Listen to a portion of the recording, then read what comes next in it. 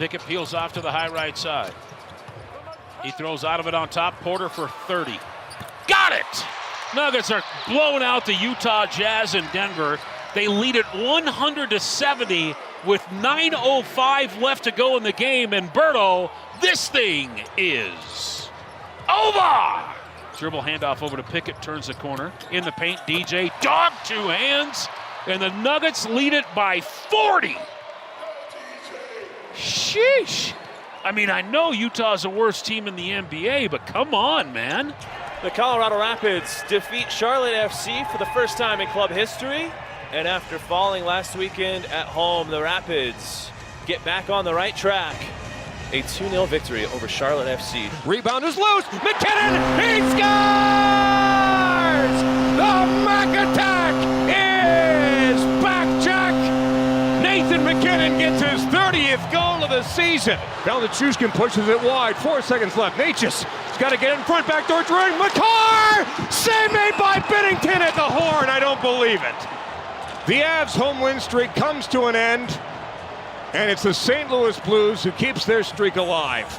They've won 9 in a row, and they beat the Avalanche by a final score of 2-1. What's up, Mile City? How you doing on this Monday? That's right. It's almost April. This is the last day of March. And welcome to Brett Kane's special hour, but without Brett. He is tonight. Yeah. He had one too many IPAs yesterday. He is out this morning. I am in. We'll get to Moser and Vic coming up here in an hour's time. And there's almost too much to talk about. There's just too much because this is one of the great sporting weekends. You know what I mean? Like, the only thing we didn't have was the NFL. Everything else was going on. We got chalk in college hoops, man. We got the Nuggets smashing the Jazz and Joker doing Joker things against Utah on Friday night. We had the Avs home winning streak ending with a loss to the St. Louis Blues that felt very much like a playoff game on Saturday. The Rapids won on Saturday night. Actually Saturday afternoon, I should say. Bark at the Park. Shout out to the Pups. And the Rockies are 1-2 to start the season. They won 1 of the 3 games against Tampa Bay today. They will be in Philadelphia to take on the Phillies. As a matter of fact, an afternoon game today for your Colorado Rockies. I mean, so much stuff to talk about. We should start though with a couple of notes. One is Moser, Lombardi, and Kane are giving away a custom-built sauna by Better Sheds and Saunas. So what we're going to have a new keyword every day this week and next week. 10 different keywords so listeners can get as many as 10 entries for the best chance to win. So every sauna, I can't believe we're giving away a sauna. Every sauna is built for the outdoor elements with wood insulation throughout, providing quick heat-up times and maintaining maximum heat longer. Saunas can be built. This is the best part. Saunas can be built inside your home as well as any available room in your home. Win this sauna, put it in your kitchen, brother. Put it in your kitchen. Put it in your bedroom.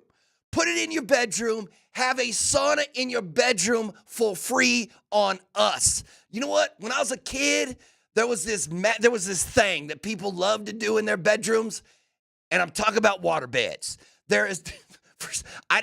Nobody uses water beds anymore, right? Who has a water bed out there anymore? So your boy had a water bed when he was young. So I swear to God, my girlfriend grew up sleeping on a waterbed. Hold on. Stop before you finish that sentence, because I do want to say, last week during an Avs or Nugs game, we got texts on the text line congratulating Steve Nelson on his engagement.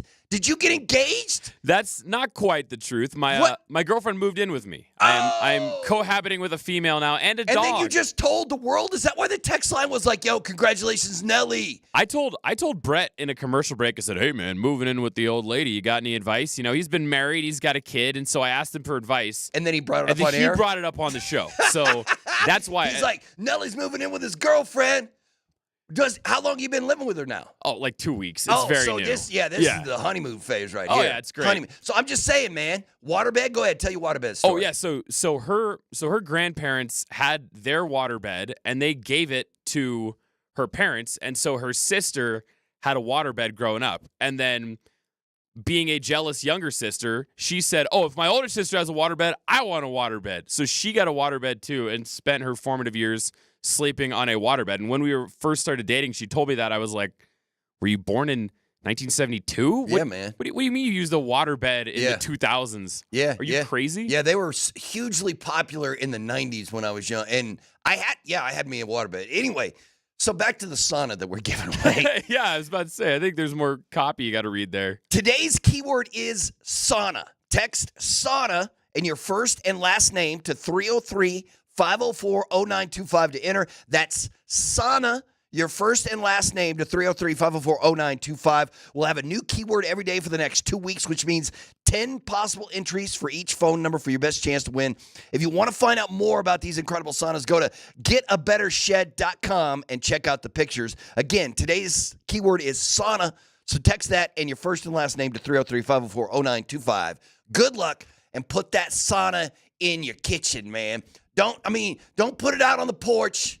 Put it in your house, man. If they can put it in any room in your house, put it in the bedroom, right? No, right you were right with the kitchen. You pop in a pizza in the oven, and then you just sit in the That's what I'm sauna saying. while your pizza's cooking. I've had a kitchen table at my place for 5 years. I've never used it once. Not once. Who the hell eats at the kitchen table, man? No one I know. No one I know at all. But either way. All right.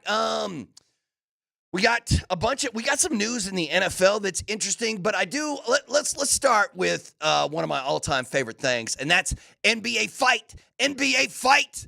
Yeah, we had one last night. Not only that, it's going to affect the Nuggets. So the Denver Nuggets, let's check out the NBA standings.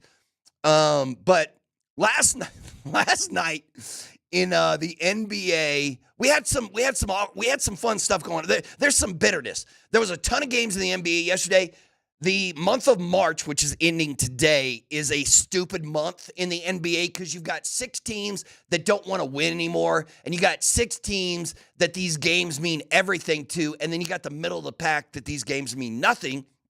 And we had 2 games that teams won by 40 points.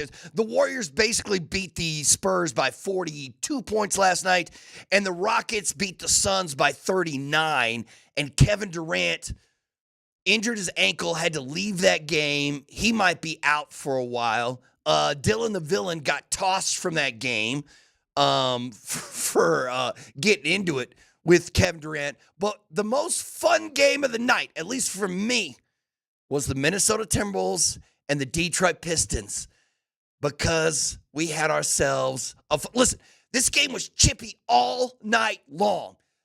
And not only that, in their first meeting of the season, they got into it too. But last night, the Timberwolves and the Pistons got into a full-on brawl, and 7 folks were ejected from that game, including Pistons head coach J.B. Bickerstaff. He was him and one of the Timberwolves assistants got into it, and they both got tossed. But Dante DiVincenzo probably won't play tomorrow when the Timberwolves take on the Nuggets. Naz Reid probably ain't going to play tomorrow when the Nuggets take on the Timberwolves, because all those dudes are going to get suspended. All of them are going to get suspended. And the Nuggets have a big game tomorrow night when the Minnesota Timberwolves come to town, because the Nuggets have what? They have 7 games remaining in the regular season, something like that. 8 games, 7 games, I think. 7 games. 1, 2, 3, 4, 5, 6, 7. 7 games. That's it. 7 games left in the regular season. For the Denver Nuggets, their regular season ends in 2 weeks' time. And for the Colorado Avalanche, their season ends in exactly 2 weeks' time. Both the Nuggets and the Avs close their regular season on April 13th. Both of them in their regular season on April 13th, and then the playoffs begin.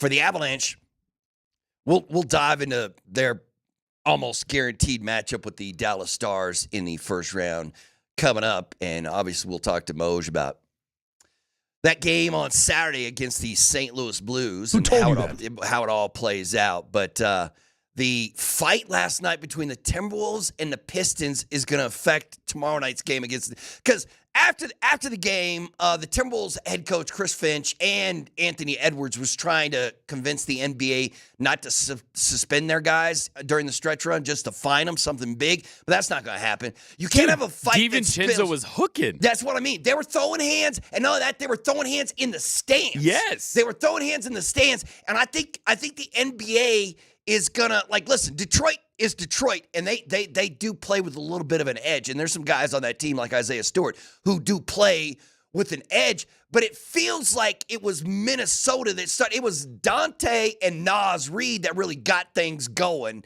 in that brawl, and then the entire Pistons team came over and tried to kill Dante DiVincenzo, and it spilled into the first row of the crowd, and DiVincenzo's like on his back, laying on like 3 or 4 people who are paying like $3,000 a pop to sit in those seats right there underneath the stanchion.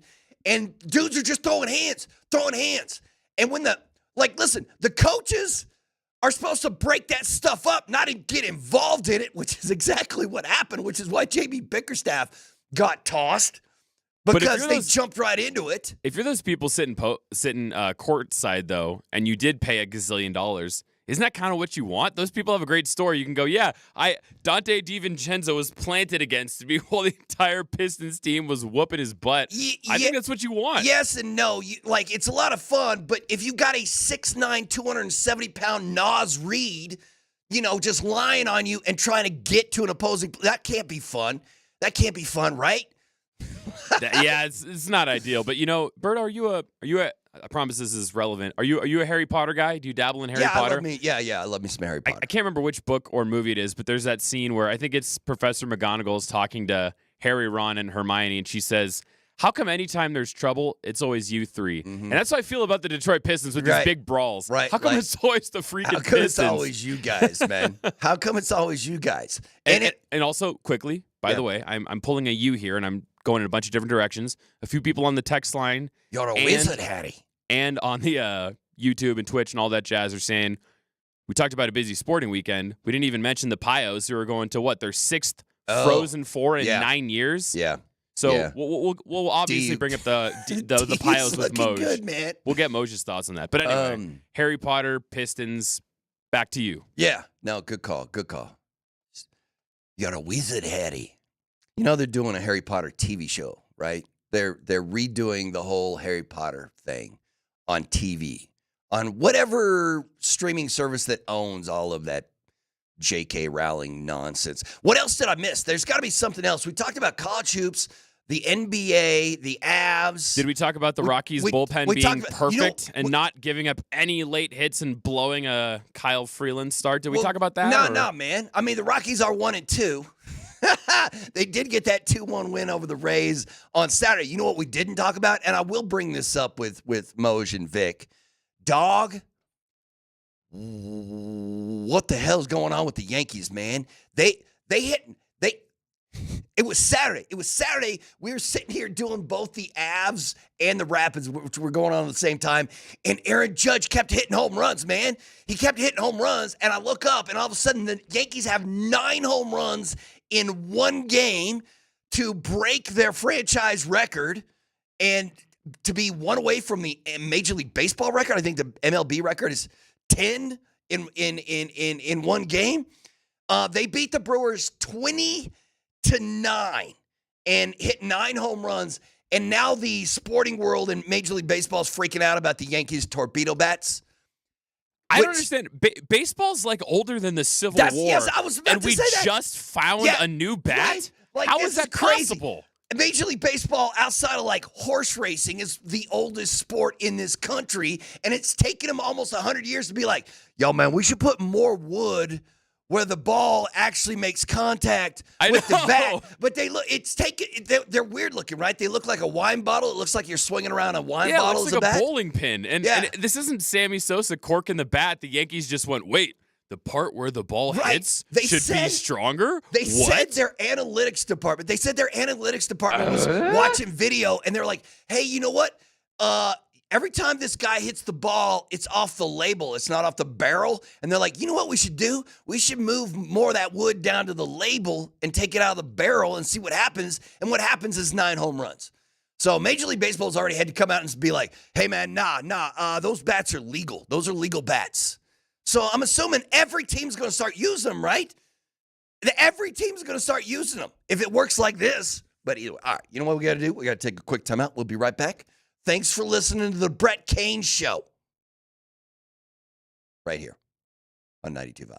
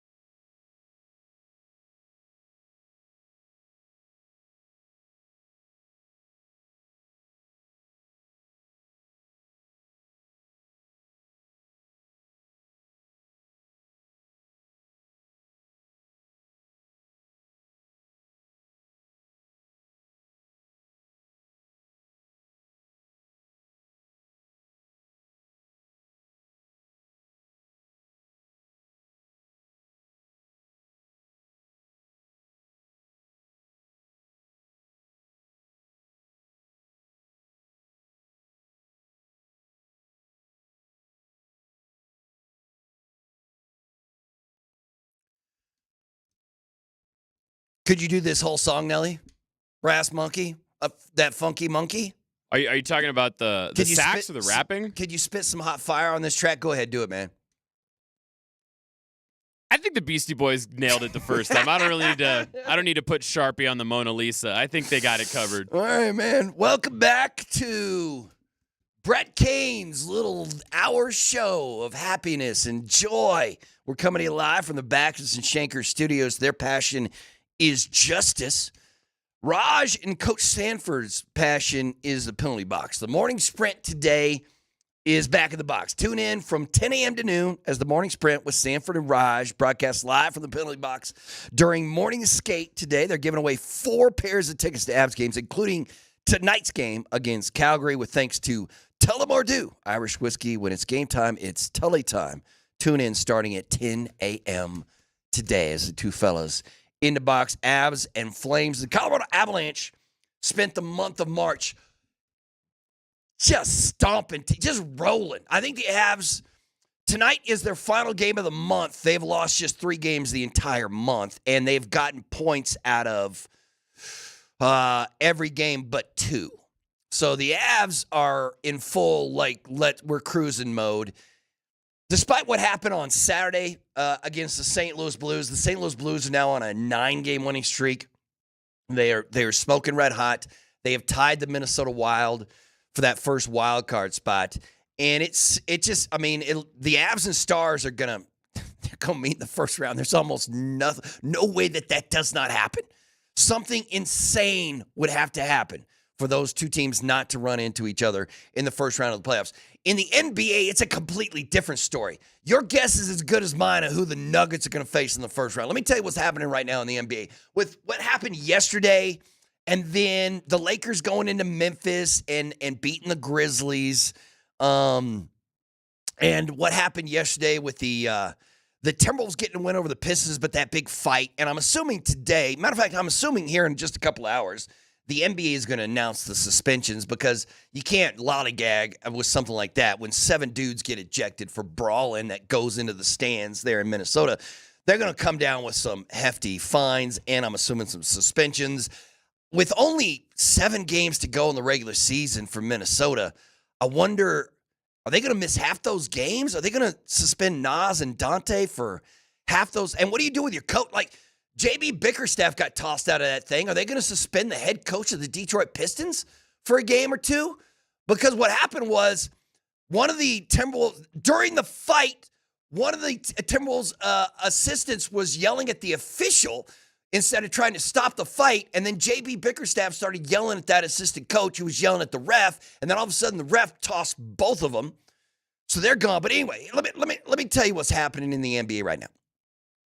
So the Oklahoma City Thunder are just rolling. They're rolling. They got 62 wins.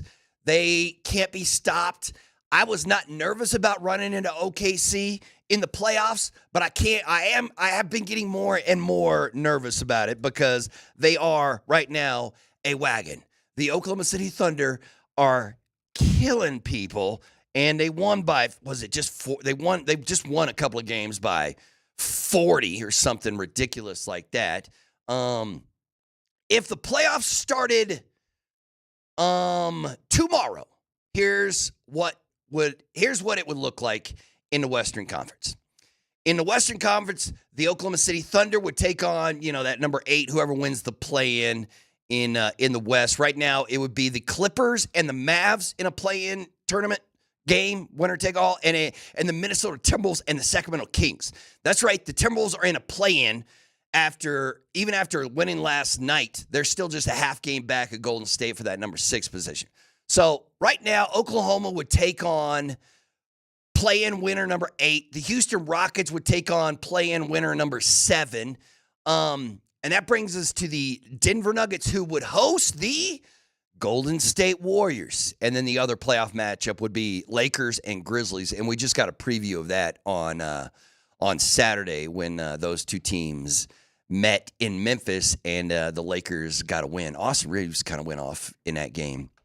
But so that's what we're looking at right now. But that's the odds of that being the actual the playoff matchups once the playoffs roll around here in 2 weeks' time. Actually, we are 15 days away from the start of the play-in. So, I mean, the good news is the Nuggets are going to get about a week off, 6 days off until they will have to start the first round unless something happens and they plummet in the standings. But right now, the Nuggets are 2 games back of Houston for that number 2 spot. The good news is you don't have the tiebreaker over Houston, but you do have one more head-to-head matchup against Houston. So it could come down to that final game of the season, Nuggets-Rockets for the number 2 seed. The Lakers are a game and a half back of Nuggets for the number 3 spot. Lakers are a game and a half back of the Nuggets, the number 3 spot. Here's the problem. Both Denver and LA are playing 500 basketball right now. The Lakers are 5-5 in their last 10. The Nuggets are 5-5 in their last 10. Now, with the Nuggets, part of that blame can be put on the fact that you missed Nikola Jokic for 5 straight games, and he came back and went straight back to doing Joker stuff, hit a 70-footer, 68-footer against Utah like it was nothing, just flicked that thing up there. So, it's very possible the Nuggets fall to 4. But the more important question is, what? Is Vic Lombardi going to recreate that shot again? Because he did the last crazy Jokic shot. How long did it take? Right. How long did it take him to do it? I think it took him 60 attempts. See, here's the problem with this attempt. It wasn't a heave. Joker flicked that thing from 68. Does Vic have the wrist strength? Does he have the arm and wrist strength? The wrist strength to flick that thing 68 on you know what I mean? Because Joker just flicked it.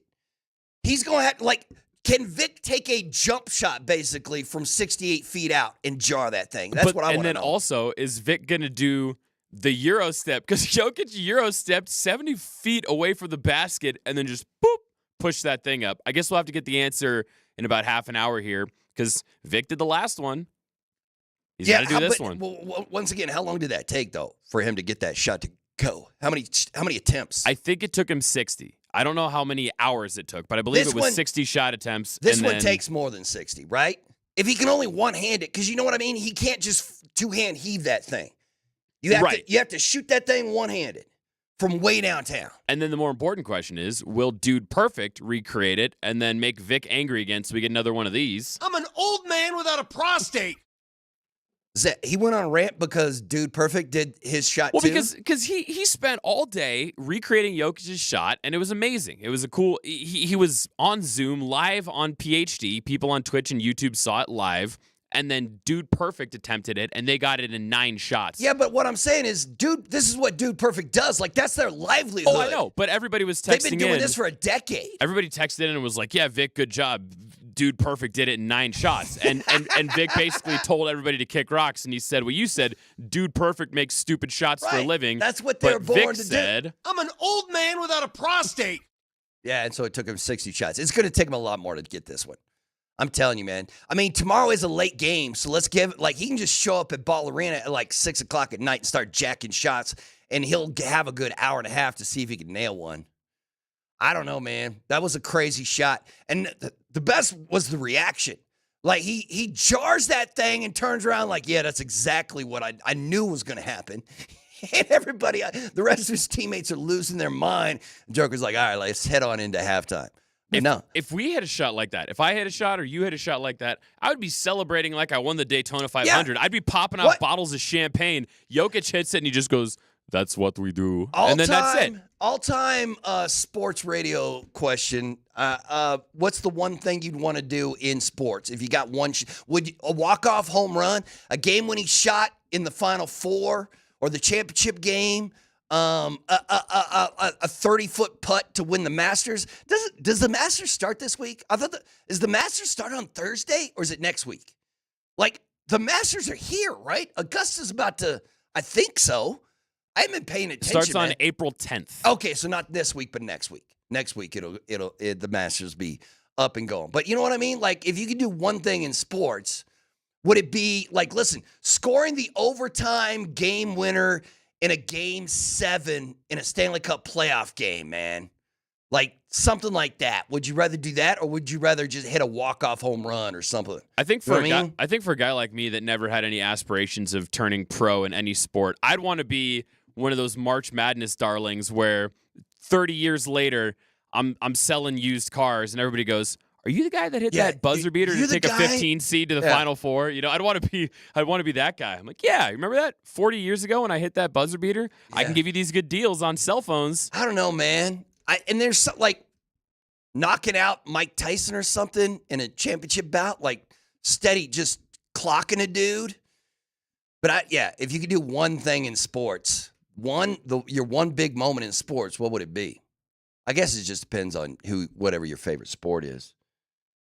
Because we didn't really get any buzzer beaters in the tournament. We got chalk, man. And it's awesome. It's going to be fun. I guess you have all 4 number 1 seeds making it to the Final Four for the first time since 2008. Like, Florida handled Texas Tech pretty easily on Saturday. Well, I don't want to say it like that. Florida has this weird ability to just be like, oh, we're trailing. Let's just go on a 20-2 run. Let's just break out a 14-2 run or something. Like, Florida has this weird thing where they just flip a switch and all of a sudden they go from down 4 to up 10. Now, Duke just out-talented Alabama. Duke is probably the most talented team in this tournament. They've got 3, their entire front court is going to play in the NBA, including Cooper Flagg, who's going to be the number 1 overall pick by the Utah Jazz or whoever wins that thing. So Duke beats Bama. And then yesterday, Houston takes care of Tennessee.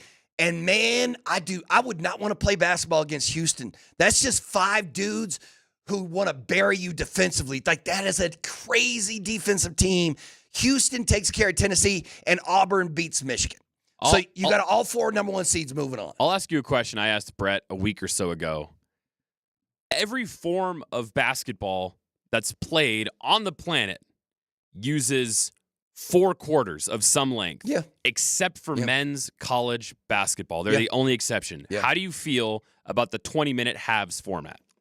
Do you like it? I'd be fine if they changed it. Here's the problem. If they change it, it's going to go to the format that I think Adam Silver wants for the NBA. Remember, so Adam Silver's been popping off lately because there was the governor's meetings last week or something like that. And he talked about, hey, we are going to put a team in Seattle. We will expand. The Sonics will return, was basically what he was saying. A lot of people think that the NBA would have already announced their expansion plans if LeBron but they're waiting for LeBron to retire and take over a team in Vegas so they can say, all right, we're expanding with 2 teams. The Seattle Sonics are back in Seattle, and LeBron James is your brand new owner of the Las Vegas Hoop team, whatever you're going to name it. You know what I mean? The Las Vegas Basketball Club. But one of the things that Adam Silver said that I'm not sure people were super stoked about was he said he would like to shorten the quarters of NBA games. So if you take 2 minutes out of every quarter, that's a 10-minute quarter, a 10-minute first quarter, 10-minute second quarter, and that's exactly what college basketball is thinking about doing as well. So then all of a sudden the college game and the NBA game would be much more similar when it just comes to length of. But if you take, that's. You take a 40-minute basketball game and put it at 40. The problem isn't what Adam Silver's saying when he wants these games to be shorter. The problem isn't the time of the quarters. It's those late. It's all the final 5 minutes of a game that takes 20 minutes to figure out. Yes. The final 90 seconds of a close game where it's just foul, free throws, timeout, free throws. It takes out you of bounds 30 minutes. Review. Yeah, that's what makes the NBA game bad. It's not the actual time in quarters. But if he thinks that's going to make the game better, I'm all for it because you can just change it back, right? I'm all change it. If you don't like it, change it back. If NBA players don't like it, change it back. It's not that big of a deal for me. But it would be interesting to see the college game go to that format. I was telling Brett that it really changes the game because the 20-minute halves, it really feels like a marathon while quarters feels like a sprint, right? Because if some team is getting their butt whooped in the first quarter, you can go, all right, we just got to make it to the second quarter, and then there's that mental refresh. Even if it's a placebo, you go, all right, it's a new quarter, we can make a run before halftime. But sometimes I'm watching men's college basketball, and some team is just getting their butt whooped, and I look and I go, there's 11 minutes left in the first half? Oh, my God. There's no relief. you got to suck it up for 20 minutes, and it feels like much more of a slog. And so it just changes your strategy. It changes your approach. And I know we could play sports what if all day, but I was curious how you felt about that different format. Listen, man, I'm always for changing things up to see how it works. It freaks like Major League Baseball is a better game now with the pitch clock, right? And it took them forever. They fought that change for so long, and now it's made their game better. Try to make your game better, man. Make your game more entertaining. It's not rocket science, man. You can just change it back. It's not like this stuff. It's not the 10 Commandments, man. Moses ain't writing this stuff in stone. If you don't like the way your game is looking, change it. And if you don't like the way the change worked out, just go back. It's not that big of a deal. So although I don't know who would, like if the NCAA decided to do that, is it the NCAA's decision or can this team, because I feel like the NCAA has zero power nowadays, right? Zero power. They frittered away their power. They have zero pull in nowadays when it comes to this sport. So I don't know who goes about changing the entire rules of the NCAA, but I'm here for it, man. Go ahead, change it. Go to quarters. NBA, if you want to take minutes out of the quarter, that's fine. Let's see how it all plays out. Let's see how it all plays out because the good teams will figure out how to make it an advantage for them, and the bad teams won't, and it'll all work out at the end of the day. But, all right, we got to take another quick timeout. We'll be right back. Thanks for listening to the Brett Kane Show right here on Altitude Sports Radio.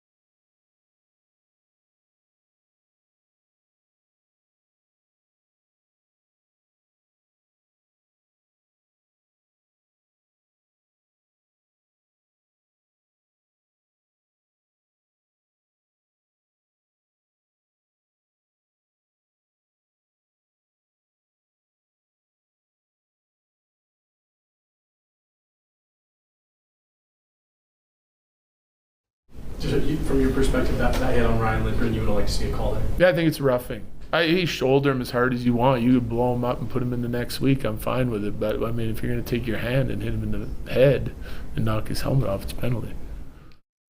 That's head coach Jared Bednar doing something he hardly ever does, although he was asked the question, and that was kind of complain about the officiating in that game with the Avs and the Blues. I mean, Connor was doing the same thing on our broadcast. He did not like the incongruity of the calls. The Avs had one power play on Saturday while St. Louis got 4.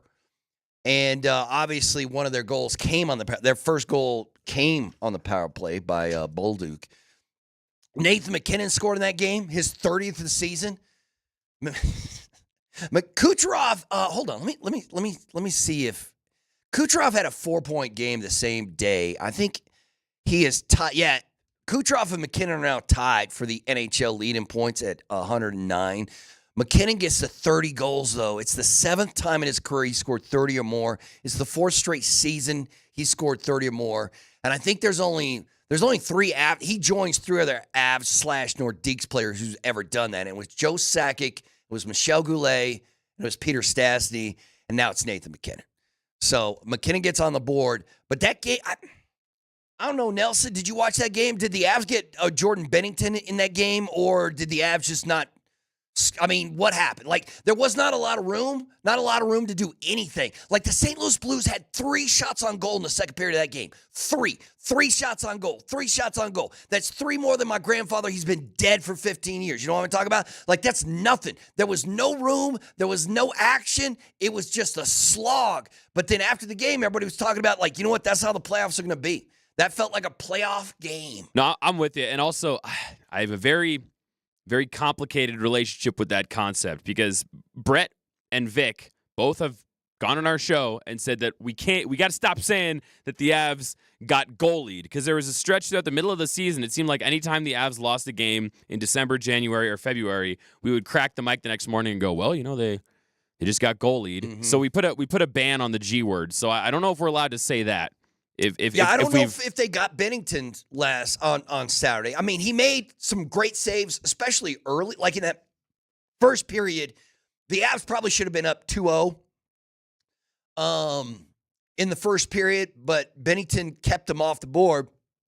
Then the Blues score that power play goal, but it didn't seem to matter because 60 seconds later, McKinnon comes down and ties the game.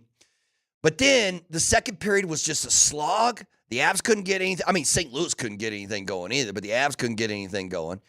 And then it just took it took one mistake, one turnover, and that was it. Like, and you lose to St. Louis, who wins their 9th straight.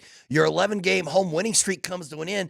But oddly enough, outside of confidence level, it didn't mean anything. It didn't mean anything because you already know who you're going to play in the first round of the playoffs. We're 2 weeks away, and you already know. Matter of fact, the Avs coaching staff can be focused on one team and one team only, and that's the Dallas Stars, because that's who you're going to play. Nobody's going to catch you, and you can't catch them. So this is where you are. The Avs, it's like a 99% chance the Avs are going to finish 3rd in the Central and have to travel to travel to Dallas for the first round of the playoffs. And you know what? It's going to be a fun playoff series. You got that netminder in Dallas, and you got our old friends Matt Duchene and Mikko Rantanen. Got your boy Jason Robertson. We'll see what happens, man. But to your question about the Blues game, I agree with you that it had a playoff feel, and that sometimes that's what teams do when they play the Avs, is they know that they have a high-flying, high-powered, fast, high-octane offense, so they just make it impossible for the Avs to skate. They just clog up every possible zone. That it seemed like the Avalanche were skating through molasses sometimes just because of how St. Louis stacked their players. And that's just what you got to do to slow down the guys like the Marty Party. So I'm still with you. In a 7-game series, I don't think St. Louis does that 4 times in a row to beat the Avs. I still think the Avs would have them, but you're going to get these weird one-off games. I mean, we had people in the postgame asking Jared Bednar about the quality of the ice. Reporters were asking him if the ice was weird, and so that's why it was such a slogfest. It's like when you play Florida in June. So That's how weird it was. When was the last time reporters genuinely had an axe to grind about the ice quality after an Avs loss? It just felt weird top to bottom. Yeah. It was a fluky game. Yeah, that answer was kind of interesting, too, because he talked about how well they usually keep the ice there. But the question was, is the ice weird? Because we had just spent a week of going Nuggets at home, Avs at home, Nuggets at home, Avs at home, Nuggets at home. So they had to keep changing it from ice to hardwood every single night. And that was basically the question, like, is that hurting the ice? And Bednar was like, the ice wasn't at 100 on Saturday, but it's usually pretty good, and it's not an issue. The problem for the Avalanche, or I guess the problem for Avs fans, is the last three teams the Avs have played have all wanted to slog the game up. They all wanted to, you know what I mean? They all decided to go straight Detroit Red Wing, left wing lock. And one of those teams was Detroit. You know what I mean? Well, that was one of the games. They won that game, but Detroit wanted to muck that game up. LA wanted to muck that game up. St. Louis, that's how they play. You know what I mean? You get in a 2-1 contest with the hottest team in the NHL. But I don't know, man. I'll tell you what, the Minnesota Wild are going to find themselves in that second wild card if they don't watch out. I don't think Vancouver like the team the Avs are playing tonight, the Calgary Flames, they're 7 points out of the wild card. Now they got games in hand. They got games in hand on everybody, but 7 points with 2 weeks to go. That's a tough ask. Vancouver might be able to catch Minnesota if Minnesota starts to slack off a little bit, and they are coming off a loss, are the Wild. But the Western Conference playoff picture is almost set. Now we just got to figure out who's going to play who. But even then, there's not much to cheer for over the next 2 weeks of the NHL season. Like, I don't even know how the Avalanche want to handle these final 7 games or 8 games that they have. Yeah, 8 games with how many they got? 3 at home and 5 on the road. That's what the Avs have left. And they've got a eclectic bunch of teams. They're in Chicago on Wednesday. They're in Columbus on Thursday. Blackhawks have nothing to play for. The Blue Jackets have nothing to play for. Well, that's a lie. The Blue Jackets do have something to play for. But once again, it's going to be hard for Columbus to climb over the teams they need to climb over to get into that wild card spot. So if you're the Avs, how do you handle these final 8 games of the regular season? Because you don't need the points. You'd like the wins. I don't know. I don't know. You just handle them like, you're just like, we'll take care of business and worry about it later. If you truly can't improve your standings or change your opponent in the playoffs, then yeah, maybe Bednar can just get in the lab and play around with line combos. If you truly have nothing to lose. Do you rest guys? Do you give Nathan McKinnon like 2-3 games off? Like, I don't think so. Because Mac would never go for that. He's like Jokic. It's not play like the unless NBA. his heart stops. Like, it feels like as long as it's not a back-to-back, the Avs do start 3 games in 4 nights on Wednesday. They go Wednesday, Thursday, Saturday, and then they have 1 back-to-back left at the end of the season. That's also 3 games in 4 nights to close the regular season. So maybe, I don't know, man. How do you handle this upcoming Wednesday, Thursday back-to-back? Does McKenzie start in Chicago and Scott in Columbus the very next night, or vice versa? I have no idea. Usually you give your top goalie to is it the tougher opponent, would you say? So you pick which team's probably going to be the tougher. Well, that would be Columbus, but Chicago is beaten. You know what I mean? Like, that's right. Chicago has beaten you. So yeah, okay. So maybe you roll out the first wood against Chicago, and then on the second night of the back-to-back, you roll out the second wood. Yeah.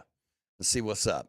I don't know, man. I just don't know. Like, with the Nuggets need wins, man. The Nuggets got to keep winning because they got to maintain that number 3 position in the West and try to move up to 2.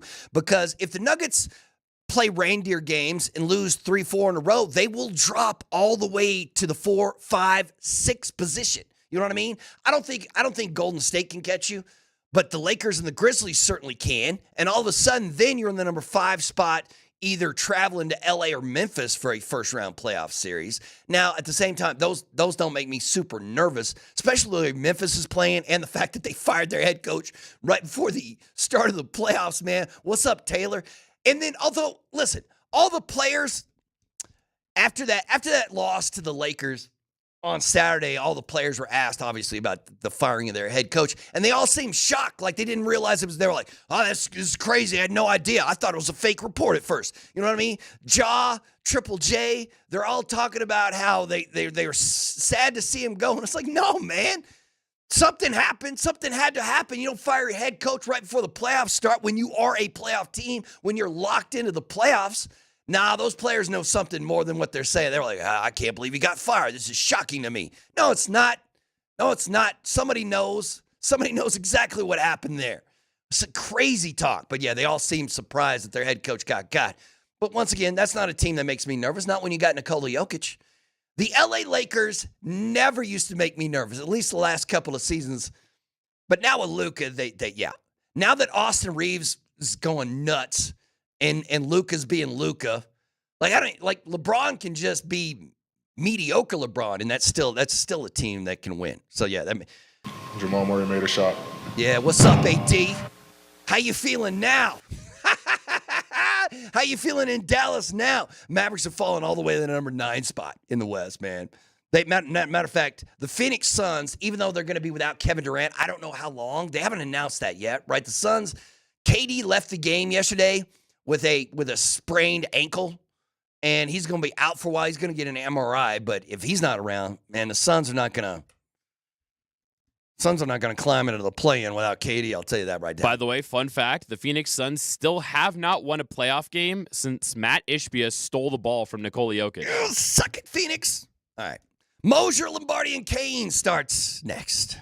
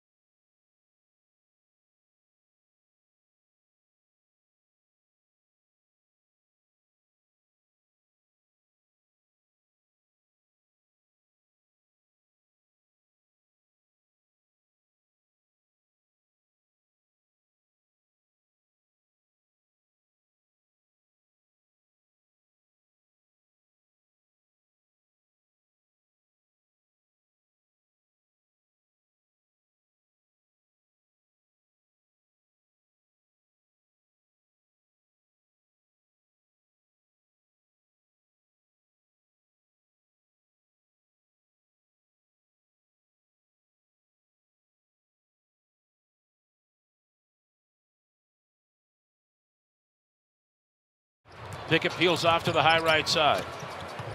He throws out of it on top. Porter for 30. Got it! Nuggets are blowing out the Utah Jazz in Denver. They lead it 100-70 with 9:05 left to go in the game. And Berto, this thing is over! Dribble handoff over to Pickett, turns the corner. In the paint, DJ, dog, two hands. And the Nuggets lead it by 40. Sheesh. I mean, I know Utah's the worst team in the NBA, but come on, man. The Colorado Rapids defeat Charlotte FC for the first time in club history. And after falling last weekend at home, the Rapids get back on the right track. A 2-0 victory over Charlotte FC. Rebound is loose. McKinnon, he scores! The Mac attack is back, Jack.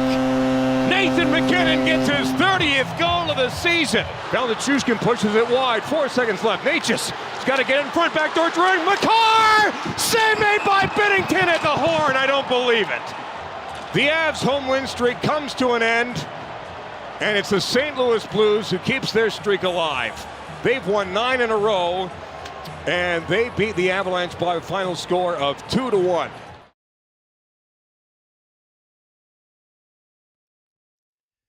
Moser's got a new car. Moser got a new car. That's your update for the morning. Welcome to Moser, Lombardi, and Kane on this Monday. Moser, you seem to get a new vehicle like every year, bro. Well, let's see. What? I mean, I guess if you can, why not? Well, here's I bought my Toyota. You seem to be frivolous, man, when it comes to the vehicles. I bought my Toyota FJ in 2000 and when did they first come out? 2007? Man, I don't know that 2007. Kind of Yeah. And I drove that for 12 years. And then but that wasn't your only vehicle. You kept buying like old car, BMW, Harley, like you know what I mean? It's like you can't just claim that as your only vehicle. Like, man, I'm fiscally responsible. I spent 12 years in this FJ. No, you kept spending money on dumb stuff in between those 12 years. Are you still driving that Honda?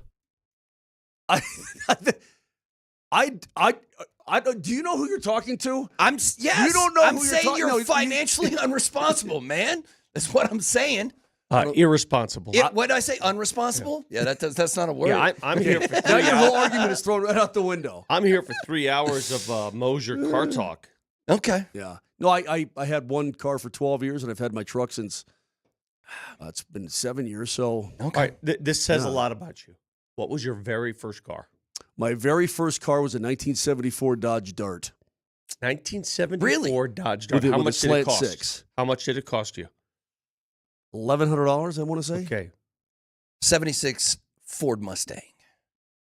69 Ford Mustang. There you go, Vic. That's what I'm talking about. A great car, right? It was a great car. $3,600. I was about to say, how long did you have that car for, though? We sold it 2 years ago. Oh, Moser wow. remembers when we sold it. Wow, you just sold it? Just sold It it. kept breaking down. Original pony interior, and I wanted to drive it. I'm not one of those guys that keeps it around. I wanted to actually drive it, but I'm not a car guy either, so it kept stopping. It had problems. It needed to be fixed. Oh, no. Yeah, that's a great ride. That's a great ride. Hey, well, we played the montage coming in here. What do you want to tackle first? I don't know, man. What do you want to tackle Because the Nuggets haven't played since Friday, and today's Monday. Yeah, that was a great game, though. I mean, the Avs winning streak comes to an end. How you feeling about what the Blues did to the Avs I thought on the Saturday? whole thing sucked. I hated it. Connor spent most of the game complaining about the officiating. Was that where your head was at? No, because it's a little bit different. Connor has a little bit more carte blanche. What you say? You can't pop off on the officials on Altitude TV? No, it's the Vic will truth. understand It's the this. truth. Television, it's a little more difficult. You guys will get in trouble well, for that it's stuff. just a little different. It's a different set of rules. Let me explain. Yeah, explain it. I've got this guy in my head all the time called a producer, and his name is Lee. I know Lee. Yeah. And Lee likes to lean on that little button and say, don't say anything about the officials. Don't bitch about the officials. Yeah. Why? Because he'll get in trouble? Somebody tells Lee to tell you. Well, no, I just think that he's in control of the show, and he doesn't want it to go off the rails. He doesn't want to maybe upset anybody. I don't know. I wasn't going to go off on the officials Lee ever anyway. said, go off on the officials. Right. Have No, you ever not one gone time. off on the officials? You did on radio when you're working with us. Yeah. A couple of times. Again, Remember? radio and television are different rules. Do we have that's the worst call in the history of the NHL? Mm-hmm. Because that was Moser like 4 years ago, What 5 call years ago. was that? That was was that the Predators playoff series? That is the worst call in the history of the league. Was it the same season as Guts all over the place? I think it might have been. I think it was. Yeah, that was a long time ago, bro. You were way out on the ragged edge. Your last year in radio, and you were just getting it all out. Was it indeed the worst call in the history of the league? It must have been. Otherwise, I wouldn't have said it. Well, what's that Lindgren call then? Or non-call? Well, here's the thing. I guess over the years in the National Hockey League, if you get a feel for the game, you understand that if you get a couple of excuse me. All right. Excuse me. Calm down. If you get a couple of maybe softies leading up to it, then when a guy takes an elbow in the head, then and his lid goes flying off, that maybe that's one that would go your way. Didn't happen to be that way, and I'm not going to use that as an excuse because two things happened. Number one, Binnington played well.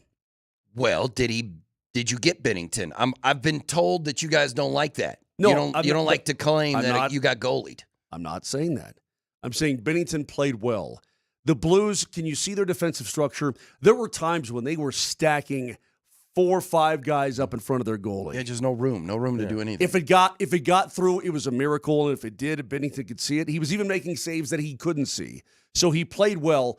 I don't think you also did enough to really harass him and make him unhappy in his crease. Vic, you know what I mean? You didn't get down there enough to really bother him and get him out of his element. You have to get through a lot of layers of their defense to get to him. Correct.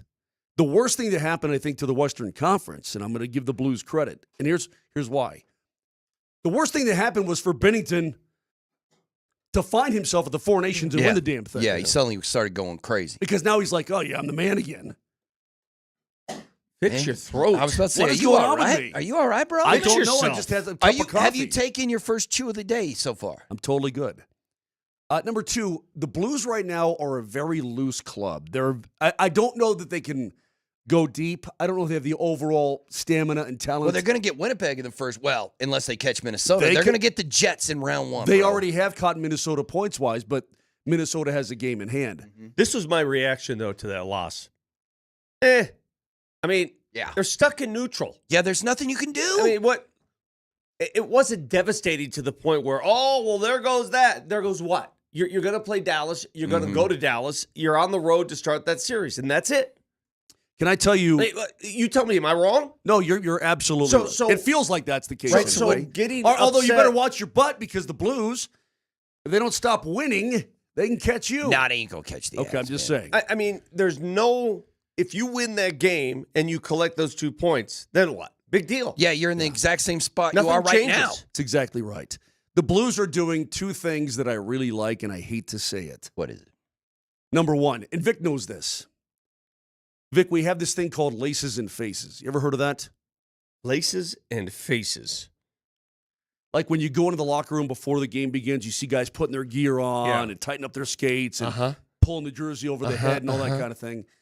So every time they do that for the Blues, they don't put stuff on. They go and they... I don't know what that means, bro. This is radio. You're giving me nothing. This is radio. You're giving me They blue steel it right at the camera. They stare right at the camera. And that's all they do. They don't move. Every guy that they put the camera on. And then number 2... You think that's why they've won 9 straight? Well, here, you ready for this? No. Guess who has his own locker and travels with the team and is all set up just his own locker? Who? Jobu. Oh, yes, I did see this. Jobu has his own, right? They even have the doll. They even have the actual doll from Major League. You've seen the movie Major League, right? Remember Serrano's god, Jobu, the voodoo god? Yeah. He's got his own nameplate on his locker, and they got Jobu sitting in his locker, and that's it. Is this like that stupid Gloria thing? Gloria, yeah. Gloria. Remember when they won the cup that year and they wouldn't stop playing that damn song? Yeah, so I kind of like the idea that Jobu hangs around the Blues. No, Nelly. That Jobu has his own locker. He's got his own nameplate, and he travels everywhere the team But do they hook him up with the boot, like the whiskey, like they did in Major League? I guess it was rum. Oh, rum. Serrano put rum in his little offering for Jobu. So yeah, all right, there man. you go. Anyway, it means nothing. It means it means nothing. The Avs could go 500. They could be 2 games under 500 to close the regular season. It means nothing. These games down the stretch, unfortunately, the dramatic purposes of these games have been vanquished because of the there's too much of a bridge between the Avs and the Stars won't lose, and your fate is sealed. So you know what? You know what's more important than getting 2 points against the Blues? Making sure you're healthy before that Dallas series. Yeah. That's more important. So how do the Avs handle it? How do you want Coach Bednar and the Avs to handle these final, 8 games, I said? 8 games to go in the regular season. I can't believe both the Avs and Nugs in the regular season on the exact same day, which is crazy. Are they both going to be playing playoff games at the exact same time? The Nuggets will have to wait for the play-in tournament. Oh, that's right. Up, and the Avs just get going right away. There's at least 5-6 days before the Nuggets will play. Yeah, that's well. good It's news. the same story too because the Avs. What's funny is the Avs finish up the regular season on the 13th at Anaheim. Yeah. The rest of the National Hockey League doesn't finish until the 17th, Thursday. Yeah, I like it. So we won't. I mean, you'll know who you have and that sort of thing, but you really won't know what the schedule is. I'm guessing the Avs, because they're the Avalanche and because they would have all these days off, I'm guessing they would likely start on Saturday the 19th. Now, Vic, is it possible the Nuggets could also start on Saturday the 19th? Because the Avs will be on the road. Yes, it's very possible. And the Nuggets, that's when the playoffs start. Yeah, the play-in will be done by then. Yeah, the Nuggets would likely start at home, obviously. Hopefully they will. And the Avs on the road. Yeah, so do you remember in 2019 where their schedules collided and there was a game at the arena every other night? Avs, Nuggets, Avs, Nuggets, Avs, Nuggets. It's Remember gonna that? be like that, huh? Remember that run? I really enjoyed I don't that. know if we're going to get that this year, but that was awesome. I really enjoyed it. Where every night there was a playoff game. Every night. Every other the night. month of May was crazy. It was great. It was fantastic. I mean, I thought it was spectacular. I could go for all of that. 2 long runs every other night. Yeah. Yep. Injected into my veins. I'm down with that. It's just weird to compare and contrast what the Avs have for the rest of the regular season and the Nuggets have for the rest of the regular season, where the Nuggets need. Well, do the Nuggets need wins, Vic? Yes, they need the Nuggets wins? games matter because it's still very tight. They don't want to finish on the outside looking in, and that is the 5th seed. Mm-hmm. If you're the 5th seed, you lose home court. Ideally, you want to finish 2nd or 3rd seed. Those are the seeds they want. That way, you avoid OKC in the 2nd round. Mm-hmm. Okay? So finish with the 2nd or 3rd seed, and I think you're living large. If you finish 4th, you still have home court in the 1st round. If you finish 5th, you don't have home court anymore, and I think that's a problem. There comes a point, you were just talking about the Avalanche, how they're stuck. Essentially, I mean, you've got 7 games left in the regular season, if that? Yeah, 7 games. Or is And it 8? 7. It's right there. And so, if you play your normal percentage, you're going to finish in the 3rd spot in the division. You're going to go on the road to Dallas. Yeah. You'd have to lose out, and St. Louis or Minnesota have to win out. There comes a time, too, when with the teams being who they are, where the Nuggets, they're 2 games behind Houston, but they're a game and a half ahead of L.A.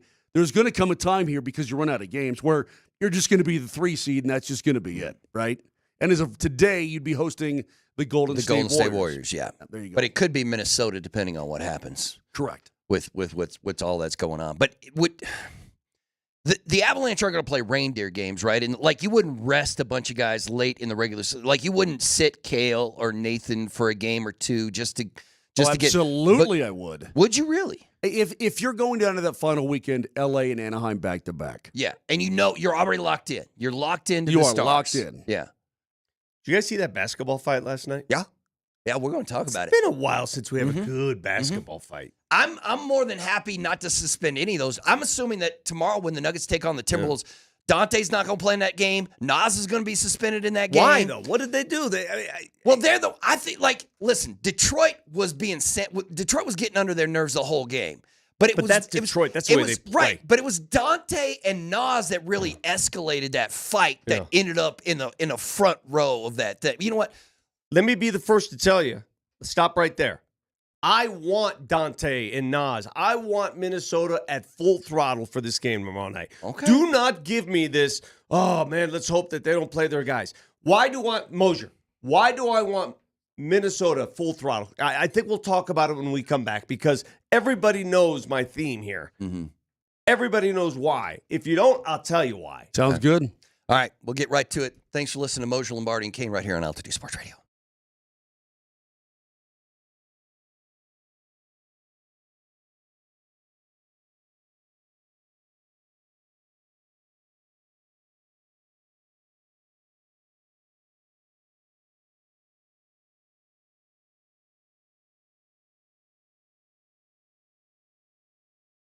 Guys, how you feeling? How's your energy right now? How's your sleep pattern working out for you? How's the gym? You seeing the gains you used to see? Well, if you're not feeling really comfortable with any of those things, or maybe even more, you might have low testosterone. You might want to give it a call to Rocky Mountain Men's Clinic and see if they can help you out. Guys in the early to mid-30s, you start losing 2 to 3% of the testosterone production every single year. It will happen gradually. Before you know it, you just don't feel the same way that you did in your 20s or 30s. You maybe put on a little weight as well. So give them a call today at 720-440-7900. Schedule an appointment. They're going to draw your blood. You'll have the results within 30 minutes. Colorado licensed medical provider is going to go over all the results with you, all the options, and they're really going to find out whether or not you have low T. It's only $99. It got the consult in there, the T, and the PSA test. And if you do sign up for testosterone treatment the day of your appointment, your visit's going to be absolutely free. Higher energy levels, better gains in the gym, no more afternoon naps, more productive at work, no more brain fog, and much more. So give them a call, 720-440-7900, or go to RockyMountainMen'sClinic.com.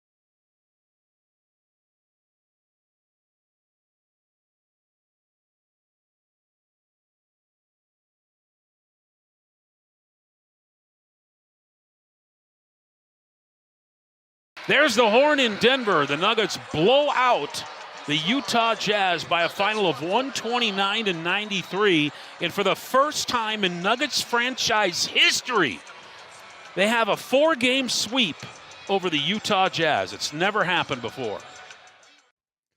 They won all 4 of those games by double digits. Can you believe that, though? crushed Think them. about the history between those two teams. Yeah, forever. Think about all the times that they've played over the years, and the Nuggets have never swept them 4. Mm-hmm. They've Till swept this them year? 3 times during the COVID year, but never 4 games until this year. Yeah, Crazy. Jazz are bad. Jazz are bad. I mean, what'd you think about that game on Friday? Are you going to – we've had a request for you to recreate Joker's 68-footer. No, I've with the retired. I've flick. retired. You ain't from doing that.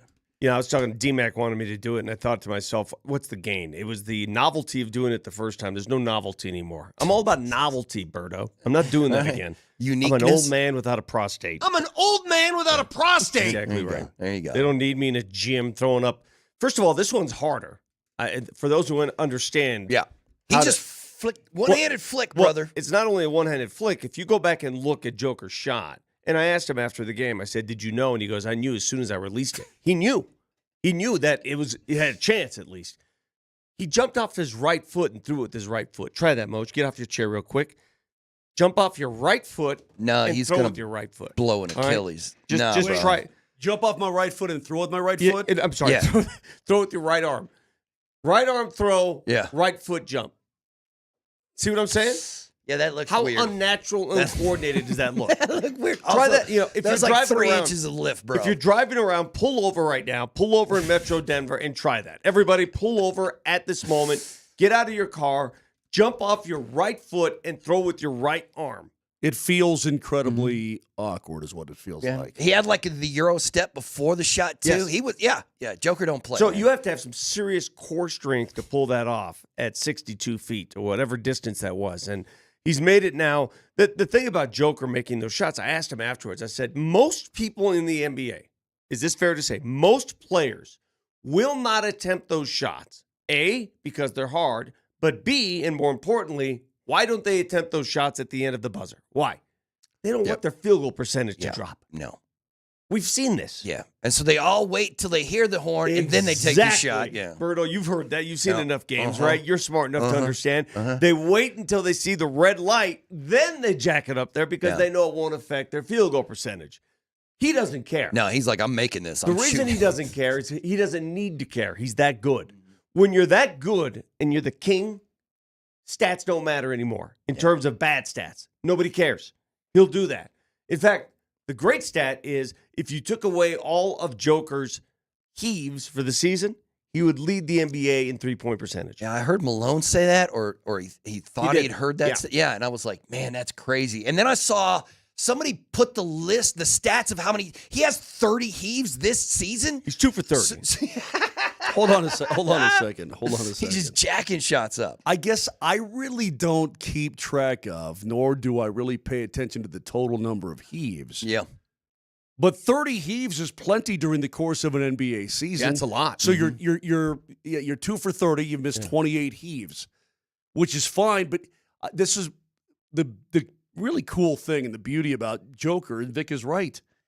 He doesn't give a crap about crap. He doesn't care about 3-point stat. Hey man, it's a lot.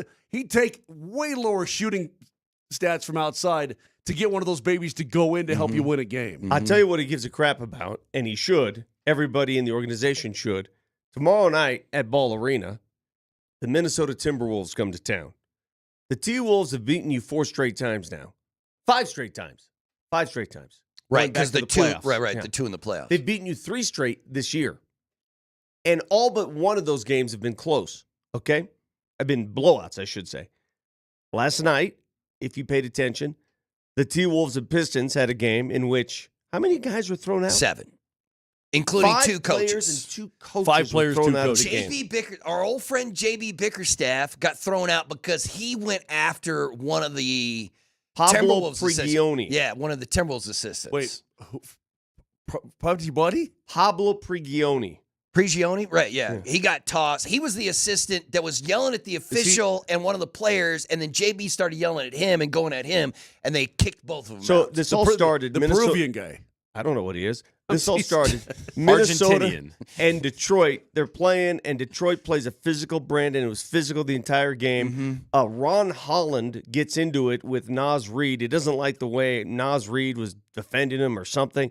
They get in each other's face. Next thing you know, There's a shoving match. Dante DiVincenzo's in the crowd. He's on his backside. He's got scratches all over his neck. He's throwing punches he's like throwing punches Exactly like this. right. I mean, the photographer's at the bottom of the pile. What's scary about this one, and the reason I agree with you, I think the suspensions will be handed out, is because it flowed into the crowd. Yeah, that's the crowd. I mean, the crowd got a taste of this, right? Yeah. So 7 ejections. I don't know what's going to happen with the T-Wolves coming into Denver tomorrow night, but I hope upon hope that they come in fully staffed. I don't want any ejections for this game. I don't want any they're excuses. Getting suspended, right? I don't want any.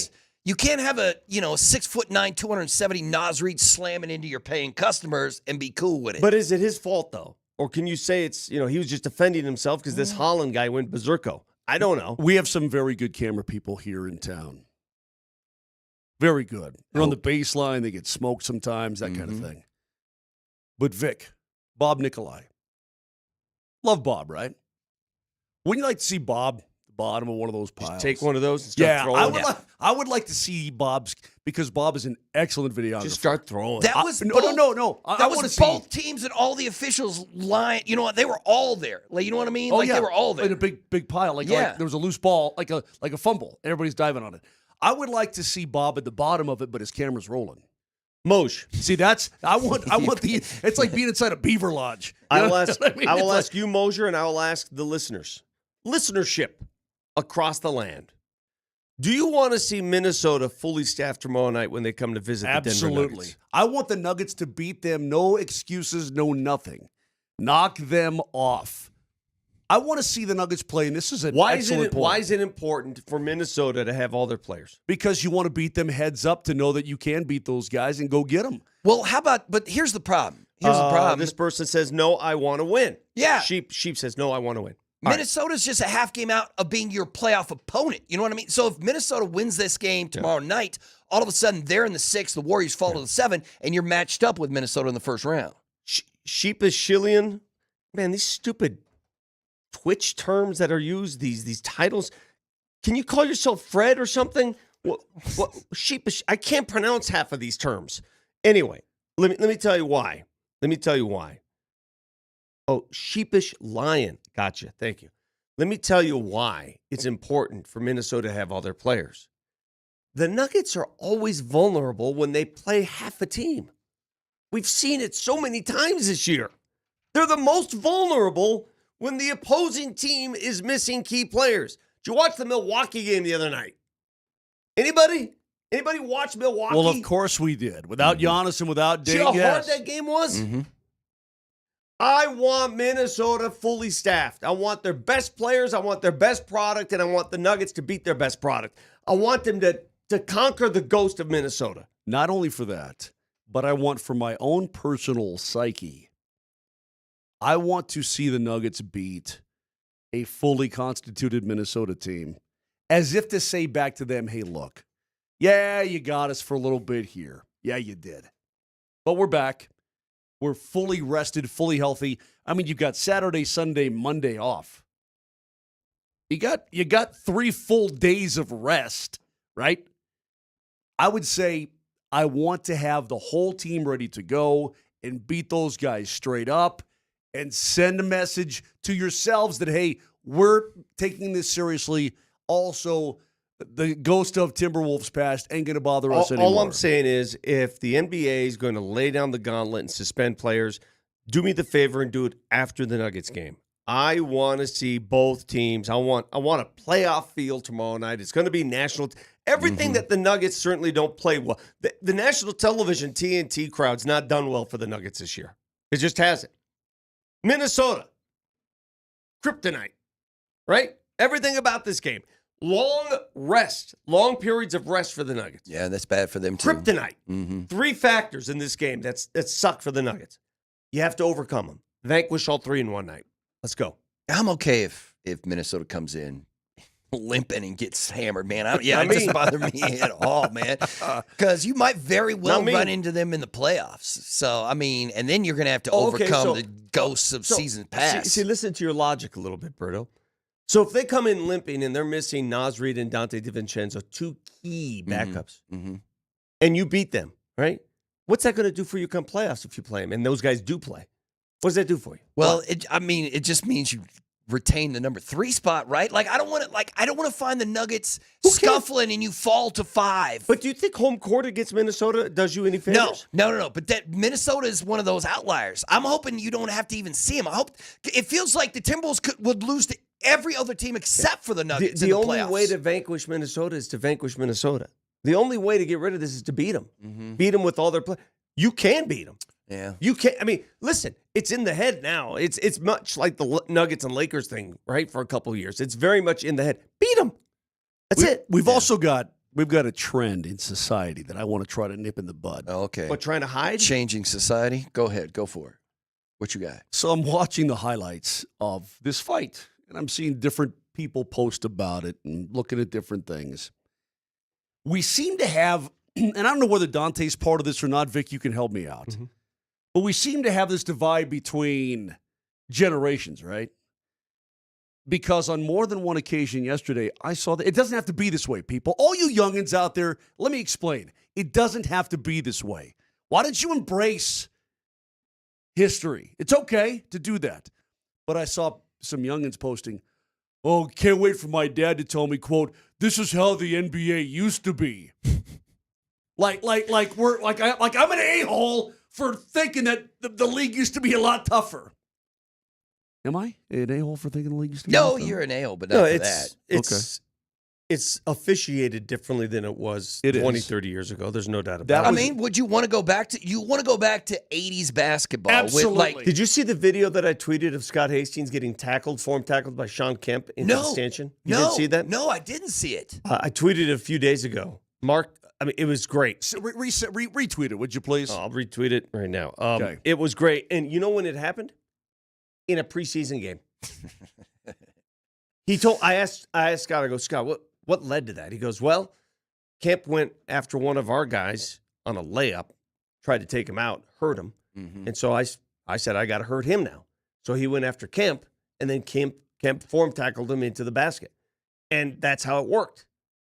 And that's how it went. Hastings wants a piece. Yeah. And you don't see that. When's the last time you saw a preseason brawl break out in the NBA? It's exactly right. Guys are sending up 27-footers, just playing patty cake. Like, do you think last night's fight between the Pistons and the Timberwolves hurt the league?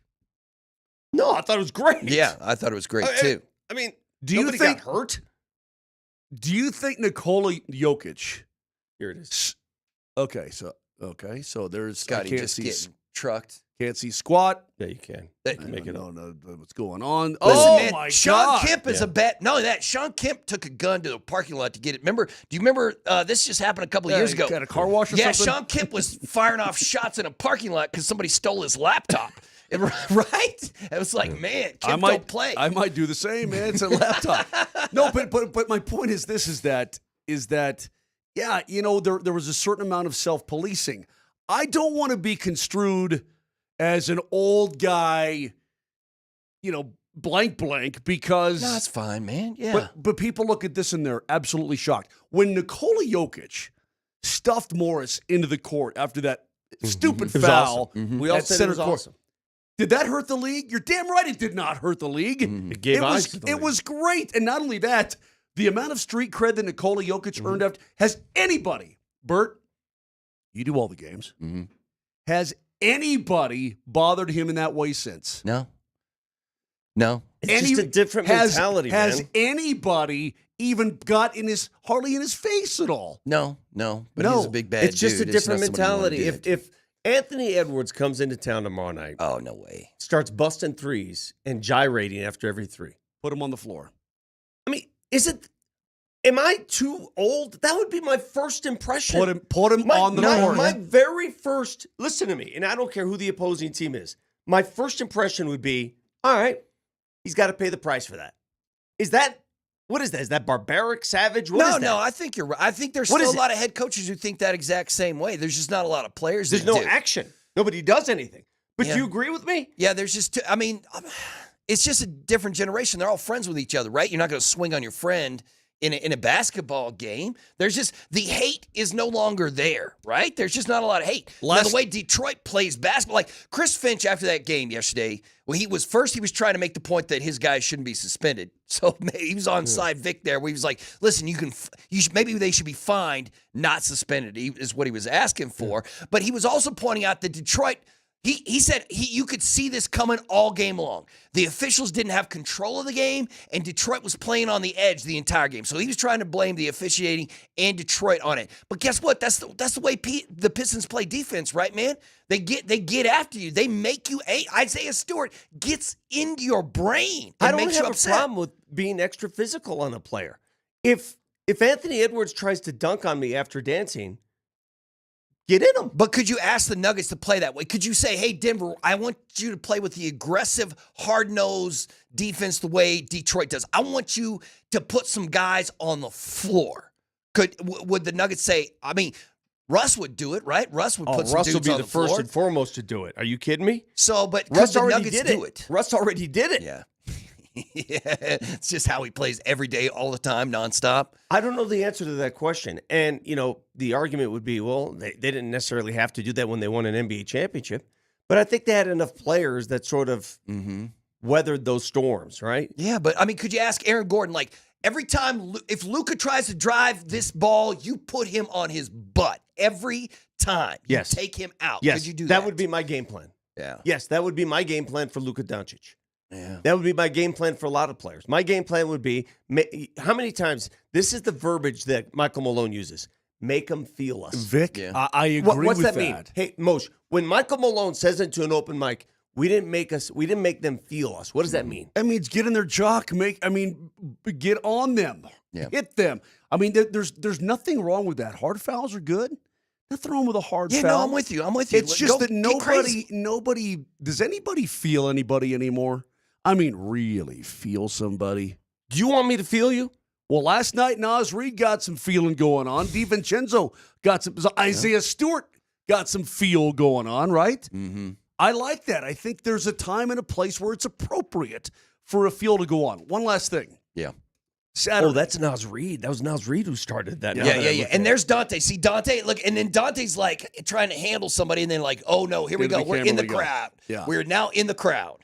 So it's funny, the National Hockey League, Saturday, the Maple Leafs were at the LA Kings. Yeah. And Brandon Carlo, defenseman, 3 minutes into the game, fights this guy named Jeff Mallett, who's a 28-year-old. He's got 4 career games. They get in a fight. Pretty good tilt, too. They both go to the box, start having a conversation. They start laughing. They're like, that was awesome, dude. Like that kind of thing. I mean, it can be that way. And I also like the hate in the heart, too. Listen, as long as, if you want to make fighting legal in the NBA, I'm here for it. Moser, Lombardi, and Kane are giving away a custom-built sauna by Better Sheds and Saunas. A new keyword every day this week and next week. 10 different keywords so listeners can get as many as 10 entries for the best chance to win. Here it is. Every sauna is built for the outdoor elements with wool insulation throughout, providing quick heat-up times and maintaining maximum heat longer. Saunas can be built inside your home as well as any available room in your home. Put this sauna in your kitchen, baby. Put it in the bedroom, any place in your house. Today's keyword is sauna. Text sauna and your first and last name to 303-504-0925 to enter that sauna. Your first and last name to 303-504-0925. We'll have a new keyword every day for the next 2 weeks, which means 10 possible entries for each phone number.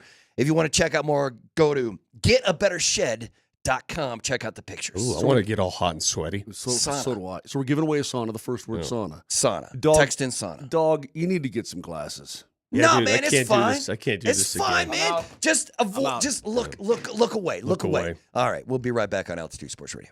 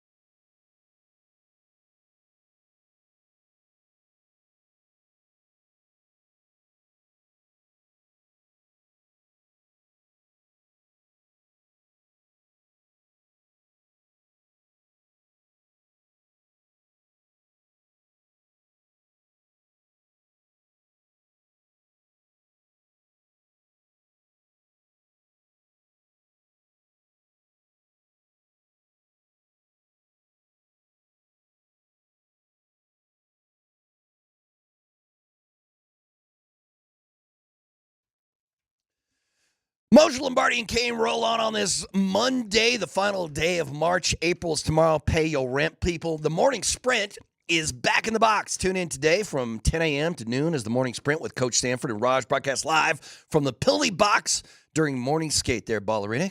They're giving away 4 pairs of tickets to Avs games, including tonight's game against Calgary, with thanks to Tullamore Dew Irish Whiskey. When it's game time, it's Tully time. Tune in starting at 10 a.m. All right. Victorio, do you care at all that the men's Final Four is chalk? All number 1 seeds have made it to the Final Four. I think for the first time in my lifetime, I am approaching 56 years on Earth. Been around a while. I have had such little interest in these games. Really? And I don't know why. I'm a basketball fanatic. Mm-hmm. I love the game of basketball. Mm-hmm. Yesterday, I chose to clean out my garage over watching the Elite Eight games. I watched just bits and pieces. I kept tabs. I looked at the score. But I don't know why, and maybe you can help me. Maybe Moser can assist. Why has my interest in the NCAA tournament waned to the point where I would rather clean out my garage than watch Michigan State Auburn? I don't know, man. I don't know where. I mean, I'm the same way. I'm the same way with baseball. Like, I used to watch a ton of baseball, but since the Rockies has been on the downslide, I just haven't watched as much baseball because I just don't want the Rocks. I just have. Maybe it is because it's chalk. Florida, Duke, Auburn, Houston. Whoa. I'm sitting there going, what? What do you want me to say? Mm-hmm. What's my reaction? I'm just not that into it. When was the last time 4 number 1s were in the Final Four? 2008. It doesn't happen very often at all. But were you into it? Did you watch yesterday? Did you watch with this relative tourney? interest? Did you check out this tourney, bro? Yeah, hang on a second. Yeah. Looking at people try to spell the word sauna is really kind of funny. Oh, is the text line flooding in and nobody knows how to these are all the rejects. What are they giving me? Somebody typed give me in Donna. Yeah. Listen, man, we'll take Donna, too. Sure. Sauna, Donna, we're guy. So I listened to the Saturday games. I was doing my own thing, so I really wasn't into it then.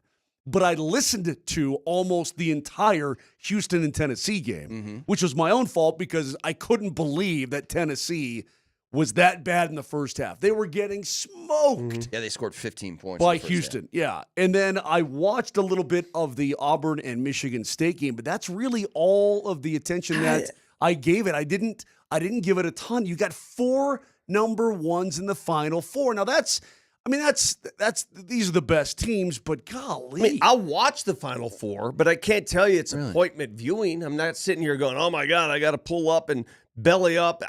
Well, I got a game next Saturday. Do I have a game next Monday, Bert? You tell me. Yeah, we got a game. Okay, so then, I'll be doing my own thing, I guess, while... Next Saturday, they're at St. Louis. I know that, yeah. And then Monday, what? Monday, you're off. Tuesday, Vegas comes to town. Okay, then I'll be watching the Natty on Monday night. Okay, fine. One shining moment and all that. But yeah, you don't care about watching the number 1 draft pick in the NBA next season in Cooper Flagg? Yeah, he's a super awesome player. He's a franchise, as Vic would say, a franchise-changing kind of guy. I'm with you. But with the two of you that I love March Madness. I love college hoops. But you're right. I haven't watched as much of it as I would normally. Okay, and this is not. By the way, this is not a young versus old thing. Like I'm saying. By the way, I'm not that old, man. Did you? No, what I'm saying, all you youngies out there, all you youngins, what do you call them, Vic? I don't know. Youngs? Children? The youngs? Childs? We call us the olds. We call them the youngs. What do we call them? Youngins? Youngins, okay. All you youngins out there, we're all the same, baby. We're all the same. We can all not be super interested in the NCAA tournament together. Did you watch any Rockies baseball in their first 3 games? I watched the opener. Did you? I watched the opener as well. And I sat there just completely... I was shocked, stunned, and almost angry that 67 pitches in 6 innings. Yeah, and then pull him. And they pulled Kyle Freeland because you could see it coming. And I wish Brett were here this morning because he'd go off on Tyler Kinley. But I didn't understand that, and I didn't understand. Kevin Freeland? I didn't understand the reasons afterwards either. I don't know. Well, Bud said it. He's like, it's a long season. I didn't want to push it early. And I was like, see, it's the first game of the season, man. But he said that Freeland told him he was winded. Well, maybe that's it then. Maybe he's just he's got to go. All right, okay. Here I go again. Here I go again on Most my own. 67 pitches. When was the last time you had a starting pitcher in the major leagues feel winded after 67 pitches? Is that true? I mean, is that really true? I don't know if one is backing That up can't be defending true. the other. I don't know what the real story is. I don't know what it is. But 67 pitches and they can't touch you. You are mowing them down, and you decide at that point, let's play it safe. I don't want to. And then you catch an L That just because sets of it. what that does is set the tone for the season. That's what it does. The game doesn't matter. The season, I think, does, and it sets the tone. I'll tell you what. How many times this year are you going to be in a position down 3-2, with your starters kind of grooving, right? You're feeling good. You can actually, it was 2-2, I believe. It was when the 2. What are you talking about? It was 2-0. It was 2-0. What are you talking It was about?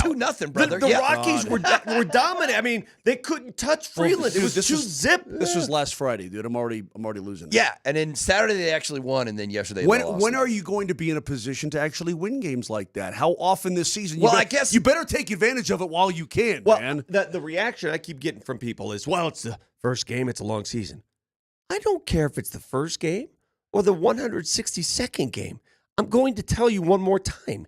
He was at 67 pitches. That's it. 67. and they yanked him. How about this? Well, at the threat of insulting Kyle Freeland, whom I like a lot, he's Go my ahead, guy. do it, man. Insult away. No, but I feel like I've got to get the real down low on what happened, because was he really winded, or was Bud Black feeling he was winded? I mean, what was the translation? It's like, here's the problem. Skip. After Yeah, no, it wasn't like that. It wasn't like that. 67 pitches, I ain't gonna make it. I mean, But you're going to lose 100 games again if you keep doing this nonsense. Well, they're going to lose 100 games even Yeah, without the nonsense, right, bro. you're right. What I don't want to do is insult Kyle then why Freeland and play? imitate. Yeah. Why even You did know, why bother? How many games would the Rockies win if they immediately switched to the torpedo bats that the Yankees are now using? Have you seen this? Did you see that 9-home run game on Oh, my Saturday, God. brother? Oh, they How were about attacking. 3 straight pitches? Aaron Judge, right. The first pitch in every at bat, they went yard, yard, yard. That's crazy. And then they tacked on 6 more home runs after that. Have you seen these bats, Moj, that we're referring Yeah, to? They look looked like like a wine bottle, swinging a wine bottle around. How long before they make those illegal? Well, see, Major League Baseball already came out and said they're legal. People, stop complaining about the Yankees. They're legal. But how do you go 100 years without figuring this out? Okay, this is People get smarter. time out. This is where I'm with you, because apparently on the Yankees staff, Yes, I heard this story. they have a guy, Vic. Do you know how they got to this bat? Some scientists. They've got Yes. to do it from MIT. Yes. A legit genius who figured out mass and load on the bat, and you put the majority of your wood at the barrel where the ball strikes the barrel the most. They've done the analytics on where on the bat. Keep your wood centered. Just get your wood tight. Yes. Aaron Judge get is your going wood- to hit 1 billion home runs. And this at that season. in that particular point, get your wood thick and dense. If you got thick and dense wood on the barrel of that bat as opposed to the end, You want that girth in the barrel. See, then you're gonna knock the ball all over the yard. I'm dead serious. That's exactly what happened. Phrasing. every team in Major League Baseball is going to go to the torpedo bat, right? It can't just be the Yankees lineup. Right? And if baseball is the weirdest sport, because you have like a group of the smartest people on the planet and the dumbest people on the planet, and they're all in the same sport, and you don't really have much in the middle there. So, you have the MIT grad and the dude who never went to school but can jack a ball, 450 or something. And it's shocking to me that it took them 100 years to be like, we should put more of the wood where the bat makes contact with the ball. Where you want to hit the ball. How crazy Yeah, because, when you're taught the game, all right, you want to center the ball, and that's where you want it, the big part of the bat, Anything that hits the skinny part of the bat usually breaks the bat, so you're not aiming there anyway. So why would you waste good wood, on that part of the bat? I hate I hate wasting. I hate good wood. wasting good wood too, Yeah. bro. It's just it really gets me down. Yeah, it brings us all down. I hope Major League Baseball doesn't mess with it. I hope they I do leave too. that alone. Yeah, man. Because it's fun. Yes, It's yes. fun. 9 home runs in a game is great. We need more of that. Let's go. Yeah. I think everybody should jump in on the torpedo bat fad. I guess my question is, okay, you got your propeller head from MIT working for the Yankees. Yeah. He's George Costanza's nephew or something. Right. And so dude says, hey, I got an idea here. All right, look, we want to get some density in the barrel. Let's do this. How do you go to, is it Louisville Slugger? Like who's making the bats? That's Louisville, right? Or Mizuno or whomever and say, all right, get your lathe out and let's shape it like this. Yeah, I mean, Not look hard at to do. It's a weird looking bat. It's a weird looking bat, but it works. Pretty easy to do. Are they going to start making like softball bats that way too? Like those It aluminum? always follows, right? Right, you know It what I always mean? follows. Like, so crazy. By the way, have you seen how expensive a good softball bat is these days? Yeah. They're not cheap, You bro. know, you can drop like $1,000 on one of those Easy. things. And I'm like, I mean, but you got to be full softball dude if you're going to drop that kind of money on a bat.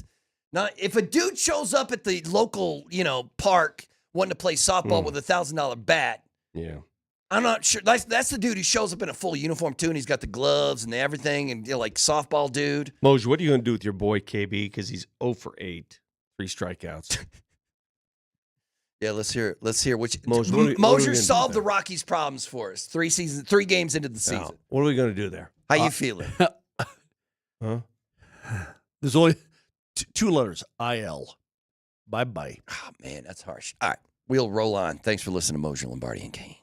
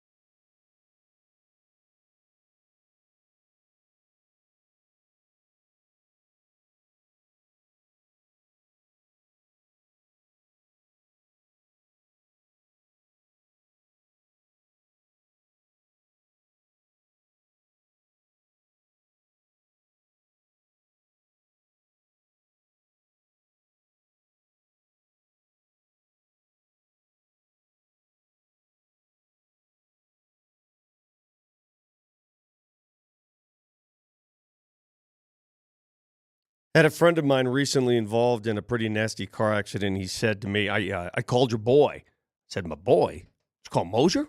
No, your boy, the lawyer. Dan Kaplis Law, the official law firm partner of the Denver Nuggets and the Colorado Avalanche. Dan Kaplis Law wins. They win in record-setting ways. A serious firm for serious cases and accepting righteous injury cases on a percentage fee basis. If you need Dan's help, give him a call today, 303-770-5551. That's 303-770-5551, or hit him up at dankapleslaw.com.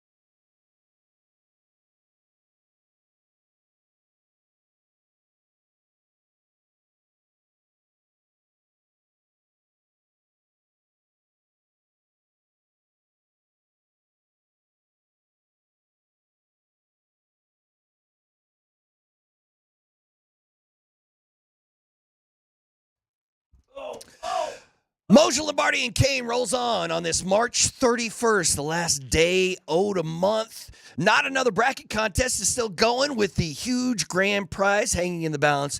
If you want to see where you are in the standings, visit altitudesportsradio.com/notanotherbracket. Thanks to Evan Williams Bourbon, an award-winning bourbon that makes any game day lineup a winner, and to Brothers Barbecue.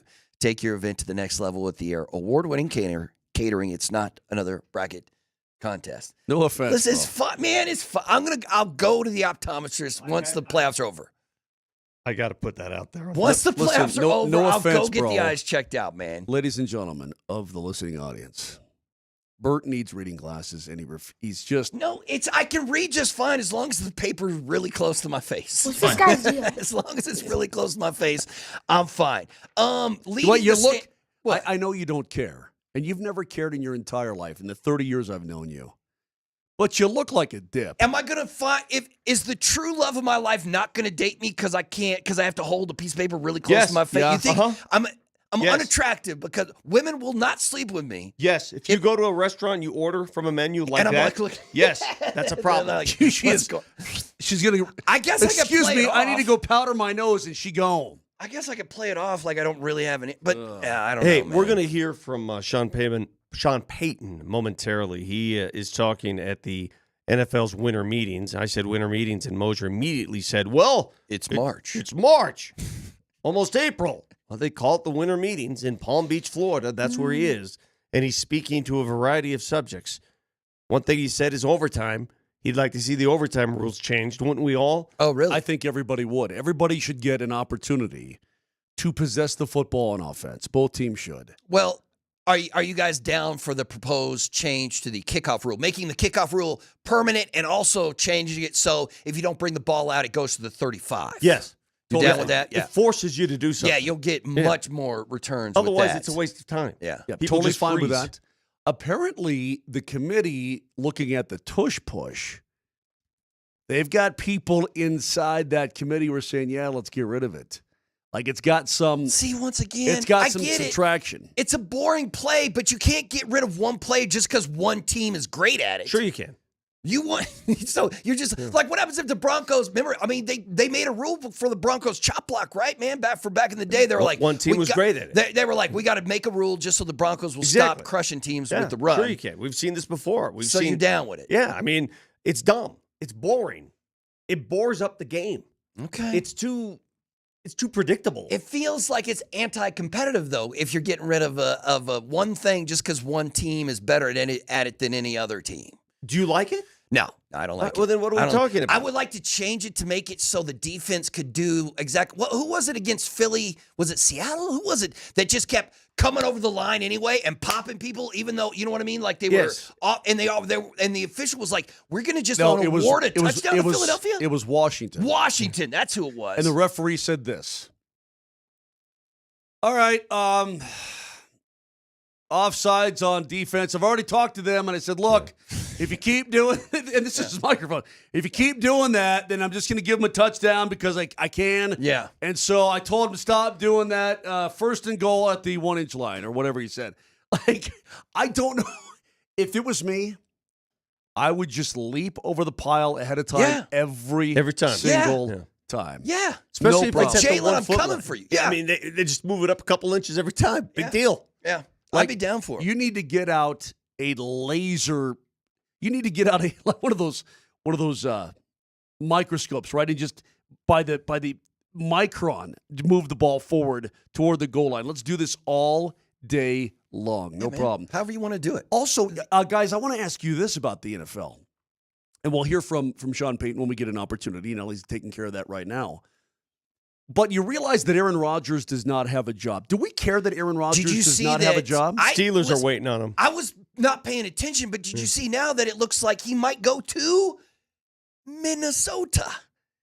Well, Minnesota. He might be the starting quarterback for the Minnesota Vikings. I thought they already decided that they're going to go with McCarthy, and they said it was all over. No. That's still up for grabs, man. Are you sure? Yeah. Like this morning. That report was from this morning.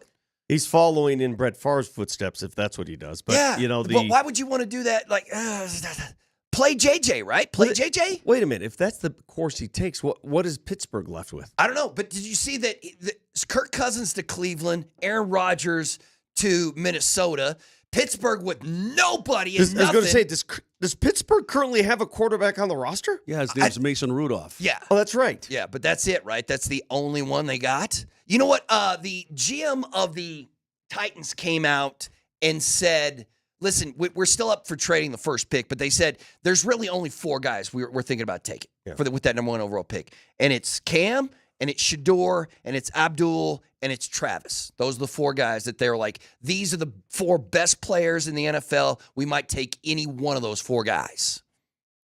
But I don't know. I feel that is a total lie. You think they want to trade the pick? Well, if they don't trade it, if one of these teams... Well, who are you going to get to play quarterback if you don't draft one, brother? Hold on. Yeah. If one of these teams makes an offer that you can't refuse, then you got to take it. Then you're like, we'll just play Will Levis as our starting quarterback next year? Well, hold on. Well, you're not going to win jack squat anyway. What my point is this. If they do keep the pick, Vic, I want this on record, please. Put it on record. Hell, write it, record it. If they do keep the pick, it's absolutely going to be Cam Ward. They will take that quarterback overall number 1 in the NFL draft on April 24th if they keep the pick. Put that in stone. I'm convinced of it. I just don't know. It feels like Aaron Rodgers is one of these guys. We talk about quarterbacks a lot. If he doesn't get like a regular gig, he's just going to work out. Somebody's going to sign him to come play football for them at some point in the early season. I guarantee that. He's going to, if he wants to play, he's going to find a job, and it's going to be a starting job. It's just a matter of when and where. Could Aaron Rodgers just be like, you know what, I'm retiring, I'm done? Or do you think there's no way that guy turns down any type of attention for at least one more season? I'm curious as to what you think. I'm sorry, I'm reading other stuff. What you reading? Tell us, man. George Payton is now talking with reporters at the winter meetings. And he's giving us who he's going to He's talking about some of the contract extensions that he's probably looking at right now to retain some players. Ooh. And when I think contract extension, what's the first one that comes to mind? Nick Benito. Yeah. Well, that's going to be a lot of money. Well, I mean, but they've proven, though, this organization, this ownership group has proven they're willing to pay the money. That's not an issue. I had this conversation with somebody the other day, and I'd like to ask the two of you. I am so comfortable now with the roster that the Denver Broncos have, even before the draft at the end of this month, that before I was like, just keep on keeping on, Denver. Whatever you're doing last season, keep on doing it. But now I'm sitting there with that 20th pick in the NFL draft, and the way they've handled it so well, I'm thinking maybe they're ahead of schedule. Maybe you should take a chance. Maybe you should take a swing this year. In this, like, if somebody falls into those teens, you're sitting there at 20, and somebody falls, and you're like, man, we thought they were going to be a top 5 pick, and they're sitting there at 15. Before I was like, yeah, get more, trade down, get more picks. But now I'm like, I'm so comfortable with the Broncos roster. Maybe they should be a little bit more aggressive. Who would that be for what, though? I don't know. I don't know. Even if maybe it's one of the best players in his position that falls out of the top 10, whoever. I mean, it won't be edge rusher or if Genty's available, wide receiver. Receiver might fall there, though. Yeah, but I don't think you need to jump that high to go get a receiver. I'll tell you this much: there's only one player I would jump up to get if it's at 15, and that's as far as I'd go. It's Genty. Yeah. And you'd have to get lucky for him to fall out of the top 10. I wouldn't jump up more than that because it would cost you too much. Yeah. And they've already given up so much in recent years for the draft. I'm all for, man, keep your damn draft picks. They've proven, George Payton has proven in the last couple of years, look at what their draft picks have done. They're valuable. They're all playing. Mm-hmm. They're contributing. Keep your picks. I don't know. Let's think about it. Hold on one second. Maybe I want to be a little bit, I just want to be a little bit more aggressive. Sean Payton was hired. Sean Payton was hired at the beginning of 2023, right? Mm-hmm. 2024, excuse me. Yeah, 2023. Golly. How many screw-ups have the Broncos really made in the last 2 years? Outside of Russ? Well, Russ is that was before a free that. agent screw-up. Yeah, but how many bad picks, How many bad contracts? They've had great drafts. How many? I'm telling you. They've drafted incredibly well. Yeah, How I'm many, sure there's some mistakes but in there, how but many, not many. How many, you know what? We let this guy go and we probably shouldn't have. I could think of 2 off the top of my head. Who? Well, one is Russ. No. This is post-Russ. Oh, mistakes post-Russ? Who was the defensive end pass rusher from Dallas? Randy Gregory? Yes. Oh, But that's pre-Russ too. That's Russ time. Randy Gregory did not get here, and he got here like in 2022, didn't he? I can't remember the okay, timeline. how about this? But it didn't work. Pre-Sean, let's go take away the pre-Sean Payton. Mhm. Teamed with George Payton. Okay, I'll give you another one. Just last year, wide receiver who they let go mid-season. oh. Yeah, I know who you're talking Reynolds. That was a mistake. Okay? That's you one. asked me to find some. Well, is it about. Well, okay? he got shot too, right? Well, yeah, he got shot, or he got shot at. No, I think he actually got shot. Did he get shot at and shot? He took a bullet. I think he took some. I think he got shot, man. I'm pretty sure he got shot too. Well, yeah, that was a crazy story. He was rehabbing from an injury. Right, he wasn't even playing. And then, yeah, those guys were throwing shots on I-25, I think, right? Yeah, minor injuries to his left arm and head. He took a shot to the head, bro. Yeah. See, man, Okay, that's so crazy. yeah, Josh Reynolds, the wide receiver from Detroit, Mhm. was not a great move. But other than that, they've pretty much dotted all the I's and crossed all the T's in a pretty impressive way. The way they've structured the roster. We were just talking about it last week, Bert, that Brett was talking about. There was a list that came out of the worst contract on every single team. Oh, yeah, I saw that. Yeah, and they say that the Broncos' worst contract, and this is nitpicking, was Cortland Sutton. Yeah, because they were like, it's not really a bad contract, but we got to pick somebody, so we're going to pick Cortland. Exactly, and I'm like, that's not a bad contract. Yeah, I mean, it's not what I would constitute a bad contract in any sense of the matter. So they've done a pretty damn good job, Vic. Hey, can I give a shout out to the DU Pioneers hockey team? Oh, yeah, we didn't bring it up. Another Frozen Four. How many is this? And like every year? Yeah, they can't be Every stopped. year it's a Frozen Four. Didn't they put 20 goals on somebody this season? They've got 6 Frozen Fours in their last 9 years. Man. That's sick. Man. Think about that in like NCAA basketball terms. That's just dominance. They blew the NCHC championship game. Western Michigan came back and won. In the Frozen Four in St. Louis, Missouri, they are going to get Western Michigan this weekend. Who drafted Zeev? Or Thursday. He plays for, like, he's going to be playing in the playoffs for the Minnesota Wild. How do you pronounce his last name? Boom? Booyam. Booyam? Yeah. But he's like, I think right as soon as DU season ends, Minnesota's going to throw that dude in a uniform and put him on the playoff roster, there's no right? doubt about it. How is Carl not an NHL coach? He doesn't want to be. Why? Not right now. Well, I don't know. I mean, I haven't said Dave. He could go coach Philly right now. Dave, listen to me. He's still a young man, by the way. How old is Google Very David young. Carl? Yeah, I bet you he's 35. 36. Yeah. He started young. 35. There you go. Was born in November of 1989. So here, you don't have to rush to the NHL. He's got a, first of all, he does a great job at DU. He's got a great gig. They pay him well. He was a pioneer, is a pioneer, total pioneer. And the very second he decides he wants to be an NHL coach, he'll likely be able to write his ticket. He is. Do you think because I just threw out Philadelphia for no reason because they just fired Torts. But in Philadelphia, they did in Philadelphia Inquirer or whatever, they listed 5 guys who might be the next coach for the Flyers. And he's on that list.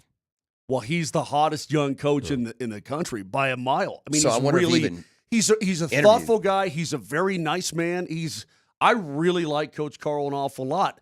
Question is, when does he want to make that leap? Yeah. Right? Would you want to coach in Philadelphia, man? Well, he's 35 years old. He's got another 20. He's got another 30 years to coach in the NHL if he wants to. Mm-hmm. It's got to be the right job. I'm sure he's going to be very picky about it because he's doing great, making great bread. In Denver, Colorado is his home. I mean, it's why would you want to give all that up if you didn't have to? Money. Well, speaking of money, I never thought I'd live to see the day, and we'll talk about this when we come back, where the University of Colorado is paying its football coach more money than every other coach in this state combined. Mm-hmm. Did you hear what I just said? Yeah. Worth it. Did you just hear what I said? Do the math on this. Every other college football coach in this state combined making less than the CU football coach, and he's worth business-wise now. We can debate the other stuff. Worth every penny. Yeah. Pay him. Pay that man his money.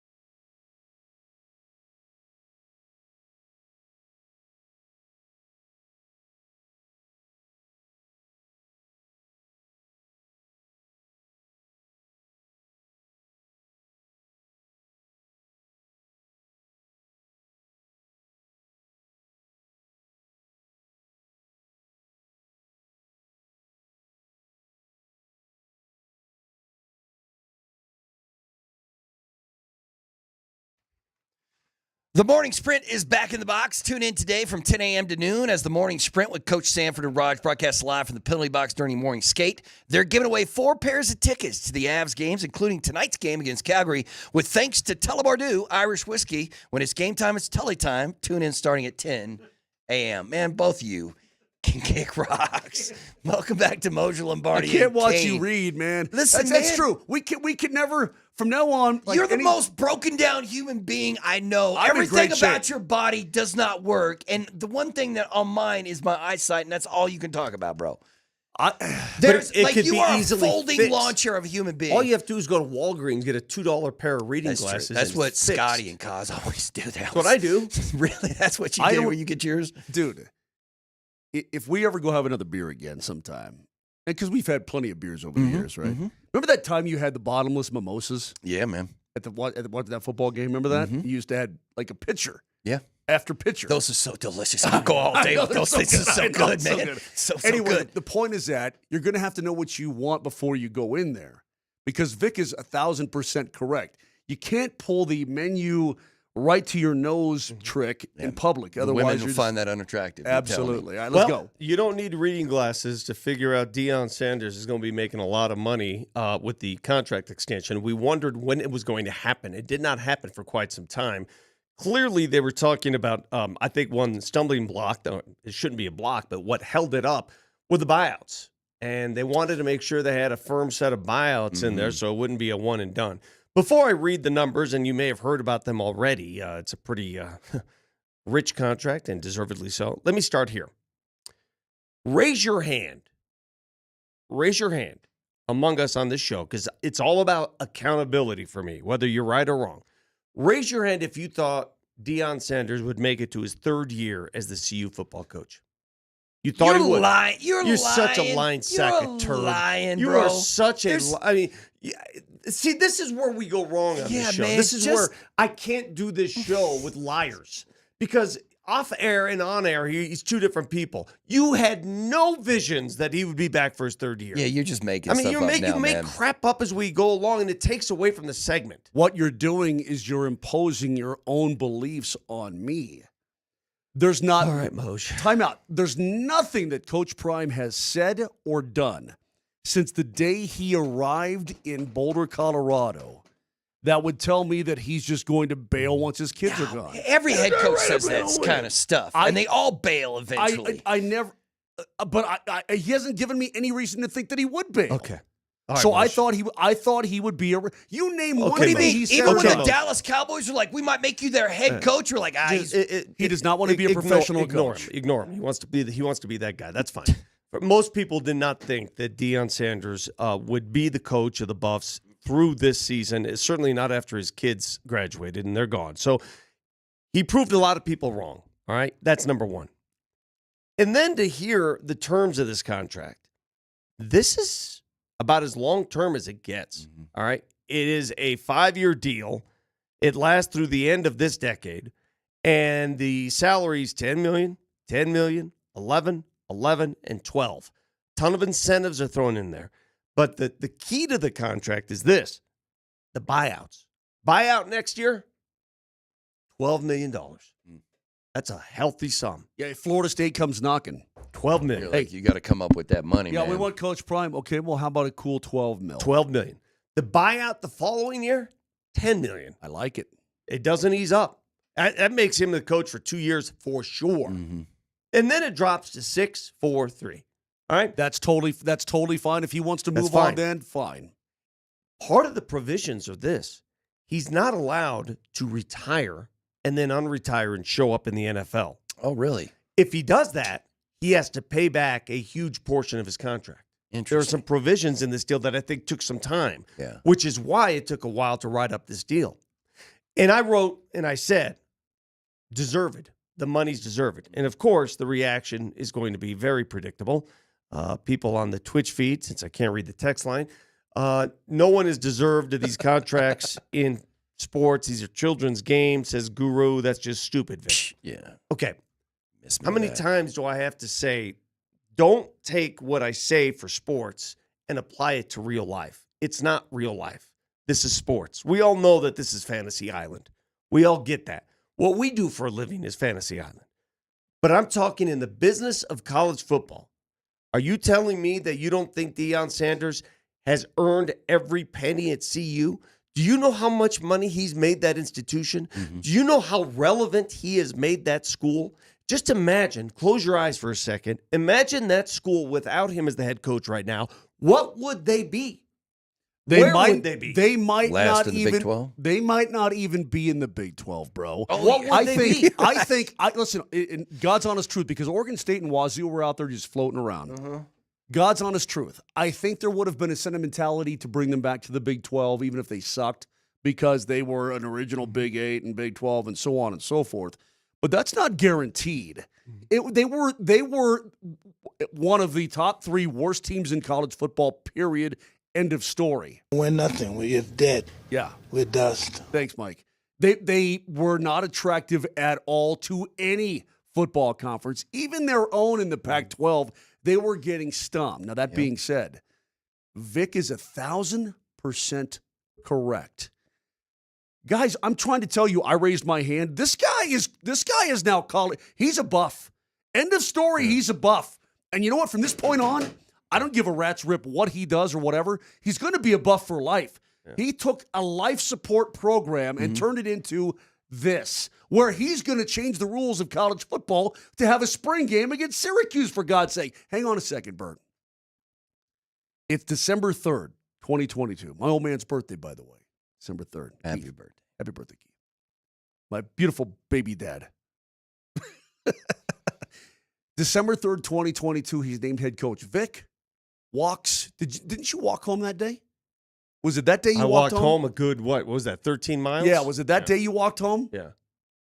Vic said, if Coach Prime is hired by CU, I will walk home from the show. And he did. And he did. And he did. And Marty tried to get there with you, right? He got about halfway? Marty gave way at about the 8-mile mark. Okay. And he's the marathoner. So imagine, go back to then, right? And here we are in 2025. It's been 2 years and 3 months.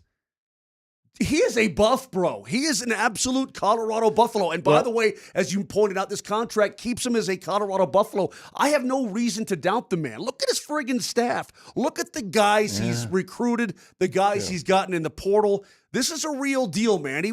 Listen, do you think he's going to win a national title? I don't know. Could he win the Big 12? Hell yeah, he could. Yeah. He's going to get him into the playoff at some point. So the question is this.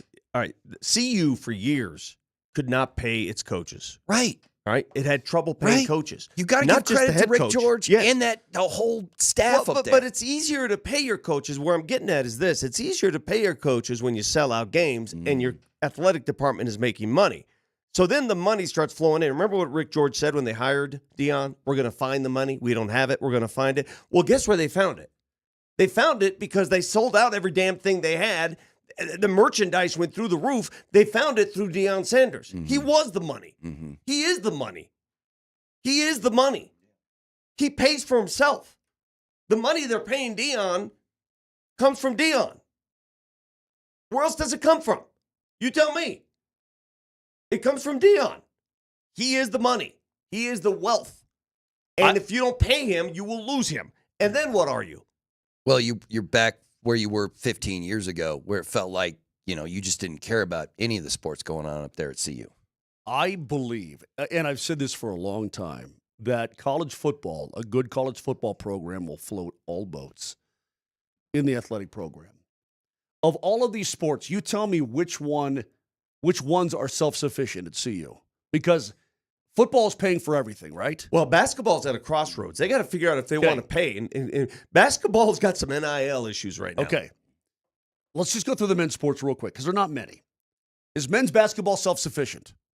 Probably not right now, right? Although some schools are. It depends on the school. Probably not up at CU. At CU. Not this season at CU. That was what a bad do you mean basketball by team this year. self-sufficient? Do they make enough money to cover the cost of the program, what it costs to travel and play? Yes. Okay. Cross country.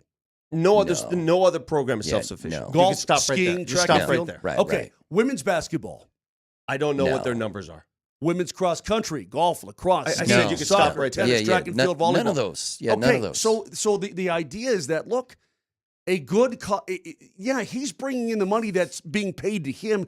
The football program and all of that revenue that they get, every beer that's sold at Folsom, every ticket, every shirt, everything, every sponsor, all that pays for all the other athletics at CU, which I think is healthy. I think you need a very healthy up and down athletic department, whether or not the sports make money. Because, I mean, they're self-sufficient, right? But that's why you have to have good college football. That's why it's important. We had that one lone guy. What was his name? I forget. The one lone guy? Can you break it down to a category, a sport, a geography? Narrow it down a little bit. There are a lot of people, guys in the world. One guy? One guy. Who are you talking about? Jesus. Where? Yeah, I'm talking about Jesus Christ. We had the one regent on. Oh, yeah, I saw him at a Nuggets game. You did? Yeah, said hello to him. The guy who wanted to cancel football. Yes. That guy. Yes. He wanted to turn Folsom Field into a giant frog terrarium or something. There were delusions of grandeur about turning Folsom Field into something else, right? And I'm like, you simply can't have that at a university that expects to even remotely compete. Well, let me give you... But the point is this, that stuff is gone, and college football is going to support, and it's that way across the country. That's why it's important to try to have a good college football team. Let me give you some reasons why prime numbers pays for himself. You're paying for your own salary. These are the numbers that he brought with him. And I know a lot of you are going to think, oh, well, what?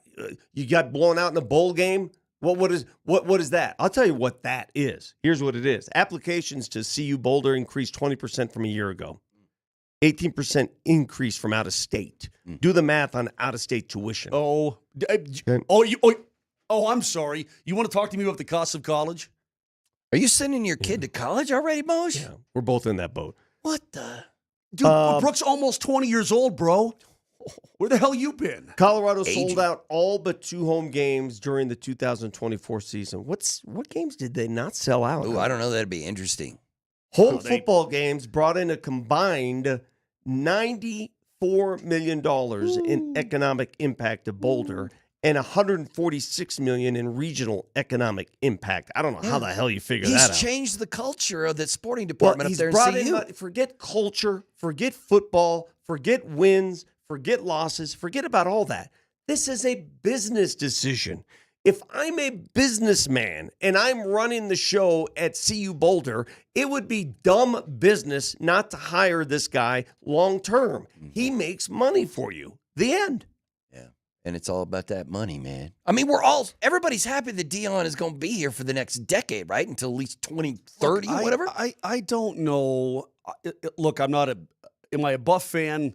Not necessarily. I didn't go there. I enjoy going to the games. I enjoy going to Rams games. I love going to Air Force games. Man, when's the last time you talked college football around here before Dion showed up, man? When's the last time? I get what you're saying. My point is this, is that I want all college football here to be big and good and everything else.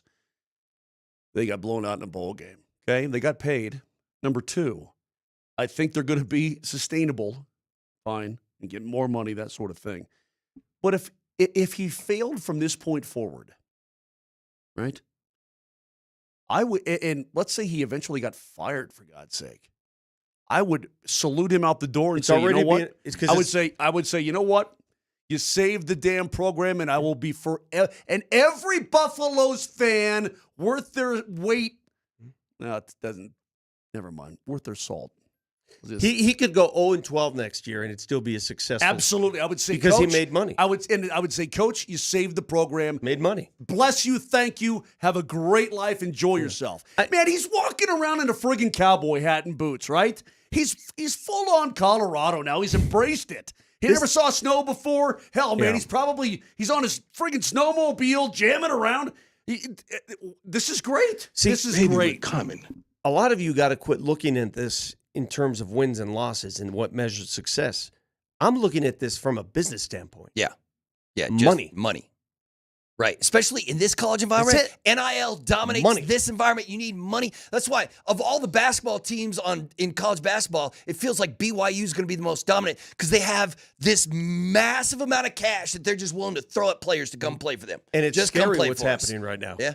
See, but I kind of like it, though. Some I kind of schools, like that though, Wild Wild West. You asked the question. Take a look at college basketball right now. Look at the teams that are in the Final Four, all number one seeds. Mm-hmm. What do they all have in common? What? Their schools spend a ton of money on college basketball. Yeah. And they make a ton of money. I mean, what does Duke spend their money on? Oh, college basketball. Yeah. Houston. Yeah. Houston's always been a basketball school. I saw their football team in person this year. Their football team got smoked by Cincinnati. Auburn's probably sitting there going, hey, why do we have to compete with Alabama in football? Let's just be a basketball school now. Yeah.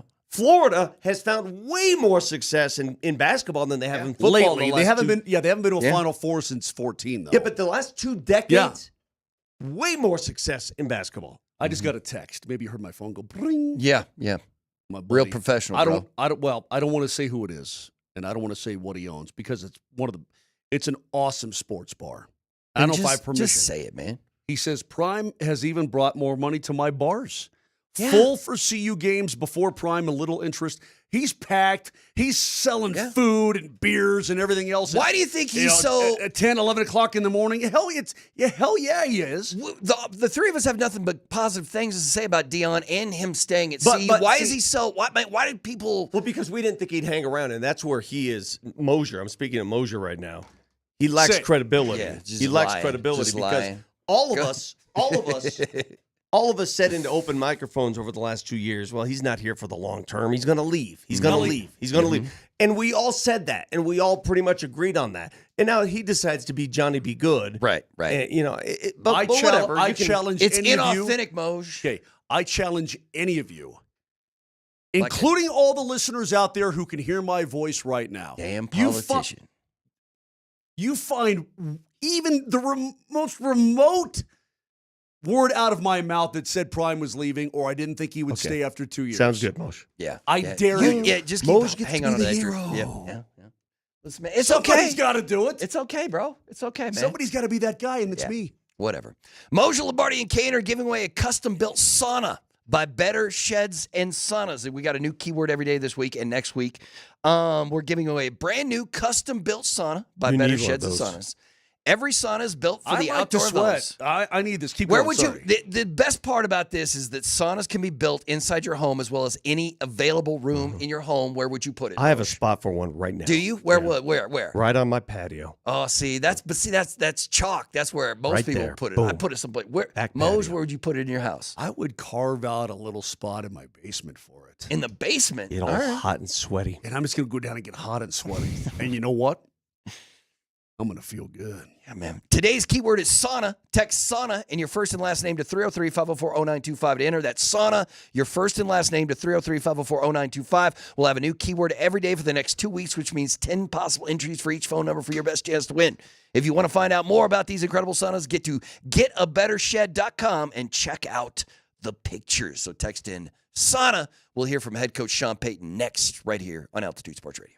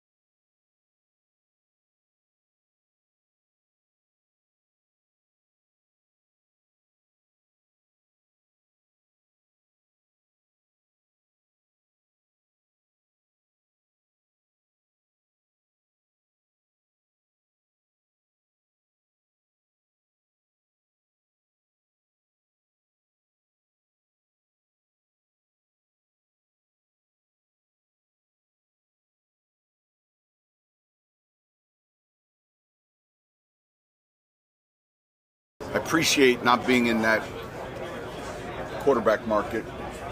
You know, it's difficult. We were talking last night, George and Greg.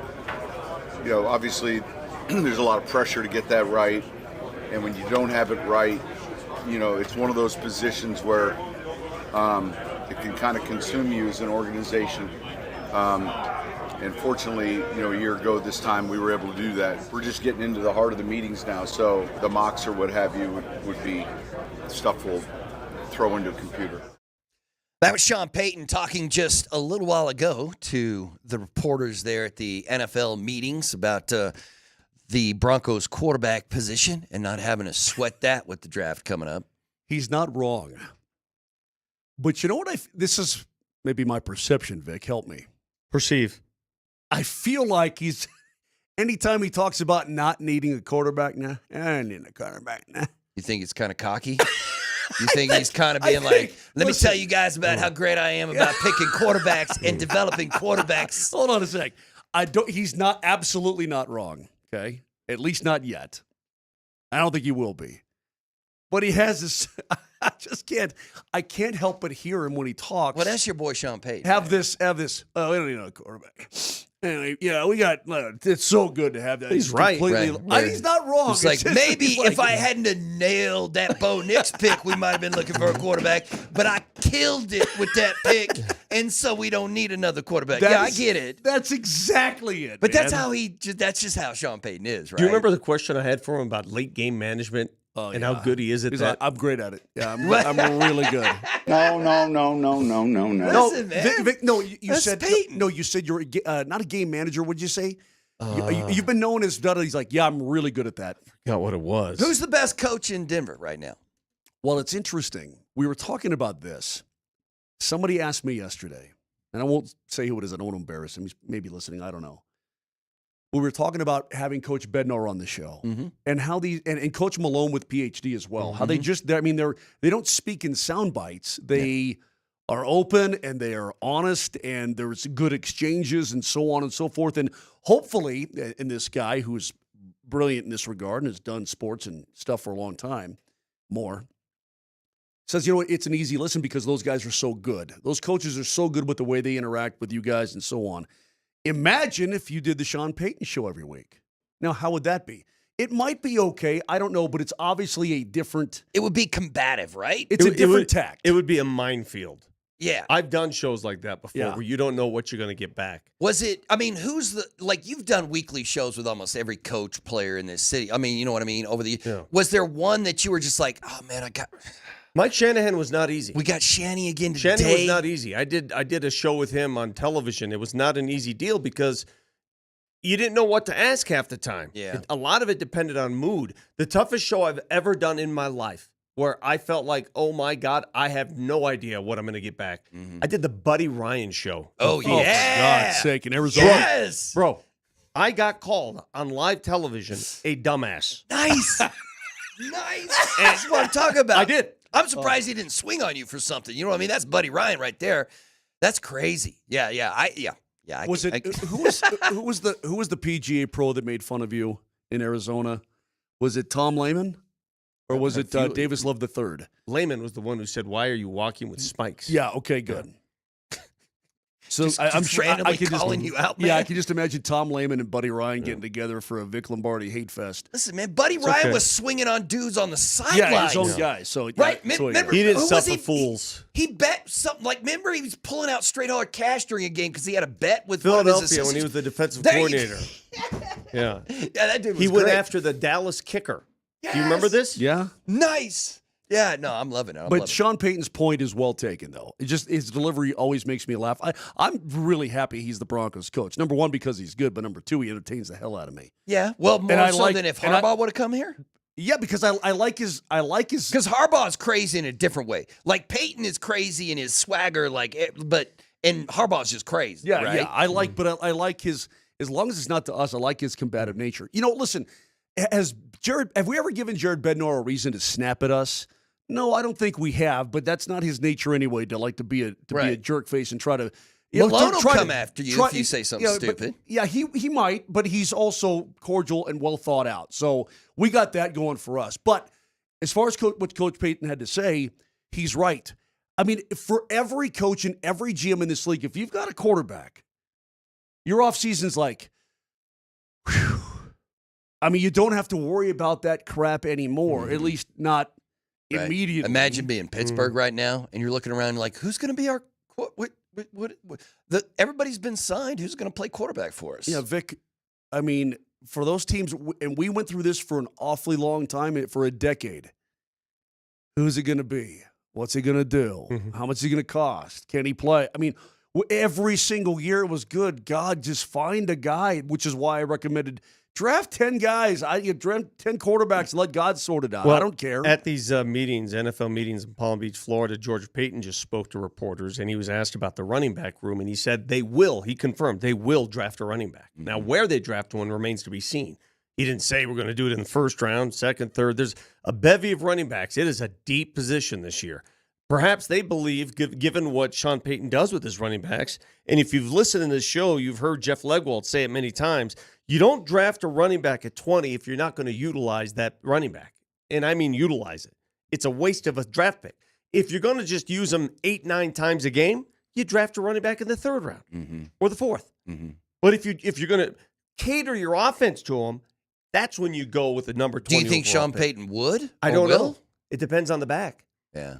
You know what? Sean Payton he was talking about the Joker position like we've been talking about for so long. Nelly, play him talking about the Joker, will you, that he just spoke about. It took a little bit. In other words, the process relative to his visit, other visits, the vision was pretty clear. Obviously we feel like he's someone that can run and give us a passing threat on third down, red zone. I think he's got good body control. I think he's really good when he gets the ball in his hands. So his run after the catch numbers, statistically wise, have been good. But I would say with him, it was a lengthier process. That was in reference to Evan Ingram, who they picked up in free agency. And trying to find a goddamn Joker. Whether or not he fulfills that Joker role remains to be seen. I don't know what they plan on doing with. I mean, I'm glad he has great body control. I do not have it. When I have to go, I got to go. So he's got body control. Can I make a motion for Sean Payton, please, to not use the term relative to anymore? It made me feel like we were back in the season as soon as I heard relative to, because I was like, oh, there he is. He's got it. We're back, man. He loves that statement. This guy. What's your crutch word? Yeah, what is your crutch? I have a crutch. I found that out. Really, what's your crutch? I have a billion. I have a lot of crutches. Moser, back in the day, this is back in the day. I have a billion of them. Moser's crutch used to be, he used to give out the number for the station when he needed time to so he'd be like, you know what, call us at 303, whatever it was. Even when you don't want to call. Yeah. And every once in a while, he would do that during an Avs game, too, remember? And I was like, no, man. Nobody can call in. It's an Avs game, bro. Dude, when I did my own show, I was so reliant on crutches, I gave up my own personal phone number on the air.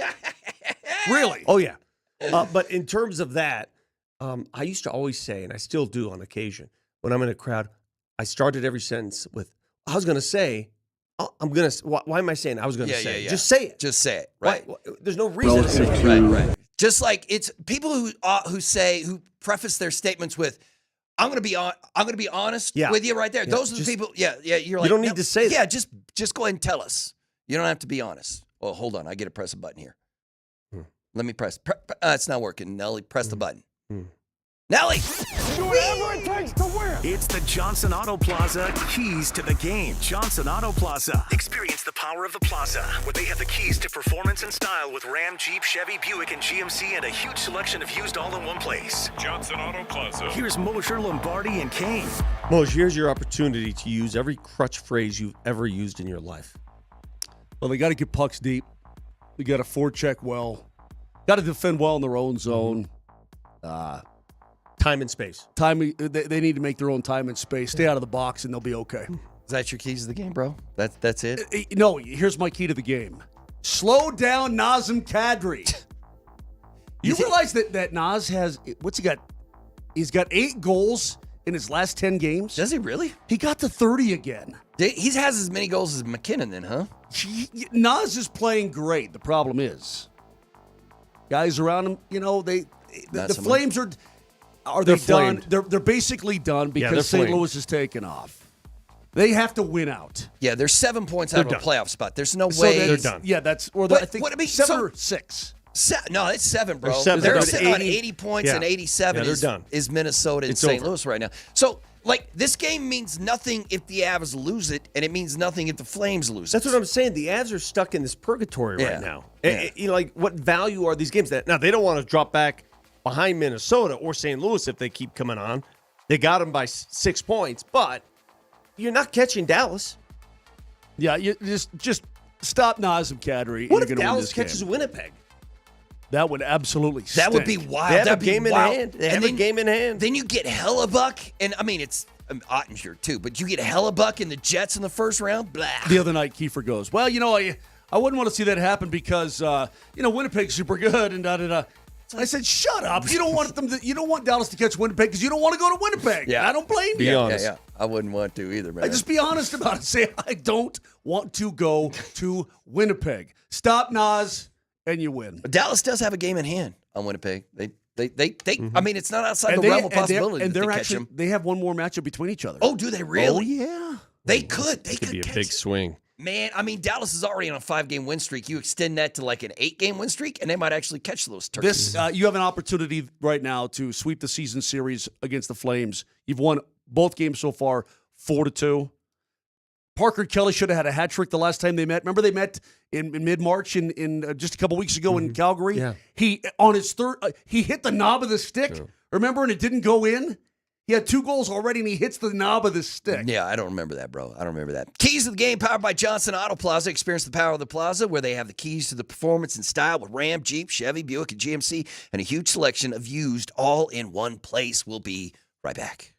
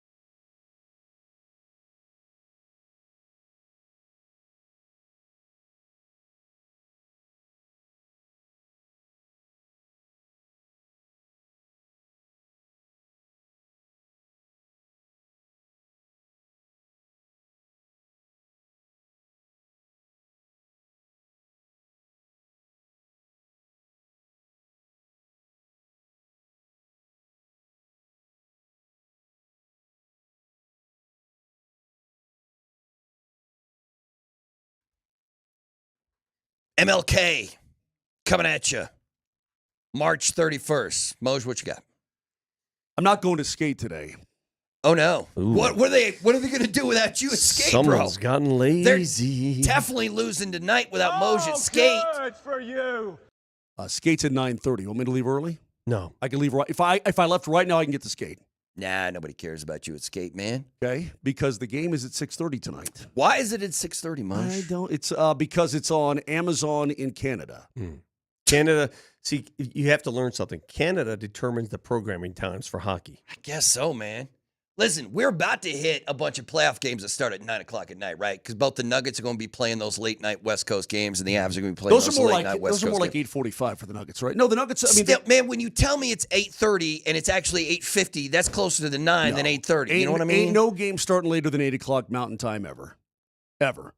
Oh, that's a lie. I bet you we if get we're going to Dallas, Dallas is an hour. You ain't starting at right. 9 o'clock. But Dallas I bet time. you they start the game here at like 8:50. Puck drop here. Not a chance. For game 3 of the first round. Oh, yeah. TNT, the second game. Oh, don't even look at. Yes, they will.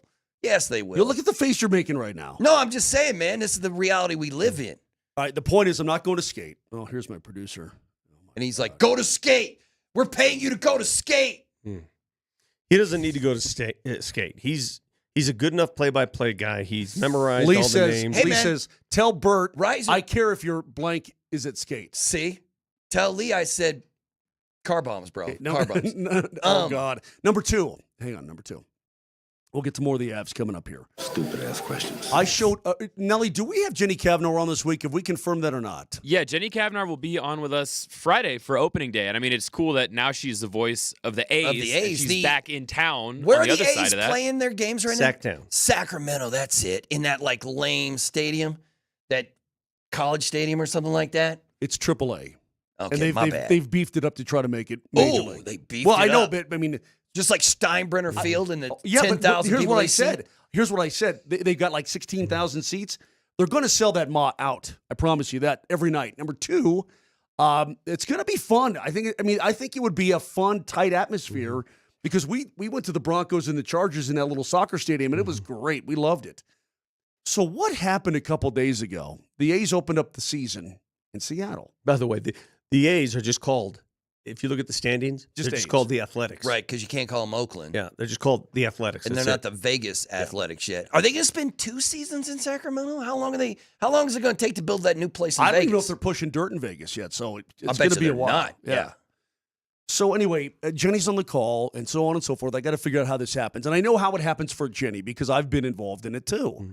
When you're calling a game, you trust the players and the umpires and the officials and whatnot to do the right thing and to make it correct, right? Mm-hmm. So you're not always, you're taking kind of their word for it. Well, yeah, you're at their mercy. Okay, well, Seth Brown is a player for the Sacramento A's or whatever. He ran the count to 5-2 a couple nights ago. Wait. He got the 4 balls, and What? they didn't. He got the 4 fourth. balls, and they continued to pitch to him, and he took ball 5 before he walked. What? And nobody noticed it. Nobody. Until after the game, and they're like, bro. I think that's on the batter. If you're a batter. Right, you got to know what the count, right? Yeah. You got to be looking around like, I'm walking, right? Exactly. I'm walking. I mean, you got it in your head. I mean, you're sitting there. If you don't know the count and you're a batter, what are we doing? Are we not? And then not only have we installed the robo umps yet? Or are they still just using No, the they have. minors? They have the so you can do replay the system. Yeah. Vic, when the Buffaloes got an extra down against Missouri. Man, The late Les Shapiro was on that call. I remember talking to him about it. But did he notice it at the time? He did not. Okay, because there was so much chaos on the field. Exactly right. So the announcers are just and Jenny even says when I watch back, she says, "Well, the bat continues for Brown," and she's kind of. I mean, the tone of her voice. What is you going could tell on? she was. It didn't register. That's correct. But she's like the bat continues, like almost like something is off here. She doesn't know what it is. So she had a sixth sense about it, but dude took 5 balls.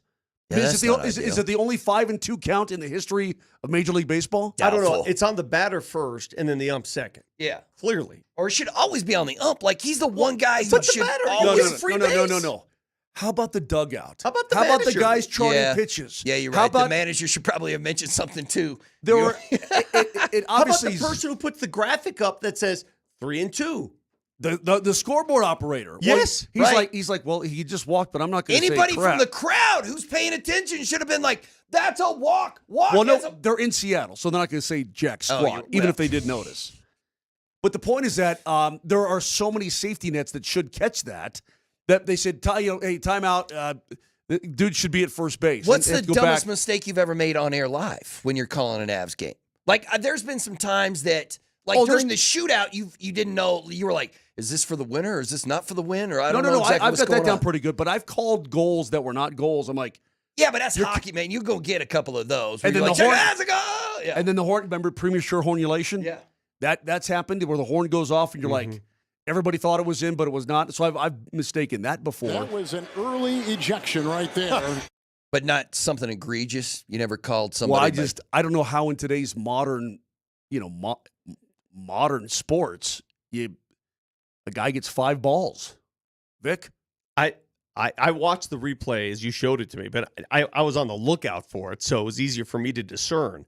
But again, if you're a batter and in your brain you're saying to yourself, okay, it's full count, and you take another ball, you got to go. It's on you. It's on you. It's got to be on you. What are you doing? Yeah.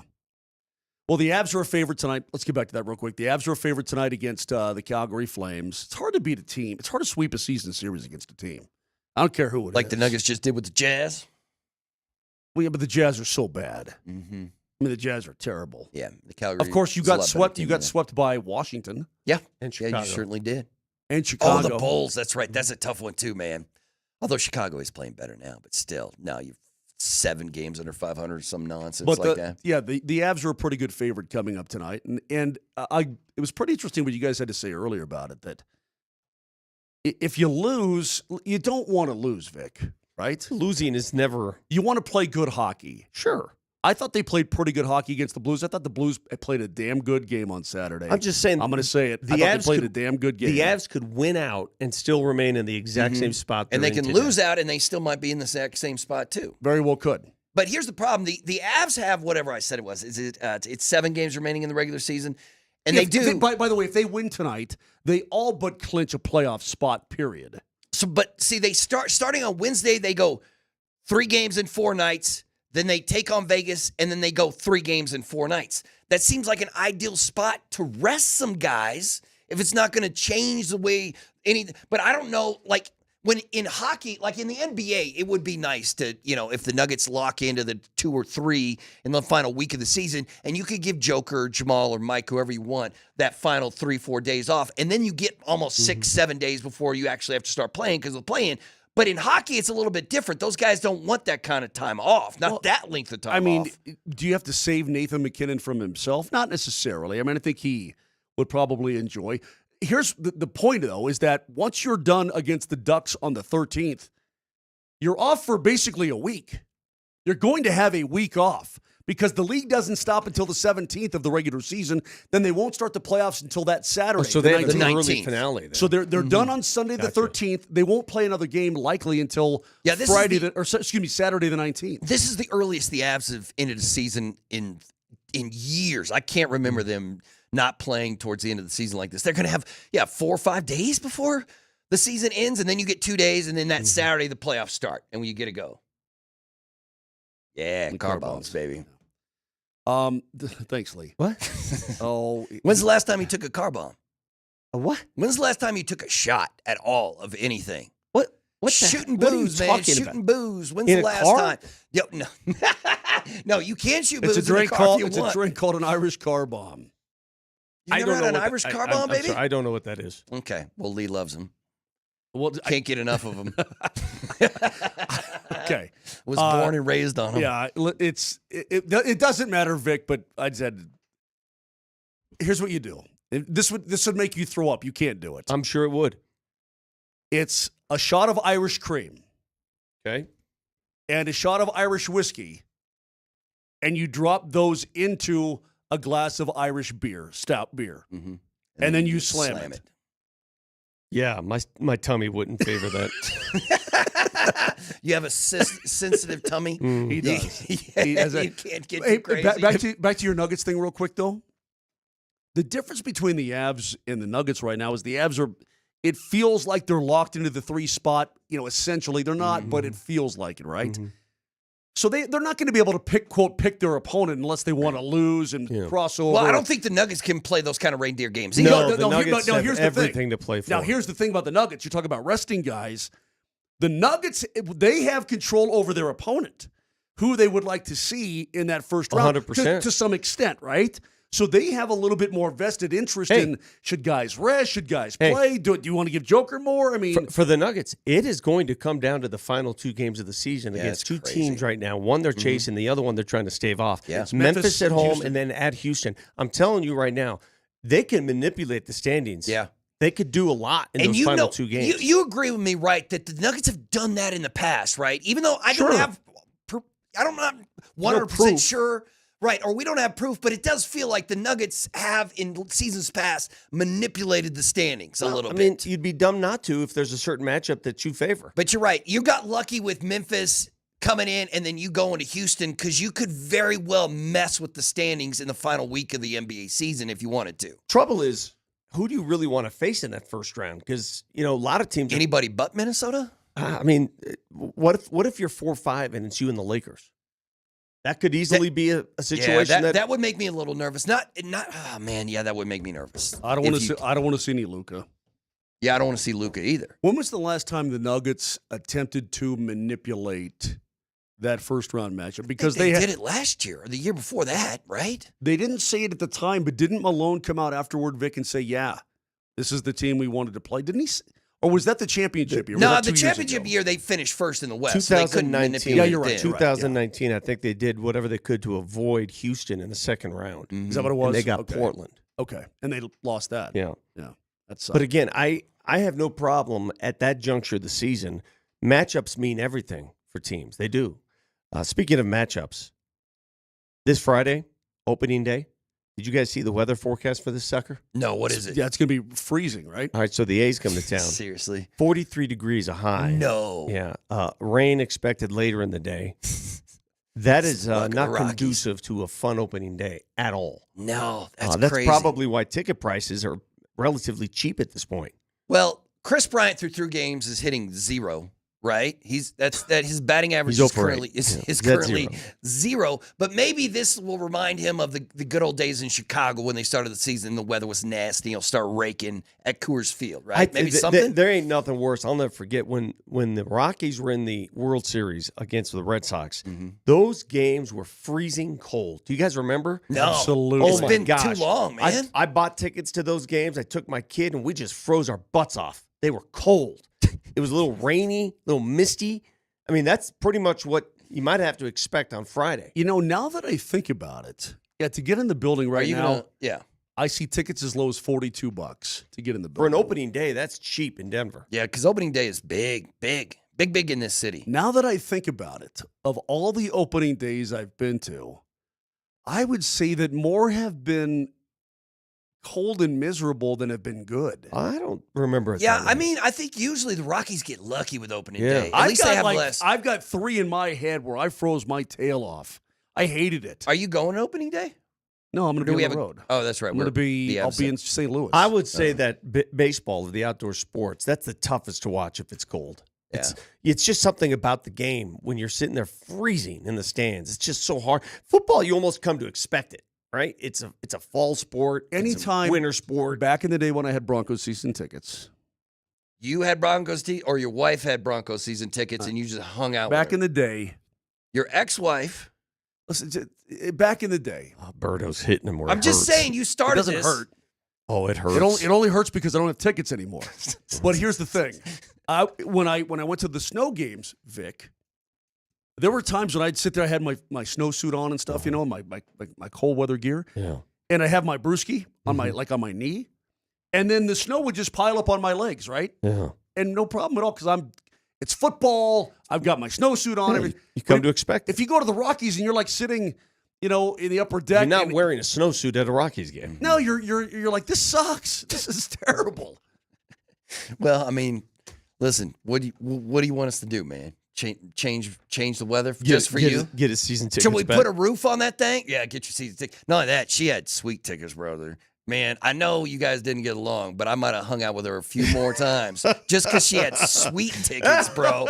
Like tickets to the suite, man. And you ruined it for all of us. You couldn't hang out with her just a little bit longer. God, you're hitting where it hurts. One more Super Bowl is all I needed, man. But you couldn't handle it. And instead, we get nothing. Nothing. No suite, no tickets, no nothing. Moj. Nothing. The Shop Mazda text line, one price, one person, 1 hour, 303-504-0925. We'll be right back on Altitude Sports Radio.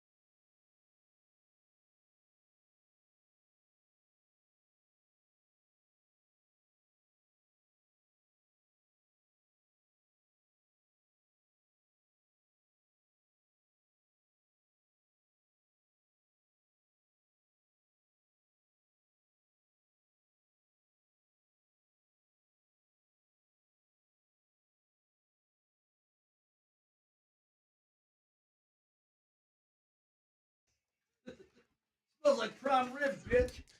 The Morning Sprint is back in the box. Tune in today from 10 a.m. to noon as the Morning Sprint with Coach Sanford and Raj broadcast live from the penalty box during morning skate. They're giving away 4 pairs of tickets to the Avs game, including tonight's game against Calgary.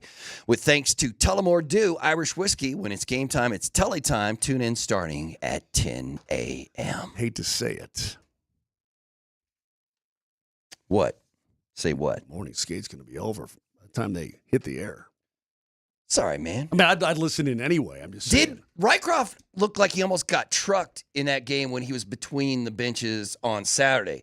Like one of the Blues players took a check, and I thought he was going to straight murder Rycroft because he hit right there between the benches. So, yeah, that's that dude Rob who Ray. took a puck to the face. Yeah. So Matthew Joseph goes over to try and smoke McCarr right at the end of the Avs bench, and McCarr does a little shimmy moving. Joseph blows a tire, and he blows himself up right into the boards, yes, right in front of Riker. So what does Riker do? He holds up his papers like this. like that's going to he's stop like, McCarr. He's I got these magic papers. Yeah, they'll stop anything. No problem whatsoever. Crack me up. Yeah, well, my man Rycroft looking good between the pipes. JML up there with you in the booth. And tonight it's Avs and the Flames. Tomorrow, Nuggets and Timberwolves. And I'm waiting for that tweet from Sham saying suspensions. Yeah, Dante suspended and Nas is suspended. And can you suspend it? Coach? Can you suspend a coach? Sure. So you can just be like, hey, JB, you're gone for 3 or 4 games or 2 games or whatever it is? He's the Pistons coach. It wouldn't affect the Nuggets. Their assistant from Minnesota is the one who got into it. But again, I've said this before. I'll say it again. I want Minnesota fully staffed for this game.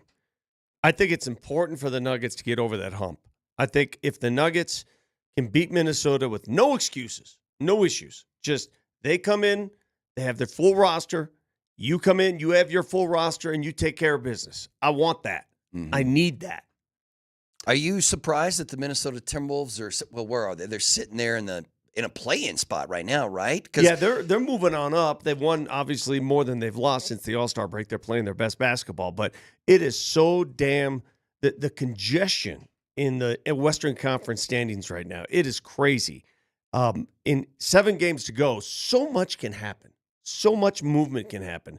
If you look at the bottom of the standings, by the way, you're the Phoenix Suns. Did you see they lost by, what was it, 48 yesterday? Yeah, they lost by 40. And Kevin Durant got hurt. If you're the Phoenix Suns and you have that roster, you have the most expensive roster in the NBA. You are paying the highest luxury tax in the NBA, and you're not even going to make the play-in at this point. No. All right, you're not making the play-in. What the hell is that? Do you blow it up? It feels like the owner is over his head a little bit. It's what it feels like. I mean, he bought an NBA team. He's a former college basketball player. He's super excited about his brand new toy. He wasted a bunch of potential, like trading for Kevin Durant, and now he's learned the lesson where you're just going to have to reset and do it the right way, right? They're going to have to trade everybody. They might trade Booker, man. They might trade everybody in that Vic, team. you had a chance to shoot the breeze with Matt Ishbia. Mm-hmm. He doesn't seem like a bad guy. He seems like a pretty motivated guy. Well, I mean, again, it feels to me like like Bert's talking about, that you've got a toy and you're just throwing everything at it, but you're not really thinking about the ramifications of it. Well, it's like the Mets, right? Any Mets fan would agree. You can't just throw money at a problem in pro sports. You can try. I mean, you could throw all the money you want, and sometimes it helps. More often than not, it helps. But it's not the elixir that you think it is. You have to run a good program. You have to run a good organization. You have to be smart about it. Yeah. Throwing money sometimes is dumb. I mean, they're stuck with Bradley Beal. He's got a no trade. Mm-hmm. They got to pay that dude. Yeah. They could trade Durant. They could trade Booker. Guess what? They can't trade Bradley Beal. And that might be exactly what happens. They trade both those guys in the offseason to get some space, to get some room, to get some more, availability to bring somebody else in. But it means Kevin Durant's going to end up he's going to end up on another Western Conference contender, I'm assuming. I think the biggest threat for the Nuggets right now, they're currently in the 3 seed. They're a game and a half ahead of the Lakers. They're 2.5 ahead of Memphis. The biggest threat for the Nuggets in terms of that 3 seed is now the Lakers. And it will remain the Lakers. Because if they finish tied with the Lakers, they lose that tiebreaker. Well, the Nuggets, no matter what. The Nuggets are 5-5 in their last 10 games. So is LA. Well, that's what I'm getting at. But the Nuggets they've had guys. Joker missed a lot of time. I mean, he missed a week and a half, right? 5 straight games. Yeah, 5 straight. And Aaron Gordon's been in and out. Jamal Murray was out. You've had guys out of the lineup. I guess I look at this weekend, just a weekend to, right, Vic? I mean, you got 3 full days off, but you get 5 days in between games.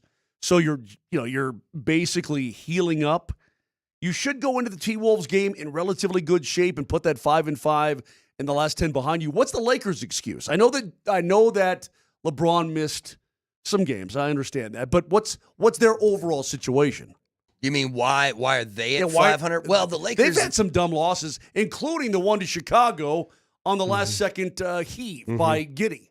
Yeah, well, they also lost to Chicago by a lot just the week before. The Lakers have a tough finish to their season. The only issue I have with the Lakers' schedule, they play OKC twice next week. Yeah, right? that's tough. At OKC. You're right. I just don't know if OKC shows up to play. You're they right. have no reason to play. I bet you SGA doesn't play in one of those games, right? Why would you play him in both? I mean, they are cruising right now. Oklahoma City, the only thing that they're concerned about is the top seed if they were to go to the NBA Finals. Okay, they want home court there. They're 2 games ahead of Cleveland for that top seed. That's their only reason to win. Yeah. That's it. You're right. That's their only motivation. They might get nothing out of those. The good news is the Lakers play Houston twice. The Lakers could help the Nuggets get the 2 spot. But then the Lakers, if that happens, the Lakers might get the 3 spot. So it goes, and that would force Houston down all the way to the 4. I mean, you're right. The Western Conference is crazy. It's crazy. It's stupid, and we have no idea who's going to end up playing who. Well, right now, if the playoffs were today and they're not, the Nuggets would play the Golden State Warriors. What do you think about that matchup? The Warriors with Jimmy and Steph Curry are 17-2 with those 2 guys. One of those 2 came to the Nuggets when they were missing everybody. You remember that game? Yeah. It was just last week. Yeah. Yeah. So I would welcome a series against Golden State. Yes. Thumbs up. Thumbs up against Golden State. Feeling good about it. Feeling good about it. Get out of the first round and end up facing. Well, let me explain where I am in regards to this. With the way the Nuggets have been, it's so funny to say it, too, for a team that's number 3 inside their conference. I mean, they're 3rd in the Western Conference. Yeah, but you have the best player in the world on your team. Understood. I don't feel really secure against anybody at this point.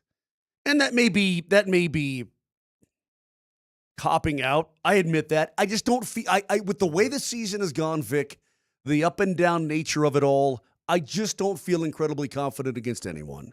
So I want the home court advantage, whether it would be the Lakers or Memphis. I feel okay about Memphis. Golden State, I wouldn't feel good about Minnesota. But again, it's just that the Nuggets have been so up and down and inconsistent, and they've been dealing with all this knick-knack and nagging stuff that, is that going to creep up again? Is that going to show its ugly head? How many different apps do you have open on your phone, Vic? Vic just spent the last 10 minutes closing every single app.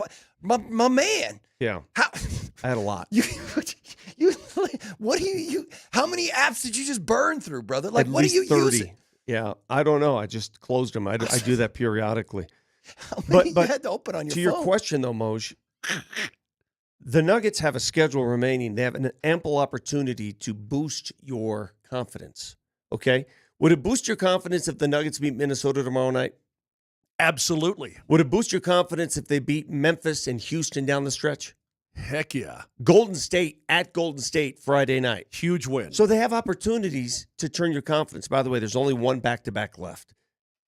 They've got Minnesota Tuesday night, and then San Antonio comes to town Wednesday night, and that's it. Well, I said all I really need, Bert, all I really need out of the Nuggets is less than a handful of games in a row where they look like themselves, where they look like a real team that cares and wants to kick butt. That's all I really need. You know, I go back to that game the other night where they blow out Utah, and it was a close game in the first half, and they separate themselves in the third quarter. And very rarely does one shot make a difference. But that shot that Joker hit at the end of the half from 62 feet, after that, the game was over. If you go back and look at it, they come out and they start dominating the third quarter and they go off.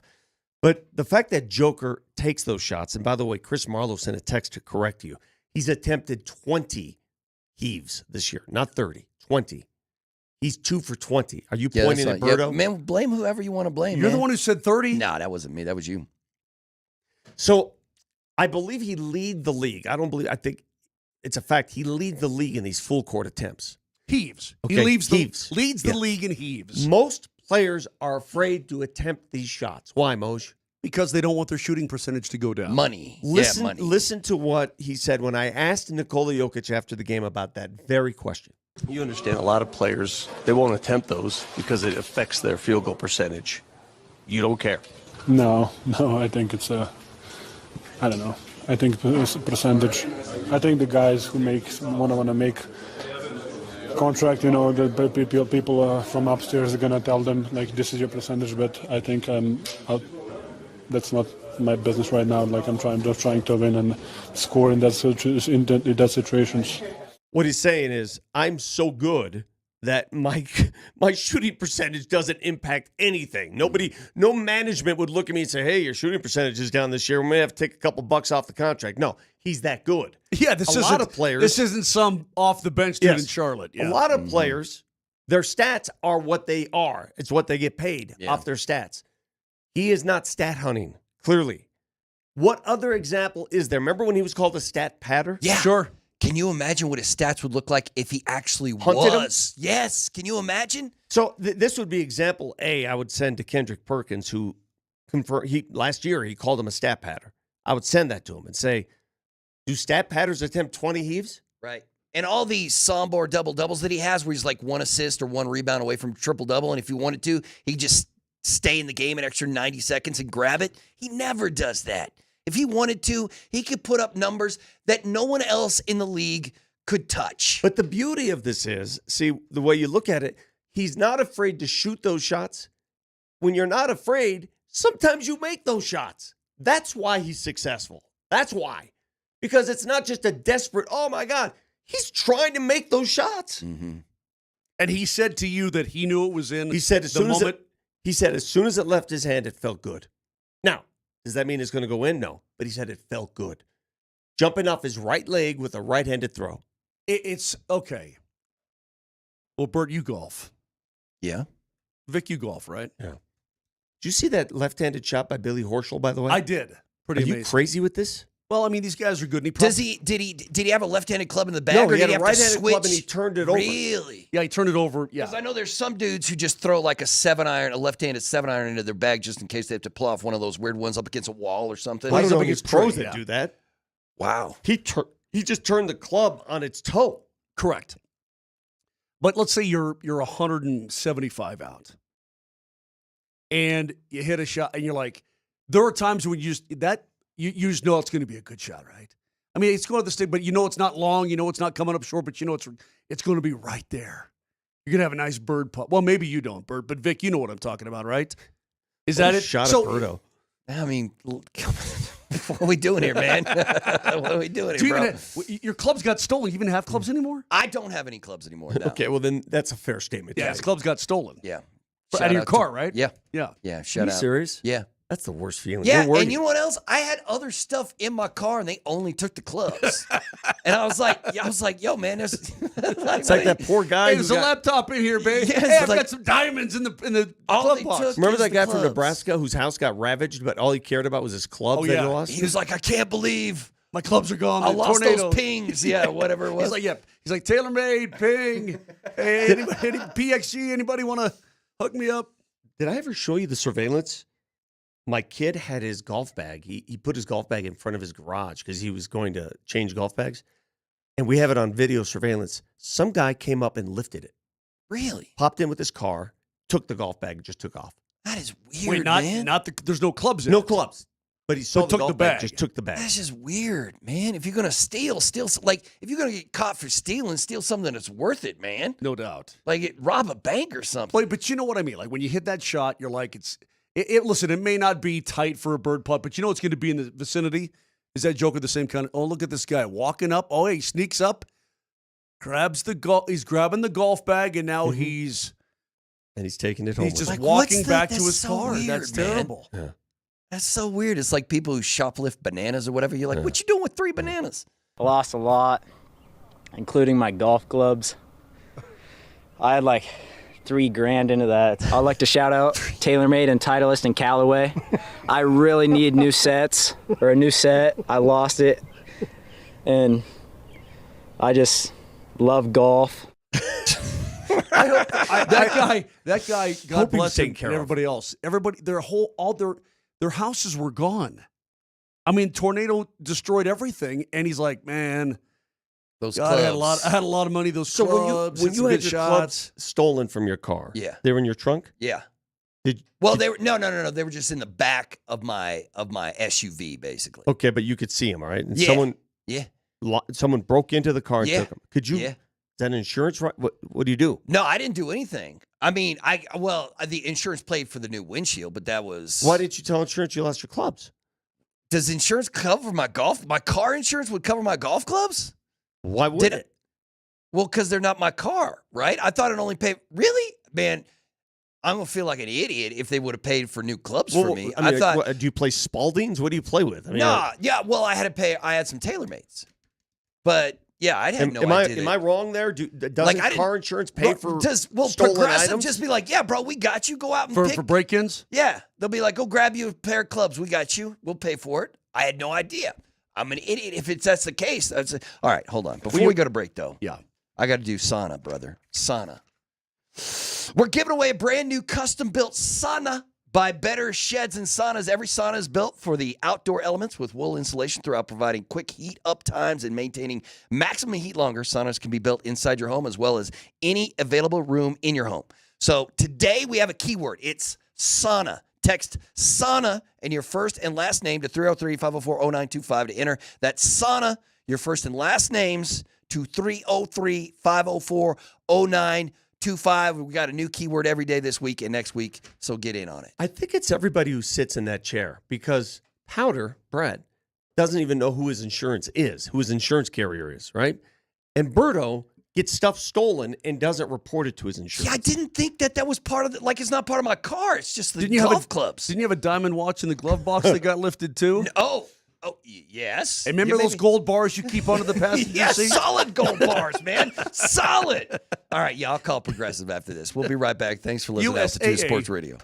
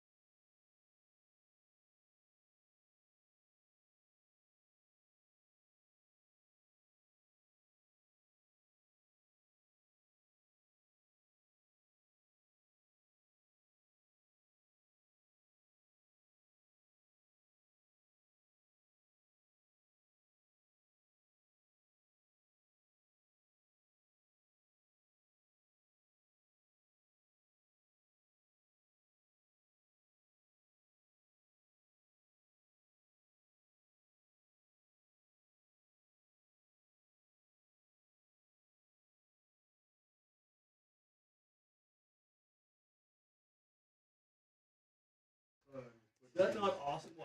Last segment of Moser, Lombardi, and Kane on this Monday, March the 31st. The morning sprint will be in the box. They'll be live at Ball Arena with Coach Sanford and Raj giving away some Avs tickets, sitting there in the penalty box as the Avs and Flames get it on. What? One of my favorite memes of all time. Yeah, so Raj and Coach Sanford are going to be No, down I'm there. done. Yeah, go ahead. What's your meme? Did you watch any of the highlights from the UConn and Penn State hockey game yesterday for a trip to the Frozen Four? No. All right, I'm going to show you something. One of my favorite He showed memes, it to me 45 times. He won't stop showing me videos. It's hockey, baby. Yeah, but he's the guy, he pushes videos on you. You have to be Even very though careful. you don't want to see him, he's going to make you watch I'm him. in my own zone, and he's like, hey, look at this. Look Right, at I this. saw that. Hey, He look at came this. and put his Yes. phone down in front of your Yeah, face and started playing a video. He does that all the time. He is like a 12-year-old where he thinks that he just saw the greatest Yes. thing in the world and He's he a wants to video show pusher. everybody. Yeah. He's a pusher. What you got net? What are you looking for, Moj? What are you going to show him yeah, out of that magic box there, Moj?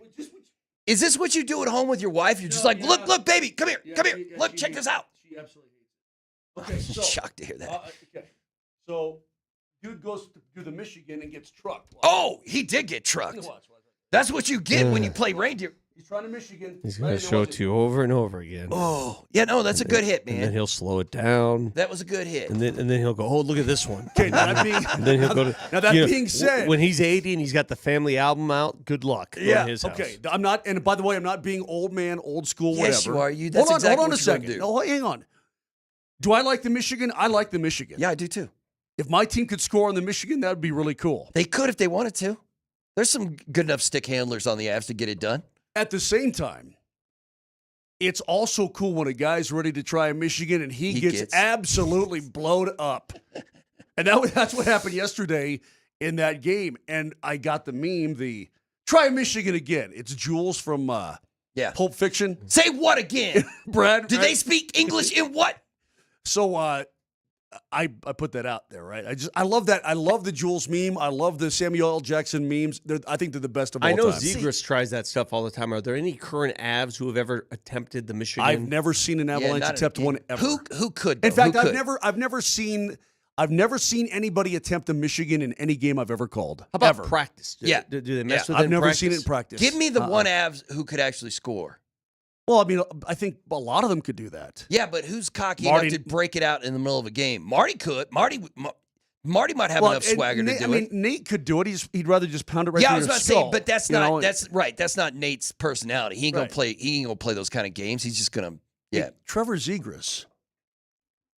When was the last time- Seager scored more than one of those Yeah, I was in the gonna- league, I was- right? well, I was going to say, when's the last time he scored a goal, period? Oh, wow, man. Taking Well, shots I mean, at he's the not tee? having- he's- Well, it's a he's- bad team, man. He's on a bad team. Let me see what he's got this year. He's got. Bet you he's leading that team in scoring. No, he's not. Yeah. What is He's that? got he's got 9 goals, 26 points in never 48 mind. games. He's dealt with injury. And Troy Terry has 51 points. Former DU Pioneer. I love Troy Terry, but isn't he like 4? How long has he been in the league, man? And he's leading that team in scoring? Oh, dude, he's young. He's only 27. Oh, wow. Caught- It feels like he's been in the NHL for 15 years. Denver and DU zone. Anyway, so hockey tonight, Avs and Calgary Flames. Avs have won the first 2 meetings 4-2 both times, and now trying to do it again. But you're not. Look at you. You don't really get into it. You're not. No. I was thinking about how soon before Calgary and Edmonton are part of the United States. Oh God. Isn't that right? Aren't you the one who told me that Alberta wants out? Alberta's going to join America, man. It's just going to be. I don't even know how big is Alberta. Like huge, big. Is it really? It's a. Yeah, there you go. Oh my free. God! Once again, that's a Zeev thing too, right? He's the one who was like, "We got to play Freebird when Team USA scores." Was that what he said? Yeah, I'm pretty sure Zeev is the reason that why Really? they played. Yes, You're kidding. No, I'm pretty sure he's the one. And he's the in the reason World why they Juniors? played. Yes. Oh He my was God. also why they were doing it at the Four Nations. Yeah. Well, it's going to be a sad day when he's a Minnesota Wild. Yeah, it's gonna and that's suck. going to be in about a friggin' Yeah, it's gonna month, be less than 2.5 month. weeks. Yeah. 2.5 Who's weeks, that? and he's gonna be playing in Minnesota. The stud defenseman for the Pioneers. Oh. He's only 19 years old. Yeah. Maybe he'll, Minnesota drafted him high. 12. Man. High, was it 12th overall? 12 overall, yeah. Is he from Canada? I don't know where he is. No, He's because got that I don't know name. where he's from. He's from Europe? Zeev is No, a good name, he's, man. It's much better than like Frank or Fred. Or... He's the hottest thing going on right now. Well, I mean, again, they're in their 6th. Born and raised in San Diego, yeah. Oh. Man, that's crazy. It's going to make the league out of. Always freaks me out when you got these hockey players that come from these. Austin Matthews came from Phoenix. Yeah. Yeah. Do you remember Long Beach native Matt Nieto from Long Beach? Yes, Yeah, absolutely. You You were gotta say it before. as a commentator talking about him. You were legally required to mention that he was a Long Beach native from Long Beach, Matt Nieto from Long Beach. That Well, was it was Randy- practically a drinking game. Pretty It was Randy Hahn in San Jose who started it, right? Pretty soon you're going to get players from the Sahara Desert. Maybe. Well, would Matthews even be a player now because they don't have hockey there anymore? You know what I mean? Like he grew up in Scottsdale? with the Coyotes, Yeah. watching the Coyotes play, but they got nothing now. Well, there's youth hockey all over the place down there, and they still have the Road Runners. Okay, so they still have that going on. But Zeev he's a great young player, and he's going to be a Minnesota Wild. He's been at DU now for 2 years. He's only 19. This guy can play in the league right now. He's that good. And then he did after they knocked off Boston College yesterday. Did you see his little adios to the Boston College bench? No, I like it though, man. I mean, is that That game obnoxious or is that that game got hot? Oh, it did. Yeah. I mean, the physicality. So the Pios had what they thought was a 3-0 lead, and Zeev's the one who scored the third goal. Well, they were offside by that much. Mm-hmm. So then it becomes a 2-1 game because BC scores, and now that whole third period was an absolute slugfest. And the Pios got kind of into protective mode, kind of just, and Matty Davis was great between the pipes, but they got kind of protective, and they end up winning 3-1, and then Zeev gives them a see ya. Adios amigos. So Yeah. right after this show, the morning sprint will be broadcasting live from the penalty box at Ball Arena. And Raj just sent a video on Twitter saying Gabriel Landeskog working full speed with the Colorado Avalanche Power Play 1 unit. You love to see it. I'm looking at it right now. Of course, he's not getting jostled or hit. He's just working full speed with that unit. I can't wait to get their perspective from the penalty box, because this is as close to play-by-play of Gabriel Landeskog we're going to get. What are you showing him? Showing video. Zeev but he's doing that thing where he's showing people video. What do you got for me, Moj? More video for you too. Yeah. More video for you too. Thanks, Moj. Do you think? Listen, on Saturday when the Avs lost the Blues, Connor was also upset about that first goal because it was a delay game penalty. Are you on that bandwagon as well? Where you're like, we got to get rid of that penalty in the hockey. In terms of accidental, okay, I dig what Connor is saying. I don't right, because Lindgren was Lindgren, right? No, who was it who sent it out? It was was it Drury? It was Drury. Was it Jack? I don't know, but yeah, it wasn't like he was trying to he was just trying to get it out of the zone, and it climbs up over the glass, and all of a sudden St. Louis gets a power play and they score on it. But here's the thing. The reason that came in is because guys would be in the PK and they'd just be throwing the puck into the stands all the time. No. You don't just throw the puck out over the glass into the stands. Mm-hmm. You continue to play. Right, but it wasn't a PK, man. It wasn't a kill when it happened. I understood, but my point is that how do you but even if you're hemmed in your own zone, they're cycling you to death and you can't breathe and you can't skate anymore and you throw the puck over the glass, that's not cool. You should be punished for not being able to defend in your own zone. Now, that's one thing, but how do you determine between that and when a guy just accidentally throws it over the glass?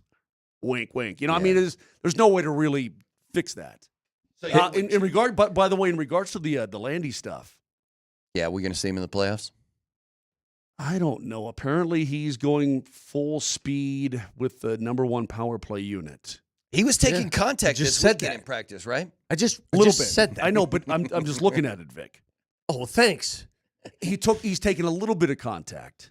Okay, Miles Wood cross-checked him in the top of the pants a little bit. Okay, it's a lot different than a guy blowing you up in the corner. Right, especially in the Stanley Cup playoffs where it's just brutal hockey. What do you think Jamie Benn's going to do when he goes into a corner? He's gonna be hunting Gabe. Yes, he'll be hunting Gabe the entire game. Yeah. He will intentionally look. Do to you hurt think that he's going to man. slash his leg? And yes, they're going to test that. That's just mean. What's that? That's mean. Well, that's hockey, bro. Hey, listen, this is why you never tell somebody what where you've you're got. Hurt. Yeah. And this is human nature, and it's probably smart. If a guy's got a jammed up wrist, and you go into the corner with him, you think you're going to hit that wrist and slash his wrist? You're damn right you are.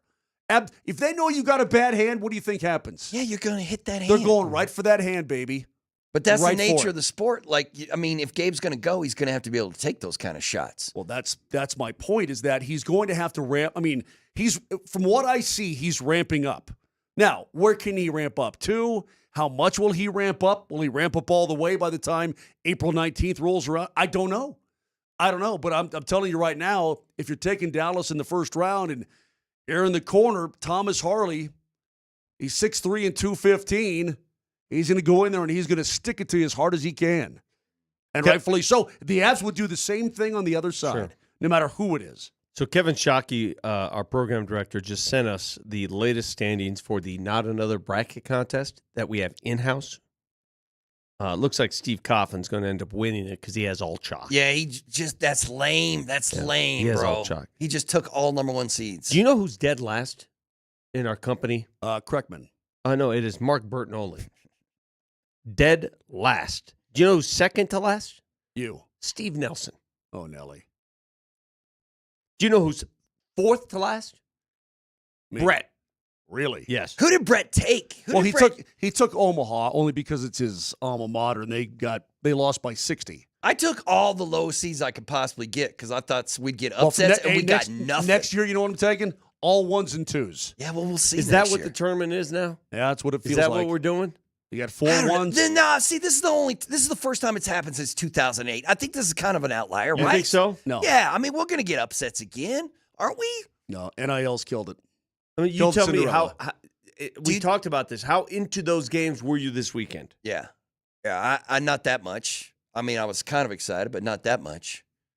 Hey, Nelson, play the thing you're supposed to play. Nelly monitors the mistakes in today's Fact Checker. Presented by Rock Plumbing, Heating, and Air Conditioning. Your local home comfort specialists. RockHeating.com. Rock, bringing comfort home and simplifying your life. I missed this earlier, but someone on the Safeway Twitch feed noticed it, so thank you for paying attention. When we come back from commercial, there's music that we play on the radio to make it a smooth transition, but we cannot play that music on Twitch or YouTube. So sometimes things that you might say in the background that you think get covered go over the internet airwaves. So it's 9:20. We're coming back from break.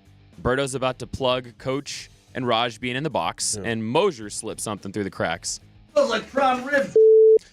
The morning sprint is back in the box. Did you say smells like prime rib? Yeah. What smells like prime rib, bro? Prime rib. This guy The was morning sprint is... This guy was hitting bombs. It's in Yankees now that they have these new torpedo bats. He was trying to force feed me. Oh, he's trying to force feed me on these damn videos. This guy's just hitting bombs and saying all these obnoxious things. He hits bomb after bomb after bomb after bomb after bomb.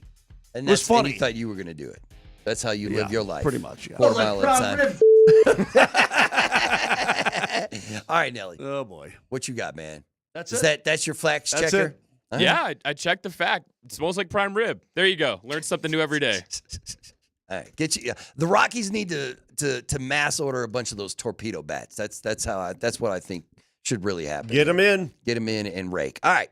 For Mark Moser and Vic Lombardi and Brett Kane, who's not here, I'm Mark Bertinoli. Thanks for filling in, Berto. Yeah, no, thanks, man. It's fun. It's always fun. Once I actually wake up. Brett, can we all agree he's weak? Brett's weak. He's for weak. for just bailing on a Monday. He's just weak. It's possible he. Tum hurt. Yeah, he's not. He's a little hungover, maybe.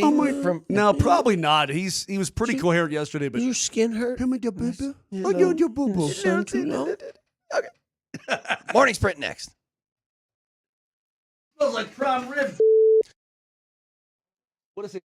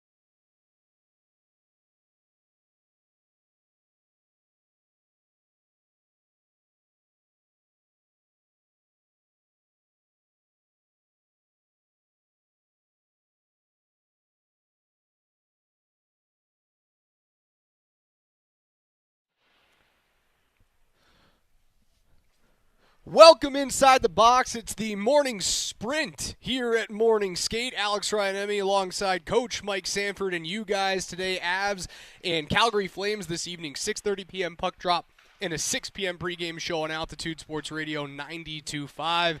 And we are giving away 4 pairs of Avs tickets so that you can get inside the building to see the Avs take on the Vegas Golden Knights on April 8th. Well, happy birthday present from me to all of you guys out there. 4 pairs of tickets today. Is it a birthday for you? It would be a birthday for me. Oh, Alex Ryan-Emmy's birthday today? No, on the 8th when you get to go see the Vegas Gosh. Golden Knights. So Tell you what, man. we're giving away 4 pairs of tickets today. Every 15 minutes, we will give you a keyword that you have to text in to 303-504-0925.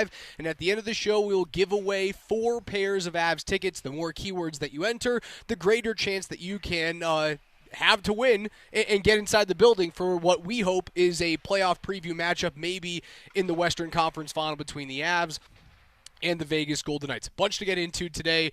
Sean Payton speaking to the media earlier. The Rockies had opening weekend. No games for the Denver Nuggets, so really good rest for the weary for the Nuggets. They'll take on Minnesota on Tuesday evening. Before we get into all of that, we got to start with the news of the day that happened about, let's call it 20 minutes ago. Gabriel Landeskog on the ice with the Avs for morning skate. He's been doing that recently, right? He's been out there. He's been testing the waters a little bit. Not today, right, Raj? He's been practicing consistently with the Avs. That's not news right now. He's been practicing at pace. He's still currently on the ice in front of us right now skating around. The news from morning skate today. Gabe Landeskog was playing power play 1 at full speed with the Avs number 1 unit. Net front, too. And it wasn't just, hey, Gabe, go in there, get a couple of reps in there, get a couple of spots with your guys just to see what's...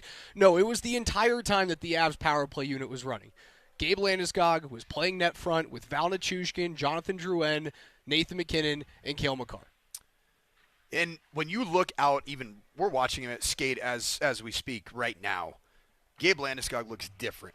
He looks like he is determined to get not just back on the ice with his team, but he's getting into conditioning. This extra work that you see right now, Raj, he is serious about getting into the spot that he needs to get in. And I think this is terrific news. It's awesome news, first and foremost, for Gabe Landeskog and his journey that's been well documented, especially recently. We've gotten a lot more behind-the-curtain information about how that's looked. But I think it's great news for the Avs because this is a team that the last time you and I were at an open skate, was that about 7 weeks ago, Raj? It was about 4 days, if I'm correct, before the Avs traded away Mikko Rantanen. This is a very different feel and look of a team than that particular open skate that we were at.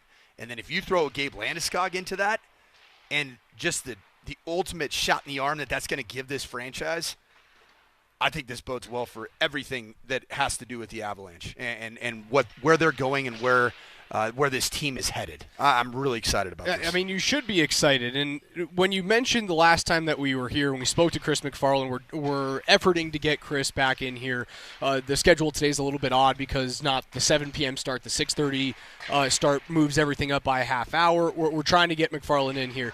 If you're watching on YouTube at Altitude Sports Radio, make sure you guys subscribe today to not miss a thing. You can actively go on YouTube and watch Gabe taking one-timers with goaltending coach UC Parkula from the right dot, opening up, testing that right knee as well. When we last spoke to McFarland, coach, the one thing that he told me prior to our interview was, can't say anything about 92. I got nothing material about 92. And something drastically, miraculously, has changed since then. I don't think it was smoke and mirrors at that point. I still think at that point the team and maybe Gabe was still a little bit in the forest, a little bit in the dark about whether or not he was going to be able to come back this year. This is a long skate for him. It's going on the better part of 45 minutes now. I still don't see them playing him in the regular season because they'd have to make a lot of money moves. Nor should they. Would you agree with that? Is there any benefit to getting Gabe Landeskog back on the ice for the end of the regular season? The only benefit would be if you want to get him game ready prior to the playoffs, but you'd have to move so many things so quickly. You'd have to put Josh Manson on LTIR. You'd have to find another player that's eligible for LTIR, and then you'd have to pass that through the league and be like, hey, we're not causing any loopholes right now. Like we're not circumnavigating the cap, and that would be a little bit of an issue. Is this open skate that we're watching, are these the only examples that Gabe Landeskog would have the opportunity to truly get in game shape with teammates?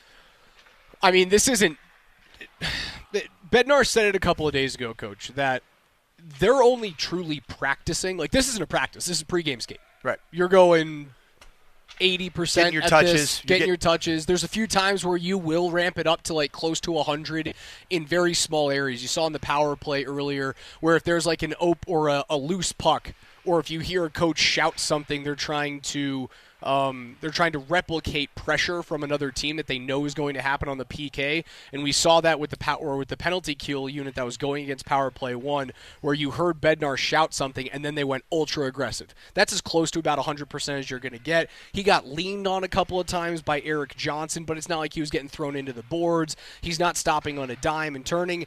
There's not many practice situations that you can get in to replicate that. The only ways that you can do it, regular season, playoffs, or if there's a possibility to send him down to the Eagles, you might be able to do that too. On the football vernacular side of things, we would call what Gabe Landeskog is doing today on the ice as a ramp-up. It's a ramp-up to something. Yes. It's a ramp-up. So the ramp-up is most likely one of three things. Number one is it's just a ramp up in activity from whatever Gabe has done prior to this. This is the most in terms of a benchmark that he's gotten to. And then the natural path will continue towards a playoff appearance. The other one is this a ramp up potentially to get a game or two with the Colorado Eagles, because their season is also winding down, if I'm not mistaken. Yeah, you have, I think we went over this last week, you have 10 days or 6 games, if I'm correct, off the top of my head, that you can put a player down who's been on LTIR for like a conditioning stint. Now, the issue is you have to time it perfectly. It has to work for the Eagles. It has to work for you. I think that's probably the best course of action for the Avs, is to do that. If you want to get him into a real game, get him some 15 minutes, 12 minutes, maybe a little bit of net front power play to see if he can actually test it. And then what's more important is not what he can do on the ice. Because what we're seeing right now is he's fine on the ice. He's still buzzing around right now. He's been out there for 45 minutes. It's going to be close to an hour. Pretty much nonstop action. Nonstop. It's not like he's taking it easy. He is moving right now. Changing direction. Like we just watched him hard stop. Restart. Those are things that you don't do if your knee is not in a great spot. That's not the issue, right? Because we've seen that. What the issue has been with Landeskog, and he's told people this, whether it's through the interview with Kiefer or the documentary that's out right now, what he's told people is it's the next day. It's 2 days after when the knee swells up and I have to worry about all my PT that goes into it. That's the reason why that 2 years ago when we saw Gabe make another comeback right around the trade deadline, everyone got excited about it. And then he started pushing it hard, and then the knee blew up again. And then he had to go in and get this extra surgery. This is all about what happens after today. This is all about what happens on Wednesday and on Thursday. I think he is very close. I think the fact that he is he's playing this quickly and this fast and this often is a big deal. I don't know what's going on in front of the net. They're messing with there's a backup goaltender in the net on his back. He's fine, Coach. Not an e-bug, is it? You're fine. I don't know who that is. You're good. No, these are excellent things for Gabriel Landeskog. These are excellent things for the Avalanche. So 3 options, right? Option 1 is probably the most likely, which is just ramping it up and building for the playoffs. And you just play in the playoffs. Option 2, Colorado Eagles, when you look at their schedule, coming up home games starting Friday, April 4th, Saturday, April 5th, and then the next home game would be Friday, April 11th. And then the third option would be that you do play in the regular season. What do you think the odds of that? Regular season? Yeah. I think they're pretty slim, man. Less than 10%. Yeah, because you have to make so much money move. And again, it's not just that it's as easy as putting a player on LTIR. You have to prove that the player deserves to be on LTIR. And the only one right now that deserves to be on LTIR that is an active player with the Avs is Josh Manson. And that's not enough money to move to make sure that Landeskog's $7 million can get fit under the cap. So I don't think that's a possibility. I think it's the Eagles, or they just ramp him up and he tries to skate as hard as he can. Still out here. And you hold him until the third game. That's my big question. When Gabe comes back, do you hold him for game 1 or do you hold him for game 3? Because game 1's not here. No shot. No chance. You are going to Dallas. I've said it for a month, and over the weekend, the results dictated that. You are going to Dallas. Do you hold him for game 3? Yes. You do. Because you can control all your environments better, in terms of that. This is a big deal. This is 3 years worth of buildup for a return, and you want it to go as well as humanly possible. You can control those elements as a coach, as the sports medicine staff, when it's at home in your own building. The timing of everything, there are always some semblance of uncontrollables when you are on the road. Why not wait, number one, for the best possible physical and mental return to ice for Gabe Landeskog in a game, but also I think it's the emotional piece of coming home on ice, playing for your home crowd in a playoff environment.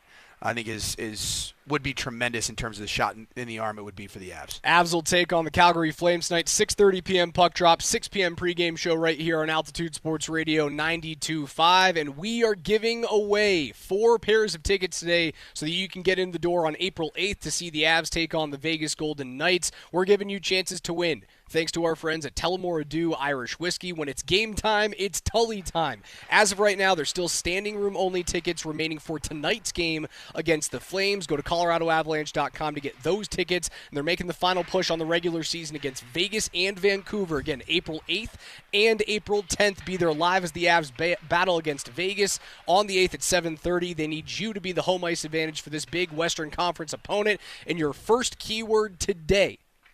We're giving away keywords every single 15 minutes. Again, every keyword gets you an additional chance to win one of our 4 pairs of tickets to Avs and Vegas Golden Knights that we're giving away at the end of the show. Your first keyword today is COIL.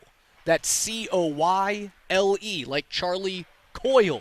Text the word COIL with your first and your last name to 303-504-0925. That is COIL to 303-504-0925. Your next keyword is coming up at 10:30 on the other side. Broncos head coach Sean Payton addressed the media. We'll hear what he had to say.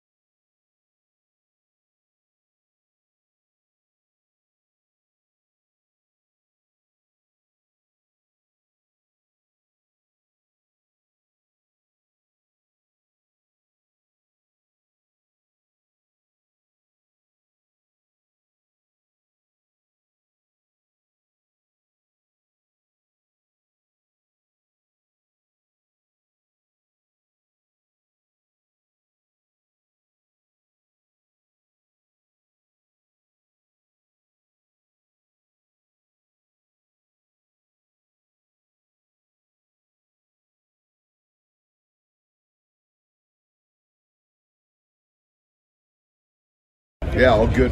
I think we're a team players want to play for. I think certainly we're a city that I think that's very appealing to athletes to want to live, and I think a lot of that is a result of maybe some of the early success we had last year with the young quarterback. That's Broncos head coach Sean Payton talking to the media. A little bit of a victory lap this morning for Sean Payton. Before we get into that, just reminding you guys, just heard it coming back from the break, we're giving away 4 pairs of Avalanche tickets today during the morning sprint, live at Morning Skate. We are inside the penalty box, ice level here at Ball Arena. Our first keyword is COYLE, C-O-Y-L-E, with your first and last name to 303-504-0925. 2 pairs of tickets we're giving away to tonight's game against the Calgary Flames, and 2 pairs of tickets we'll be giving away so that you can get inside the building on April 8th to see the Avs take on the Vegas Golden Knights, all thanks to our friends at Tullamore Dew Irish Whiskey. When it's game time, it's Tully time. Again, your first keyword, COYLE, to 303-504-0925. Your next keyword is coming up in just 10 minutes. Keywords every 15 minutes. And every keyword that you text in gives you a greater chance to win one of our 4 pairs. Coach Mike Sanford, does it feel like Sean Payton is getting a little bit ahead of his skis right now, or is he just feeling himself because it's a weird quarterback year? I think he just enjoys throwing a little shade at this year's quarterback class and the fact that he's able to have his victory lap for drafting what was the 6th best quarterback at pick number 12. What an egregious thing to do. Oh, Sean is so right. And he nailed it with his quarterback in Bo Nix. And frankly, I was just talking to DMac, who's here at Open Skate as well, before we started the show. I think all 6 franchises pretty much hit on their quarterback in terms of the 2024 draft class. And Sean Payton's point is, when you look at this quarterback class, man, it just seems fairly unsettled in terms of who's the no-brainer number 1 in this class. Is there really even a franchise quarterback in the 2025 quarterback class of draft picks? It was interesting hearing this morning from Titans head coach Brian Callahan that it doesn't appear that the Titans have actually finalized their decision to move forward and draft Cam Ward at number 1 overall. He said they're most likely a couple weeks away from cementing that decision, which I found very interesting. Do you buy that? I do. I do really buy it. Because I don't think that this is such a clear number 1 situation. And frankly, I felt the same way last year, but the Chicago Bears thought Caleb Williams was clearly number 1.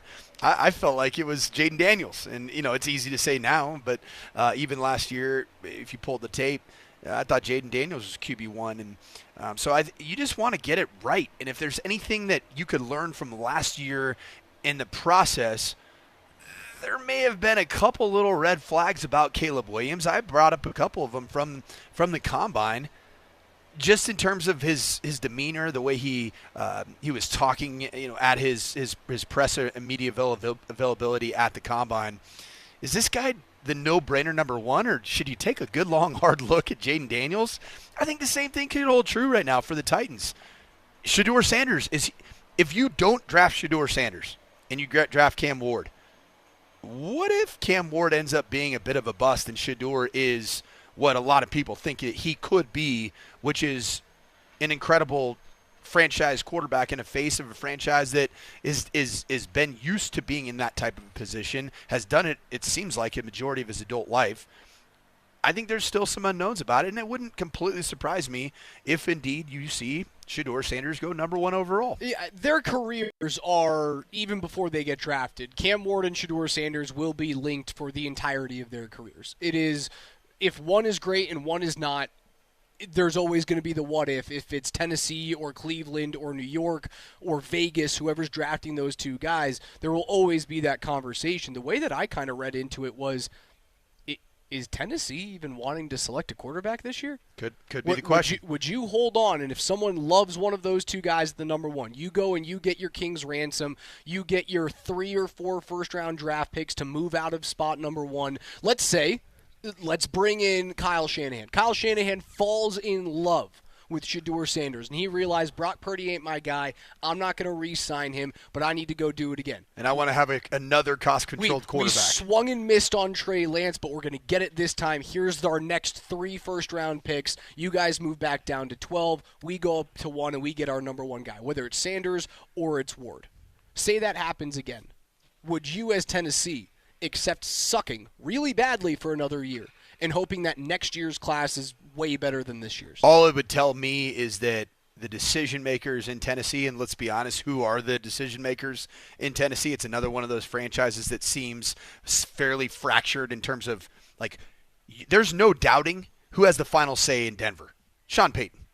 Final say. Period, point blank, end of story. As it relates to football decisions and even personnel decisions, namely the quarterback position. No doubting that. Does it feel like Brian Callahan has that same type of power in Tennessee? No. So I think that if there's any wishy-washiness whatsoever from Brian Callahan, from the ownership group, from the general manager, who's also new in that spot, I think that the Titans would most likely just be okay because they don't believe that they have a franchise guy in, say, Cam Ward or Shedeur Sanders. In my humble opinion, from having watched these two quarterbacks, and I've watched them quite a bit, I believe it is a bigger risk for a Tennessee Titans to pass up on Shedeur Sanders and move out of that number 1 spot than it is to pass up on Cam Ward. I feel like Shedeur Sanders is the more likely franchise quarterback from this draft class. Just like a year ago, I felt like Jaden Daniels was more likely the franchise quarterback between him and Caleb Williams. Speaking of quarterbacks, the Broncos reportedly signed to a 1-year deal former Texas Longhorn quarterback and Indianapolis Colt Sam Ehlinger is now added to your quarterback room. I like this decision. You obviously moved on from Zach Wilson. Zach Wilson is where he moved on to the Miami Dolphins. So I don't know if you saw the memes that were floating around this weekend about Tua Tagovailoa and his ancient gladiator helmet that they're mocking for him to wear to protect him. It's a pretty funny. Go on the X machine and search Tua helmet. You'll get a kick out of that. But with Zach Wilson gone, I think that Sam Ehlinger is a good lesser Bo Nix in terms of if something were to happen to Bo Nix, a lot of the things that Bo Nix that gives you athletically and the ability to run the football at the position, I don't think Jarrett Stidham gives that to you. I think he's more of a traditional backup pocket passer with average to below average athletic traits. I think Sam Ehlinger, if you were in that position and you wouldn't have to have a humongous offensive overhaul to fit something that is a little bit different than, say, the Bo Nix, he would be a really good, logical backup in the event something were to happen to Bo Nix. Would Zach Wilson be the guy to give that to you, though? He doesn't seem like he's the Zach Bo can Nix. run.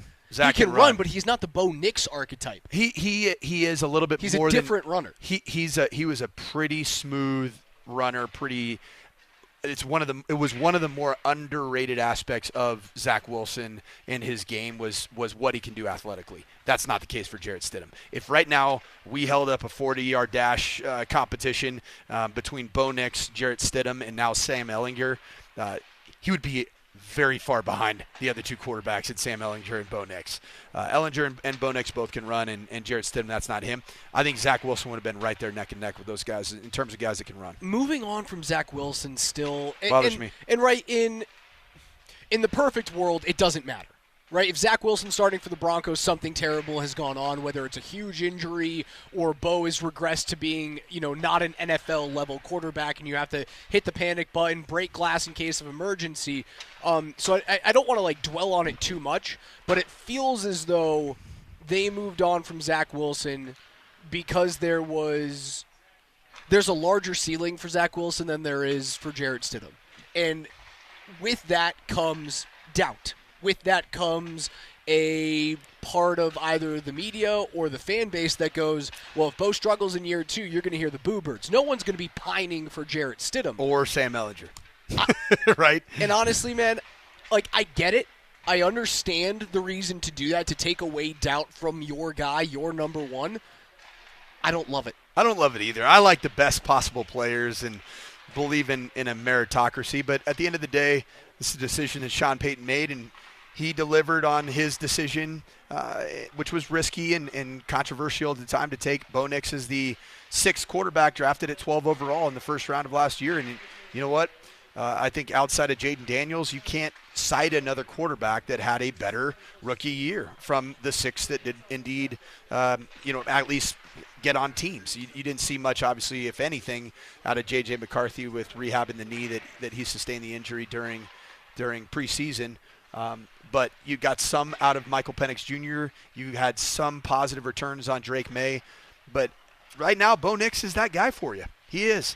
And so Sean Payton's going to see to it that he has every possible chance to be successful.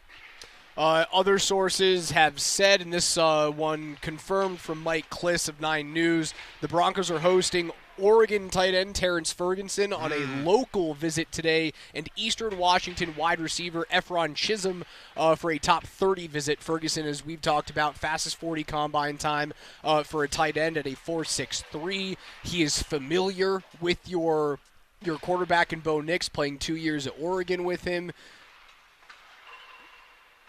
Evan Ingram signing in Denver doesn't mean that you're not taking a tight end high. No, nor should it. I mean, Evan Ingram is he's a bit older, a player that's been around. 30. Yeah, I mean, I wouldn't bank on Evan Ingram being your starting tight end here for the remainder of Bo Nix's rookie contract. I would say that that's a 3-year, maybe a 2 or a 3-year proposition with Evan Ingram here in Denver, and we'll see what happens. But you do want somebody that you can draft, develop, and grow with your rookie quarterback in just his 2nd year. And I think that Terrence Ferguson would be a fantastic selection. Most likely would be available in the 3rd, and I think possibly, if not likely, he'd be available in the 4th round. The Calgary Flames have taken the ice here at Ball Arena for morning skate. The morning sprint live at morning skate in between the penalty boxes. Right now we're giving away 4 pairs of Avalanche tickets, 2 pairs to tonight's game against the Flames, 2 pairs on April 8th against the Vegas Golden Knights. Keywords every 15 minutes on the show today between 10 a.m. and noon. Your first keyword is come and gone. Your second keyword is Johnson, Johnsson, Johnson, with your first and last name to 303-504-0925. The morning sprint at morning skate, thanks to our friends at Tullamore Dew Irish Whiskey. When it's game time, it's Tully time. Make sure you guys text that in. Your next keyword is coming up at 10:45. One more time, Johnson to 303-504-0925. Speaking of Johnson, Eric Johnson in the lineup tonight. Kiwi Ranta out, if I'm correct. We saw Kiwi working a ton with the extra ice time. Gabe Landeskog and him both working together as most of the Avs had left the ice. And so Kiwi looks like he's close, just not quite ready, if I'm not mistaken. Scott Wedgwood will be your starter tonight. There's a weird little play at the end of practice where Landeskog was working with Kiwi Ranta and Miles Wood and Keaton Middleton with we thought it was with Blackwood, and it looked like there was like an awkward puck that hit him in the side. He laid down the ground, then got off the ice. It didn't seem like it was anything to really write home about, but since we saw it, I do want to report it to you guys. There was a weird incident after practice where Blackwood did get up off the ice slowly, but Wedgwood will start. That is not because Blackwood got off the ice early. Wedgwood was scheduled to start tonight, and he will this evening. Again, Kiwi Ranta out, Eric Johnson in, and that is your second keyword to win Avs tickets today. Greg Penner also spoke to the media. Some stadium news. Are we going to be getting a domed stadium here in Denver, or here in Aurora, or here in Lone Tree, which all 3 locations were discussed by Greg Penner? I sure as heck hope we don't get a dome. I would love, Raj, a retractable roof. Hey, man, if all decisions go through Sean Payton, we're getting a dome here. What did you just tell me? The buck stops with Sean Payton. All the decisions go with him, and that stops to the environment in which you play. I don't think that's true. Do you think it's going to be sponsored by Mercedes-Benz or what has it been there? Is it King Smoothie, or is that where the basketball team plays in New Orleans? I think that's the basketball team. Imagine the King Smoothie logo on top. Is it Mercedes-Benz, or is that? It's got to still be Mercedes. What? It's Caesar Sportsbook now? Caesar Sportsbook, yeah. Shocking. Perfect. Shocking. No, I'd be upset about a dome. A retractable roof, I think, needs to happen. A dome is a big miss. because of the view, the sight lines that you'll have here in Colorado, the retractable roof, I'd even go with some type of SoFi arena type, that look, the SoFi where it's like field. open but not open. Yeah, where you can cover for snow, therefore you can get a Super Bowl in Denver. You obviously need a massive amount of real estate to get the SoFi model done, because that is a humongous facility. Well, the SoFi one, right, you can see out sideways. Right, sideways you can see out, but going up it feels it's canopy. It feels domey. Yeah, it's very canopy-like. I would be fine with that. Although if I get my choice, it is a complete retractable roof. You know kind of how I don't think it's called Safeco Park anymore, but wherever the Mariners play in Seattle, where it feels fully retractable. I can still feel like I'm in the Pacific Northwest. I want that here in Denver, where fully retractable. If it's in Lone Tree, you face it to the west. I can still see the foothills. That's what I want. The canopy's a little bit. It locks you in a little bit. It's constricting. It locks you in terms of the view lines. The only thing about the canopy model that I think if you build the canopy, you do get to see out. So if you're like in your seats, the canopy is high enough up above you where you could still see the Rocky Mountains from your seats potentially. We're still 10 years away from this even being thought. Yeah, and it was interesting that the questions that were asked of Greg Penner, he talked about like this is more of a decision that is 40, 50 years forward thinking in terms of what this sports community will be needing 40, 50 years from now. Opening day came and went. Rockies finding ways to not score runs whatsoever. They give Chris Bryant a day off 2 games into the season. What are we doing? I mean, what are you doing? Like, I know people were up in arms like, why does Chris Bryant get a day off? It's not like he was doing great things for you. He was just as cold as he was during spring training. His right and or left foot have not touched first base yet this season. He has not reached base in 2 games, and then the third game where he was coach's decision out of the lineup. Was a bench player, was on the roster, on the lineup sheet as a bench player. Chris Bryant, I don't think that we, as a Rockies following population, we truly do need a full season of KB, like we heard so many times this offseason from Bud Black. You need young players playing. We need a full season of KB. You need to find a way to get, Mickey Moniak in there. You pick him up, and hopefully he's a diamond in the rough. 1 for 1 pick. 1 for 1 with a home run. I'm all good. Yeah, he's batting 500. He's got 2 ribbies right now. Those are the players that you need to look at. That was his first at bat as a Rocky after being the number 1 overall pick. I mean, let's be honest. What you really need is you need to hire someone to travel to New York and go steal every single one of the bats that the Yankees have. It's time for. Have you guys seen this thing? This torpedo bat. Torpedo bat season is upon us. And leave it to the evil empire of all franchises, the New York Yankees, to be the first franchise that debuts this bat, which is the coolest thing ever. Perfectly legal. Yet, why are we in 2025 in a sport that's always looking for an edge, whether it's legal or illegal? How did you let the New York Yankees be the franchise that ultimately debuted that and now are hitting 15 home runs in their opening weekend of the season? What are we doing? It was the coolest thing I've ever seen. Why did the Colorado Rockies not have torpedo bats? The Rockies are a franchise that need torpedo bats. Well, they have some. So the story about the torpedo bat is that the Yankees hired an MIT grad, some math nerd, to essentially whittle brand new bats. They moved all of the wood to the barrel of the bat, to the sweet spot of the bat. Seems like that would make sense. It seems. Why did I think of that? Seems like it should have been done in 1896. Yes. Honus Wagner should have been swinging a torpedo bat. It can't be longer than 42 inches is, I believe, the rule in Major League Baseball. You can't have a bat longer than 42. It is, by all measurements, the proper weight. It doesn't move in any direction. It is a singular piece of wood. If Major League Baseball outlaws this, it'd be the dumbest decision I would be ever. Enraged. Why would they outlaw this? Now that it's available to everybody, of course we're going to see it. How quickly before we see it league-wide? Is it going to be this, like today? It should be today. If you're not playing with one of those bats today, you're doing something wrong. How do you get your hands on one? Say you're play for the Tampa Bay Rays. I bet you there's a handful that are hanging around George Steinbrenner Field right now. I bet you the Rays have them. Why did we just grab these? Open up all. There's one like you have an Airbnb or you go rent a house for the weekend, and there's the owner's closet. There's one closet at George Steinbrenner Field in Tampa Bay where the Rays are like, we can get in everywhere else but this one door. What is going down? What you do is you take an axe, you break down that damn door, and then you hold those bats for ransom money. The Rays don't have a lot of money. We know that about that organization. Yeah. Did you recognize anybody in their lineup?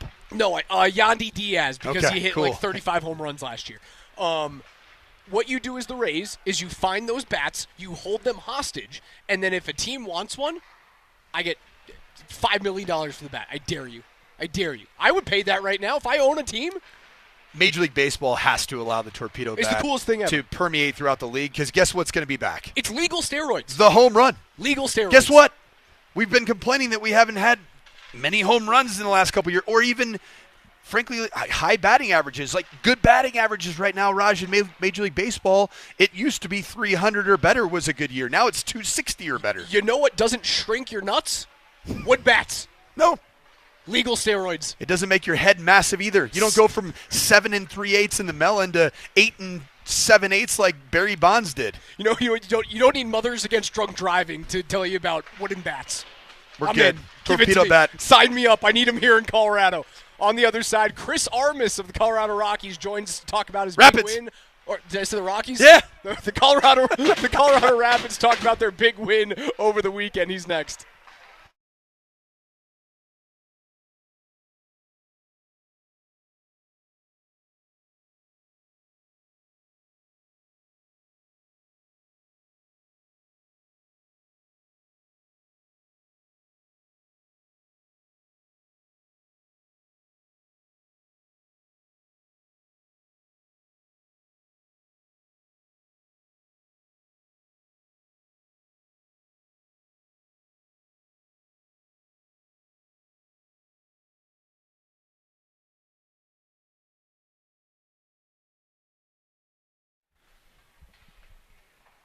Hey, Colorado, Coach Mike Sanford here, live from Morning Skate at Ball Arena. Tonight we got Avs Flames, and if you download the Circus Sports Colorado app, the line right now is -1.5 for your Colorado Avalanche. And watching that team skate around earlier, you're healthy, you're confident, and the Avs want to take away that losing feeling from one of their first losses in months here at Ball Arena. I would take that 1.5 point line. Make sure you download the Circus Sports Colorado app, where you can get tight money line splits, and everything is for the customer. It treats you like a VIP. Customer service is second to none. Download the Circus Sports Colorado app right now wherever you get your apps.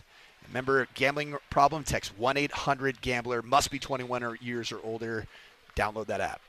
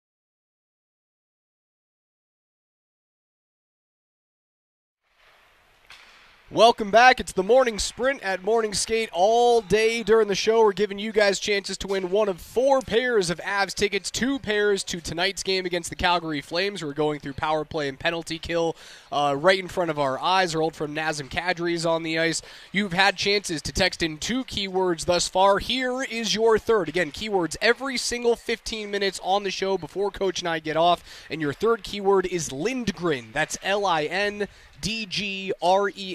Lindgren, to 303-504-0925 with your first and your last name.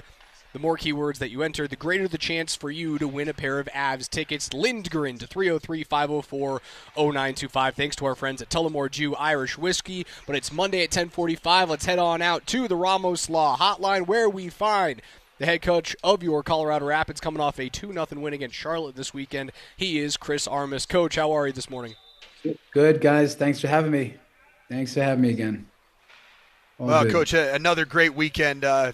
After starting out at home, maybe not necessarily with the result, the 3 points that you wanted, you got a draw and then just a surprising loss against Portland. What an incredible comeback to come back and play such good soccer at home. How great was it to get those 3 points and stay in pace and really be in position within the top 3, 4, 5 area of the Western Conference? Yeah, huge response, I'd say. Just a really good response coming out of the Portland game. But overall, in 2025 at home, right, we beat LAFC, which was huge for us in the Champions Cup. We had a good performance against Dallas, which we tied 3-3, which we let that one slip. Didn't perform and show up as good as we wanted against Portland. But for me, we said as a staff that that night would show a lot about our team. And we learned that we're a good team, but that we had a nice reaction in front of our home fans. We felt it was the best performance in a long time. Moving ahead to Vancouver, you go back out on the road. How do you continue that momentum from what you learned? You guys know you can bounce back. Now it's about making sure that you string wins together, right? Like, you had the stretch at the beginning of the season. You started well, but a couple of draws mixed in there. Now how do you build upon wins? Yeah, look, we're that it's always a challenge for any team to see, come on, like consistency. The consistency for any player, it might be the greatest strength for a pro athlete or an athlete. So you're not up and down. So the challenge for us as a team and collectively and individually is, can we put it together again? Can we repeat the performance? Can we repeat the behaviors? Can we repeat all the good stuff that was happening? That's our challenge. Coach, you look at the results against Charlotte, a team in the Eastern Conference that was playing really, really good soccer, was in the top 5 in the Eastern Conference in the table as well. A tremendous performance from Georgi Mihailovic, scores one from the run of play, a tremendous ball in the box from Omir Fernandez, and then one from the spot as well. Talk to us a little bit about Omir Fernandez and just what he's meant to this team. He's a glue guy, seems like somebody that you are very familiar with from time at Red Bulls. How good has Omir Fernandez been for this club? He's been important for us. He's a different profile. You have guys like Calvin Harris, Kevin Cabral that are sprinters and runners, and Omir's a pocket guy. He can play underneath. He's shifty. He's clever. He's a guy that can get on the same page with Mihailovic. He's just an intelligent, low to the ground, clever guy. Draws fouls. So he's a different profile. But when he's confident, like any athlete, you can see that his good stuff was working on the night. I think Mihailovic, had 2 big chances created. The other team's playmaker from Charlotte, Beal, 2 big chances created. Omir had 6 in 30 minutes. So wow. He's important for us. We need him to be sharp, and he was. You mentioned another player there, Kevin Cabral, that has unbelievable ability to get forward, great speed, great length, but yet just hasn't kind of come into his own this particular season. Where are things at right now with Kevin Cabral, and a guy that could be a superstar for this team at some point throughout this year? And where are you at with him and his development in particular this season? Yeah, Mike, it's a good question. With Kevin Cabral in all of MLS last year, this year, he's one of the highest in XG, expected goals. I mean, he gets in good spots. So that's good to know. And now with guys that are that fast and run so much, that are sprinters, We talk a lot about 100 to 70, playing fast without rushing, but having just a downshift that when you're playing in that, you don't, because it could become frantic at times. But in order to execute in big moments in any sport, you have to slow down a little bit in the decisive moments. So with him, it's oftentimes in training, getting him to slow down, lots of reps around goal, and just even talking and coaching with a little less pace. You know what I'm saying? So yeah, he's going to get his share of goals, but he's an important guy because he's quick, he runs deep, and we need that in our attack. Vancouver coming up on the 5th, Coach. You touched on them just a little bit earlier on. You mentioned slowing down. Is the key to beating Vancouver slowing down, playing within yourselves? That's the team that's top of table right now in the Western Conference. That is a big step up for you. After the game, after the win against Charlotte, you said this has to be our benchmark. How do you get to that next one? No, the plan is not to slow down as a game plan. It's Mihalovic said in his press conference after the game, yeah, around here we talk a lot about ramping it up. So no, we have to ramp it up. If we're going to go into the first place team's building, we got to put them in a fast game. That's the way they play. So we have to, one, meet the demands of their speed of play.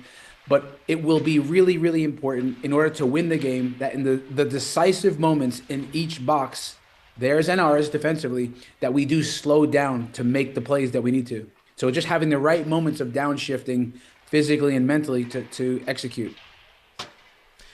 Before we get you out of here, did you get a call from Team USA yet? No, listen, I'm old school. I don't know. Do people wait by the phone anymore these days? Like I'm waiting by the phone. Not ringing yet. It's more of a Google alerts thing now, Coach. That's the Rapids head coach, Chris Armas. We appreciate you every single Monday here at 10:45 on the Morning Sprint. Best of luck on the 5th against Vancouver, and keep climbing those standings. Oh, guys. Thanks for having me, guys. The coach, gotta love having him on every single day.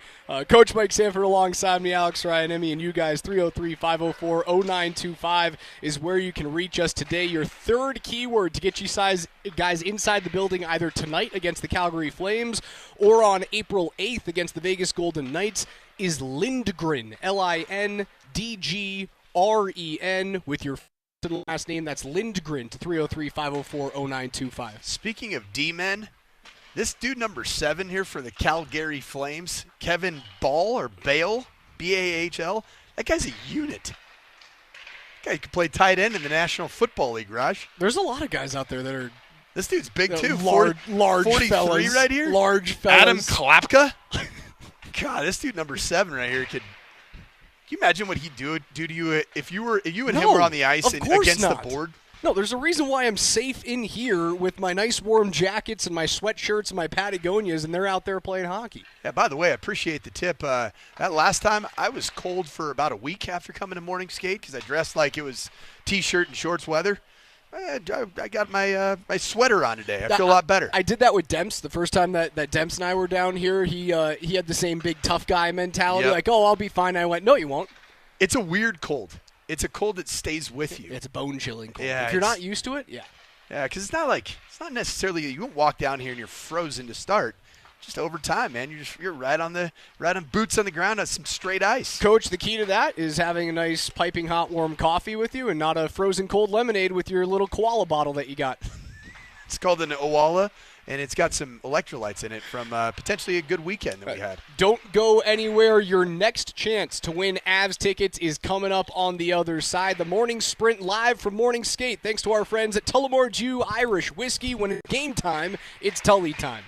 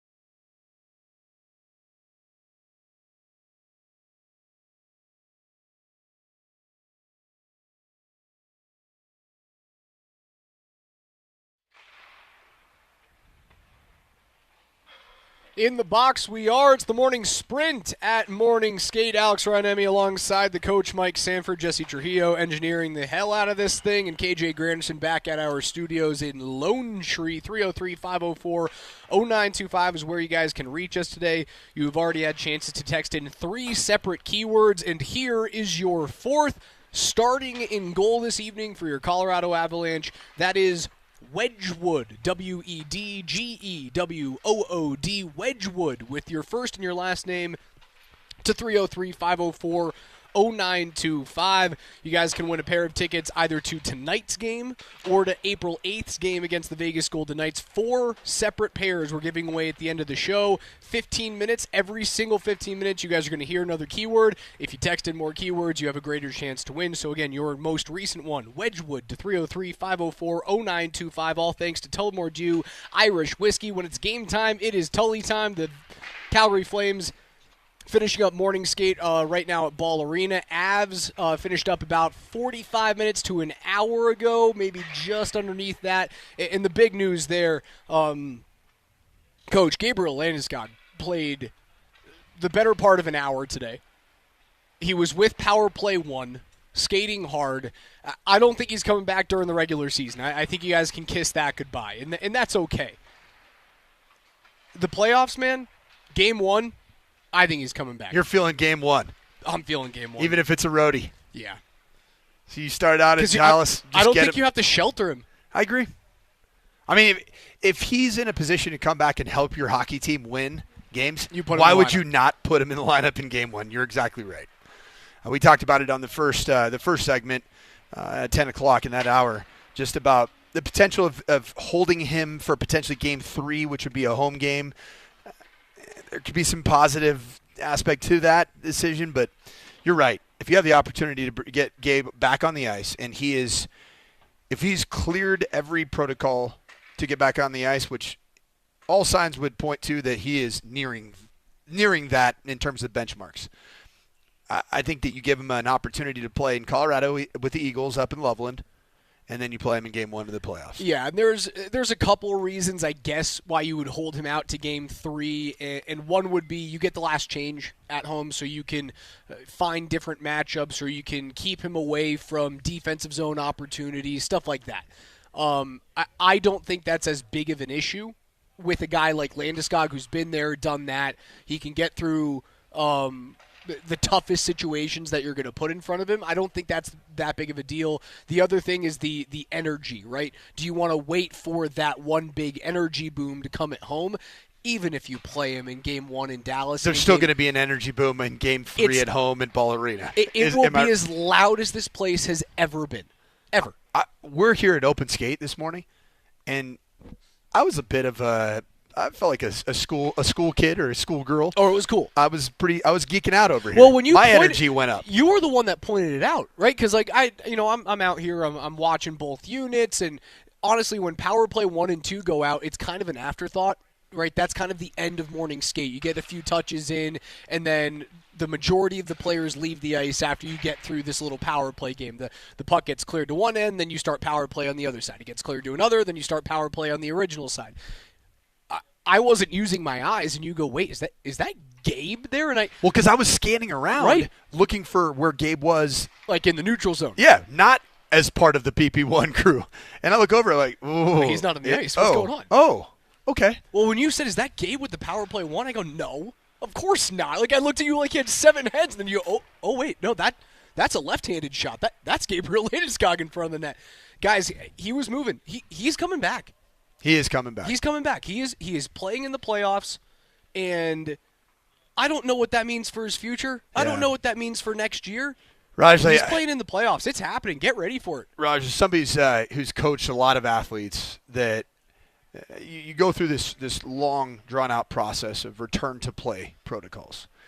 When it involves a knee, and particularly when it involves the brake pad nature of knees, which is your cartilage, your ligaments, your meniscus. The brake pad nature. I like Because that's that. what I've it never is. heard that before. It's all about. I mean, they really are. Because I can speak to it. I don't have any brake pads on my left knee. I have no meniscus left on the inside, so it's bone on bone. How's the turf made that It's not. feel lately? It's not great. Not great. It's been a little inflamacion. I need some of Jamal Murray's anti-inflammatories to be very candid. But one thing I'm always looking for, how does that athlete in those practices, those kind of ramp ups, how do they handle full speed coming to a stop abruptly on that knee? And I saw that today, time and time again from Gabe Landeskog. And that, to me, that changed everything in terms of maybe my negativity surrounding this. And frankly, I've been negative about it. 2 months ago, it felt like we wouldn't be in this spot right now at Open Skate watching Gabe Landeskog skate for dang near an hour, including being on the PP1 unit with a little bit of movement, a little bit of competition. And we saw it, and it's real. And I think the fact that he's stopping and starting and skating aggressively, it's very different than I thought it would have been at this point in time. Text coming in from John. Hey, can you explain the last change in hockey? So the home team gets, when you see a referee put his hand up in between plays, right, an offside has been called. And there's those 15 seconds in between the offside being called and then the next face-off happening when line changes are going on. You'll see the referee look at both benches and then put his hand up in the air. Once he puts his hand up in the air, that signals your changes are done. You can't come back on and off the ice prior to the puck being dropped. When his hand goes up, that indicates to the home team, this is your last chance because now you see who your opponent has on the ice. Now you guys can get your guys on the ice, and then we drop the puck. So at home, that's one of the main reasons. Not only is the energy helpful for home ice advantage, you get to dictate the lines that you play against more consistently at home than you do on the road. Coaches can then see who the matchups are that are coming over the bench for the opposition, and they get the opportunity, they get the last say to go, all right, here's my personnel package. So that hand up from the ref, that is the final change that can be made, period. So the hand goes up, and he'll look at the home bench. Okay. The hand goes up that says no more changes from the So what precedes that as it relates to the visitors' bench and the visitors? Just nothing. Just you get to put guys on and off the bench. And when are they cut off? When are the visitors? The visitors get cut off when the hand goes up. When's the home team cut off? You kind of get like it's like a visual. All right, you guys are good. You're good. Okay, let's go. So is that like in the rule books, or is that a bit of a gamesmanship type thing? In the rule book it's technically the hand, but when the hand goes up, they look at the home bench and they go, all right, we're done now. Let's go. Huh.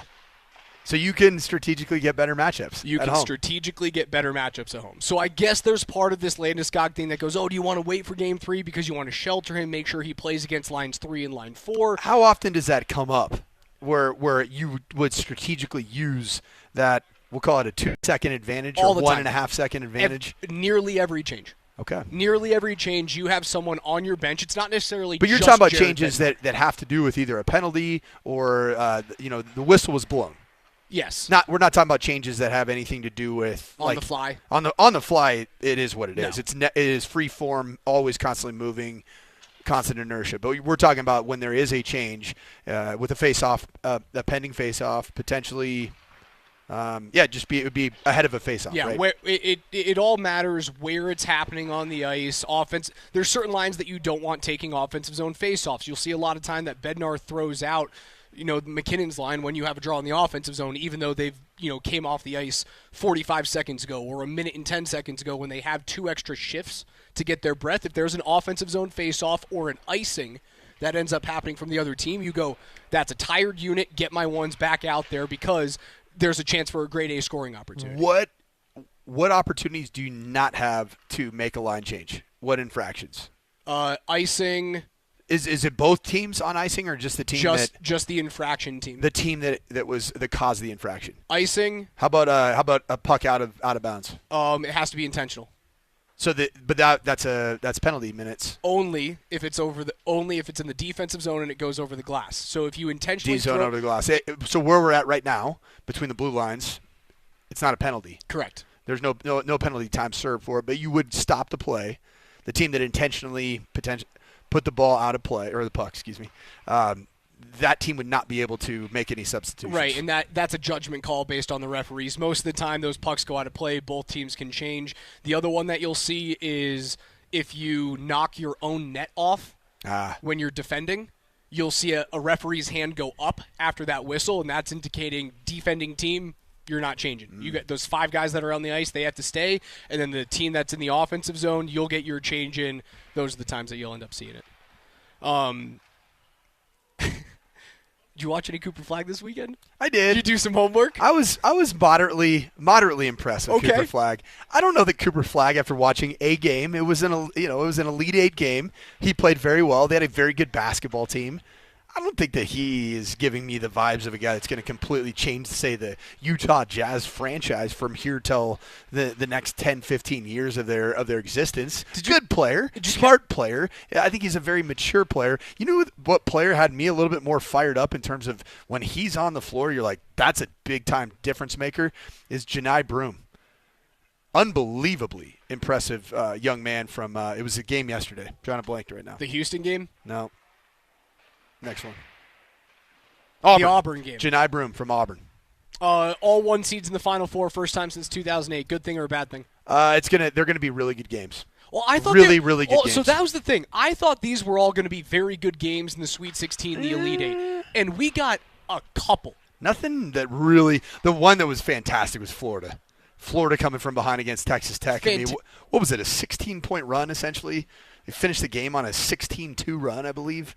That's unbelievable. It was a great game, but the majority of them, it felt like it was Big Brother holding off Little Brother at an arm's length. That's what the whole tournament's felt like. It kind of has. And I was on the pulpit last week going, this is a good thing. Like I know that we don't have the Cinderellas and we got like 1 or 2 big-ish upsets. Like Colorado State was looked at as a big upset, even though the Rams were favored in their first-round game against Memphis and Hardaway's team. I end up looking at it and I go, that's not an upset. But there were a couple. You didn't get the big-time Cinderella stories going into the Sweet 16, into the Elite 8. I suppose you can throw Calipari, but an SEC Arkansas team with Calipari at the helm. Calipari, nothing of that feels like upset. Did you see what their total roster value was, apparently, in terms of how much NIL they were paying? $10 million. Okay, all right. So $10 million for Arkansas's, I feel so bad for those little, what are they, 10 seed or 12 seed? They were 10 seed. You don't get to wear glass slippers. No. When Cal is your head coach. You don't. So I looked at that and I it's going to be okay. We're going to get this to pay off in the Sweet 16, the Elite 8. And honestly, it didn't pay off. And it's going to take a couple of years for this new world of college basketball to really circle around. If this is the new version of the tournament, I'm going to be upset. But it can be saved by an excellent Final Four. If we get 3 awesome basketball games, I'll look back at Duke. I actually don't know what the matchups are straight Florida up. Auburn. Let me quickly look. Houston Duke, Florida Auburn. Florida Auburn SEC matchup. Florida Auburn, Houston Duke are the matchups. If we get excellent games, 3 awesome Final Four games, I can look back at the tournament and I can go, all right, it was worth it. But if it's, if Houston finds a way to get out to a 20-point lead and Duke looks like it's, Flag isn't up to the task as a freshman. I think that Houston might get obliterated by Duke. I feel like Duke's a better overall basketball team. They've been in control, it feels like, the majority of this tournament. And you know what? I'm waiting for that big Cooper Flag moment. And I was talking to Scotty Hastings before their show a couple of days ago, and I didn't know this story. And I know a lot of people had heard this, but I hadn't. If I'm being honest, I wasn't super tuned in to high school basketball and top recruit basketball last year. But Flag was part of a unit that played against the men's national team prior to the Olympics. And they said there were a couple minutes where he looked like he was a 17-year-old. And he was almost going to reclassify as a 17-year-old to go play at Duke a year prior. And then they go, there's a 4-minute stretch where he dominated the game. Dominated. Not just his team, but dominated the men's national team that went to Paris and found a way to get another gold medal. I'm waiting for that game from Cooper Flag. And I wonder if it comes in the semifinal. Yeah, he's also a little bit further removed from the ankle injury, right? And was that the first round? That was the semifinal, if I'm correct. Of the ACC tournament. Yeah. So you're a little bit further removed from an ankle injury. He's had a good tournament. I would disagree with you. I think he's going to be a freak. Okay. I think he sees the floor better than anyone in the tournament. I've watched a good amount of college basketball during the tournament. I'm not going to say like I've been. Janai Broome is my guy. All right, that's Auburn's Janai Broome. That guy is a big physical presence, and you notice when he's out there as a rim protector, as a guy that can score, a terrible free throw shooter, by the way, but just a really, really good, effective big. It was actually really fun watching Auburn play. There was almost you felt like there was the big guys were coming back, and post play was back with the way that Auburn's plays the game. Morning Skate is coming to a close here at Ball Arena. We've been giving you guys chances to text in your keywords and win tickets to not only to tonight's game against the Calgary Flames, 2 pairs for Avs Flames tonight, 2 pairs for Avs and Knights on April 8th. You've had your chance to text in 4 keywords. Here is your 5th. Blackwood to 303-504-0925 with your first and last name. Again, that is Blackwood. One word. To 303-504-0925 with your first and last name. That is your second to last keyword that you can text in. We're giving away 4 pairs before the end of the show. KJ's NFL notes are on the other side.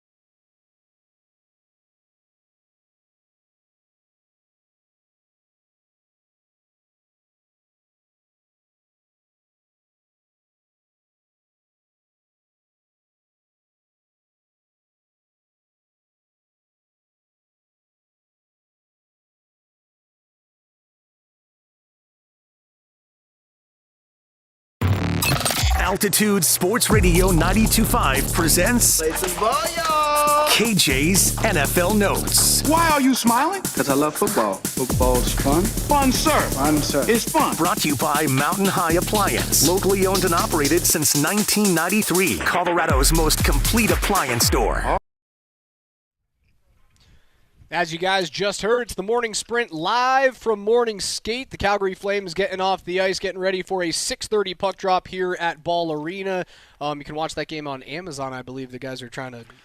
They're doing all sorts of wire work underneath us. I felt bad. I've been crop dusting these poor guys underneath me. I'm actually really pleased with the Calgary Flames. They were good boy in it. We told them to get off our ice, and they sure as heck did. Just did. So. The next time that we're here, Coach, I have an idea. I don't know if we have enough juice to do this, but you have skates, you have a stick, you have gloves. I have. They're somewhere in the storage unit from my time in Minneapolis. I think the next time that we do this, which I'm assuming is probably going to be for a playoff game, I would like to see if once we're done with our show, I get you on the ice and I run you through some drills. I'm ready. And we pop it on our socials and on YouTube, again, at Altitude Sports Radio. Subscribe today. And we see what Coach Mike Sanford, football player, can do on a 200 by 85. Do you know how big I look on the ice? What are you 6'4" off? 6'4", 225. Yeah, we'd list you at 6'5", 230. Yeah, that's right. I can put you on the roster at 6'5", 230. Mm-hmm. You'd like that for your Colorado Thunderbirds roster. You got any 6'5", 230 on that roster right now? No, I don't. I would love that. We're giving away tickets to the Avs. Text the word Blackwood to 303-504-0925. That's Blackwood with your first and last name. Your final keyword is coming up in just 8 minutes from right now, thanks to our friends at Tullamore Dew Irish Whiskey. When it's game time, it's Tully time. KJ, it's time for your KJ's NFL Notes. Take it away. Sean Payton spoke today at the annual league meetings being held in Palm Beach, Florida, and one of the things he talked about was why he felt the Broncos are now a free agent destination again. Yeah, all good. I think we're a team players want to play for. I think certainly we're a city that I think that's very appealing to athletes to want to live, and I think a lot of that is a result of maybe some of the early success we had last year with the young quarterback. Bingo, bango. I agree wholeheartedly. This is a place that I believe that you had Talanoa Hufanga, Drake Greenlaw, Evan Ingram. Those three players wanted to be in Denver. In fact, there's some reports that came out from San Francisco of efforts that were made, real efforts, to keep Drake Greenlaw in San Francisco that were unsuccessful. So yes, that speaks to what Sean Payton's talking about. That's the biggest news that came from the Broncos this weekend, was that Shanahan and Lynch went out of their way after it was reported that Greenlaw was signing here in Denver, flew to Greenlaw and were like, what can we do? And apparently offered him more money to stay in San Francisco than he signed for here in Denver. That's everything. Oh, he gave him the old Nick Sirianni see ya. And speaking of Nick Sirianni, did you see him at the famous head coach's picture from owners' meetings? It was an indoor picture this year because apparently the weather was too bad for the outdoor picture they get every year. Nick Sirianni, the only head football coach that was wearing shorts at owners' meetings. I love wearing shorts when the weather calls for it.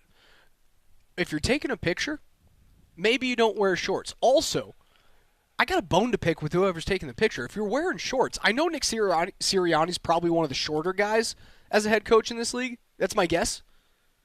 Yeah. I don't know how tall he is. I have no idea what the tail of the tape is on Nick Sirianni. You got to see short. Make sure if you haven't yet, look up this head coaches meeting picture. Look how small Sean Payton looks next to Dan Campbell. Well, that's an offensive lineman.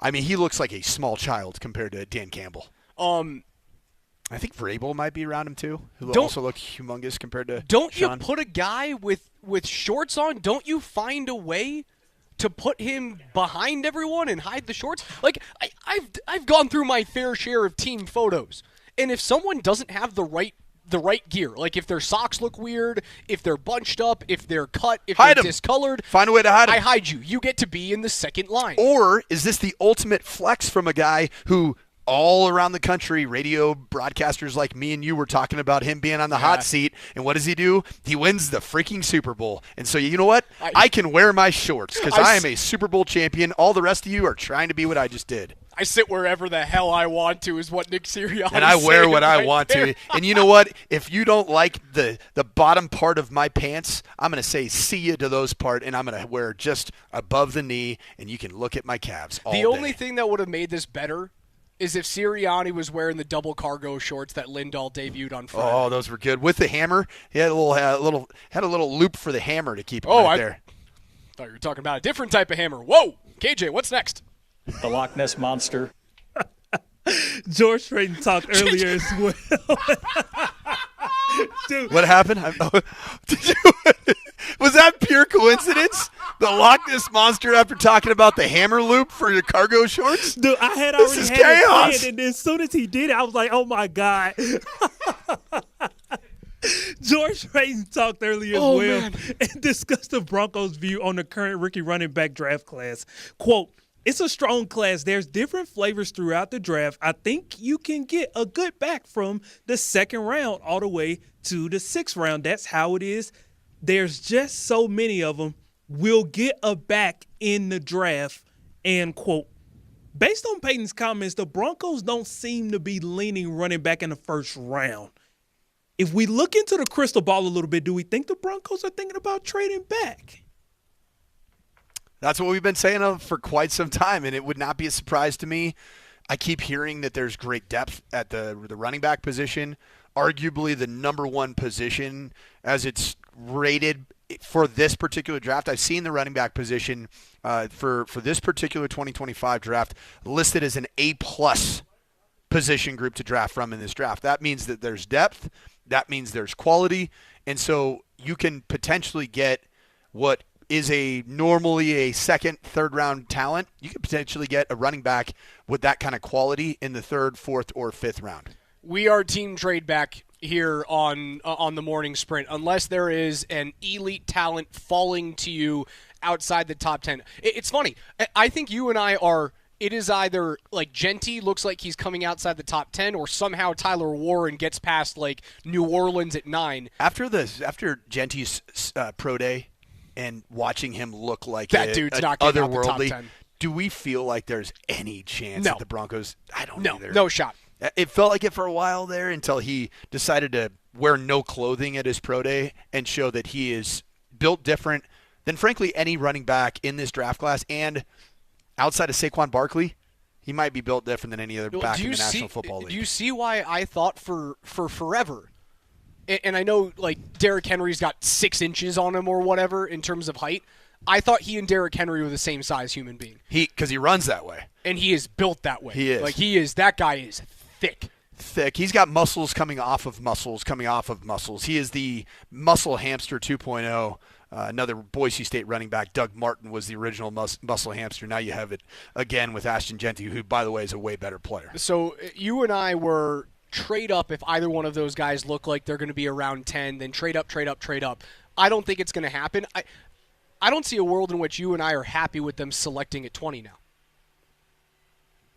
So how's that? Paint that picture. Colston Loveland at 20. Happy or not happy?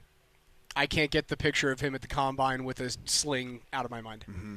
All I see is I'm happy. Injured tight end from Michigan. Broncos take him. He never plays. Jake Butt. Man. I can't get it out of my head. Sue me. Comparisons are always very tricky. You need to be careful. You need to tread lightly with comparisons because Jake Butt and Colston Loveland are not the same human being.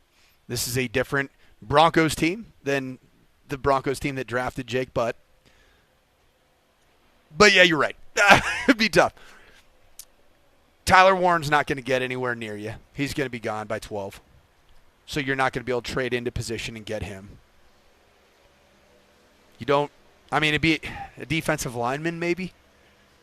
I'd be so upset. I would too. I would be so upset if it happened. KJ, before your next story. Let's give you guys your final keyword to win Avs tickets coming up at 11:30. Text this in right now, 303-504-0925 with your first and your last name, Marty, M-A-R-T-Y. That's Marty to 303-504-0925. For your chance to win Avs tickets, we're giving away 2 pairs of tickets to tonight's game against the Calgary Flames, 2 pairs of tickets on April 8th against the Vegas Golden Knights, all thanks to our friends at Tullamore Dew Irish Whiskey. When it's game time, it's Tully time. There are still standing room only tickets for tonight's game if you don't want to leave it to chance. Avs are making that final push in the regular season as Vegas and Vancouver come to town on the 8th and the 10th. Be there live as they battle against those two teams. They need you to be the home ice advantage for this big Western Conference opponents. Again, 303-504-0925. Your final keyword is Marty to 303-504-0925. What's next, KJ? The Loch Ness Monster. Broncos CEO and owner Greg Penner talked today about the Broncos not getting comfortable after a solid offseason so far. Quote, "We're going to continue to push. We're not satisfied with where we are at all. We have work to do this year." Greg appears to be kind of keeping his foot on, the proverbial necks around there. What should the next steps of progression for the Broncos be in 2025, knowing what they just accomplished in an unprecedented 2024? Yeah, I mean,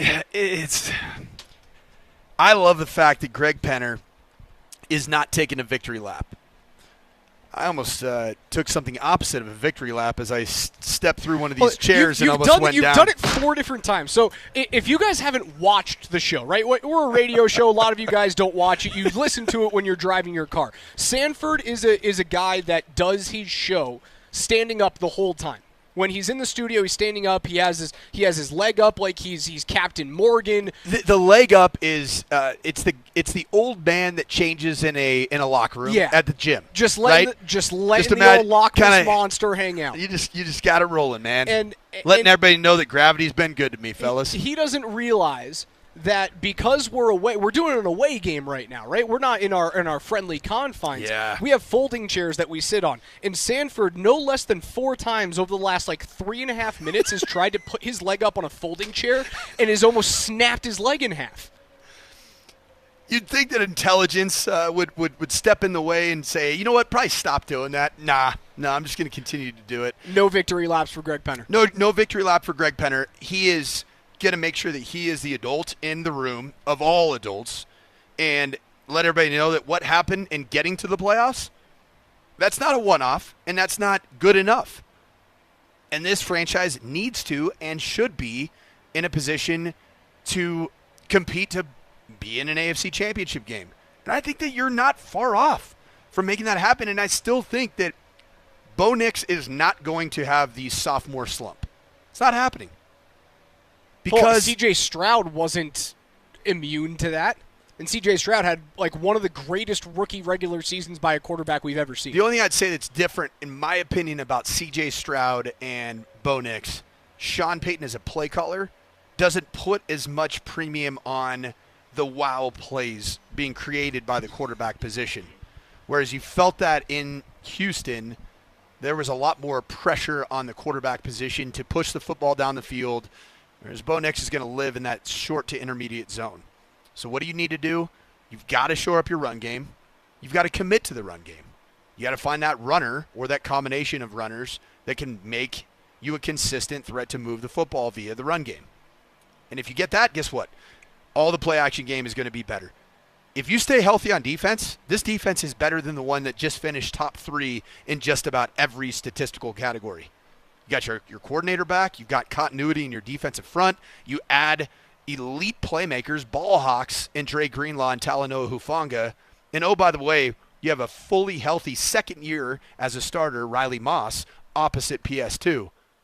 That's a really, really good defense. To tie this into the first clip that we played about the Broncos possibly being a free agent destination once again, right? The last time that we really saw that was 2013, 14, 15 when Payton Manning was here, and you were able to get the Aqib Talibs and the DeMarcus Wares, among others, to come here and chase a championship. Is it only because you have cap space now, and you're operating with a rookie quarterback contract where guys go, I can get paid there, so I'm going to go there. What happens 4 years from right now when Bo Nix, if everything goes to plan, is a $70 million quarterback? Well, you're in a different spot, and the ideal scenario is that you are like Patrick Mahomes was before he got his first big deal, that you're knocking on the door of winning a championship in that rookie contract. Or have already won one. Or have won one. That'd be the ideal scenario. But if indeed you do have a quarterback that's making $70 million per and maybe hasn't won a Super Bowl yet in Bo Nix, it still becomes a very viable place to want to go play because you got a quarterback that can distribute the football.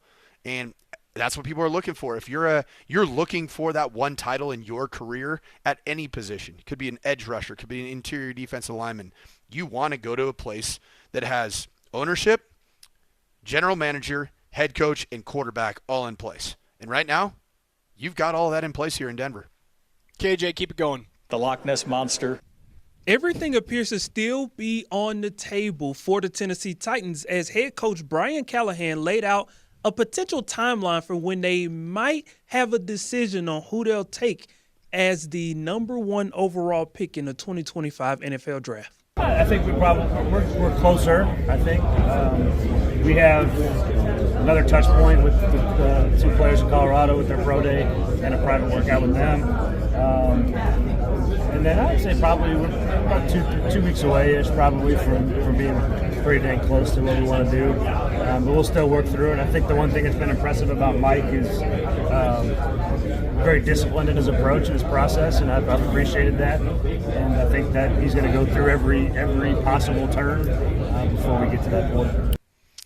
You know what that sounds like right there? It sounds like a head football coach in Brian Callahan, old pal of mine, to be honest. Old high school coach there in the Bay Area. He and I have kind of gone opposite directions, I think. He was coaching at Sarah High School when I was at Sanford. Sarah High School, Tom Brady and Barry Bonds, both alums of Sarah High School. Brian Callahan was the offensive coordinator when I first met him. Imagine what Barry Bonds would have done with a torpedo bat. Oh, my gosh. Torpedo bat and every steroid known to man. Victor Conti and a starter kit of a torpedo bat. This is perfect. But I think that this sounds like a head coach that's not making the decision. It sounds like a general manager and ownership group that is making the decision. I find it interesting that Brian Callahan mentions the touch point with the 2 kids from Colorado, he called them.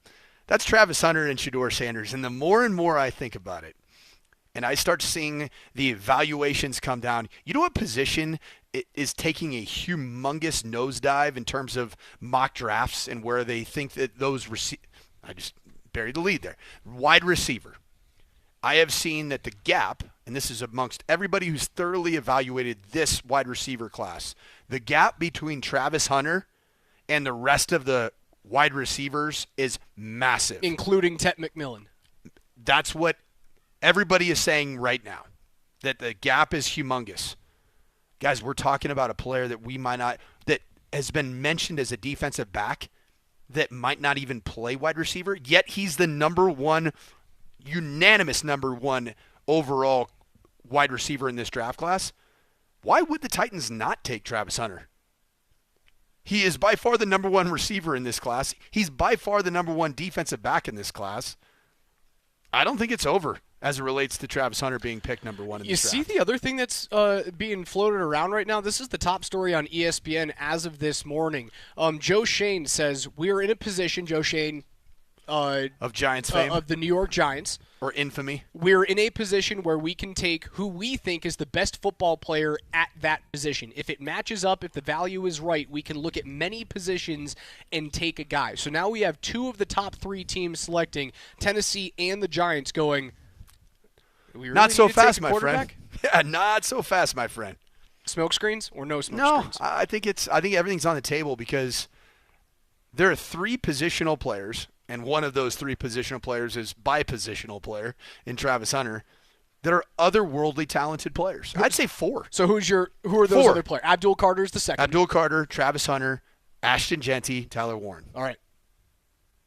Those are otherworldly players. You immediately get into the top 5, I think, discussion at each one of those positions if you draft one of those 4 players. I think Ashton Jetty's a top 5 NFL running back. I've said that since I watched him myself in person in Boise. I think that Abdul Carter is arguably a top 5 edge rusher talent, although he's got a lot of injury stuff around him. He's got the shoulder and the foot, but I don't think it's going to dissuade many. And then I really do think Travis Hunter I think he's the best player in the draft. If you're going best overall, best value, oh, by the way, he's incredibly marketable for your franchise. Like, you imagine how many Travis Hunter jerseys would fly off the shelves. It's the number one Tennessee jersey Titans. in the league. Do you think there's no doubt. And I think he is going to play both ways. And I think that I just find a world that he does get back up to pick number 1. KJ's NFL Notes are brought to you by our friends at MountainHighAppliance.com, Colorado's most complete local appliance store. Locations in Denver, Louisville, Littleton, Colorado Springs, and Glenwood Springs. They offer every major appliance line and brand at MountainHighAppliance.com. You still have a few more minutes to text in your final keyword to win Avs tickets. That's Marty, M-A-R-T-Y, to 303-504-0925 with your first and your last name. Again, Marty to 303-504-0925. We will give away 4 pairs of Avs tickets on the other side. Don't go anywhere.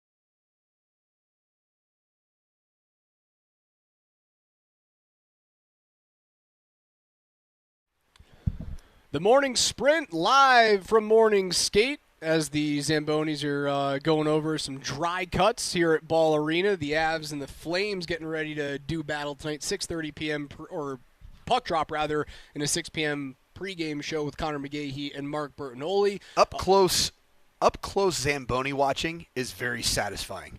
Like watching the water just get thrown down. The hot water, the steam and rising seeing the steam up top. come out of the top of the Zamboni itself. No, I almost really cool. ruined a Zamboni. Those things are expensive, by the way, Yeah. the Zamboni. Yeah. An ice resurfacer. I almost ruined one when I was a kid.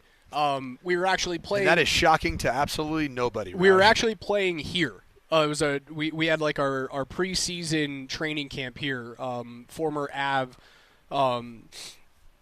Rick Barry was our head coach at the time, and Rick Barry, and we got to not that one. And we got to skate here. Shot underhand free throws as and coach hockey. It's incredible. Not the basketball player Rick Barry. He was our head coach at the time, and we got to come here and do our training camp for a week here at Ball Arena. And we were messing around. Our final skate was like very, very late at night. And I threw a glove at one of my buddies from the visitors' bench after we had all gotten off, and the Zams were zipping around. And it missed my buddy, and it went underneath the Zam, and it got caught in the auger. Oh, boy. It almost cost us $35,000. And somehow, whoever was running the Zamboni that day was able to fish the glove. It was in tatters. Was able to fish the glove out of the auger, save the thing. How long ago was that? I was 16. What's the 16 years ago. I turned 32 on April 8th. What's the life expectancy of a Zamboni? Do you think I know that? Any chance that we're watching one of your old friends here? The death of a Zamboni? Yeah, you almost killed? Probably not. Coach, you texted me a trade proposal. Who says no? The Patriots trade the 4th overall pick and a 2026 third rounder to the Giants for Malik Neighbors. Who says no? It's interesting, is it not? Then you could get Malik Neighbors paired up with Drake May. He'd be in a pretty good, interesting spot. The New York Giants have so many needs, so many significant needs to address. I think it's pretty interesting. I also mentioned you and I are feeling like it is trade out and trade back in the first round for the Broncos. If Tet McMillan is at 20, does that change your thought process? I love the thought of Tet McMillan as a Denver Bronco. Perfect prospect? No. There's a lot of things that are getting poked and prodded in terms of his game and his overall just what he can mean for a franchise. What I do think that Tet McMillan is, he is a perfect fit in a Sean Payton offense. And he would give you a different route-running big guy that can go up and get the football. And if you have two really big receivers opposite each other, and then, oh, by the way, an Evan Ingram in the middle to kind of go and get some work done in between the hashes, I think you got something there cooking. One of those big route-running receivers is Cortland Sutton, Correct. Who there were reports saying he'll be at off-season workouts. Different than a year ago. There was a bit of a holdout, right? There was some thought. When we were looking at OTAs, did we have Cortland Sutton? No, and you know what that ended up yielding? Marvin Mims starting to grow in his role, and the OTA practice I was physically at a year ago, Marvin Mims had the play of the day. I think that having Cortland Sutton in a better headspace, feeling good about his current contract numbers, and the possibility of further negotiation moving forward, I think that you're in a good place now with Cortland Sutton, and you should be. He has earned the right to be compensated as most, I will call him 1.5 receivers in the National Football League are. Penner also said that Payton. George Payton said that you can find a legit running back in this draft rounds 2 through round 6. So you don't have to jump up and go in and get Genty somewhere in the top 6 if you want to get your number one back going into next season. We know that the number one back is likely not on the roster right now. ESPN comes out with every single year a trades-only mock draft. It's one of my favorite ones that anyone does leading up to the draft. Here is their Broncos mock trade. The Broncos get pick number 26 from The LA Rams, who move up to number 20. They also get pick 90, which is in the third round. The Broncos were being leaked to tight ends and running backs earlier on in the draft process, but tight end doesn't seem quite as concerning after the addition of vet Evan Ingram in free agency. Instead of taking a running back here, it would probably behoove the Broncos to replenish draft capital that they lost with Russell Wilson and Sean Payton over the past few years. While the Rams are without a second-round pick as part of last year's move to get up and get Braden Fisk, they have an extra third-rounder from the Falcons hiring away Raheem Morris in 2024. With the Steelers picking at 21, this could be a move if LA thinks there's a quarterback drafting as a successor to Matthew Stafford, maybe a guy like Jackson Dart. Do you make the trade? I want more. I would want more.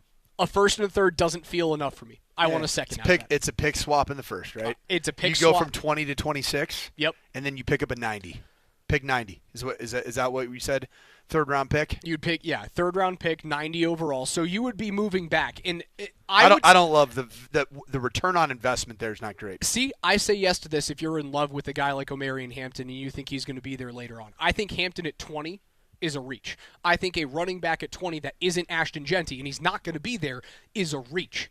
If you can move farther back into that first round, 6 picks different. It might change. Different. You really think that Omarion Hampton's that different at taking him at 26 than he is at 20? I mean, I'll take a third-round pick if I know I can get him. So now you're into this. You want to take this proposed trade. Yeah, it's trading back. I want assets. I am draft pick hoarder. You know this about me. I want somebody to give me – I want a second out of the deal, an additional second. Can you get that for me, Raj? Somebody that's currently in the second round. I want that pick, and I want the third. And if it's, I want a second and a third. But you'd have to. Who's gonna move that for the 20th pick? I don't know if you can get that value, a second and a third. I think you can get a pick swap and a second. I don't think you can get a pick swap, a second, and a third. What about a team that's picking in the first 5 picks of the second round? So you're essentially like it's a swap. They have to be wonderfully in love with the player there. So then you would ultimately end up as a Bronco. You'd end up with 2 seconds and 2 thirds. I'm cool with that. You know what I'm saying? I'm cool with that. Does that make sense? So a team like let's just say the New York Giants. I'm not 100% sure, but I'm guessing they're right around pick 35 in the second round. They give you their second round pick and their third round pick. It functions as a pick swap from your first to their second. You have 2 seconds, 2 thirds. That'll do it for us today. The morning sprint live at Morning Skate. Avs and Calgary Flames on the ice tonight. 6 p.m. pregame. 6:30 puck drop on Altitude Sports Radio 92.5. Told you we were giving away tickets to the Avs and the Flames tonight, as well as the Avs and the Vegas Golden Knights. And this isn't even our playoff push ticket Tuesday, because you can win Nuggets tickets tomorrow. It's coming up tomorrow. More tickets. I don't know why you would listen anywhere else. You're not getting free stuff anywhere else but here. All right, here's our winners. Russell Vastine, Nathan Youngblood, Carrie Archie, and we have a fourth that hasn't gotten back to KJ. So best of luck if you're that fourth. Text him back. Again, our winners, Russell Vastine, Nathan Youngblood, and Carrie Archie, going to see the Avs take on either the Calgary Flames or the Vegas Golden Knights. For Coach Mike Sanford, for Jesse Trujillo and KJ Granderson back at the shop, I'm Alex Ryan. PhD is coming up next. We'll talk to you guys tomorrow at 10 a.m. Again, big news for Morning Skate. Gabriel Landeskog running with the Power Play 1 unit. Guys, he's coming back. It's going to be in Game 1 of the playoffs. I guarantee it. Can't wait to see it. Get your clinics ready for the tears.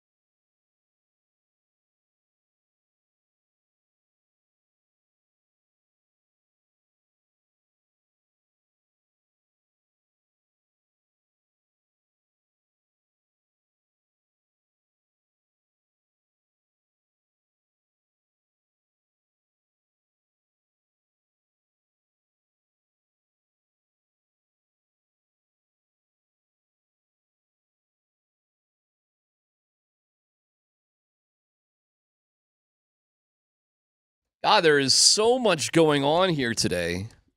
Coach Malone will join us in 18 minutes. Fun here in Coach Sanford and Raj, good Raj, out at the rink today because it was an early skate, fellas. I was hockey DMac today. Went down there. So if you've got, any question. Well, tell me all about Gabe with that first line on the power play. It was fun to watch. I was there with Raj, and we were just sort of watching. I go, hey, there's Gabe. And he goes, oh, no, that's Drew N. I go, because I'm an idiot. So he knows 10,000 times more about hockey than I do. And I'm like, were you sitting way up in the booth? Oh, no. I was like, we were in like the fourth row. Like the family? No. They're down at Ball Arena. The traffic in Denver really ain't that bad, like at certain times of day. You really do kind of can just move around pretty quick.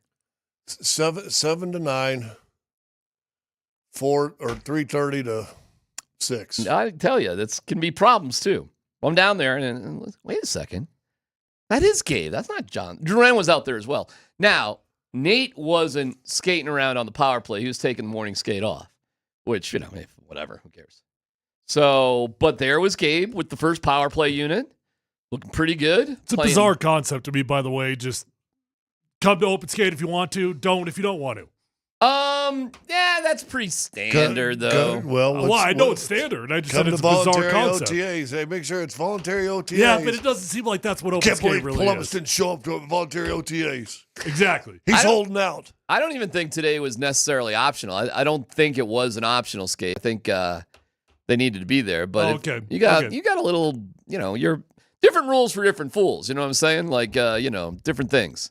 Nate and KL and those guys can write whatever rules they want. But I'm looking at Gabe, and I'm just like, he can play. He can play. I mean, this is me, Dr. McKee, telling you what's what. But he's going through every single drill with the rest of these guys at full speed. He certainly could play on the power play where you don't, skate all that hard, nor is there all that much necessarily. Or do you really get hit? No, that's right. That is correct. It's not like the penalty kill. He's playing kind of the, down behind the net, sort of low post tipper in guy. The Aaron Gordon. The Aaron Gordon position. Yeah, he's running along the baseline. Yeah, just baseline. Yeah, he's looking for the alley-oop. Trying to get that little quick pass. Oh, Yeah, there it is. Dunk it in. And Gabe's, of good size and good health. I'm like, okay, that looks good to me. So it was, what was it, KL and Nichushkin and Gabe. And I'm just looking at him just like, and now he's not officially back. So you can't chat with him yet. You can't do any of that. And they made sure that he went in, changed, and amp sprayed before anybody could sort of get a hold of him. But that's all right. It's coming, guys. It's coming. I would be shocked if they didn't give it a run at some point in the playoffs. I don't know why they wouldn't. I have no idea why they wouldn't. Well, would you do it in an NHL game, or would you put him down in... Well, I don't know what all the rules are, but yes, ideally, he'd be playing a couple of games, you would hope, with the Eagles. But they're on their own thing, too. They're making a big-time playoff push. And they make it a very interesting addition to their roster. Do you know who? No. Tyler? Mm-mm.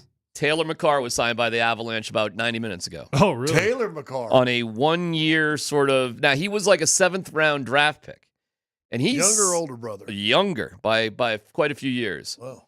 But he is... Not quite a few. I shouldn't say that. Kale was kind of a ridiculous star, and Taylor's gone through the entire college experience. So it's not quite a few years. A couple years.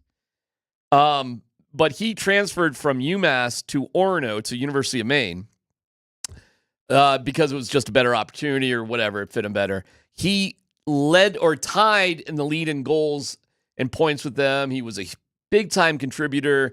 They won the Hockey East title over UConn, which was a kind of an upset. So Taylor McCarr was blossomed this year. 6'4". He's bigger than Kale. He was a little doughy when he was first drafted. You could see him sitting next to each other like, I got a little, okay, on this one. Maybe avoid the drive-through there, but 6'4" is 6'4". I mean, you know what's wild about that? And you corrected yourself, but it's wild. He's only 2 years younger. Yeah. It's weird because it feels like he's way younger. He's 24 years old. Right. Kale's 26 now? Yeah, that sounds about right. 26 and 24. Doesn't it seem like he just got here like 2 weeks ago? Well, if you remember, he got here 2 weeks ago when UMass was done with the playoffs, and here we go. We're in the playoffs. Scored in the first game he played. Yeah, let's go.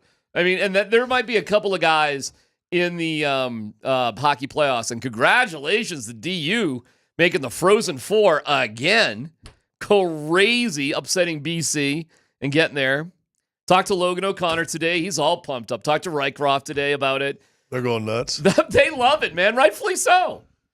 Riker is funny because Riker definitely plays it off like he's kind of the Scott Hastings of hockey. He's actually very similar to you because his NHL career was whatever. Yeah. But I go to him. I was talking to him about scholarships at DU, and I go, "Were you on scholarship?" And he looks at me and goes, "Yeah, of course." Like, Yeah, I do have moments like that. It was like I was leading scorer my junior year. Like, it's like that. They came in second. He just missed winning a national championship when he was at DU. So while you guys like to play off the "I'm just the slug, every man love a slug" sort of thing, in college you guys were studs. So no, and he doesn't downplay it. Like, you don't downplay your college. No, you don't take the whole like I was just a guy in college. You don't do that. Because you weren't. I weren't. I gotcha. All-American. Well, that's right. So the Spears... I only had 60 starts in the NFL. I got it. Yeah. I got it. It's all there. It's all there on paper. You were you started a slug, you became a star, and then sort of... Slug. I can't say you were a slug. Because you got kind of ripped off at the end, actually, in your last year, and you could have kept playing.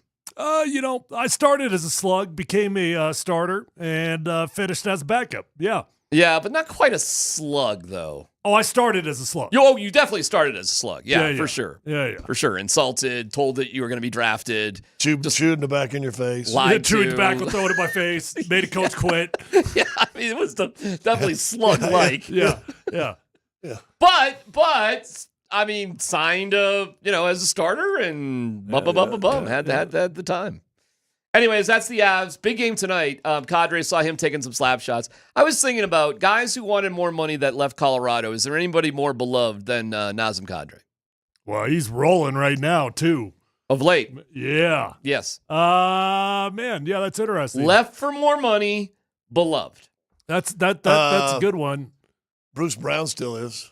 Oh, that's a good one. Yeah, but take me back with Nas because Bruce was that. There was nothing Nuggets could do about that. Well, they could have paid him more money. No, they couldn't have paid him that. You could have moved some stuff around, but you'd have had to really move some stuff around, and then they weren't willing to do that. Right, and the same was true with Kadri. Yeah, but they did make a choice at the time. Bring me back. They made a choice. Was it? It was Kadri or Val. Val. It was Val. Okay, that was the choice. Which okay, good choice. Can't say you made the wrong decision there. Well, no, you win a Stanley Cup this year after trading. Well, I mean, you get in some weird sticky territory. Like, had you kept Kadri instead of Val, he doesn't go south for the winter in the Game 3 against Seattle. Do you have a better chance to repeat because you didn't even have Val? You didn't have Val for the past 2 years. Two very different type of players, but the money is the money. Yeah. And frankly, both second line sort of stalwarts. I mean, I get it. They're different types of guys, but they had similar responsibilities. Anyways, whatever. It was good to see Nas a little bit. Once you win a champion in a place, that place will always be special to you. Okay. But how does the crowd feel about you? They'll still like it. They won't boo him. Okay. They won't hate him as much as they hate him before he came here. How do you think the crowd feels about Mikko these days? It's still sore.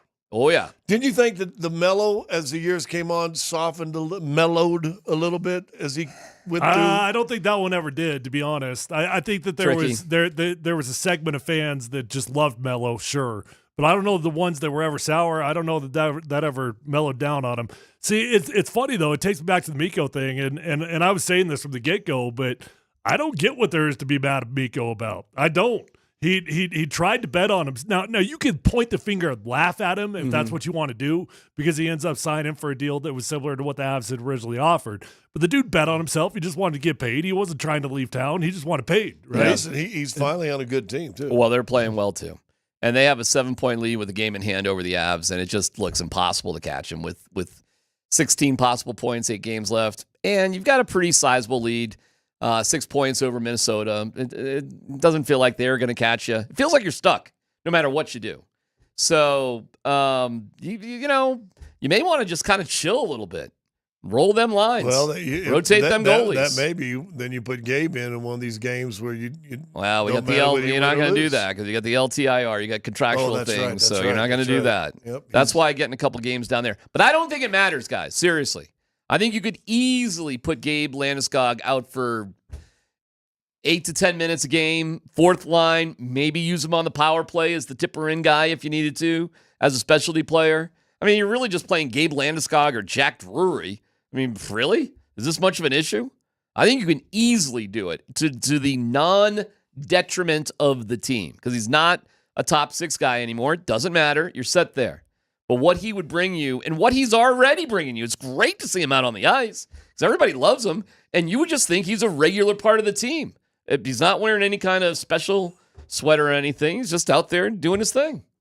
He's wearing blue for the power play, and that was fun to watch today. I'm not going to lie. So there you go. That really is a pretty smart way to get him back out on the ice. If you want to ease him back in, put him on the power play, relatively safe, relatively totally. You're not getting hit, and you can be a big part of it in some exciting moments, Yeah. So see how that goes. Now we can ramp it up. And you got to live without Jack Drury. Okay. And if he's not there, it's one game. So he probably will play on the road one of those first 2 games. Probably. At this point, and I really did want it, and they had an earlier skate today because the game's early. Did you know that Amazon Prime has Monday Night Hockey in Canada? No. So there's 2 humongo trucks down there at Ball Arena with the Prime, all that stuff. It's kind of funny. You think about, Prime, you think just about the U.S., but no, it's Canada, Prime, Monday Night Hockey. And it's like a dude from Vancouver and a dude from Montreal and these big trucks they come in with 1 million people. They got the dressing rooms all lit up. They got like 20 people on their production staff. Like just such a nothing night for us here in the United States of America. Prime. We're going to have Coach Malone on here in a second. And we can go through what he thought was the most meaningful moment of the game, which was actually during the pregame, which is kind of fun. Yeah, with Gertie. Mm-hmm. And sometimes, fellas, a tree is just a tree. It's just a tree. Don't look too deep into it. Utah was just a tree. That was it. Ain't nothing to look at. And he was quick to move on to Minnesota. Although. Oh? You got something? Well. You got something? I think I had a line. I will have to admit I got a pass down by Dougie Strauss. He passed me a note. And he says, "Man, I didn't realize Utah was so patriotic. They're playing for the flag." That's good. There were a couple of Utah muggles who are having that conversation. They, fellas, are tanking. Yeah. That. Read an article about today. Yeah. That, my friends, is Danny Ainge specifically. NBA tanking. Whether you like it or not, that's what was going on Friday night. And they got a little too close. Jokic drilling the 3-quarter shot off the wrong foot. You don't throw like that. That's his foot that's not hurt, he said. Yeah. He said, no, that was the right foot to jump off of. All right, we'll get Malone on. And by the way, there's something you can now say that sounds dirty and is not. Hey, check out my torpedo bat. It's PhD here on 92.5.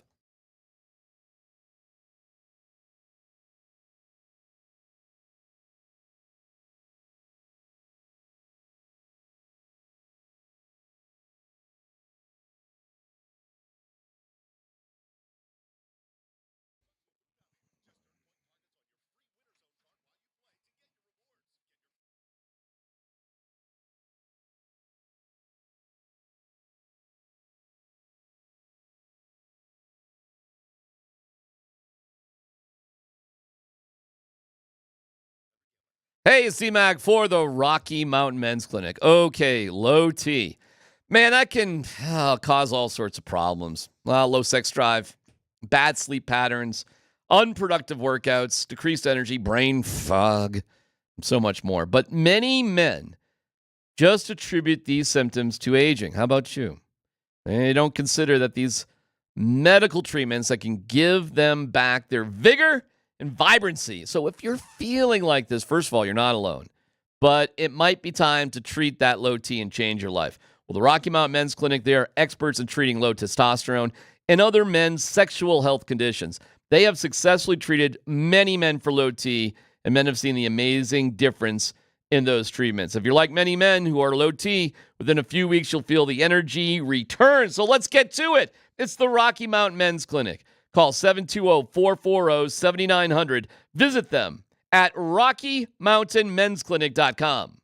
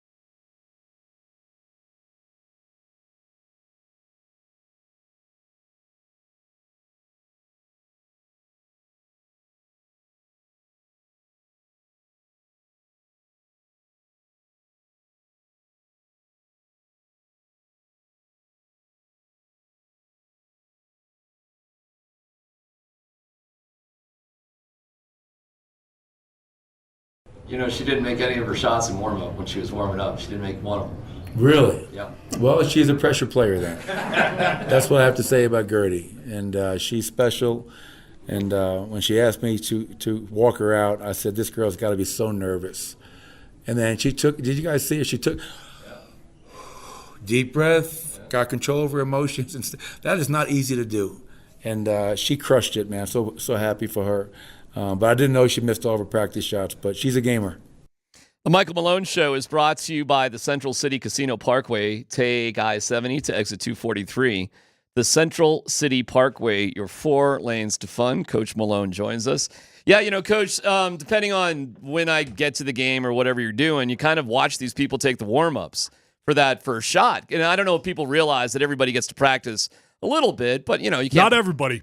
Oh, you didn't get to practice? Not a single. Oh, not a right? single opportunity to take a shot. Funny. Well, in general, they do. And, Coach, how are you, first of all? I'm sorry. I'm rambling on. How you doing? That's okay. I like listening to you ramble. I'm doing well. All right. So I'm watching and Gertie, and I don't know who's doing what, and I'm watching her, and like, oh, okay, they're moving up from the free throw line. I'm like, oh, boy. It's a harder shot than I think a lot of people would think. I think everybody watching it in the stands or whatever. She's still a little girl. She's not no doubt about it. And one shot's going here, one shot's going there, 5 or 6 shots, and I'm like, oh well, okay. It's not an easy thing to do. And Coach, I was like watching it like specifically like, how's this gonna go? And dude, she just calm as collective, just put it up, kind of rolled on the rim, Beautiful. rolled right in. It was awesome. It was really cool. And then I noticed you were down there, which is unusual. Usually you're not down there for that stuff. So maybe you could tell us a little bit about that. Well, the backstory is when I got here 10 years ago, we've always had a great relationship with the Special Olympics. And I met Gertie one of the first few years that I was here, and have often stayed in touch with her mom. And as I was walking out to the bench before the game, I noticed they were on the baseline. And so I went over and gave her a hug, said hello. And she said, Coach, would you walk me out for my shot? Oh. And obviously, I could not say no to Gertie, and I'm glad I didn't, because I'm glad we beat Utah. I'm glad that we played well. But by far, the best moment of that whole night was walking Gertie out and seeing her step up in front of a full house and knock down that shot. And life is about moments, and that's a moment that I'll always remember because Gertie's a special, special person, and I'm glad to call her a friend. That's awesome. So beautiful. Awesome stuff. Really cool. And that night won't be remembered of Joker's 65 Euro step, one-footed long shot. It's the night of Gertie. The night of Gertie. The night of Gertie. By the way, that shot, he did take that. I know that's not his injured foot. His left foot is his injured foot. But that is not how you throw a ball. You do not step with your right foot and throw it with your right hand. You guys know that, right? Yeah. Like, you would do it with the opposite foot if you're really going to do that, Coach. But it's Jokic. Nikola is special, and he can left foot, right foot, whatever. Left hand, right hand. It doesn't matter. As some people would say, he's not ambidextrous, he's amphibious. So he's pretty good. Is there ever a time before, after, during practice that you've ever seen him practice stuff like this? No, he's not a guy like a lot of our guys will stay around and shoot half-court shots. Nikola, maybe years ago, but no, he's just a guy that he gets his work in and he gets out of here. He doesn't spend a lot of time practicing those trick shots. It just speaks to really the unbelievable and uncanny touch that he has. I think he's had 2 of those this year where he's hit 3/4 court type shots that I didn't even touch the rim. They were just all net. So just incredible touch, incredible talent. Well, it was funny afterwards. He goes, well, I'm like 2 of 36, so it's not that good. And because he does not care. He doesn't care about his percentage. He doesn't care about his percentage. And by the way, NBA stat nerds, that shouldn't count against your percentage, but whatever. And he hucks him up all the time. So his again, Coach, the uniqueness of Nikola, his was like, well, I'm 2 for 36. Is that impressive? Not really. It's not that big of a deal. But that's Nikola. Well, obviously. no, but to your point, I think that the big deal that I love more about it than anything is that I've seen this for 20-plus years now. Most guys get the ball in those situations, and they think they're really being sly. They'll take a dribble, they'll wait for the buzzer, then they'll shoot. Yes, because they don't want it to affect their percentages. And Nikola doesn't care. He's like, even if I have 0.02% chance of making this shot, I don't care. I'm going to take it because it might go in, and that might help us win a game. And that's what I love more than anything is that, yes, it went in the other night, but historically, he shoots those half-court heaves with no, consideration for what it's going to do to his percentages. And good for him for being that kind of a player. It's interesting because non-athletic, but he also played water polo. I've learned, and you wonder, seriously, yeah. So you learn that one hand how well he is with the one hand. But I've watched film. He and Coach are over there playing pickle. Is it called pickle with you guys when you do the volleyball stuff?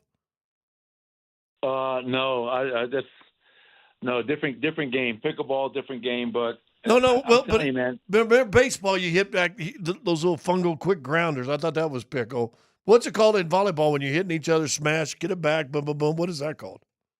I don't know. You're just hitting the ball, bump set, spike. I'm not really sure. My girls play volleyball. I didn't. Right, exactly. But but you guys both look like you know what you're doing when you do it. It's interesting.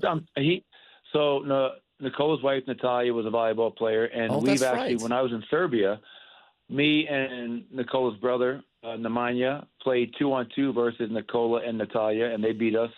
I'm not lying when I say every sport. The first time I went to visit Nicola, we were playing a game. There's a little net with a soccer ball, and you just use your feet. And we were playing, and Nicola picked Felipe because Felipe's from Brazil. And 5 minutes into the game, he says, Felipe, you must be the only guy from Brazil that can't play soccer. Well, you go from Friday night, and it is what it is. Okay, cool. But you quickly turn the page to Minnesota after the game. So here we go. We're quickly turning the page, and it does seem to tick you off, the lack of success you've had against Minnie this year. Well, it pisses me off. We lost to Washington twice. It pisses me off. We lost to Chicago twice. Losing. There are two types of people in this world: those that like to win and those that hate to lose. I'm definitely a person that hates to lose. And division team, we played them 2 years in a row in the playoffs. We've lost to them 5 straight times. They've beaten us on our home court way too many times recently. So yeah, those things bother me, and they should bother any competitor. I don't care who you're playing. Losing should be something that keeps you up at night, and hopefully our guys tomorrow night, we can come out and find a way to beat the T-Wolves as we, approach these last 7 games of the year. You guys don't really struggle against very many teams, at least in the long term. Is there potentially maybe a little bit of a mental block there for the guys who got to get over the Timberwolves? I don't think so. I mean, as I mentioned, 2 years ago, we beat them in the playoffs. Last year, we were down 2-0. Everybody thought the series was over. We win 3 in a row, and they win the last 2. This year, game 1, if you go back to that game, we're ahead in that game. That's the game that we should have won in Minnesota. Jamal had to leave that game with a concussion. Obviously, that kind of hurt us down the stretch. Give them credit. Game 2 and 3, they've dominated us. And the two things that I would point out more than anything, if you look at the points off turnovers in the last 2 meetings and the points that we've allowed on the offensive glass, that accounts for 53 points a game in our last 2 head-to-head meetings. So we cannot continue to turn the ball over and give them life. And when we play good defense, we have to have the ability to all 5 defensive rebounds so we can get out and run. But no, I don't think there's any part of our players that goes into the game tomorrow night with a mental block or a belief that we cannot beat the Minnesota Timberwolves. Give them credit. They've beaten us 3 times this year. But I think our guys are fired up for the opportunity to try to get a win tomorrow night. It feels like after those 2 games, losses on the road, which offensive rebounding was just monster against you guys, there has been more of a concerted effort. And you talked about it. It's fun to get out and run, but you can't run if you got a ball. And you can't run as well as if you're always taking it out. Okay, I got it out. Who's got it out? But now all of a sudden it's a walk up the court. So it feels like guys are being more aggressive. One of the coaches used to say, rebounding out of their zone. I'm standing here, but the ball is 5 feet. I got to go get that ball. Seems like there's been more of an effort towards that in the last few games. Well, and there needs to continue to be, obviously, with 7 games remaining, and then obviously whatever the postseason looks like, because every possession matters. And there are games where you look at the final box score sheet and we are losing the possession game by a large margin because we're turning the ball over and we're giving teams second and third opportunities per possession. And you don't want to lose the possession game. You want to win that. And to your point, a lot of guys can rebound when the ball comes to you, but the elite rebounders, the great rebounders, are guys that go up and they snatch rebounds that are not in their zone. So we got to make sure we're not ball watching. We got to find bodies. Minnesota shoots a lot of threes, so we also have to understand long shots will equal long rebounds. And when you're able to do that, that will fuel your break. And against Minnesota and their very effective defense, we have to find ways to get some easy ones. And last thing for me, when you guys won the championship, You had Brucey, you had KCP, you had a young and developing Christian Brown, you had AG healthy, and I thought you could go on the perimeter and throw 4 dogs out there defensively. Lost a couple of those guys. You Christian, I think, is battling every single night.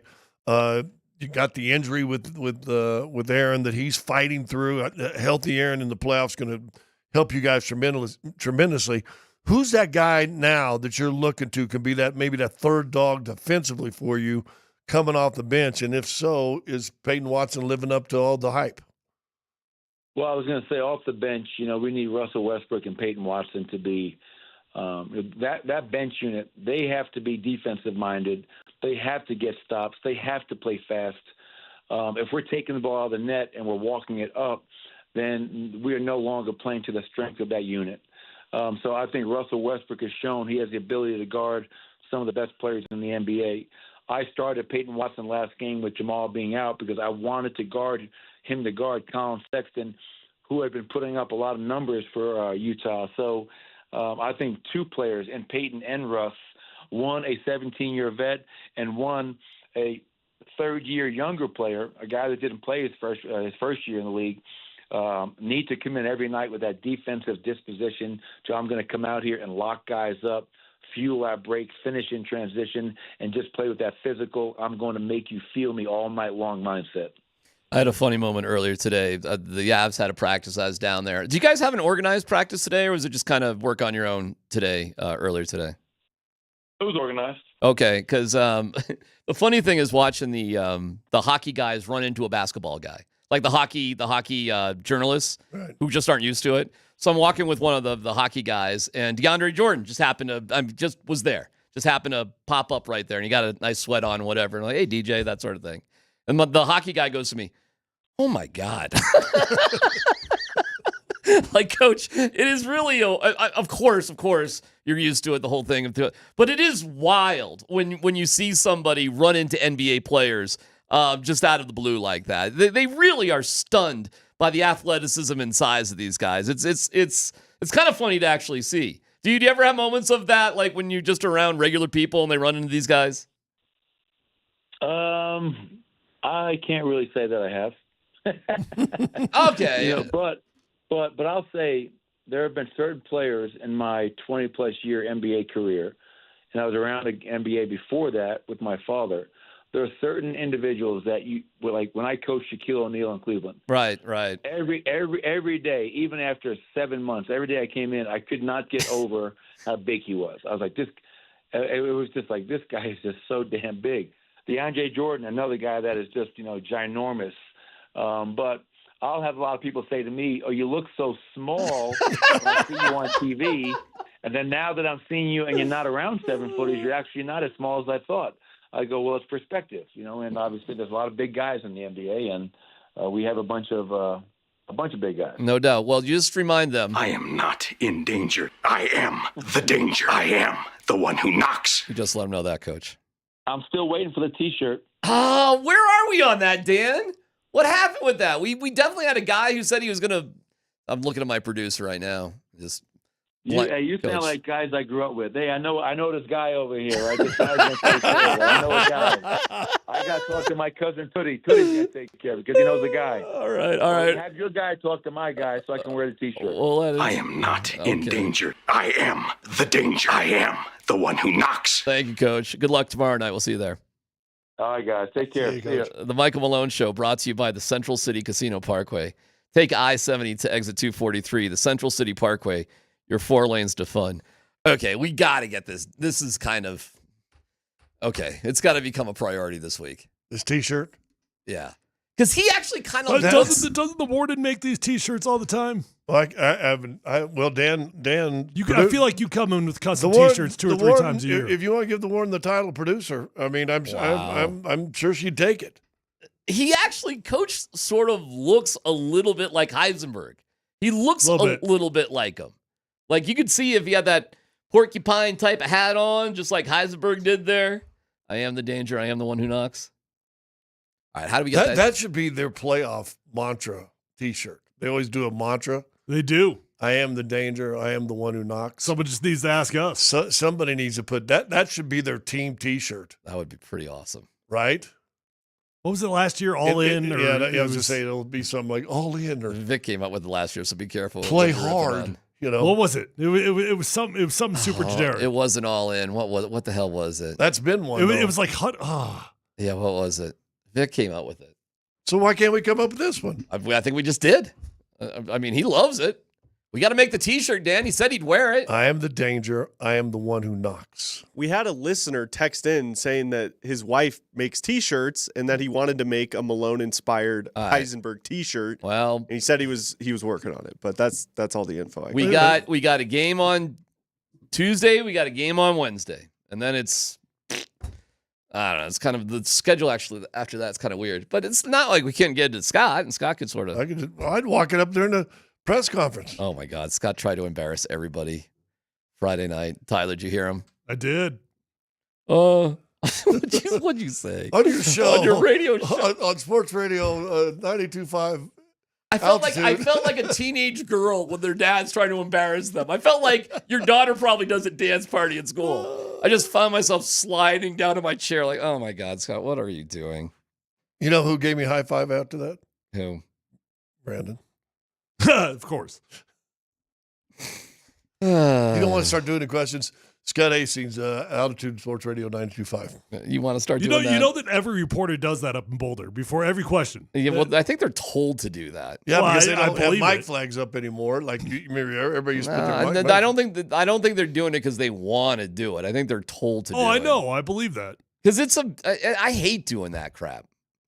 I wouldn't do it anyways, even if they told us to do it. I just asked the question. You did it at the NFL things all the time. No, when? When you interviewed the commissioner. The only time is if you're.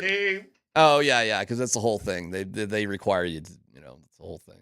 Well, I got banned from that. I got blackballed from that anyways. Because you'd always ask a tough question. I used to. Like, you're gonna fire yourself? That was a good one. Good question. Would you ever have you been drug tested, Commissioner? That was a good one. The answer was yes. The answer to would you ever consider firing yourself was no. Like, is there anything you could do to get yourself fired? And he goes, no. That's just an honest answer right there. It was kind of a baller sort of move by Roger Goodell. You got to admit, that dude. Yeah, but Roger, if you fired that 3-year contract, you get all of it right now. But I want another 8. No way, man. He's got that job for friggin' life. He's not even that old. Like, when's he ever going to step down? Look what the NFL's doing, too. Like, by every objective measure, he's been a good commissioner Well, it's the greatest job of all time. You get paid $60 million a year, whatever it is. It's something asinine. I don't know what the exact number is, but it's asinine. And all you got to do is say yes, sir, to the owners and do what they tell you to do. More or less. All right. Fun having Coach Malone on. We got Broncos information. Broncos have a new quarterback. Kind of. Yeah. Yeah, details coming up.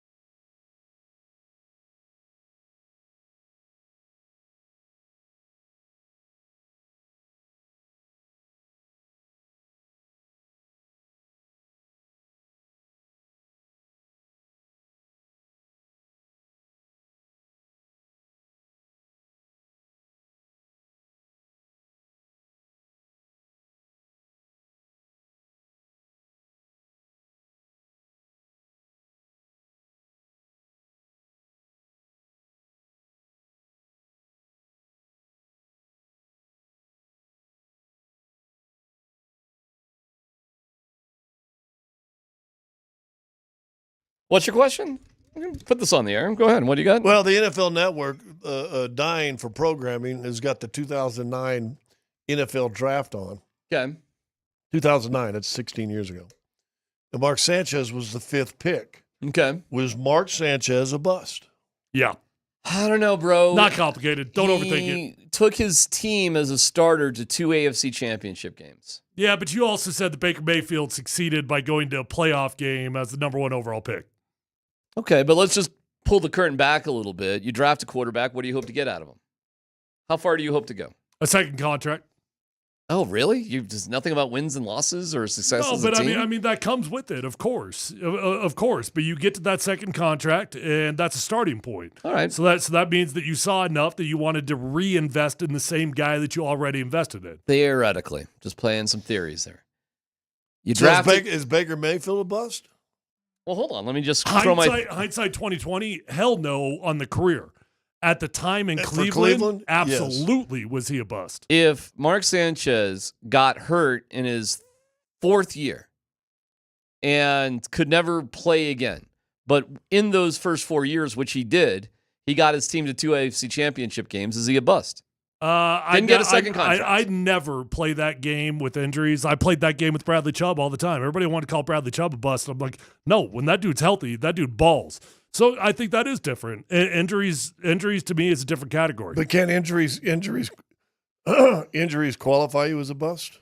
To a lot of people, yes. Really? To a lot of people. Well, I would say Bradley Chubb for the 5th pick overall was a bust in Denver. Yeah, and I would fight that hardcore because the dude dominated when he was on a football field. Yeah, but if you're the 5th pick and you don't get hurt, your name then should you're be... answering your own question about Mark.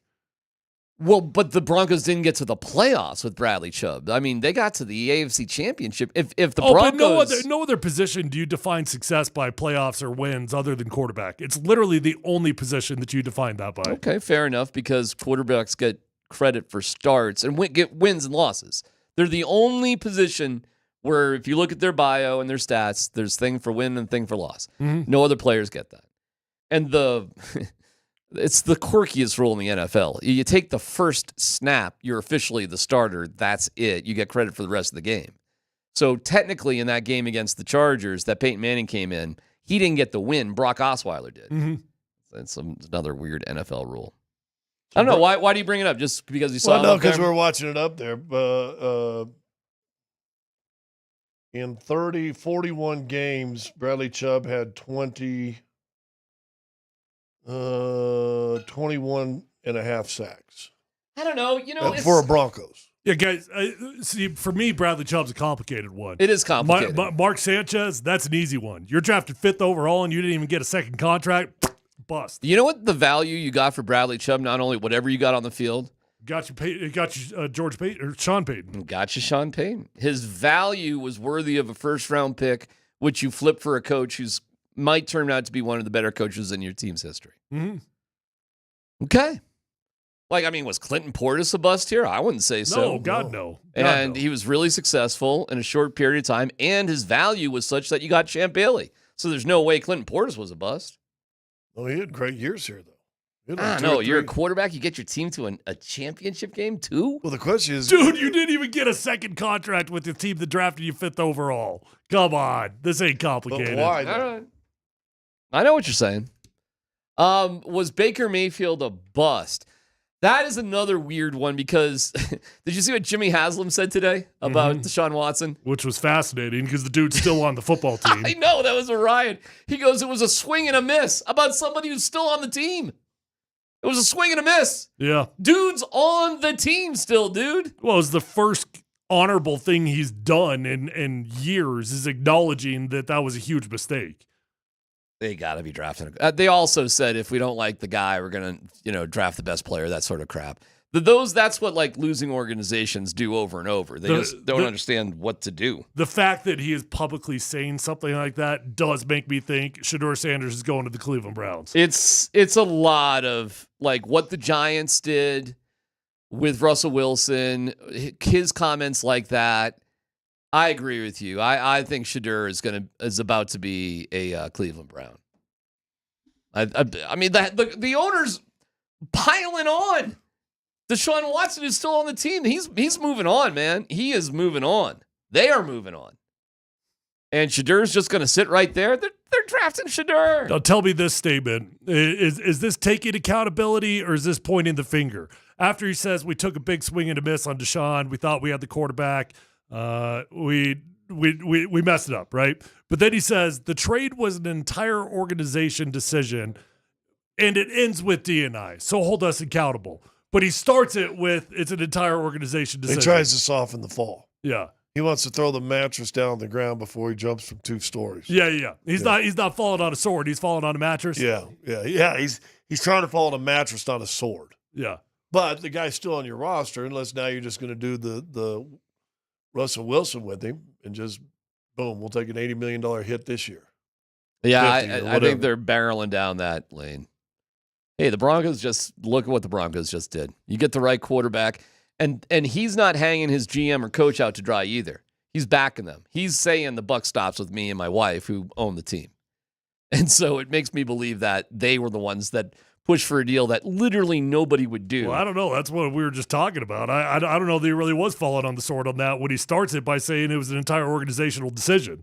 You don't think that's the owner falling on the sword? No, I think it's falling on a Not mattress. at all. He's trying to throw a mattress down I think on top he's trying of the sword. to act like he's falling on a sword, but the first thing he does is point to everybody else in the building that, hey, they thought this was a good idea also. Well, they didn't blow anybody out. They kept everybody, so, whatever. We'll see. It's the NFL. So if you can get Shedeur number 2, which would be perfect for him, you just got maybe the best D lineman in the league signed up for, what did he do, an extension for 4 years or something like that? Whatever it was. Myles Garrett, highest paid dude. Yeah. So he's paid. Wants to win. You got Jerry Jeudy. Yep. So yep. You got Had a some great receivers. year. Yep. So, maybe this is the time to do it. You eat the contract next year. Yep, I would. Why not? Or maybe eat it this year. Is it too late? I don't know. Whatever you got to do, just do it. Draft. This is not complicated, actually, guys. You draft Shedeur, and you go from there. That's it. The end. And you just deal with everything else, whatever you got to deal with. So they just front-loaded this year's salary into a bonus, which means they've only got, since they're already done, technically they're done paying them for this year, so they've only got one more year left of money that they have to, of actual cash value that they have to send out. So they could eat it. They could cut him right now and pull the Russell Wilson, and it would be 1 year. Meanwhile, the Broncos have signed a quarterback, Sam Ehlinger. Oh, our guy from Texas. He had a hell of a year last year. 0-3 with 3 touchdowns and 3 interceptions with the Colts. Well, that was in 2022. It's been a minute since he's actually played. We got him. So we're good. What that says, Sean Payton likes to have 3 quarterbacks in the room. He likes to have 3 quarterbacks in the room. Well, it's a necessity to have 3 for camp. And then it's a necessity for the season to have 3 in the building. Usually it's 2 on the roster, 1 on practice squad. Okay, so that little piece of business is done. Greg Penner was talking about the stadium. I have not heard this, but it's and we'll have more from Greg Penner and Sean Payton and George Payton, who spoke earlier today. But I have not heard this on stadium site possibilities. Don't get too excited. Let's see. The Lone Tree Broncos. Let's go. We're continuing our diligence. As I mentioned before, it's complex. We haven't ruled anything out. We're still looking at the current site, other sites around Denver, Lone Tree, Aurora.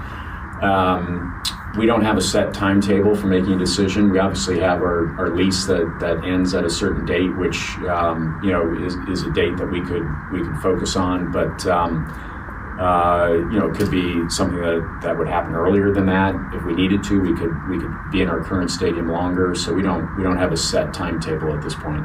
Aurora? He's just throwing an Aurora bomb in there? What do you mean? There's always been an Aurora bomb in there. No, sir, there has not. Yes, there has. The airport has always been an option. Not out of his mouth, brother. Not from the things that I was told early on. What are you talking about? I'm telling you exactly what I'm talking about. It started with Aurora, then it transferred to Who did you Lone ever Tree. hear say Aurora? Who? I don't know. Who? Bill.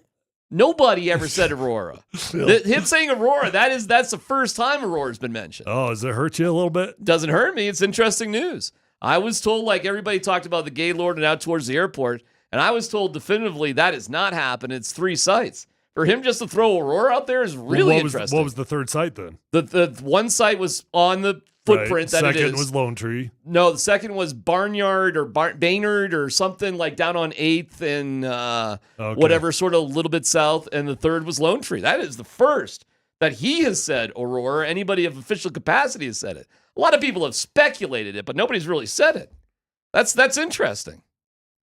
That is interesting. It makes all the sense in the world. There's 2 spots with a lot of land right now. You got Lone Tree and you got Aurora. That's it. That is true. Or you just rebuild where you are. Aurora. But where do you play for the 2 years where you're turning down and building it? If not 3 years. Well, if you don't rebuild where you are, you play right where you currently are. So meaning you build in Lone Tree, you build in Aurora, you don't have that issue. Right. Correct. If you decide rebuild to build downtown. on the side, you're talking at least 3 years playing somewhere. No, if they were to how? Well, they wouldn't build a new stadium if they were just to stay on their footprint. They would just be building up and around it. They wouldn't be building a new stadium. They would just build massive improvements. I've talked to people associated with the Broncos. They have sketches and designs for putting a roof on that. And if you look at the scoreboard, you can sort of picture in your mind, can't you? How you could just sort of raise things up and cover it up a little bit because it went so high. I think if that would be complicated, but I think they would just sort of do massive improvements right there. But I think that's their last choice. I do not think that is the optimal sort of situation. I heard Vic talking about there's 0 chance that it ever leaves Denver because Denver will never allow that to happen. And there's probably something to that. I mean, city of Denver ain't letting go of that thing without a fight. How will they have a vote in it? What do you mean? Like how will they keep it there? Money? How? I'm really legitimately asking. I don't know all the details. I mean, you can bring Vic on. He was extremely opinionated on it. I'm just relaying what he had to say there. I'm not the messenger. All right, because they've got a lease that is involved with the city of Denver on the property. So I don't think the Broncos own the land. They own the stadium. So they the don't only way own the they'd land. be able to rebuild there was then all of a sudden the city of Denver say, "Hey, listen, we'll kick in $300 million." Yep, that going to happen? Well, someone's going to kick in something wherever it goes. Whether it's tax figures, whether it's sewage, whether it's basic stuff like that, someone's kicking in something. Yeah, I mean, and that's very standard. What won't happen is the sales tax. That won't happen. There's no way that's going to happen. They'll finance the vast majority of it on their own. There is so much space. There's one location with limitless space. I don't see how you don't end up there. And it's Aurora. It's out by the Gaylord. It's out by the airport. Well, you're not lying. You could literally build an entire city there. Oh, I would be so. Lone Tree's got space. Lone Tree's got space, but not like that. No, you're right. I would be super bummed if they did that. God, would I be bummed if it went to Lone Tree and I got to drive Ridgegate every single day past a stadium? That would drive me insane. Do you think there's just going to be miles and miles of pileups and traffic? That's exactly what I think there's going to be. On a daily basis? Like you build cities, you build restaurants, you build entertainment. Yeah. That's exactly what you're going to get. Who owns the soccer fields and all that property catty corner from Dove Valley now? Oh, that's nothing though. Dan's playing sad music for Tyler. I don't care. I'll whine and complain all day. I don't want to drive down Ridgegate with a brand new stadium. Ask anyone in Parker. They will all say hell no to that. Okay. Well, you could just snake down 83 a little bit and then just kind of come over on 225. That's not my drive. Well, I got you, but I'm trying to help. That would add an extra 15 minutes. I'm trying to help out the rest of the folks at Parker. Or when your lease is up, just lease a place over by DMac. Come on over. You guys can ride share here. Dude, this is you can ride your bikes here together every day. Yeah. You could get there's some patio action on Make Blue sure you Oyster. charge your bike up. Okay. Well, yeah, watch that. Okay, it's PAC here on 92.5.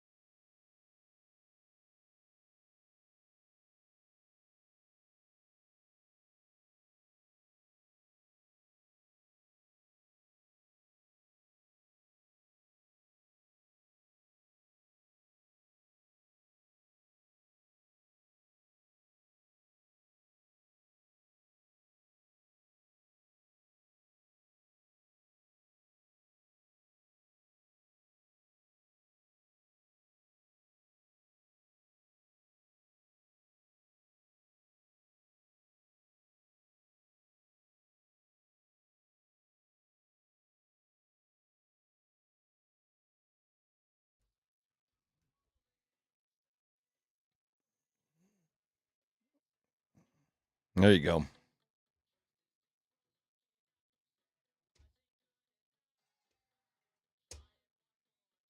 Come on now, turn it up a little bit.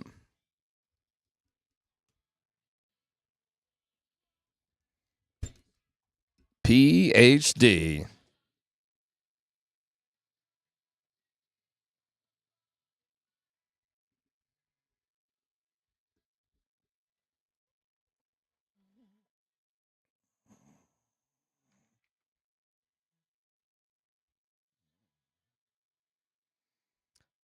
It is chalk amongst chalk. It's the chalkiest of the chalk Final Fours of all time. Have we ever had 4 once? Ever? I think it was 2008. Really? Well, here we are again. And the Not Another Bracket contest is still going with the huge grand prize hanging in the balance. If you want to see where you are in the standings, I'm leading the 4 of us, by the way, right now. I don't know what my future is. I got Florida still, but it's mid. I'm mediocre. None of us did all that well. Pretty sure I picked all like 12s. Not the year to do that. I got UConn in there. I remember that one. Well, yeah, Crazy Man Hurley. He's melting down all over the place. That went well. Visit altitudesportsradio.com/notanotherbracket. Thanks to Evan Williams Bourbon, an award-winning bourbon that makes any game day lineup a winner. And to Brothers Barbecue. Take your event to the next level with their award-winning catering. It's not another bracket contest. altitudesportsradio.com/notanotherbracket. These are the 4 best teams, though. Oh, duh. Yeah, well, I mean, okay. But I mean, tournaments, you get teams that aren't. Butler getting to the finals a couple times. That's a bad thing? No, I don't know, but it's not one of the best teams in the league. It's the stake of what this tournament is that you can get some upsets. NIL and transfer portal, I think, if anything, you're probably going to see less and less of these mid-majors and these Colorado States and stuff like that advancing much further than the first or second round. Because they're going to get a player who balls out for a year, and then there's a bag to go over to Florida. Yeah. There's to go to wherever. Yeah. So to have longevity in the mid-majors, it's going to be an impossibility. But I agree with DMac, actually, that I think the 1-1-1-1, that should make for some freaking compelling television. Boring or not boring to get to this point, though? No, I think the first week, I was going to talk about this today. I thought the first week there's nothing better than that first week of the tournament. Mm-hmm. And then to me, it gets kind of, okay, what are we doing? Here we go. Because it starts getting closer to chalk of who's left that next 2 weeks. And now I'm not bored because I'll be honest with you, of the games I've seen this year, I've seen Duke play a number of times. I've seen Houston play a number of times. Mm-hmm. Florida once. I think Auburn one time. And every time I walked away from watching them, I'm like, ooh. These are good teams. I see what you're saying. Like, that's a good question. Is it better to have the best of the best battle it out, which these 4 teams undoubtedly are? Or is it more compelling to see an underdog do something special? Well, I'll tell you what, you should see really good close basketball games these next 3 games. If you don't find a way to fix NIL, March Madness will no longer be as exciting because there just won't be the upsets. Now, that doesn't mean by the time you get to the Final Four. The first week, and then that's it. Yeah, but that doesn't mean by the time you get to the Final Four, I do think having Blue Bloods there is the best thing. But you need a healthy mix of competitive upset basketball, Sweet 16, maybe even make it to the Elite 8. When the NFL has started their tournament, and they're talking about expanding their tournament, so are they looking for that compelling upset story, or do they want just the best teams? They just want money. Yeah, but by the time the playoffs roll around, there's no upsets, really. I mean, not huge. I mean, you had to get to the playoffs one way or the other. I mean, you got to be pretty good to get to the playoffs. And you got to be pretty good to be in the NCAA tournament. You got to win your conference tournament at the least. So, I mean, but it's not like the NFL. It's different. I think it's different. I think without at least one sort of, hey, look at that team, this thing is kind of boring. That being said... But you don't like college basketball.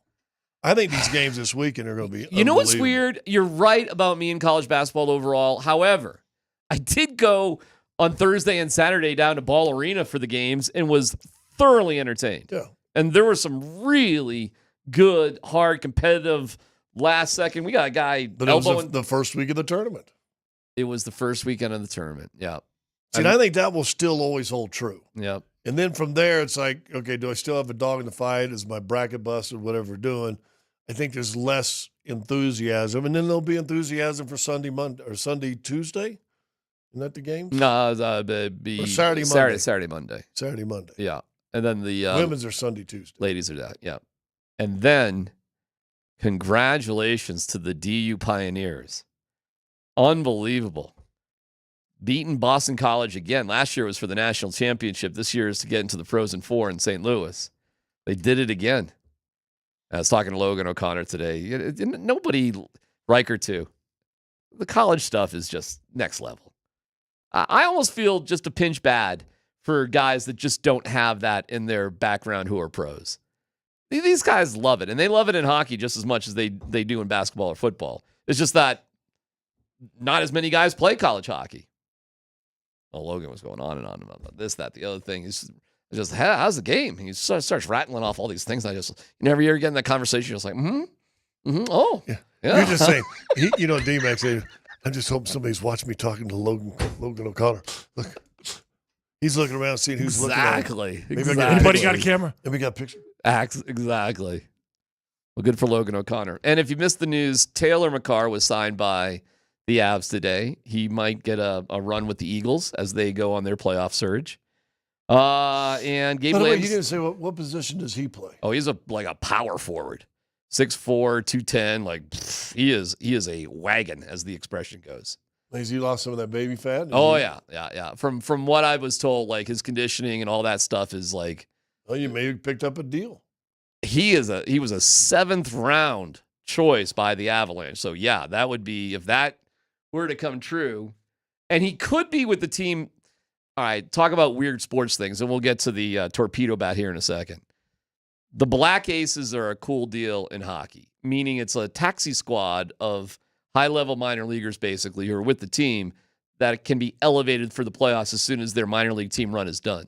So you get 7, 8, 9 guys that just they're called the Black Aces because traditionally in the practices they wear black shirts or something. They're not eligible to play in the playoffs, but they can get the experience. Practice travel, blah, blah, blah. And you keep a third goalie ready to go, so the E-bug is out. And it's probably been happened a million times, I would assume a million times. But I don't know if it's been done with the Avalanche. What if you pull him up one of these last few games and, you get to play on the same line with your brother? It's not crazy because especially the last 2 games of the year may be completely meaningless. Might be the last 3. Okay, maybe. I mean, right now there's a 7-point difference behind Dallas, 6-point difference ahead of Minnesota. So maybe. But you are looking at the end of a season that is not really that exhausting and kind of meaningless. Sure, if you wanted to bring him up, that'd be kind of cool. Get him a little taste of the NHL action. Get him in the game with his brother. That'd be kind of cool. I don't know what all the contract ramifications are. So if they tanked to let Minnesota catch him just for seeding possession, just say they did. Okay. Who would they play in the first round as opposed to playing at Dallas? I think they'd be playing. And would it be a different matchup? They'd be playing the first place team of the other division. So is that Vegas?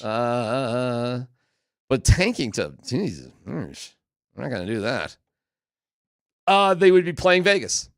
So would you rather play Vegas or Dallas? I'm asking.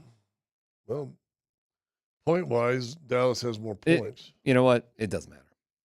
Not happening.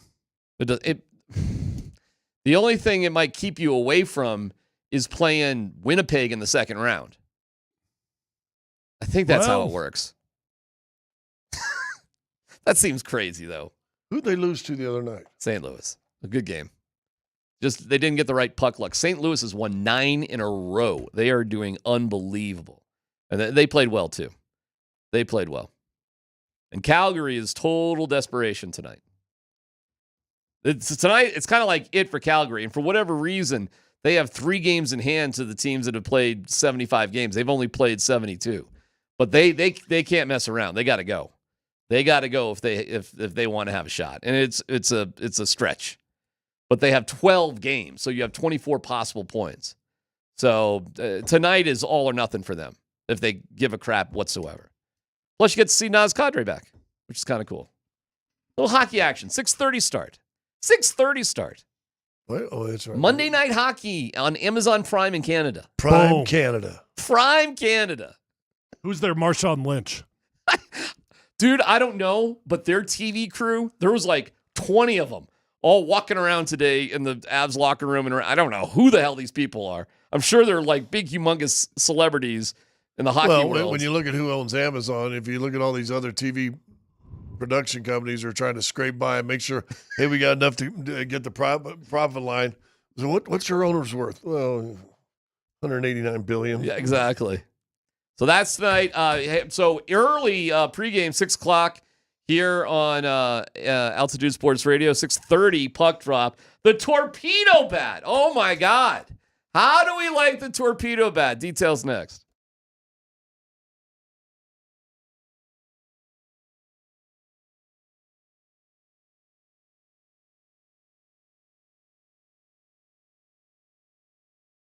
All right, guys, gals, you might have heard that the rates are rising up on vehicles right now, and that's why you want to go check out my friends over at Phil Long Ford, because they've got over 1,000 cars, trucks, vans, SUVs, electric vehicles, even commercial fleet vehicles that are on their lot right now, and they locked those rates in before they started rising up. That means you, the customer, gets to save the money directly in your pocket.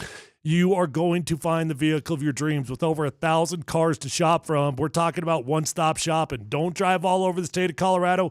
Go to one dealership, Phil Long Ford, find the vehicle of your dreams, become a customer for life. That's what happened to me. Bought my first car there my rookie year, and I keep going back because I always have a great experience. They just take care of me. They respect people. You're going to get in. You're going to get out. You're going to get the best price. Phil Long Ford has got an award-winning service department, so once you buy that new vehicle, keep it serviced over at Phil Long Ford. You're going to love your ride for a very long time. Let them know that Tyler sent you on over, and feel free to shop from the comfort of your own home at phillongford.com.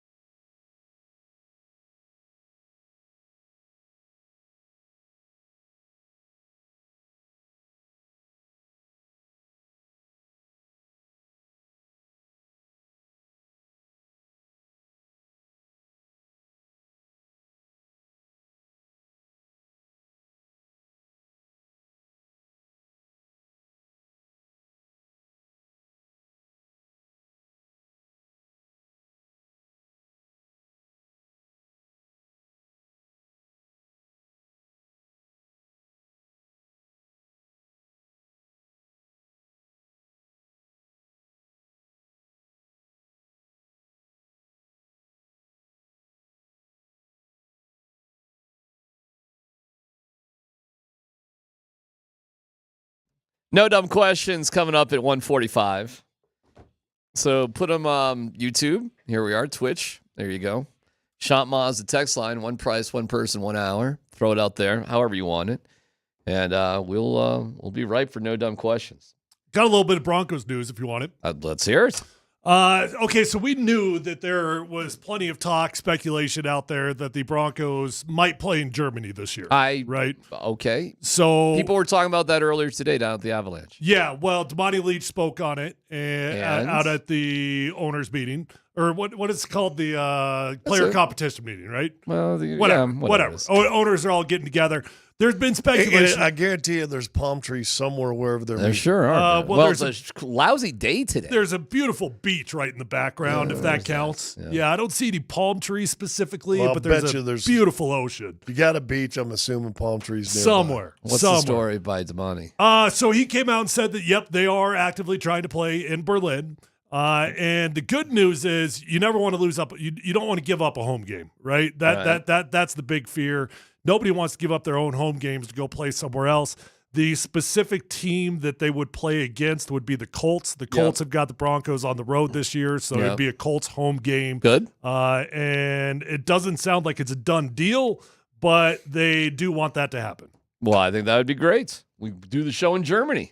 Huh? It'd be fun if we get to go. Other than that, it sucks for the organization. It sucks for the players. It's great. It's great for the owners. And this won't be a preseason game. This is this is a real deal. Back to what they're doing the regular season. I mean, we already know the teams that they're playing. We know who they're playing at home, who they're playing on the road.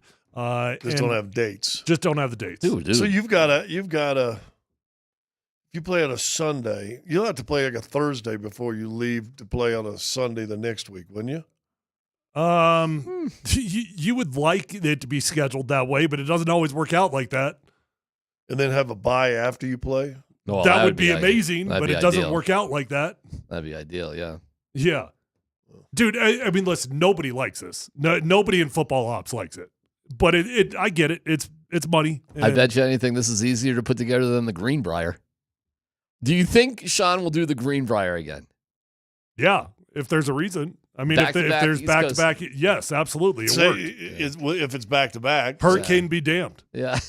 Well, it turned out to be one of the better moments of the entire year. In fact, if you really asked Sean, he would say that's where everything turned around.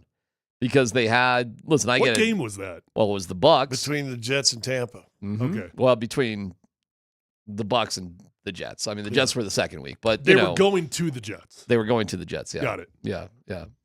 And so that's why they had to go to the Greenbrier.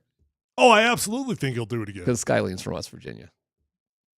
But it was nice that Sean coaches are so superstitious, man. Something works. Mike Shanahan was funny. When we'd have AFC West games or when I was playing out in the NFC East, you got your NFC East opponents. You lose a game against one of your NFC opponents, you don't stay at the same hotel the next time. You go to a different hotel. You go to the Greenbrier and it works, yeah, you go there again. All right, well, but if they play like New York, Washington, which one of that division? They did win that game 6-0, if I remember correctly. Yeah, in a rainstorm. They beat the Jets, yeah. What was of the East, NFC East? Which one are the road games? Do you remember? They're playing. Well, they're this year. That's a good question. I got the entire thing. It's right not here. the Giants because that's a Russ game here. Okay. So it ain't them. You're on the road. Philly? I think it's at Philly. You're on the road for NFC East teams. You're on the road against the Eagles. You're on the road against the Commanders. Wrong teams to have on the road. Yeah.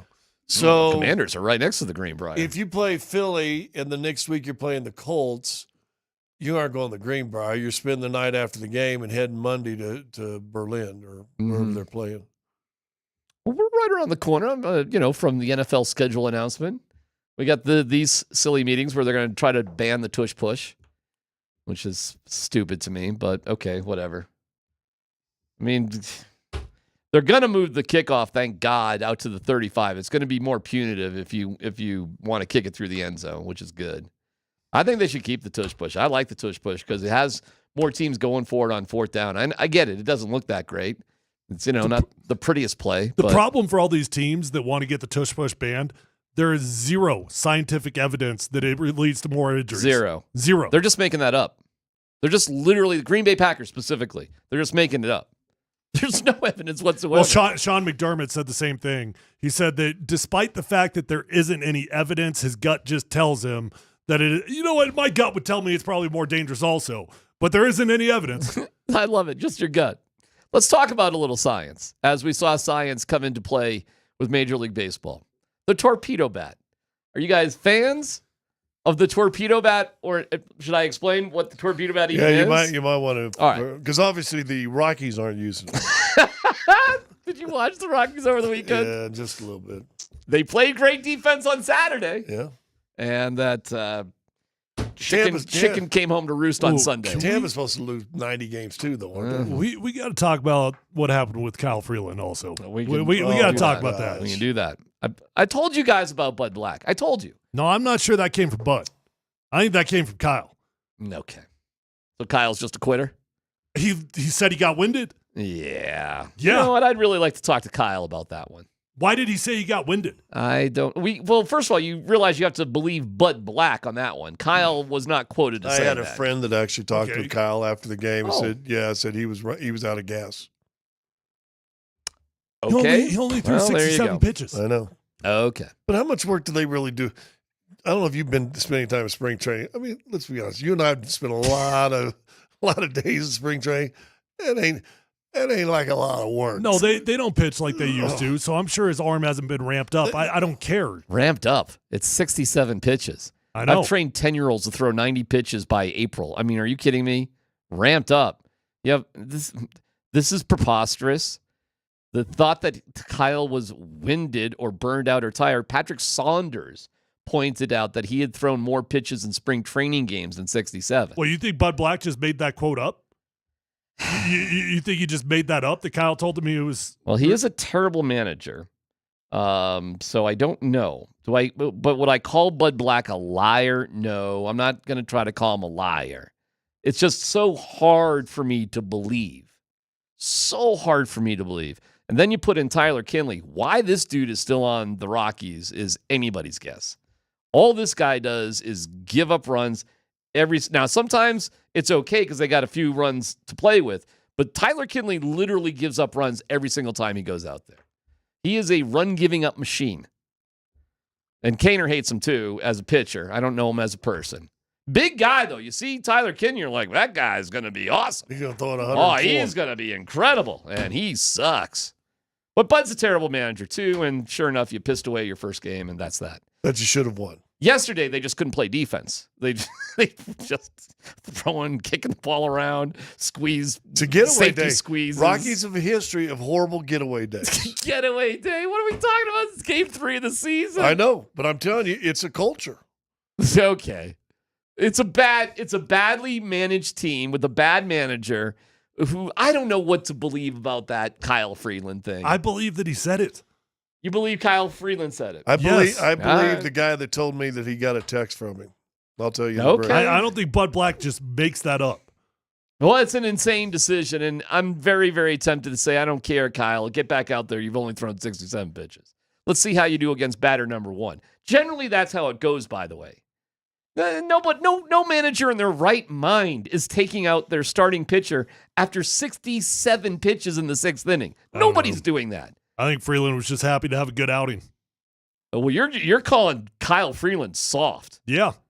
Wow. Okay. All right. I guess I think a little bit more of Kyle Freeland than you do because you're really calling him out right now. Well, unless Bud Black made that up.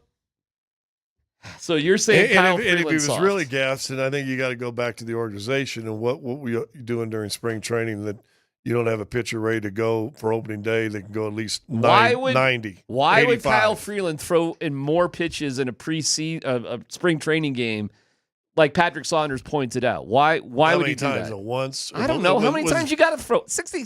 Listen, what winded? His last outing throws 70. By the way, the whole winded thing. What are we talking about? Winded. It's baseball. You're walking off the field. What? You're winded? You tired? Or you hungover? What are we talking about here? That's how I feel. The whole thing is just nothing screams Rockies baseball So more if a pitcher than what comes to does. you and says, my arm is gassed right now, even though he's only thrown 67 pitches of shutout Is your baseball. arms all right? So we're having your Kyle. Is your arm sore? Yeah. Are you hurt? Yeah, the arm that I had surgery on the off season is. All right, you're out. We got a long You're out. If your arm is freaking sore, go see the doctor. I don't know why we're here because we should have been amping up the right way to this game over the past three freaking months. Like, what is this, day one? And that's what I would ask. Yeah, I mean, what's your pregame routine? What were you doing this week? This does not make sense. Why are you asking me that? You're the coach. I'm the manager. The coach is over there trying to figure out. Why you ask me? You're the manager. Managers manage the coaches.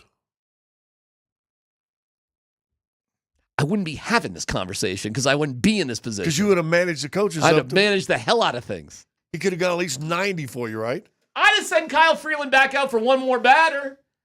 You've only thrown 67 pitches, son. For the pride of Thomas Jefferson High School, get the hell back out there for one more batter. Let's see how you do. You're balling. You're dealing. Yeah.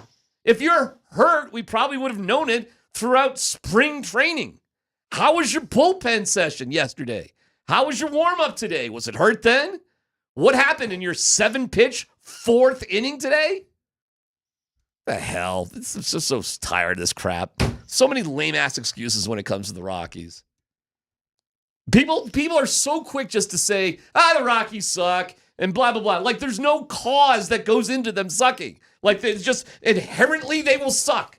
There's a reason why they suck. Well, look, I don't think you can put, assuming Bud Black's not lying, I don't think you can put that on him. I put everything on Bud Black. I'm so sick of Bud Black being here as a manager. I got that, but I mean, if the conversation goes down the way that Scott just said, yeah, my arm's sore. What's your choice? But let me, but it wasn't sore as winded. You're talking about the ramping up of the season to be ready. And I'll say this: when a team is out of shape in the first week of the season, to me that's the same thing. You're right. That's conditioning. That's in baseball, conditions different. Pitcher conditions different than maybe an outfielder. But their arm better be right also if it make a couple plays. But if a team, and I've heard coaches say, we're just out of shape. That's on you, dog. Dude, maybe that's on you. Hey, maybe we should be having spring training on some sort of gravel parking lot instead of the plush fields down there in Arizona. You want to talk about a beautiful, comfortable facility. You guys have both been down there for spring training, right? Mm-hmm. You know what their weight room looks like, right? Beautiful, right? With the big garage doors and opens up. And boy, I'm really working my ass off in that dungeon. Should have McChesney come in there and stream at him at 4 o'clock in the morning. Just like a lunatic. Hey, but these guys spring training will come in for a couple hours and leave, and they aren't even there for the whole day. They're playing. How many golfers are playing 18 in the afternoon in spring training? I bet the Rockies are incredible golfers. Just leave it there. Torpedo bats, yeah. And we'll get to know So questions. you were going to tell them what the torpedo bat was. Well, the rules are this. The diameter of a bat can only be so large. Wide, yeah. However, there's no requirement as to where on the bat that needs to be. So there are rules about how bats are formed. In high school and college with the metal bats, okay, they're composite bats, meaning the barrel is one, the handle is one thing, and the barrel is a different metal. Well, if you look at the bats in high school and college, you realize quickly the barrel is the exact same size all the way through, meaning it does not taper up in high school and college. Those are those metal bats. All these Yankees have done is use that logic and put the meat of the bat where you're allowed to have it the widest, more where you want to hit the ball. But of course, in high school and college, you don't have to worry about it because the whole bat is like that. Well, like it took MIT until 2025 to figure that out. That seems so ridiculous, doesn't it? Because they're stupid-looking bats. If you go to the history of what bats look like, they are weird looking. But here's the key, and here's what nobody thought of. Let's make the end of the bat, which you don't want to hit the ball with anyway, let's narrow that out. And from what I'm hearing from the guys who are swinging the bats, it's making the bats feel lighter. And now you're putting a more powerful, lighter bat in Aaron Judge's hands. What's the result? 15 home runs in 3 games. Well, if you can take a 5.5-pound sledge that's the size of a hammer, which they got, you can hold it like that. Now you take that with the handle and put the 5-pound weight at the end, feels heavier. Yes. Right? So all they've done is put the center of gravity of the bat down closer to the handle. PhD. Have you guys ever seen the YouTube video of a guy? They put all the weights on a barbell on one side. Yeah. And they have people try to lift it up, but people try to use two hands. But if you just put one hand and near the weights and you just go to lift it up, you're going to have just use your legs. You're going to have an easier time than with two. The second hand makes it disproportionate. Well, this is what they've essentially done to the bats. They've made it lighter at the top, meatier down there. They're not breaking any damn rules, and good for the Yankees. Dan, you got a picture of one of those bats you can throw up there behind us? A torpedo bat? Yeah. Oh, boy. Well, like you said, it's the Yankees doing it. In the first game, they scored 20 runs in game one. Second game, they did 20 runs, but yes. Was it second game? It was 20 in the second game, 12 in the first game. Third game. So 32 runs in their last two games. Correct. To start the season. And they had 9 home runs in the 20-run game. And Aaron Judge took an at-bat off. They're saying Aaron Judge has refused to use the bat. Well, okay. All right. I didn't know he wasn't Almost using looks it. like a wine bottle. Yeah. Or a it's Guinness good compare- bottle, right? Yeah, sure. But the common sense in this is kind of ridiculous. It's absurd, the common sense in it. So should it be banned or not? No. Yes or no? No. You're always looking for innovations. We like offense. How quickly should the Rockies get these bats? Tonight? Yeah. Right. Okay. You do play at Coors Field. How many of them do you think was ordered between the Rockies opening weekend or the Yankees opening weekend and right now? If every I don't team, know, the Yankees got a patent on it somehow. That's a good question. But I mean, it's a design is a design. Anybody can do it. They're the ones that hired MIT to do it. I get it, but you can look at it and figure it out. We're not building rocket ships here. This is, Is you that get it. Arondak and Rollins and everybody? Are they not just like getting to the lathe and sitting there going? However you make a friggin' bat, Scott. I mean, Right? just make it look like that. It's simple. You just want on the barrel the biggest width you're allowed to have. They're not breaking any rules, but why have that at the very end where you can have it where you want to hit the ball? Yeah, that's amazing to be that Aaron Judge isn't using it. Well, he is 6'7", like 270, and leads the league in home runs. The guy's, he's not. He's got it dialed in. You know what they're going to do? I'm sorry, I'm laughing. They're going he's to pretty take good. this science and measure every guy individually to where your sweet spot is in the bat. Aaron Judge's might be a little higher on the end of the bat. Who knows? You know? Who knows? But, there you go. I would say this. Any team that's not ordering these bats right now is a moronical team. I mean, this is the biggest no-brainer in the world to start producing To these at least as quickly start trying as them and possible. see what it's like, right? Of course. But however, what if this pumps up runs, exaggerates scoring? Cool. Good thing. Yes. Yeah. Good thing. Be able to pitch more than 67 pitches in the first inning. By the way, after 3 games, the Rockies are in last place. Will they ever get out of last place for the rest of the year? Yes. Really? They won't get above 500. But they will crawl out of last place. They will crawl. If it happens, it They're gonna happens crawl within the next 2 weeks. They're going to crawl out of last place today. They're going to beat the Phillies. Yeah. Okay. And all right, you're making me look really quick before we get to no dumb questions. You're making me look as to who's slightly ahead of them. The Diamondbacks are at 2-2, and the Giants are at 2-1.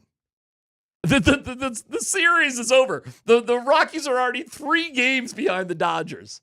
3 games into the season, they're 3 games behind the Dodgers. It's over. They're 2.5 behind the Padres. Here's my That's question, over. though. The Yankees probably been using these all spring training, and now other teams are going to try to adapt to it in the middle of the year, and the guys don't know the bats. You just swing it and hit it. It's not that complicated. I don't know. It's simple. See ball, hit ball. These guys are morons, these baseball players. All right, we'll get to no dumb questions coming up next.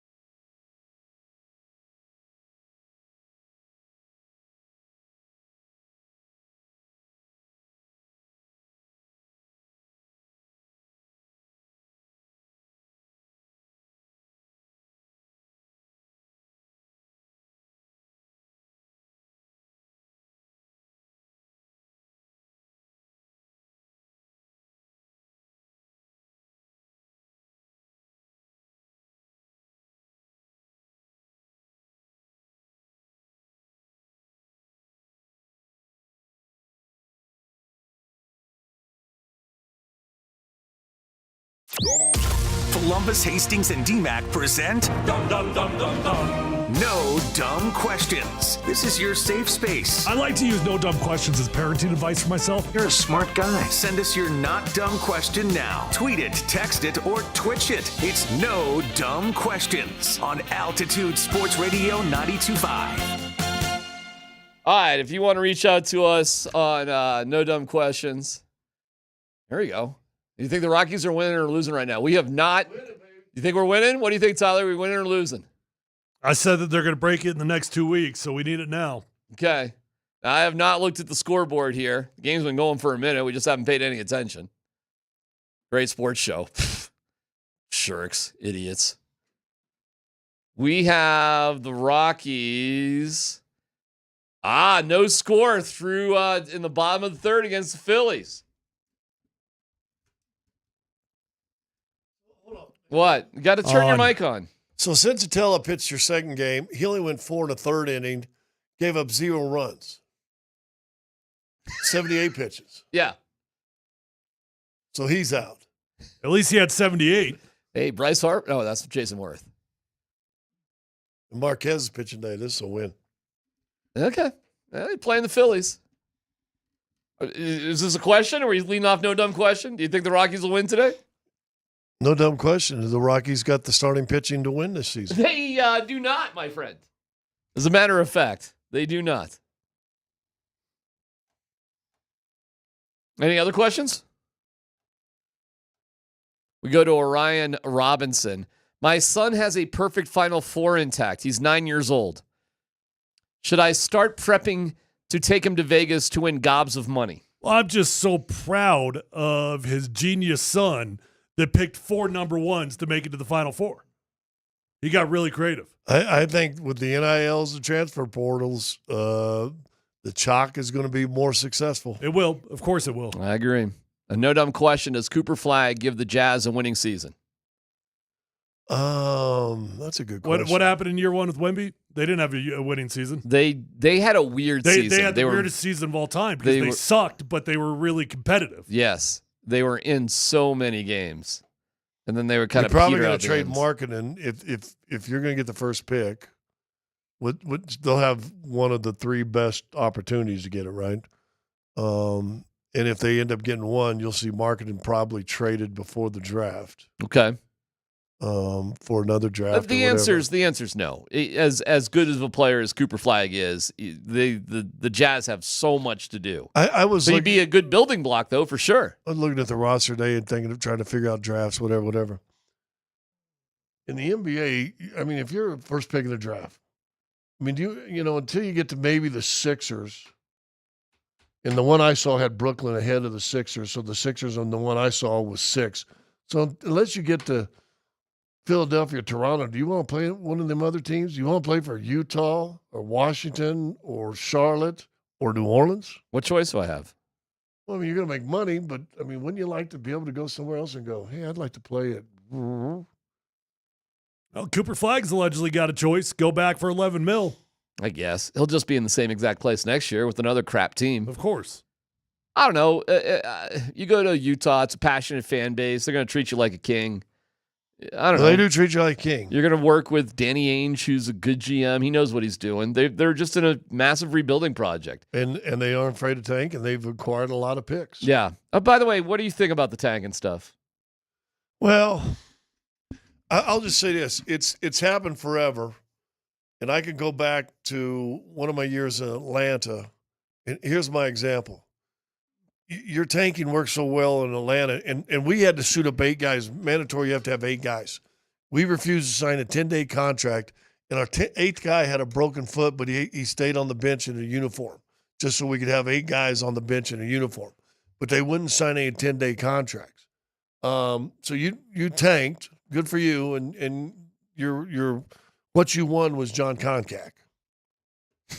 So I mean, how was it? Unless he had a nice career, but he was a good role guy. He wasn't worth the 4th pick in the draft. So I mean, is that what you want? Is Cooper Flack going to be a Hall of Famer?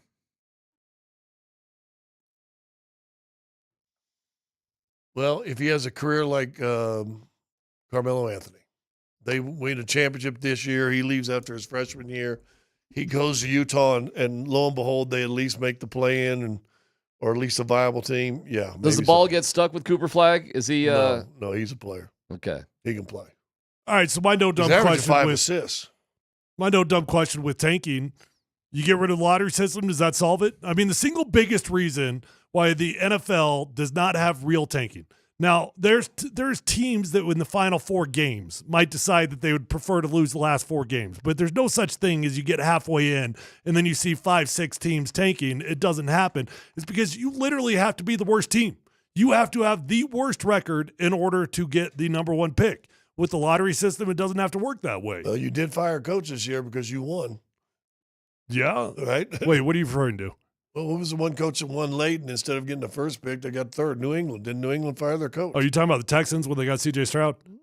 No, I'm talking about New England this year. New England had that happen. C.J. Lovie Smith did it. New England's done it. I mean, other teams have done it. They've been stupid. And they fired the coaches. Yeah, because no coach ever is going to tank a game in the NFL. But if or the NBA, they don't like it either. But if you're sitting there with the 8th overall pick, you ain't thinking about tanking the rest of the season in the NFL because there's no lottery. The only game I think is sort of in that mix of maybe we're trying to lose in the NFL is that final game of the season. Correct. I guess that's it. I sent you guys an article today, and this guy had 5 different.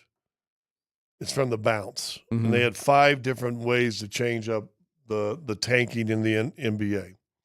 And one of them that was interesting was basically, and this includes the playing team, because there's going to be playing guys that played hard enough to get to the play-in tournament to get to the final 8 that aren't going to make it, right? The guys that are 9 and 10 may not make it. And he said you go from 9 all the way down, and you get the equal opportunity chance to get the first pick in the draft. Doesn't matter. Do you go weighted? No. Here you go. The after the top 8. That's it. The next what would be the next 7 on each side. You got the exact same chance to win the first pick in the draft as the guy that tanked it and won 18 games. That sounds good to me. Yeah, I don't see anything wrong with that either. Me neither. And now whatever. you reward teams that are close. They're still trying to fight to get to the postseason. Sure. You know, and you don't penalize them when they fall just short or they get to the 10th and they lose or whatever. Now you're rewarding for trying to get in. Like Sean Payton said, play better. Be better. Forget it. I think that's a good idea. No dumb question. Can you call it a brawl if no punches are thrown? Pistons, Wolves. Come on, man. 7 guys were ejected, right? Yeah. Oh, 5 guys, 2 coaches. Okay. So what happened there?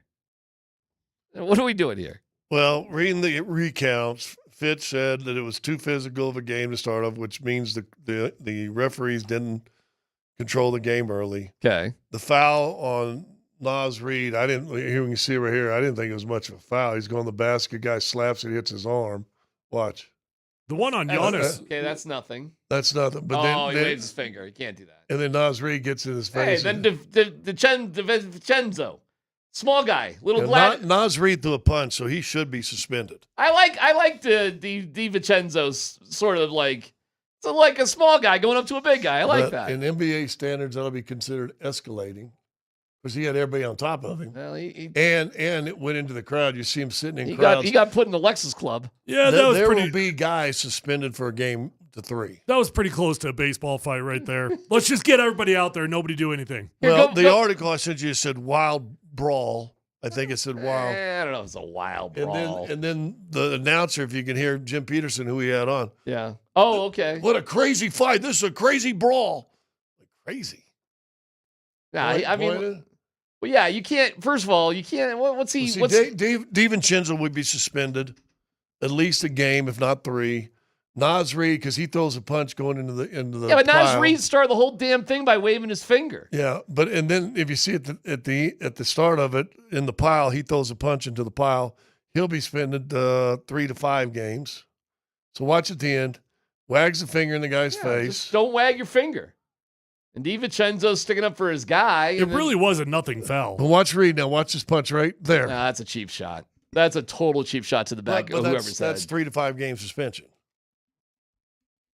Again. And then the coaches started. The head coach of Detroit, Bickerstaff. Yeah. And I can't remember the kid's name, but he used to play in the league for a little bit. Yeah. I think from Spain. I guess they started jawing each other, and they both got ejected. You know what they would do in 1983? Back on the court, play ball. To this day, I'd like to punch him in the face. Yeah, no, that'd have been one wag of the finger, bam, right in the mouth, and then DiVincenzo, whoever he grabbed, somebody would have come over and popped the hell out of DiVincenzo. Well, the greatest thing back in 1983, like 3/4 of the crowd would be involved in the fight too. Those I'm gonna see who reffed that game. The good days. We'll get to what the Broncos had to say at the winter meetings. Winter meetings, March 31st. We'll get to the winter meeting sound from Sean Payton. Boy, he's taking a victory lap, y'all. That's coming up next right here on PhD.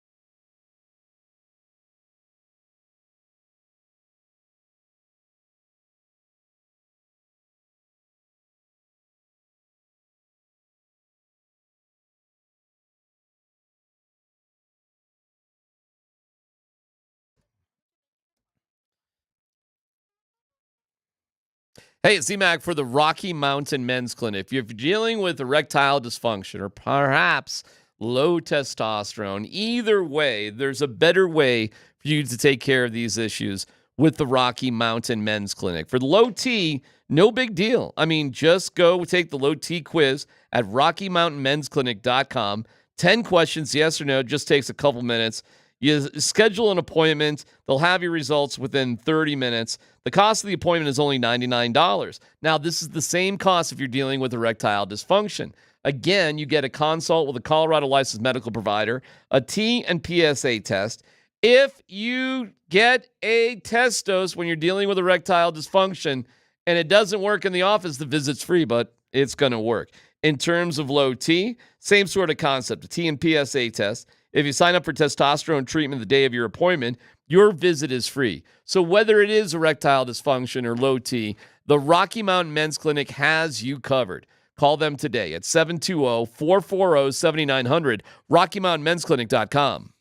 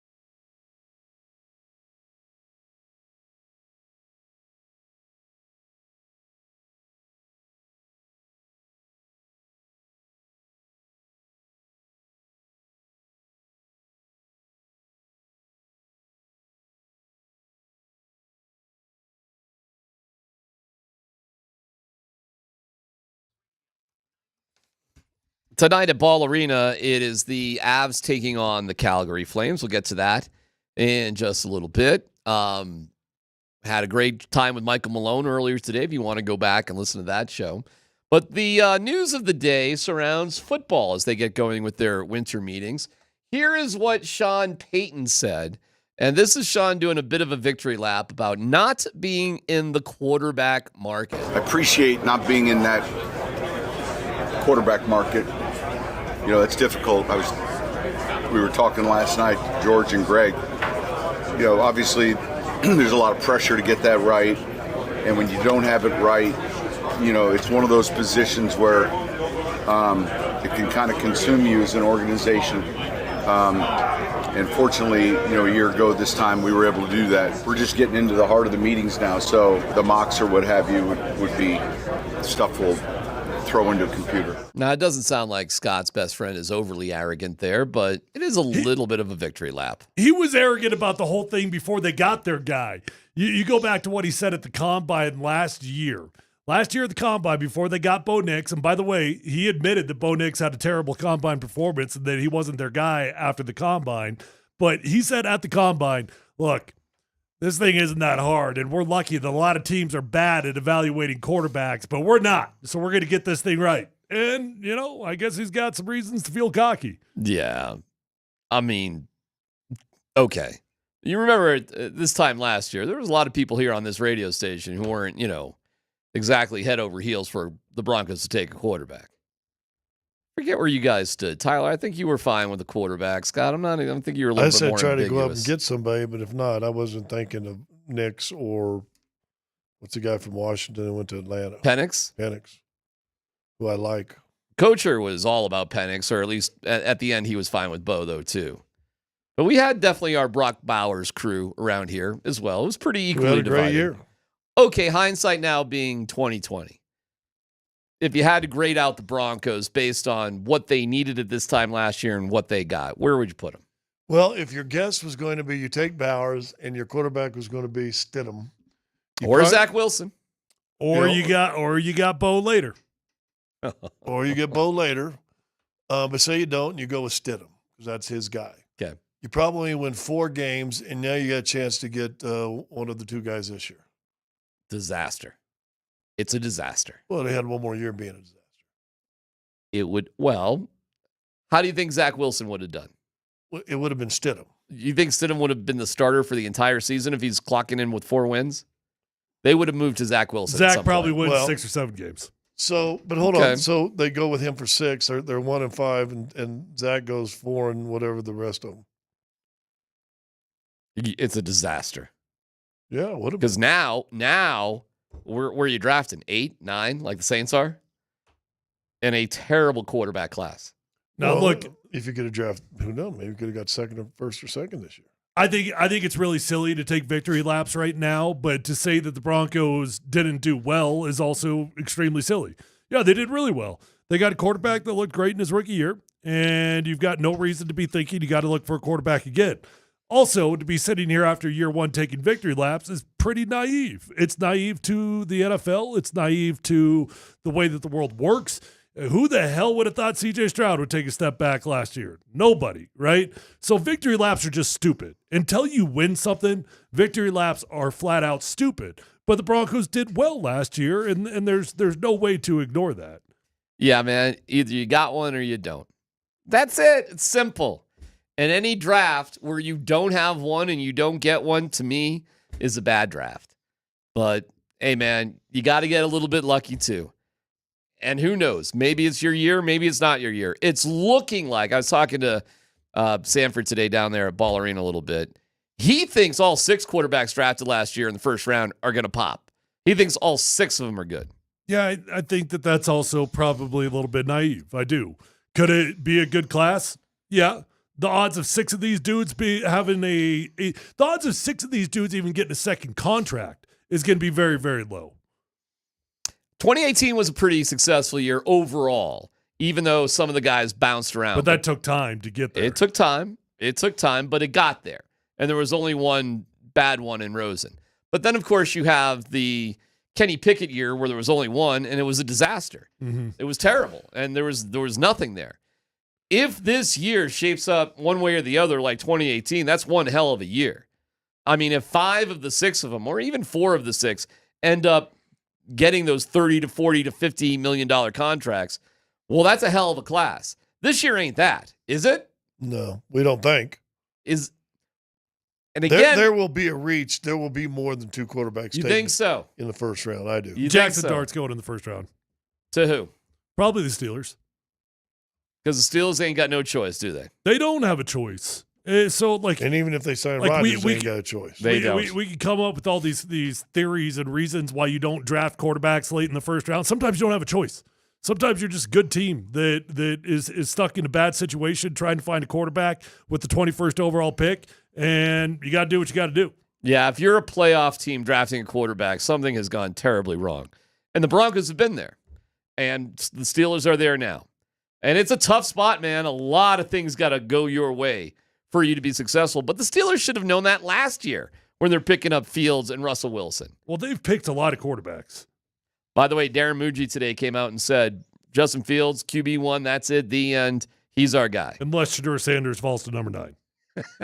Well, we'll see what happens. But they went out today, which I think is a smart move because the quarterback competition is just the sign of a bad team. Show me a quarterback. When you got 2 quarterbacks, you don't have one. He did use the famous caveat words, though. He said, we believe that Justin Fields could be a franchise quarterback. We believe that he could be good for us. You know, whenever you start using words like that, you're always leaving yourself an out. Hey, if something happens, something happens. But I'm going through the Broncos quarterback competition a couple of different times. It is such a disaster, man. It is so ridiculous what you're putting your whole team through. Remember when you asked if Mark Sanchez was a bust? Yeah. He got beat out by Trevor Siemian. I understand. And I like Trevor. But here's the mistake that, going back with your philosophy, the Broncos made. Siemian beats him out. It was evident. Yeah. With the free agent quarterback you brought in. And then Siemian won you 9 games that year. He did. You got to come back. He won 8 games. Your boy Paxton Lynch got the game in Jacksonville. Not trying to be a stickler on that, but well, the Broncos won 9. The Broncos did win 9 and missed the last 1 game.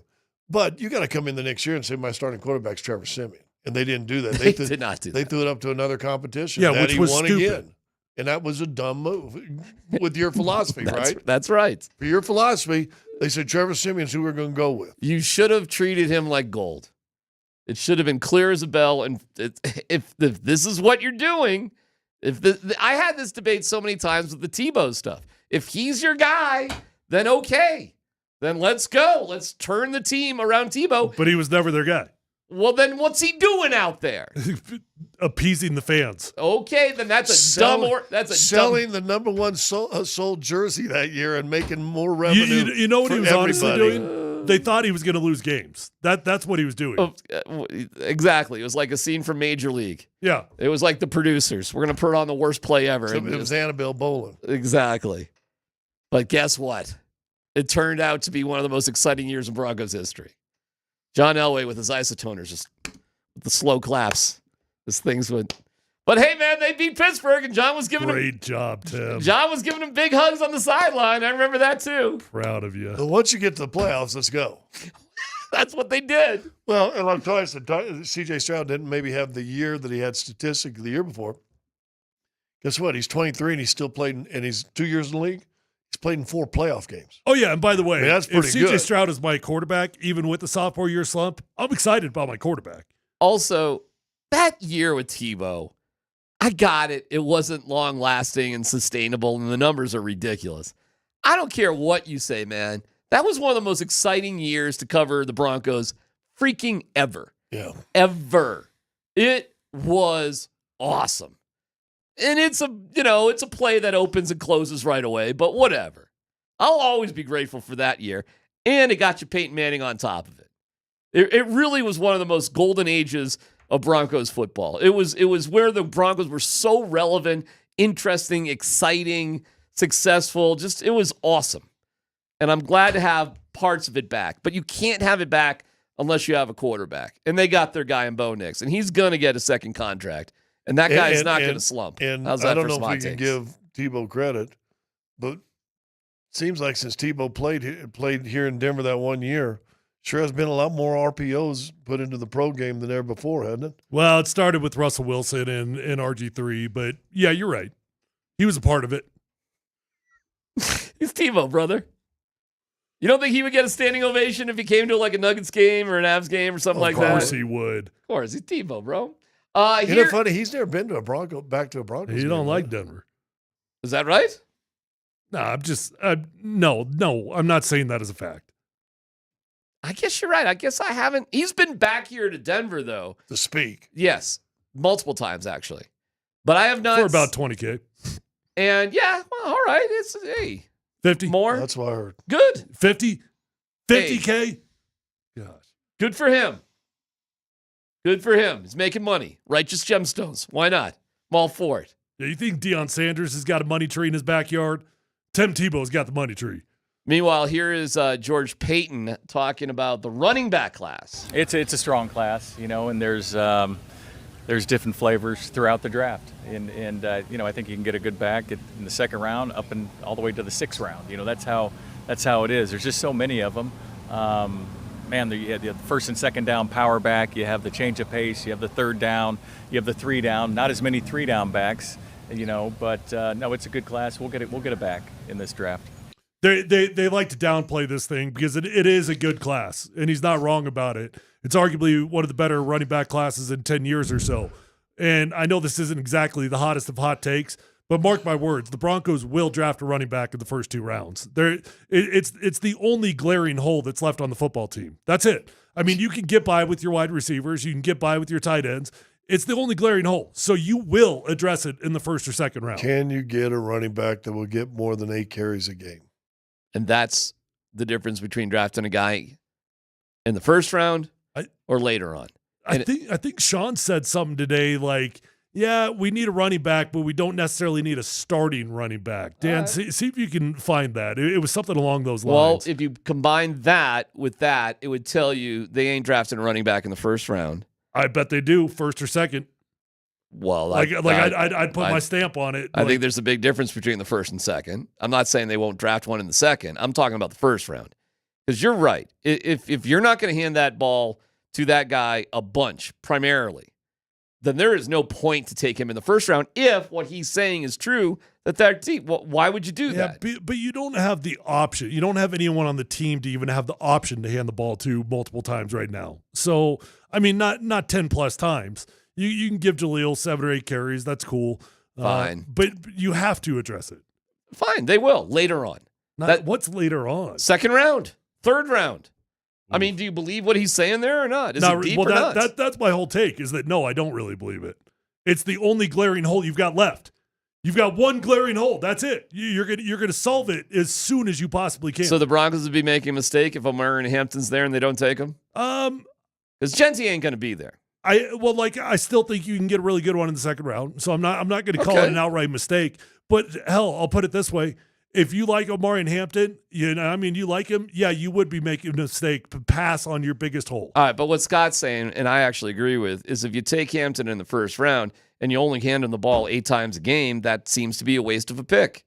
Because you could get that same result with anybody. Yeah, and you could probably get a higher quality player at another position. Even if you don't stay committed to it, you're going to tell yourself, we don't have anybody we have that option with. And you got to give yourself that option. More in terms of the owners' meetings and what they're going to do, there's a change on the uniforms.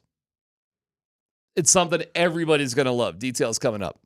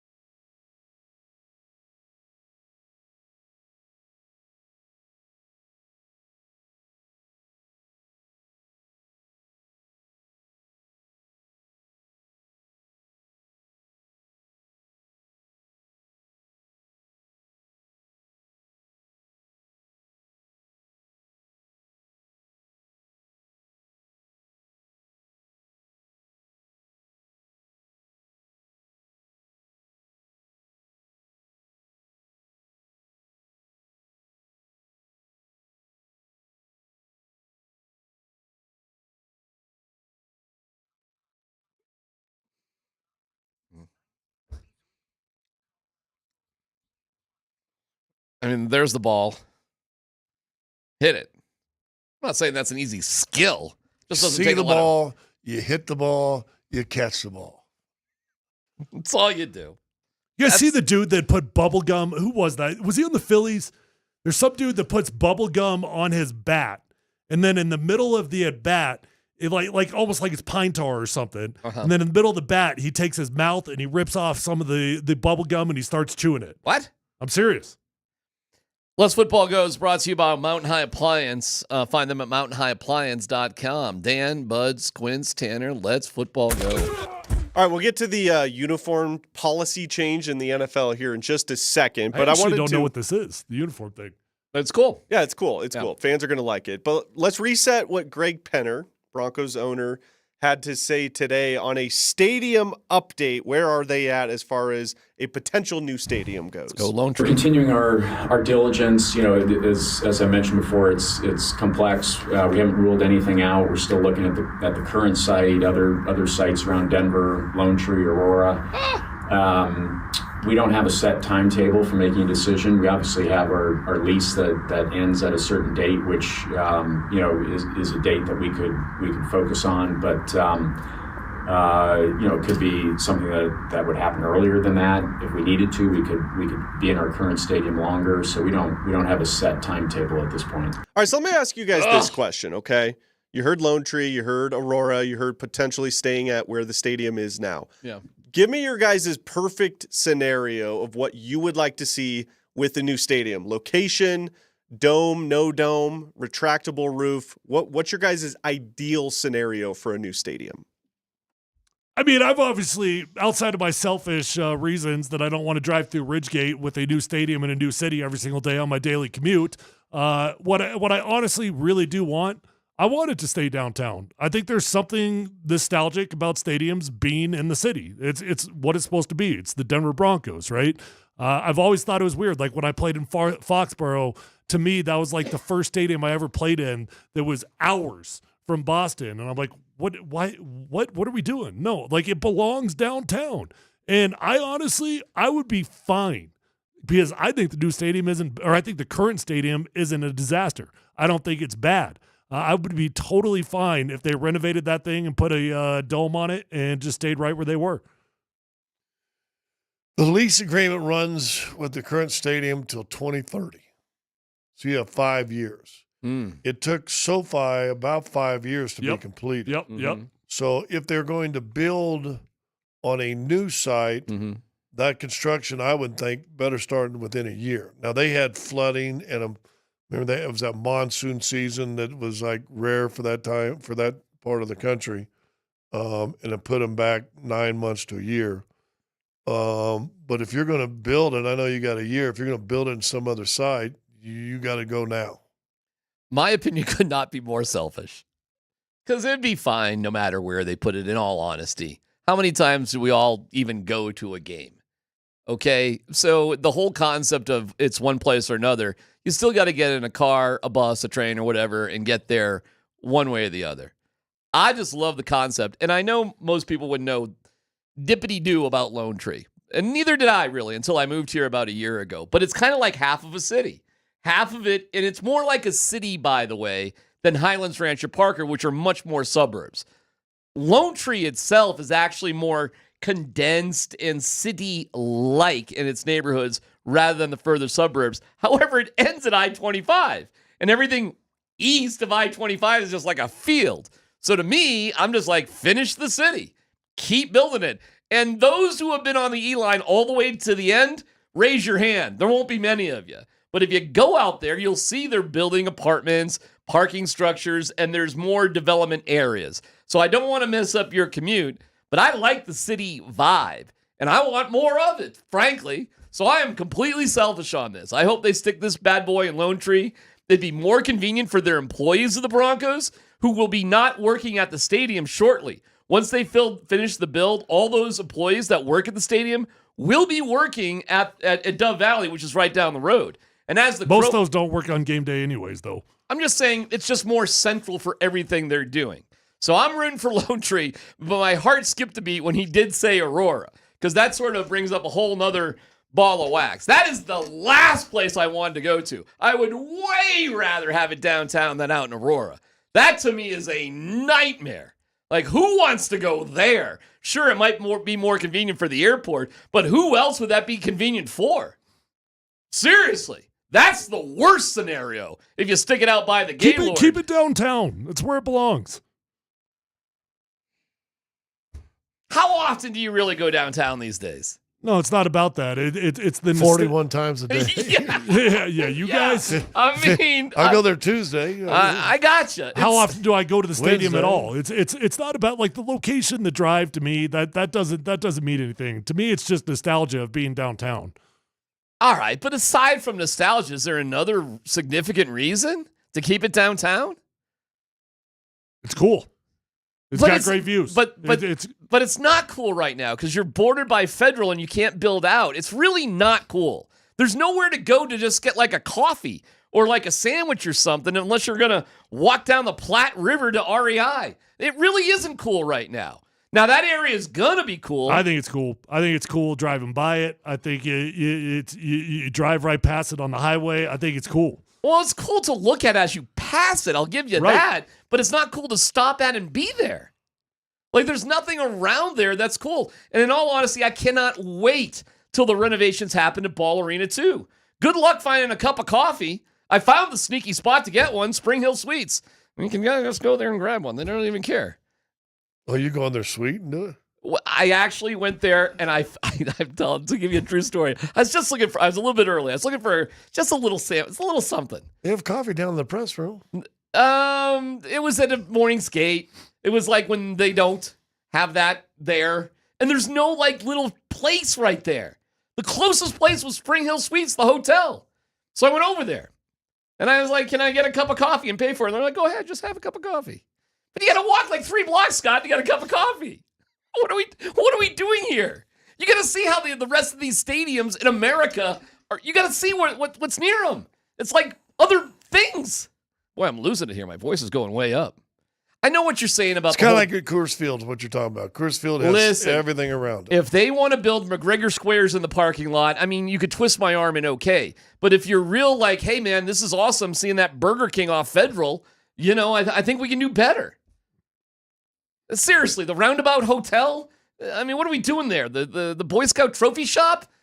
These are the Comcast building? You're too passionate to fight, but I do like it. We're exactly where it is. All right, next story, Dan. All right, so there is a uniform update, not just for the Broncos, but for the NFL as a whole. But here is Broncos president Damani Leach today talking about the rule change for uniforms, and they're going to be able to alter the uniforms with the white helmet a little bit more starting this season. It's like a child, it's my baby. Of course, I think my baby's beautiful and smart and talented and all those things. So I absolutely love the uniforms. I love the versatility of them. Definitely love the throwbacks. I don't know if you guys heard, but we just refreshed the policy, and so now we'll be able to wear alternate uniforms 4 times during the regular season. So that'll be great. More opportunity to wear the throwbacks, but also more versatility with the helmets. So as an example, we could wear our white helmets with orange on orange pants and jerseys. So things like that will just add more flexibility to the closet and hopefully be exciting for the players, but also for the fans. Okay, before you guys react to that, so 4 times now. It was 3 last year, but the Broncos only wore them twice.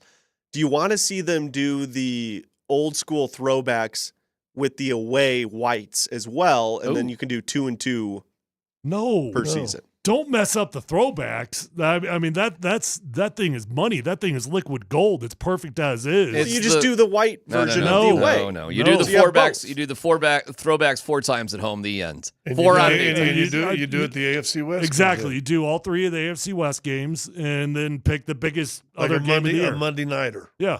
Never. I can't think of a no-brainer. I like the white helmets too. You guys kind of cringed at the white on orange. I hate orange on orange. I think I do too. I think the orange on orange is stupid look. Overall, though, these are smart rules that are passed, and everybody loves the throwbacks, and going to the game will be cool half the time.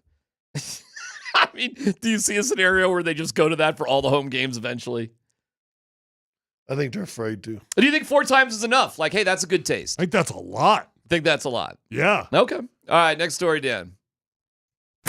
All right, lastly, fellas, Bills head coach Sean McDermott is getting a little bit of heat today because there is momentum building of banning the tush push. Now, this is about a minute long here. Sean McDermott is talking about why he thinks the league should ban it, but then somebody asks him, well, if they don't ban it, are you still going to run it? Because he cites player health and safety concerns. My position hasn't really changed at all.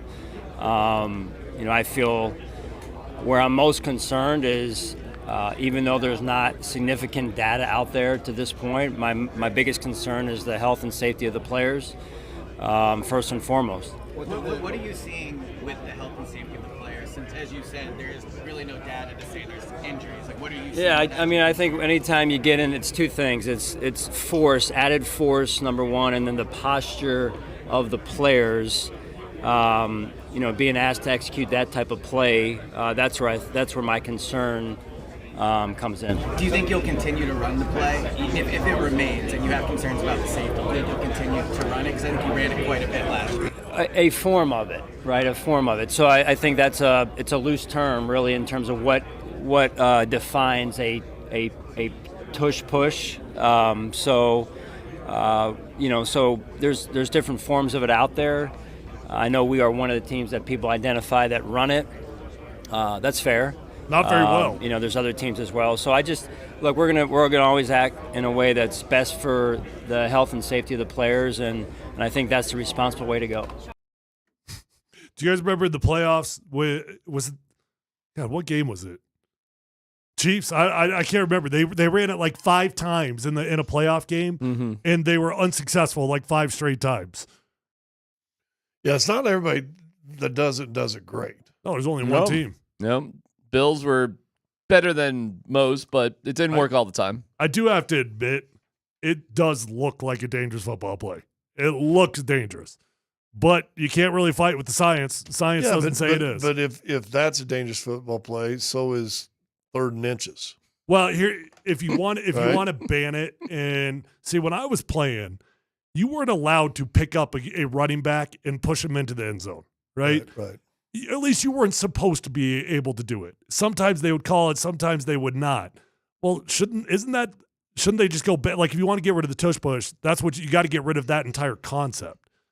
Well, then you're saying it'd be okay though to have all the people lined up behind the quarterback, not push the quarterback, but be pushing the offensive lineman forward to help push the whole line forward too. I have no problem with the play. I'm seeing an interesting quote from Damani Leach about Berlin, because you said the players would hate it, everybody would hate it. It's all this, that, the other thing, right? I'm seeing this quote right now from Parker Gabriel of the Denver Post. Damani Leach, I would say I was surprised, but Sean really vocalized his interest in playing in Germany. He likes to travel. He likes the team being alone-ish together and what that does from a culture standpoint of a team, and he likes the idea of being first to play there. Sean loves going away. Well, he's, I guess, the only coach I've ever heard of. Yeah. What do you think that's all about? Why do you think he's like that? 62 and wants to see the world on somebody else's dime. You think so? You think that's part of it? I don't know. I wouldn't blame him. Where in Germany? Is it Berlin? Berlin. Yeah. A lot of history there. A lot of history. Not necessarily good, but I mean, there is a lot of history. No doubt about that. I don't know. I have no idea. It's bizarre to me. Players hate it. I promise you that. Sitting on the airplane, getting over there, changing your routine, leaving the family, all of it, coming back, playing on a short week.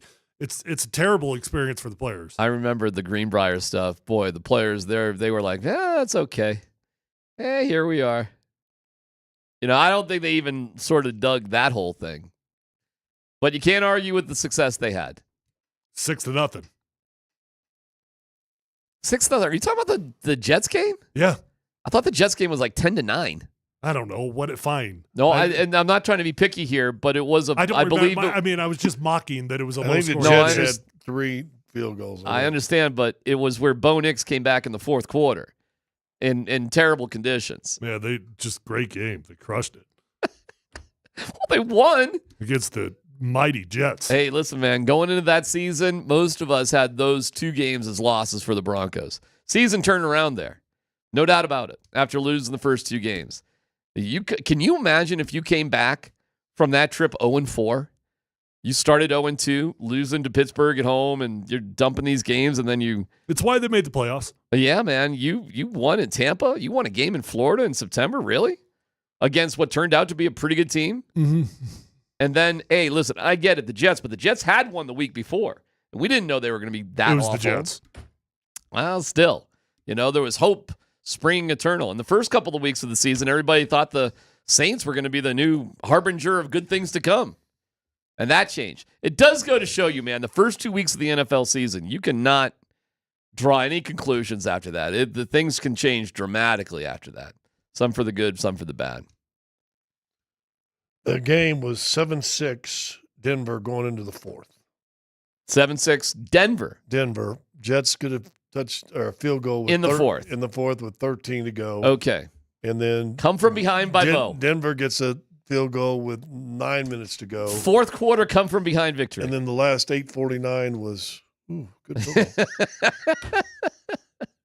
All right. Well, listen, there's the Broncos for today. And you get a little touch with them. The next time we'll be talking about the Broncos in terms of hearing from these guys, because the Broncos don't do any media for their free agents. We haven't heard from anybody.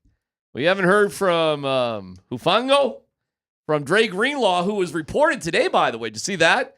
How the Niners were aggressively going back after him.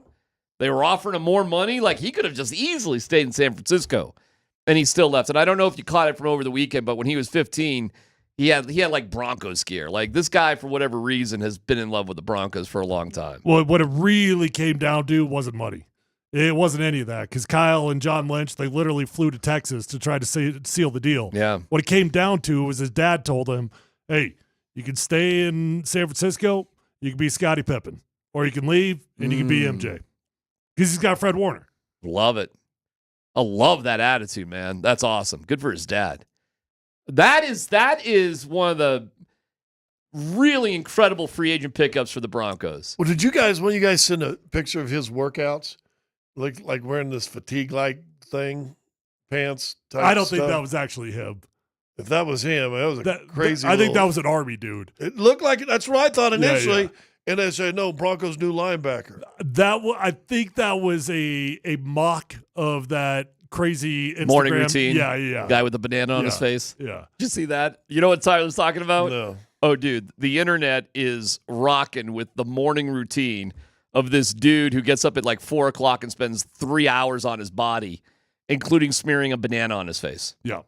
Well, I did see some dude. Yeah. He's built like a brick. Oh, you know he's what? stacked. Yeah. The whole morning routine. He put out his nighttime routine. You see that one? I did not see the nighttime routine. Yeah.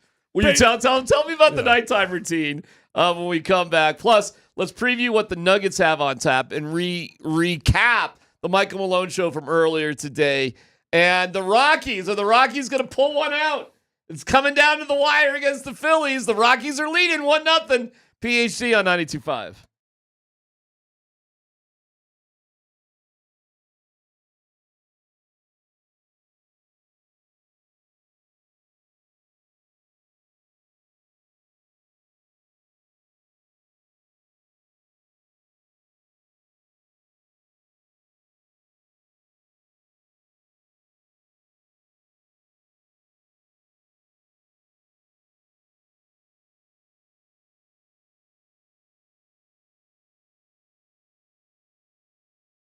All right, guys, gals, if you're out there struggling with hair loss, why don't you just commit to getting it back? It could be as simple as that. Just commit to calling my friends at Advanced Hair Restoration. You're going to get your hair back. Nobody can offer anything like the advanced FUE found at Advanced Hair. They've changed tens of thousands of lives, including mine, and you deserve to be the next one. So pick up the phone and call today, 720-459-HAIR. When you go to Advanced Hair Restoration, you're going to be in a calm, relaxed environment with the most experienced professionals. Dr. Tanya Pauls is the best. The entire staff at Advanced Hair is the best of the best. They're going to get you taken care of. They're going to get you fixed up. And what I love about Advanced Hair, they believe in what they do so much that they guarantee your hair is going to grow for life. That's a lifetime guarantee. Your own natural hair, it's going to start regrowing the very next day. 720-459-HAIR. You're going to get 250 free hair grafts and $250 off. Or feel free to check them out online at advancedhair.com.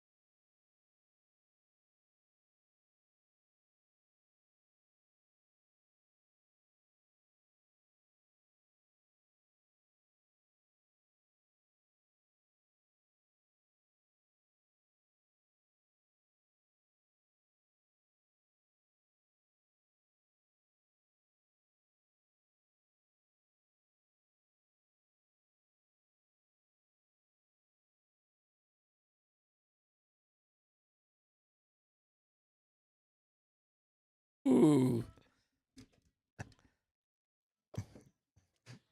I gotta tell you, on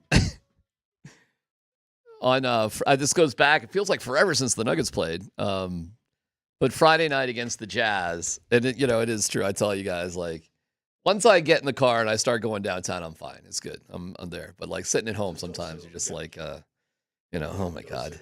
Don't sit down. Don't sit down. Friday night, I'm not gonna lie. In fact, I even went out to dinner with my wife and my younger son like before because I just was able to do that, and I was like, okay, Utah, huh? You're like by Sunday night going, why can't there be a game? Please. Just a little bit. A little bit last night. Why are the Avs on the road? I was like about 3:30 yesterday afternoon. I was kind of like, yeah, I could go downtown. But Friday night was like, because it's the Jazz, and the Jazz are just jazzing it up these days. But you know what, man? Never, ever, ever miss an opportunity if you have one to go see Nikola Jokic do whatever he does. Because we're going to look back on our lives. We are going to do it. We're going to look back on our lives and the moments that we were lucky enough to witness this dude do what he does. And Friday night, this happened. Again, just another straight drive. 4 to go. Jokic, the heave, counted it. Go! Nikola Jokic! The Serbian heave once again. 4 seconds left for Denver. Inbound goes to Jokic. 69-footer. Got it! He did it again! From his own three-point line, he swished that thing home. A guy is an alien. The guy is an alien. My favorite moments like that is that brief pause from the audience before, the ball's in the like, air. and the sound effect of it going in, and then the explosion. It's that collective pause and explosion. You know what it's blew so my cool. mind was the lack of response from the teammates. Aaron Gordon watched that thing go in, doesn't throw his hands up in the air, doesn't even have a reaction to that thing. They turned around for the most part and just went like Porter just raises one finger up in the air. There you go. Okay. Where I was sitting kind of in the corner, upper level lower bowl corner. I'm patting myself on the back just a pinch here, okay? I'm glossing myself. But when time's winding down, I know. I pull out my camera. I'm like, well, okay, Jokic, here we go. And I am thinking Jokic, by the way. I'm not thinking anybody else. No one else wants it. Nobody else wants it. And I just had my camera going, and I go up to the scoreboard. You can tell what's about to happen. This isn't it. That's not me. You're pointing out somebody else's video there, Dano. Yeah, don't point out somebody else's video. Because the reason why I like my video is because as I zoomed out, you could see the whole crowd. The whole crowd of the lower bowl. And what's really cool in my video, you can literally go and look at like 100 different people if you want to keep rewinding and going back. Like Rocky had a different reaction. Malone had a different reaction.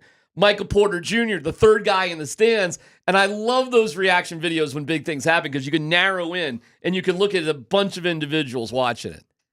And it was awesome. That video, this is Jokic. It's got nothing to do with me. It was just smart enough to like pull back out. All right, here we go. Yeah, here we go. So we go down, right? There's the layup. And pick out whoever you want, right? But I pull out, you can see the entire lower bowl. There's Jokic. Pick out whoever you want. It's crazy, right? It's like 10,000 people's reaction to that one shot.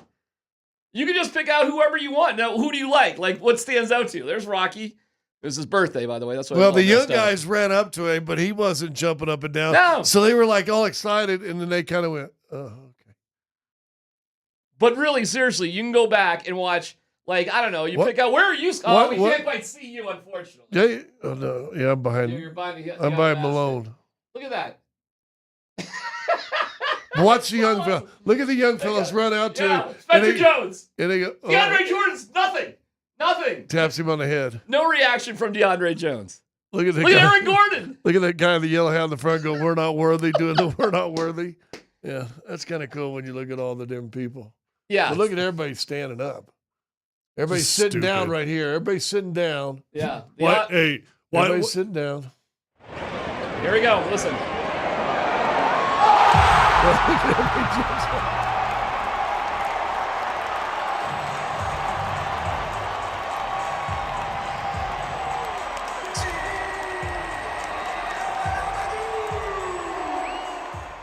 Now that's an awesome sound. Play it again, Dan, and let's listen for that pause right before the basket goes in. You can tell. Makes the layup. Here we go. Basket 60.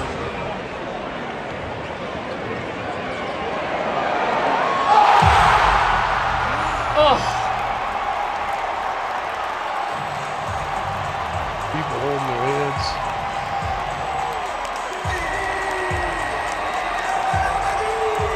Aaron Gordon does have a big smile, though. We post videos on our YouTube page. Well, we get a couple hundred here or there, maybe 1,000, 2,000. Guess how many that has? They're just that. 10 at least. 61,000. And this is just me. This must have millions of views. Look at the Jazz. Just insane. Look at the Jazz. Just walking off. They battled their ass off, by the way. They battled their ass off, and they were down 7 points. They got a bucket to cut it to 7 before Jokic did that. Throwing it off the wrong foot, by the way, because that's not how you throw a ball. You do not step with your right foot. But it's a Euro step. Watch, it's a 70-foot Euro step. Yeah. Watch you. Gather, pick up. The touch of that dude. You know, the funny thing is I just missed 2 wide open threes right before that. That's what he said, you know. Your reaction too, you just start laughing with Marlo. You're just like, you just start laughing. What do you do with that? What do you do with it? No. What is it like to be on the court for that when that's happening? I've been on the court for every one of his games. It's amazing. Yeah. I mean, it really is. I'm very fortunate.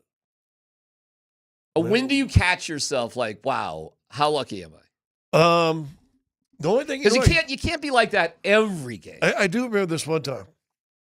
I was in a game, and Chris said something like, "Nuggets are going to have Joker pick it up," and so I'm not even paying attention. I don't look at the stat sheet that much. I look up. I go, Chris. He's 12 for 16, has 27 points, 14 rebounds, and 9 assists. He's got to do better. It's to the point. It's to the point where when everybody else kind of struggles, it's like, come save us. I mean, what's think of the pressure that is? I mean, honestly. Okay, we gotta win this year. Got to win tomorrow. You gotta win tomorrow. Is it emotionally must win? Kind of. Feels like it. You're gonna get swept by Minnesota, your arch nemesis. That's gonna sting. You kind of need this one. Plus, this helps if you beat them because it helps Golden State at 6. The nightmare is you face Minnesota in the first round, and if they're at 6 and you're at 3, guess what? That's happening. Round 2 of what happened last spring.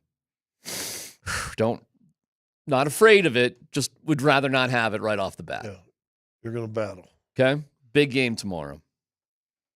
Tonight, different. 6:30 game for the Avs. The Avs are a wagon. This game for the Avs, I hate to be a Debbie Downer on the Avs the rest of the year. You realize they're just in standings purgatory. There's just not a lot to But now you just want to make sure everything's fine-tuned. Yeah. Everything's fine-tuned. You got 8 games, something like that. 7 games, fine-tune it. Everything's on the line for Calgary. Everything's on the line for them. So hopefully that will make it somewhat interesting. So we'll be back tomorrow with a look at all of it. Again, congratulations to DU for getting in the Frozen Four. The Rockies are up 1-0. It's going. Marquez has gone 7. Well, he hasn't yet, brother. He hasn't stepped back on the mound. Marquez is dealing. Will Bud Black leave him in for the 7th inning? We actually don't know that. We'll see. He's dealing. He's pitching great. Perfect time for Bud Black to screw things up. It's PhD. Nate and Andy coming up next here on Altitude.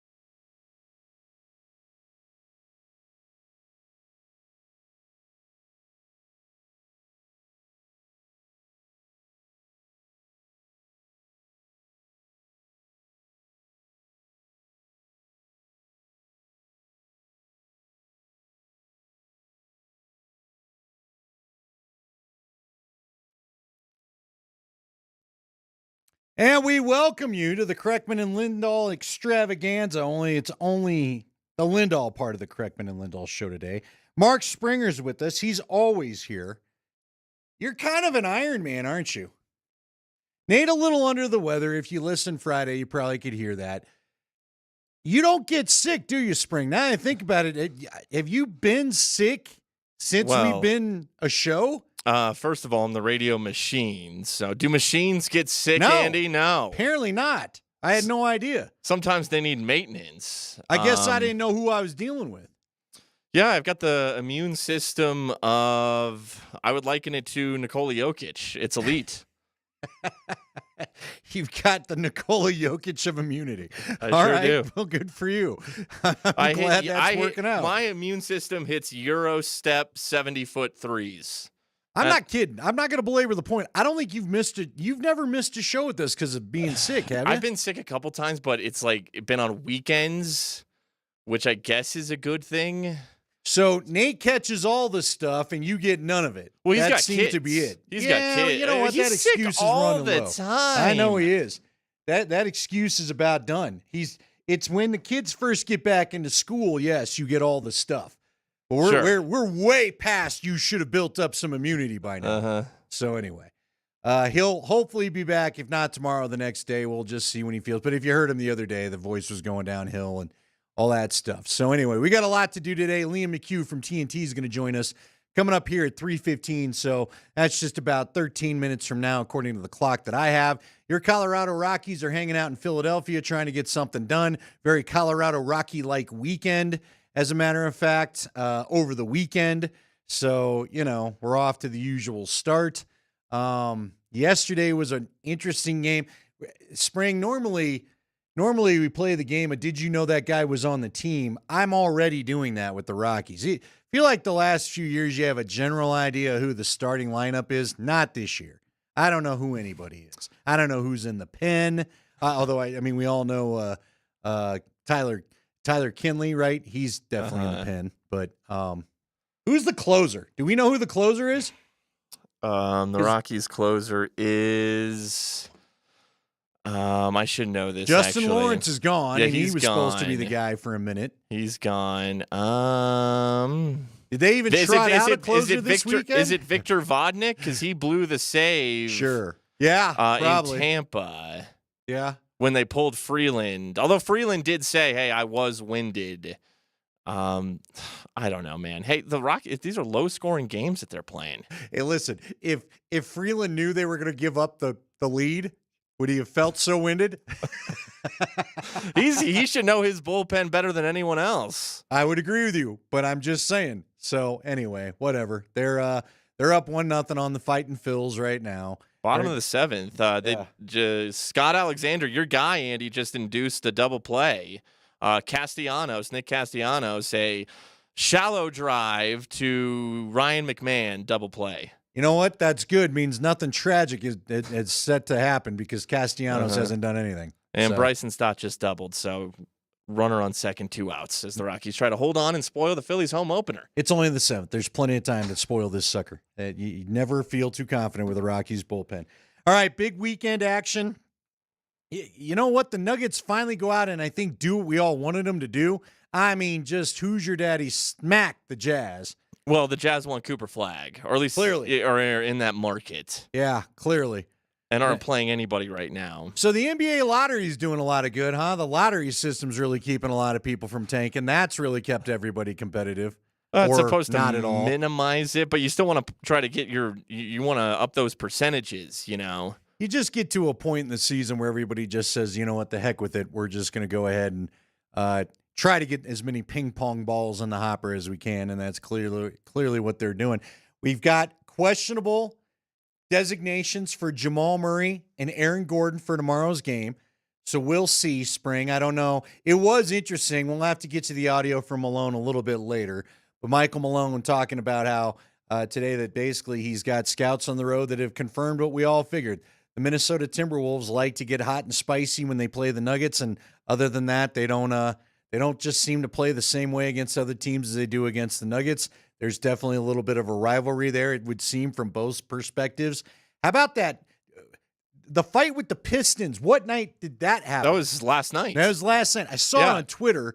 I was trying to will my Michigan State Spartans into the last round of this sucker, and then when it didn't happen, I've lost all my teams in our Pick 5 situation right now, our Pick 5 contest, so I'm out. I think our show as a whole is still doing okay because Nate's got Florida in. Who do you still have left? Only team I have left is Duke. So you got Duke. Yeah. Michigan State was my last hope. I thought for a minute Texas Tech might take out Florida in the little tete-a-tete for all of us against Nate, but not the case. Florida comes back and wins that thing. Although Texas Tech had like a 10-point lead with about 6 to go or something? Yeah, it looked like it was over. Yeah, that's what my son said. And I go, it's college basketball, man. Don't worry about it. They still got plenty of time to come back, and sure enough, they did. We got 4 1 seeds, and I remember before the tournament started, like Jay Billis put out his final 4, and it was all 4 1 seeds, and I'm thinking like, you lame-o. That's so lame to pick all 4 1 seeds. And here we are. So now what? Spring, is this good? I'm real curious. 303-504-0925. Just text in an answer if you don't mind for my own perusal. Again, we got Liam McHugh. Talk some hockey with us coming up at 3:15. Is it good for just the general, for those whose brackets are busted? Because to me, the tournament's a little like fantasy football. People get way up for it because of either their fantasy team or their bracket. And once everything gets busted or all the guys get hurt, some of the interest wanes, right? Like, and I may ask Liam this too, because obviously TBS and TNT carry some of these games as well. But is it good? Is it good to have all number 1 seeds? Is it good to be Cinderella-less? Will it give us better games, do you think? Yeah, better games, better athletes. Duke is fun to watch. But yeah, it's a little boring. All straight number 1 seeds, man. That's crazy. There's no Sister Jean. No. There's no George Mason. Nope. Those are always fun. Yeah, I don't really care. Like, I don't care. I'm out. I'm out on the NCAA. And I understand how tough it is to get even, let alone a perfect bracket to win these bracket contests. I told you. But you gave me hope. You said, but spring, it's not another bracket contest. You got Duke in there. You're all right. And I had CSU, had my heart broken. Yeah, same. We all thought, the value's in the higher seeds with the not another bracket contest. Nope. I think whoever's going to win this thing, has 1 seeds across the board. How about that? Sucks. It's boring. Wow. Yeah. Okay. Yeah, but see, I'll watch the games. I was going to say, you'll have a better viewing experience come Saturday, right? Yeah, if you like high-level stuff. But, like the Cinderella stuff with the NIL, it's dead. It's gone. Is dead. But college sports is dead. Come on. This is a different deal. We almost don't need to call it college sports anymore. Why do we all know who Ali Faroukmanesh is? Because Northern Iowa, upset mighty Kansas many years ago. Those are the memories that stick with us, not 1 seeds cruising to the Final 4. That doesn't stick with us at all. There's no emotional attachment. There's no joy to any of that. Well, now hold on. Does that mean there's no one shining moment to feature in the dumb song? It's the 1 seed shining moment. Yeah, that's what it's going to be. Well, if you want to know how you're doing in the Not Another Bracket contest, it is still going with the huge grand prize hanging in the balance. If you want to see where you are in the standings, visit altitudesportsradio.com/notanotherbracket. Thanks to Evan Williams Bourbon, an award-winning bourbon, makes any game day lineup a winner, and a Brothers Barbecue. Take your event to the next level with their award-winning catering. It's not another bracket contest, and spring is still in it. I'm out. All my people are done. I'm out. Spring still has Duke. We talk to Liam McHugh next.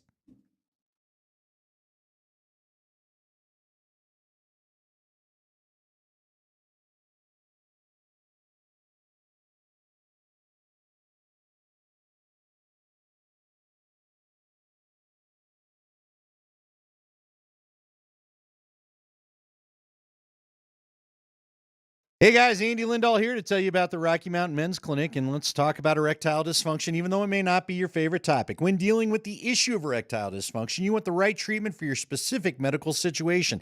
Every case is different. What you're dealing with may not be what another guy is dealing with, and that is critical when you find the right treatment, because in order for you to get the right treatment, they have to know what you're dealing with. And then obviously finding the right treatment is what leads to you really getting back a spectacular sex life. And that's really what you're after when you go into the Rocky Mountain Men's Clinic trying to deal with this issue, right? ED is a terrible condition. It can cause stress in relationships and create anxiety and undue hardships on a man. And oftentimes it also creates those same hardships on the partner. Don't go through this. You don't need to, because you've got solutions at the Rocky Mountain Men's Clinic. They have treatments that work when pills and herbals fail. They have treatments with success rates well over 90%. Some treatments can even have you lasting an hour or more. And at the Rocky Mountain Men's Clinic, they've served the Front Range of Colorado for nearly a decade, and they've successfully treated tens of thousands of men. Schedule your consult today at the Rocky Mountain Men's Clinic. You'll have your initial visit, which is $99. It includes a medical consult with a Colorado licensed medical provider. You'll get a T and a PSA test, and if medically advised, a test dose.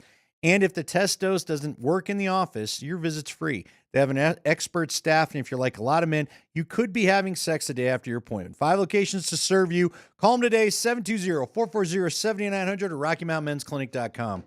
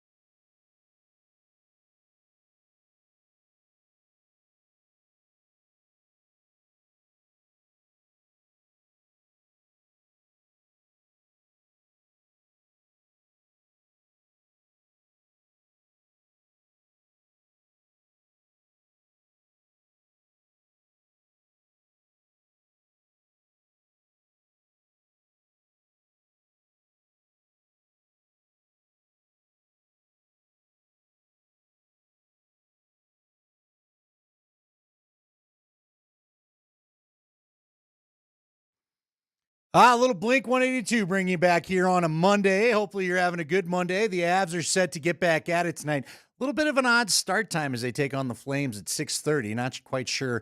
Spring, we got to figure out why we got it the half hour early, but it doesn't matter. You know, a gentleman that doesn't mind an early hockey game, I don't think, is the host on the set of TNT, NHL on TNT. He is Liam McHugh. And Liam, we enjoy your work. We enjoy the group of guys. We've had a couple of your analysts on in the past, so it's great to talk to you, and happy Monday. Oh, man, it's great to be on. Really appreciate it. How are you guys doing? You know, we're doing good, and we're doing even better as we watch this Avs team, Saturday notwithstanding, start to come together. But I know you guys have talked about it. I know you've talked about Chris McFarland in the panel discussions in particular, but just your thoughts on what the Avs have done in really remaking a team. Normally you don't see this kind of movement unless it's the offseason.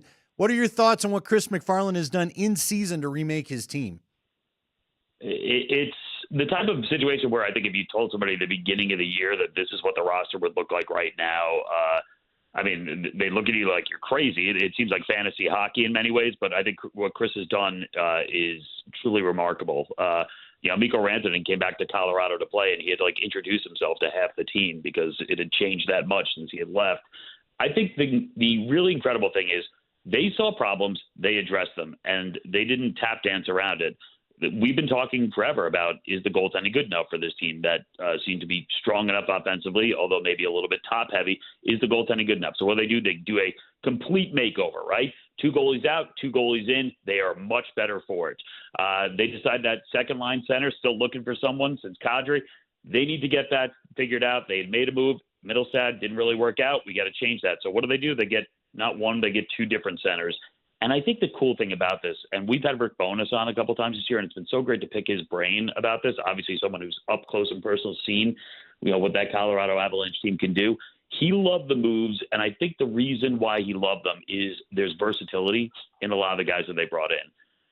Meaning that you don't have to sit there and say, this person has to play this spot or else the move doesn't work. You can move it around. You can change the lines. You can blend things, which you're going to need to do at some point during the playoffs because things are going to get stale.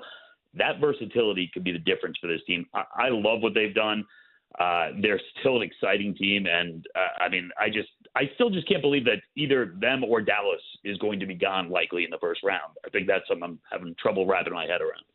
Hey, Liam, handicap the Western Conference for me. I got odds right here. I got the Stars to win the West at plus 300, the Avs at plus 400, the Oilers plus 450. We just saw Leon Draisaitl return last night or 2 nights ago, perhaps, in that overtime win over the Flames. Knights plus 550, and then the Winnipeg Jets, who have had a great regular season, at plus 600. Handicap the West for me, and specifically the Avs. Where do you see them falling in a stacked Western Conference? I like them in that spot. I think they're right there with the Dallas Stars as the top 2 teams. I think the idea being, whoever makes it out of that first round, if they don't just beat the heck out of each other for 7 games and have nothing left, should be in a great position. Here's the thing, though, and I think this is where things get tricky right now. You look at the setup of this, it looks like the field's pretty much set, right? The Blues have gone on this run. They've won 9 straight games, and there doesn't appear to be much of a wild card race. Here's the thing. The Blues are red hot. They could now jump into that first wild card position, which, oh, my God, if you're the Winnipeg Jets and you win the West and now all of a sudden you face a team that's absolutely on fire with all the confidence in the world, no pressure on them while you have all the pressure, that's a terrible matchup. I wouldn't want any part of that. Which brings me to this. If Minnesota drops to that second wild card, the Vegas Golden Knights odds should be worse. I mean, you should not be getting that kind of value with the Vegas Golden Knights, because they will win that division. There's a chance they could play Minnesota. It's not like we know that Kaprizov's coming back night 1 and is going to be the Kaprizov we saw over the first 2 months of the season. I think that gives Vegas a pretty good ticket in the second round.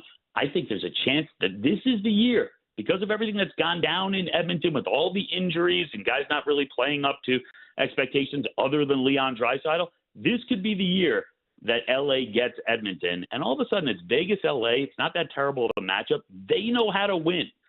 I think Vegas, to me, looks like they should be right up there with those odds with Dallas and Colorado. But I think, to me, those are the top 3 teams in the Western Conference, and then everyone else is I'd say Winnipeg is just slightly below, and then the other teams a tier below. Liam, have you ever seen a story kind of like the saga of Mikko Rantanen? I mean, I'll tell you, I wasn't exactly thrilled. I remember I'm sitting with my kids getting them dinner on a Friday night. Our show had just ended, and then 45 minutes later, Miko's a member of the Hurricanes. And then, as it's turned out, we've all seen Marty Necas, perfect fit here. Drury's been a good fit here.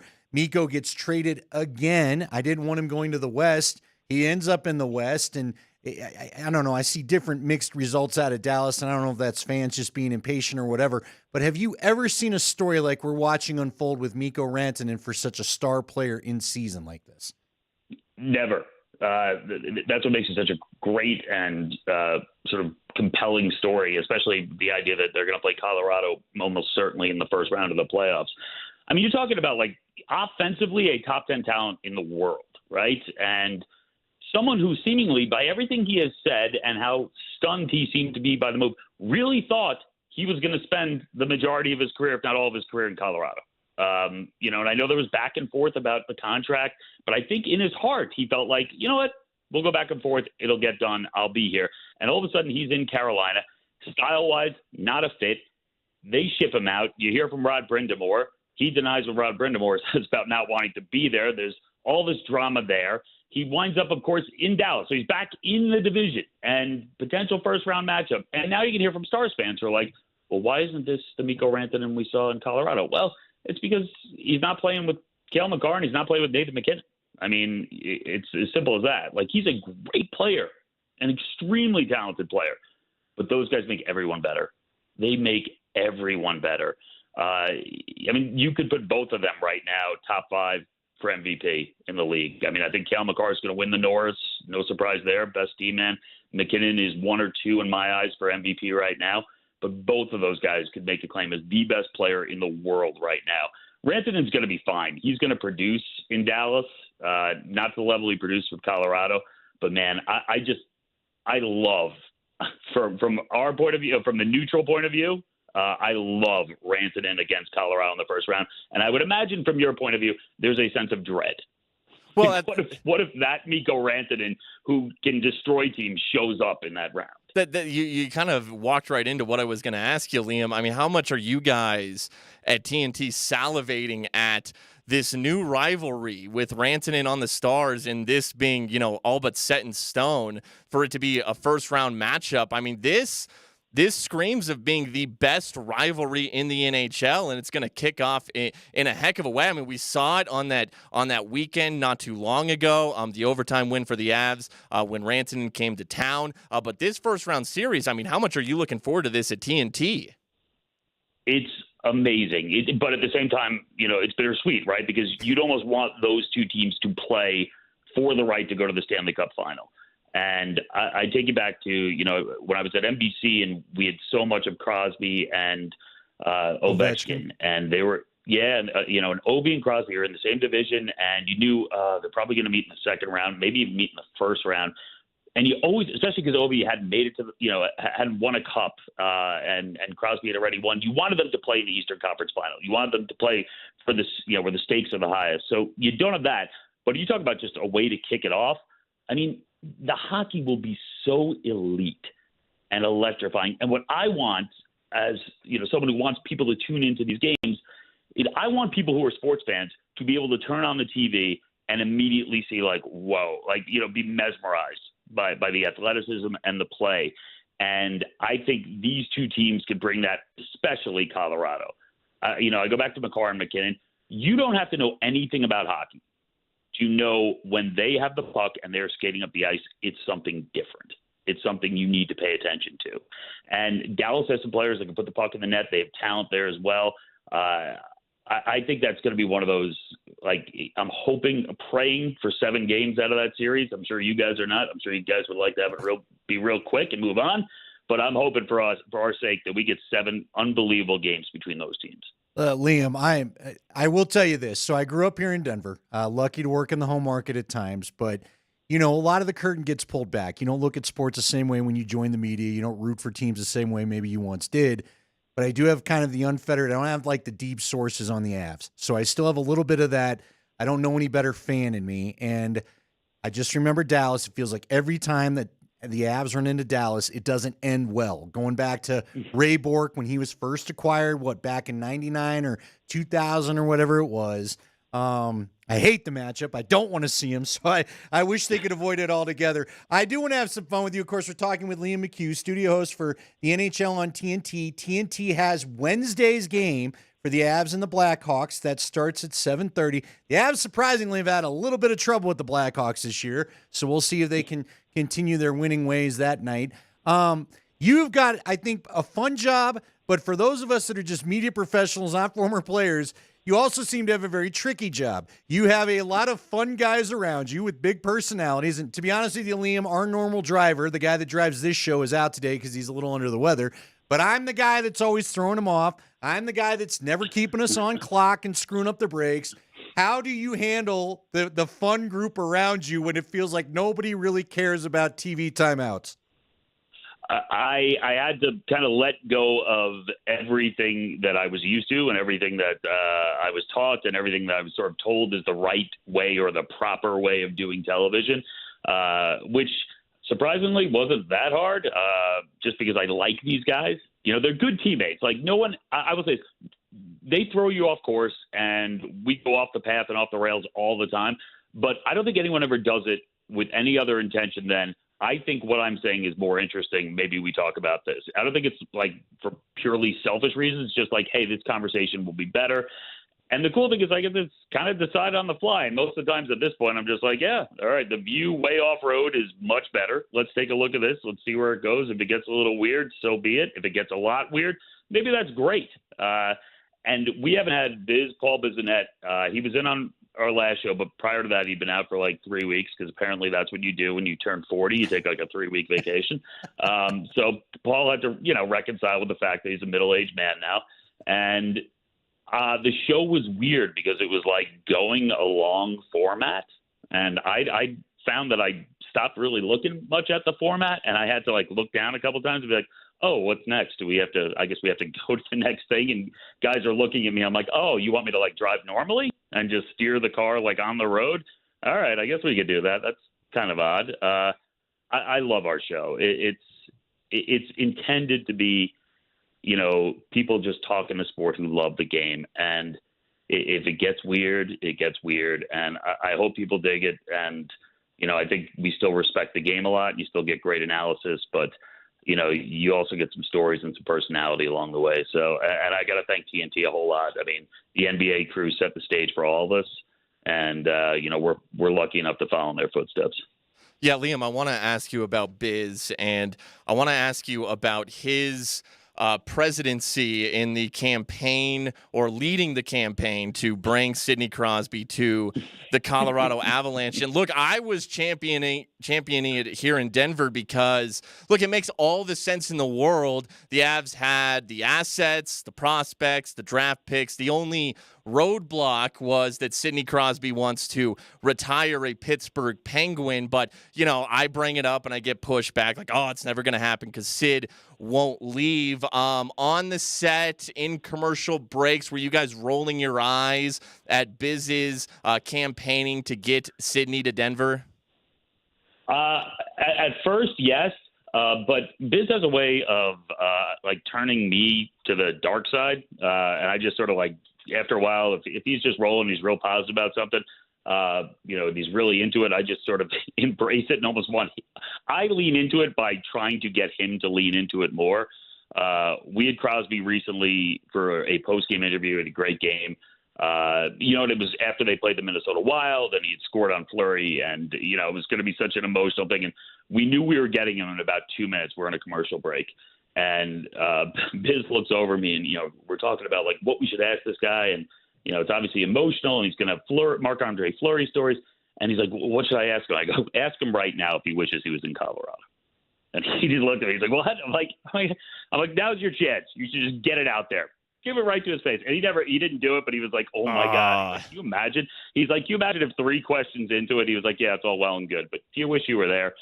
I think what stinks for Biz's whole quest, and I told him this, is what was great for all hockey fans and what's going to be even greater next year is international best on best. We had it this year. We have it next year. And that fulfills Crosby's need to play big games. And if you didn't have it, I think maybe you'd have a different story where he'd sit there and say, I don't know if I can go full years right now with playing meaningless games. He can scratch that itch. He gets to play, gets to win gold medals. And unfortunately for Biz and everyone in Colorado, he stays in Pittsburgh. Yeah, it would have made all the sense in the world to play with Nathan McKinnon, but I'll take Brock Nelson and Charlie Coyle. Last thing for you, from me at least, Liam, the Gabe Landeskog documentary, A Clean Sheet.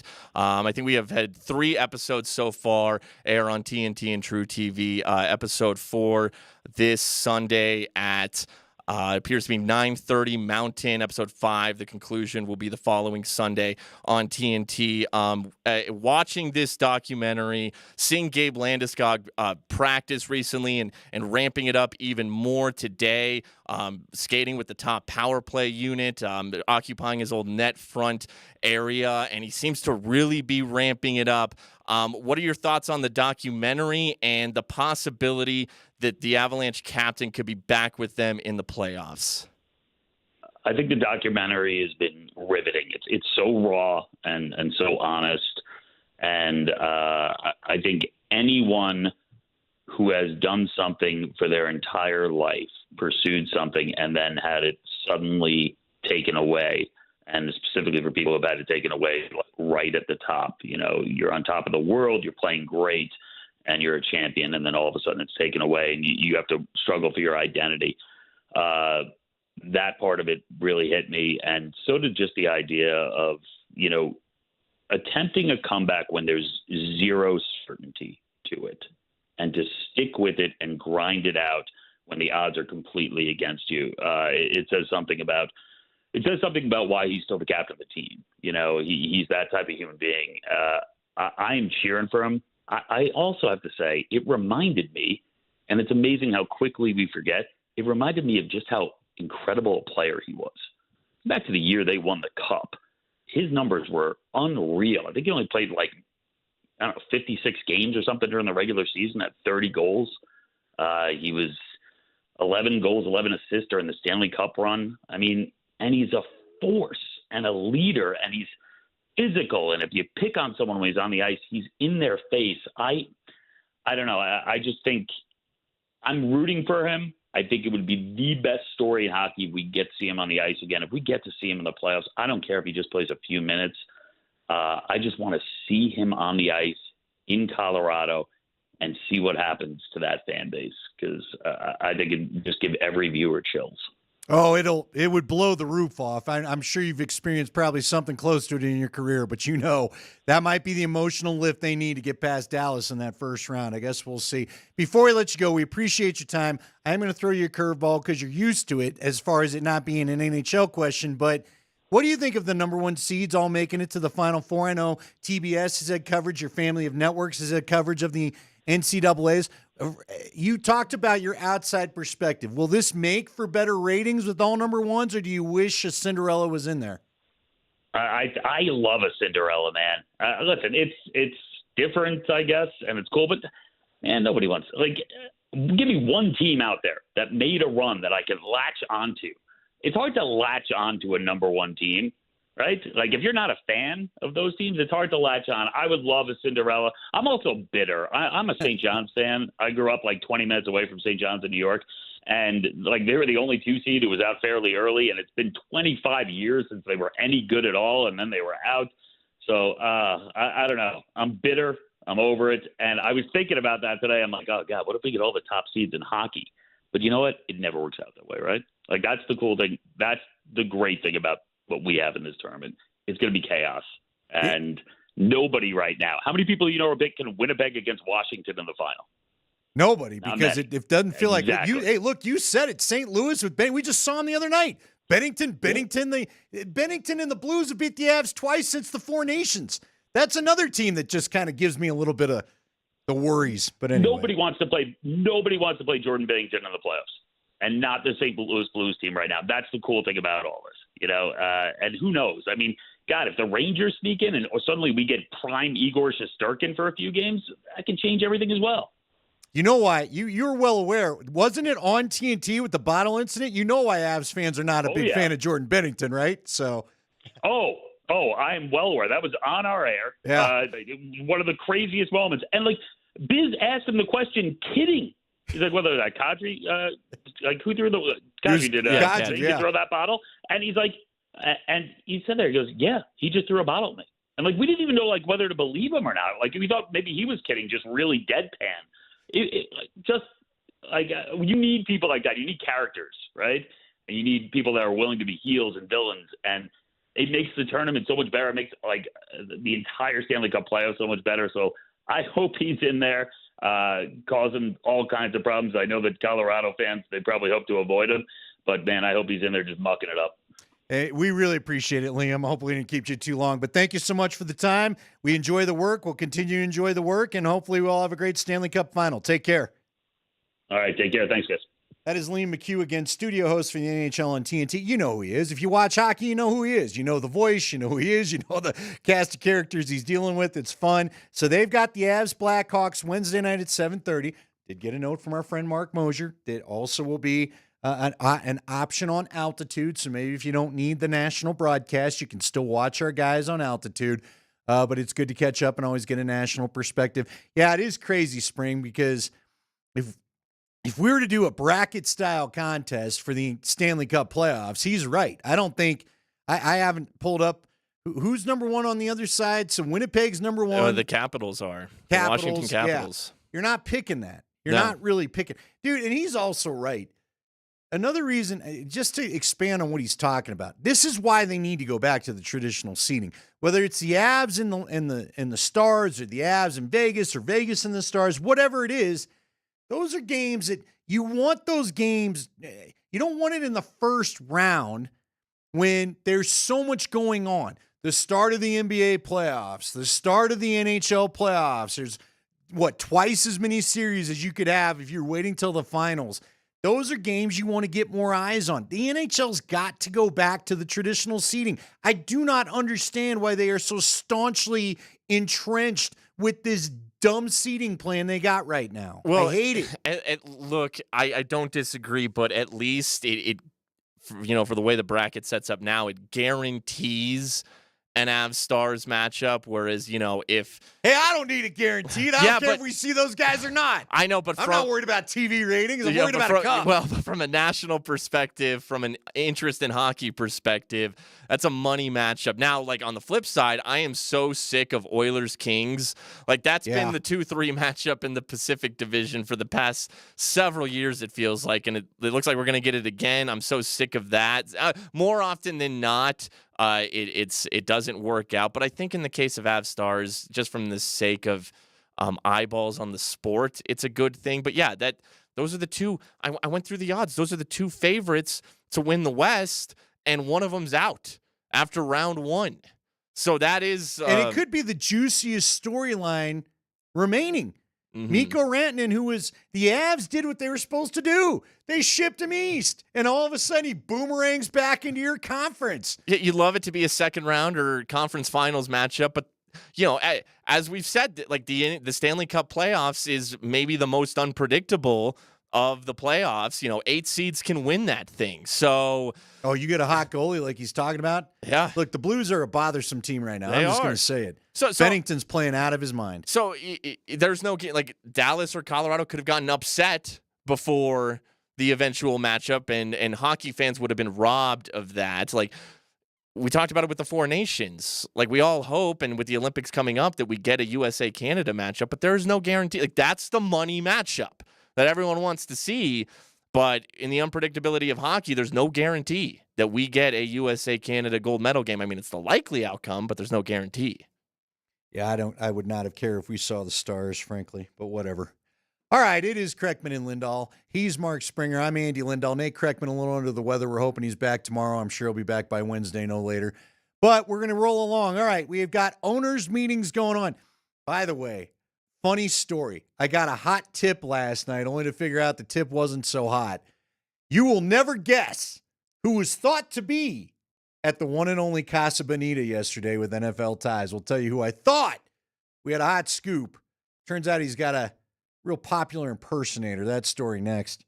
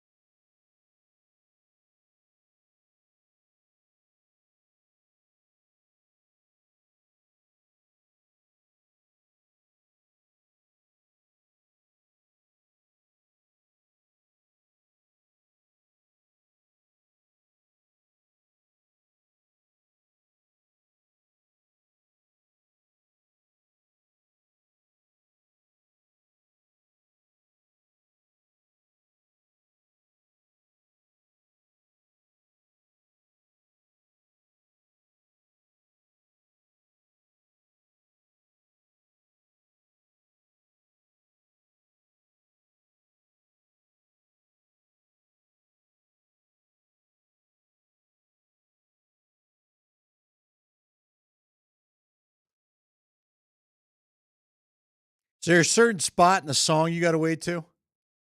You got to let them at least get the first lyrics in. They're Canadian, I don't know what that has to do with anything. Such a good song.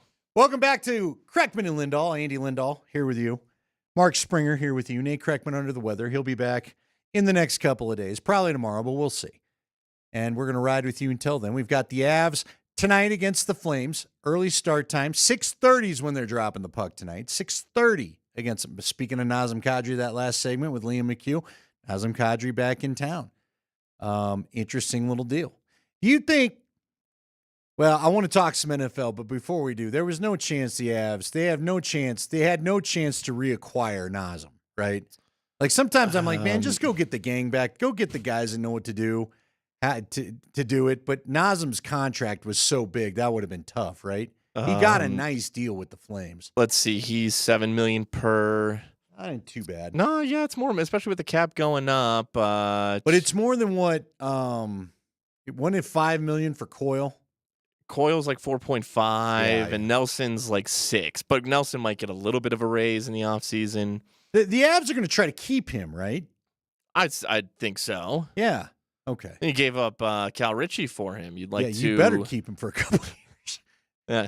Hey, and real quick, because we talked a little bit about lack of upsets in the March Madness, but shout out to the DU Pioneers, who've been upsetting some fools left and right, including Boston College, the remaining 1 seed, Zeev Buium, and the Pios advanced to their 6th Frozen Four in 9 years. And I think we're on a collision course between two of the better-looking young defenseman prospects in college hockey, Zeev and DU, and then Cole Hudson and Boston University on the other side of the bracket. So looking forward to that. Well, there you go. Yeah. I don't know Cole Hudson. I know Cole Harbor.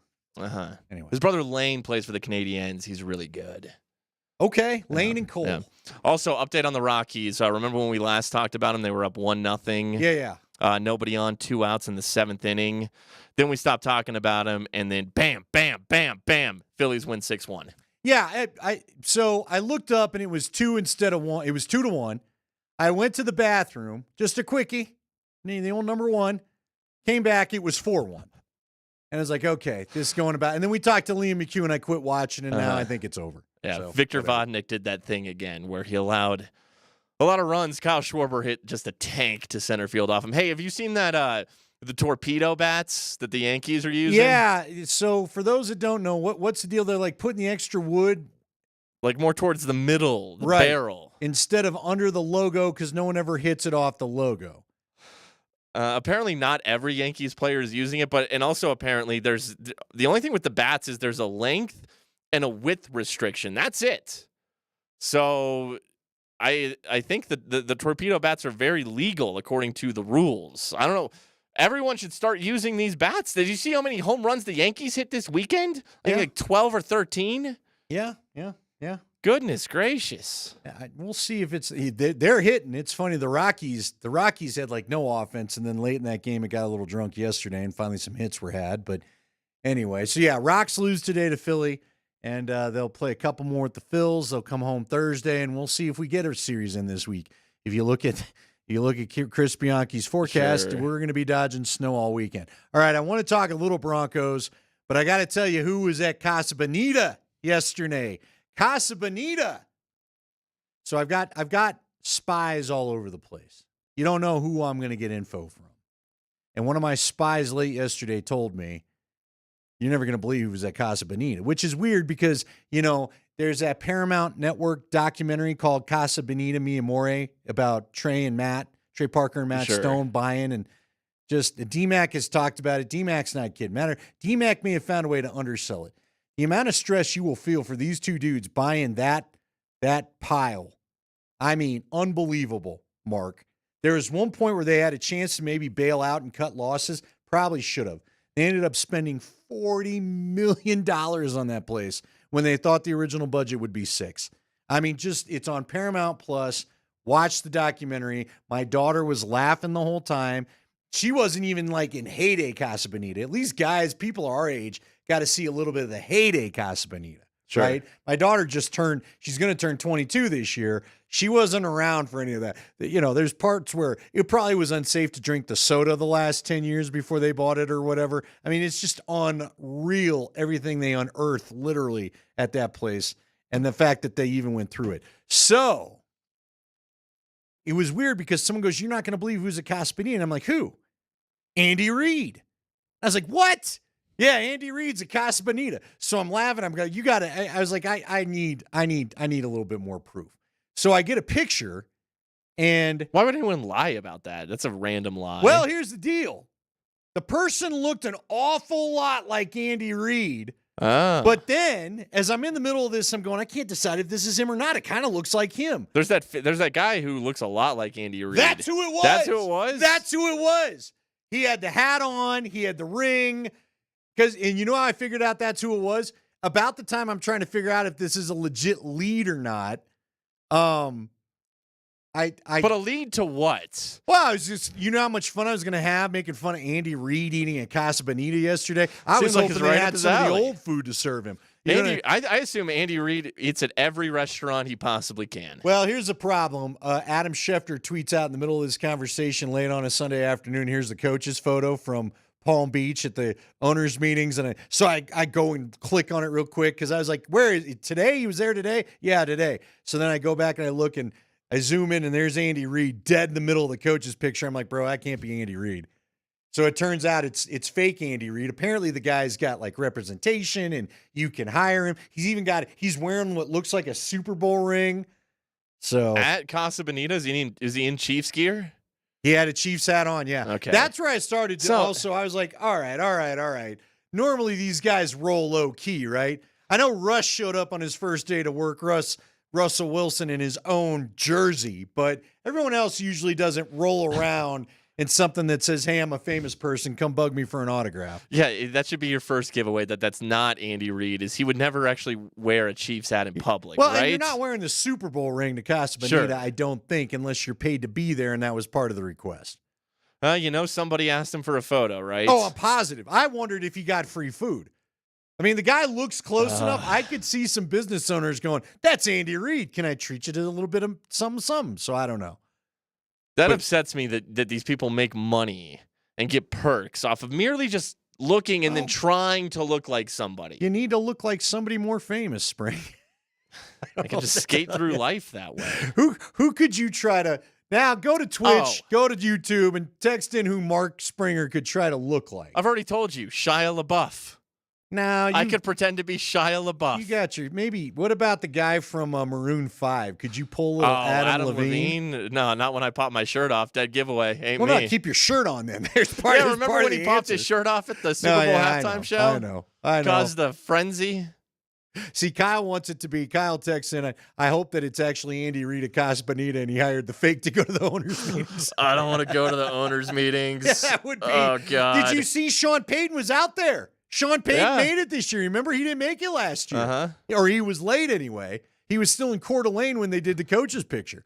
He was hanging out next to his boy Campbell this year. I haven't seen this year's coach's photo yet. Dude, I'll go to Adam Schefter's Twitter page, and I don't know what all he's tweeted today, so it should be high up there. The guy that looks most miserable, if I had to guess which coach looks most miserable. Well, let me see. I got the photo up right now. No cheating. Who's the most miserable coach? Right now. Brian Dable, Kevin Stefanski. Ooh, those are both good guesses. Who's probably had one of the most miserable off seasons? I don't know. Give you a hint. Local ties. Kyle Shanahan. There it is. Go find Shanahan's to the right of the picture as we look. I like last 3 or 4 chairs. He does not want to be there. Look at how angry he looks. He's all slumped over. It looks like your wife making you take Christmas card pictures that you didn't realize you had to do, and it's dead August, and you're in these uncomfortable clothes in 90-degree heat. That's the face Kyle Shanahan is making. So there you go. Yeah. All right, we're going to wrap it up. We're going to actually bring you some sound. A lot of interesting stuff coming out Broncos related. George Payton reveals the plan at running back for the draft. And we also get some news about possible stadium stuff, and also news about could they wear their old uniforms more. A lot ahead here on Kreckman and Lindahl.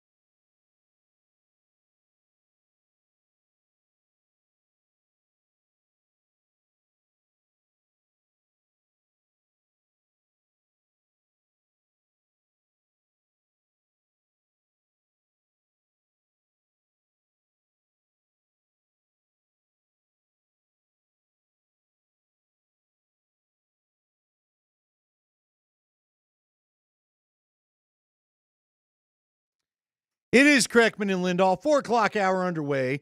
Pleased to have you along. By the way, don't forget to check your progress in our Not Another Bracket contest. We've got it up there. It's real easy to go and see where you stand at the Not Another Bracket contest. It's still going with a huge grand prize hanging in the balance. If you want to see, again, where you rank and things, go to altitudesportsradio.com/notanotherbracket. Thank you again to Evan Williams Bourbon, an award-winning bourbon that makes any game day lineup a winner, and to Brothers Barbecue. Take your event to the next level with their award-winning catering. It's Not Another Bracket contest. So there you go. Understand it's going to be a very interesting weekend to wrap this thing up. I think this has been more fun. I'm not a big bracket guy, I'll be honest with you. I don't watch enough college basketball throughout the year to act like I know something when we finally get to the field of 64. And always there's upsets. I don't know, spring, you know what? Maybe from now on, I wonder how many people next year, people are just going to go straight chalk with the number 1 seeds after what happened this year, frankly. Yeah, it's different. It's just, and so I saw someone comment, and I've said this for a while, and I completely agree that, even before this year, just the past few years of college basketball, like you used to learn these guys and get to know these guys because they stayed at the same school for at least a couple of years. Not anymore. I got to relearn everything every year with college basketball. It's a lot. Yeah. Well, and they're moving. Got to keep track of. Heck, we got guys jumping in the portal again. Pippen's kid from Michigan jumped in the portal right as they basically made it to the Sweet 16. Kyan Evans of Colorado State, who, man, he was so fun to watch down the stretch, like has some Steph Curry elements to his game. He's in the portal, although he's going to Minnesota, right? Yeah, he very well might. I saw something where maybe he could return to CSU, but he appears gone. He wants his money, which they all do. Yeah. So, all right, that's the voice of Mark Springer. I'm Andy Lindahl. Nate a little under the weather. He will return either tomorrow or Wednesday, we're hoping. As he starts to feel better. If you heard Friday's show, you knew he was starting to come down with some stuff. All right, let's get into some of this sound. We got all the major players from the Broncos speaking at the podium today. As out in Florida, they're having their annual spring meetings, the NFL owners meetings. Again, you know what? I'll always remember this owners meeting, though, for spring. Mark Springer, not spring season. It was the owners meetings here where Josh McDaniels, in the year that he was hired, famously had to hold up that mustard and brown Jay Cutler jersey because they were going to wear their way back AFL throwbacks that year. And Cutler and McDaniels were fighting. Trade rumors abound. Josh would not comment whenever we got the offseason availability about, are we going to trade the player? And kept calling him the player and this, that, the other. And then he had to go up there, and even he had to laugh as he held up the Jay Cutler jersey. And I want to say it was about a week later that they traded Jay Cutler. Because remember, they traded him for a couple of first rounders, and I think a second was thrown in there or whatever. And they, of course, got Kyle Orton famously. But it was after this set of meetings that they finally were able to pull the trade off to the Bears for Jay Cutler. Well, and then was it one of those first rounders that they turned into a second rounder to draft Alphonso Smith?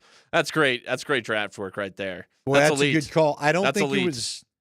Either way, Josh McDaniels turned a first into a second. No, you're right. For Alphonso Smith, as you said, a corner that barely played and then was out of the league 5-6 years later. It's one of my favorite draft moves of all time. And they gave up, remember, it was Campbell, Earl Thomas. Yeah. It was Earl Thomas, they could have drafted Earl Thomas. Now that you mention it, I think it was the Broncos' own draft pick they gave up there. Because the Bears with Cutler were actually competitive, if you remember. Because it ended up being like the number 8 pick. We've got to quit trading with Seattle. That's all there is to it. Do not trade draft picks to Seattle. Because I think you gave up an 8th that year so they could draft Earl Thomas. And we gave them, like 2 5s in the Russ draft? You remember that? You gave up like 2 5s in the Russ draft. Because you stunk with Russ. 5 or 6 or something. Yeah, Unreal. Devin Witherspoon. Unreal. Holy cow. Anyway, they're hanging out there at the owners' meetings today. Let's start with George Payton. If you've got the George Payton cut as he talks about running back spring, George Payton, I think, maybe had the most interesting thing to say today. I believe, yeah.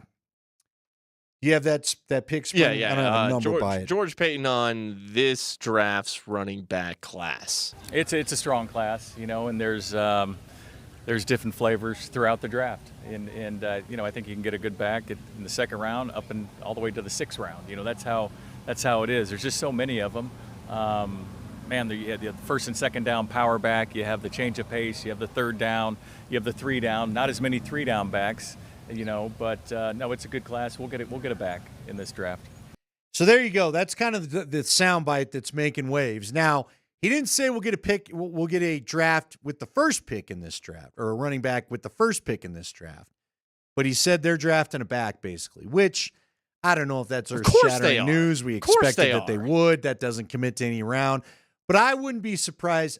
When I say early, I still don't think they're drafting a back with that first pick. But I bet you second or third round pick will be a running back. You've got to completely agree. You've got to, at some point, you've got to draft from the higher talent pool, don't you?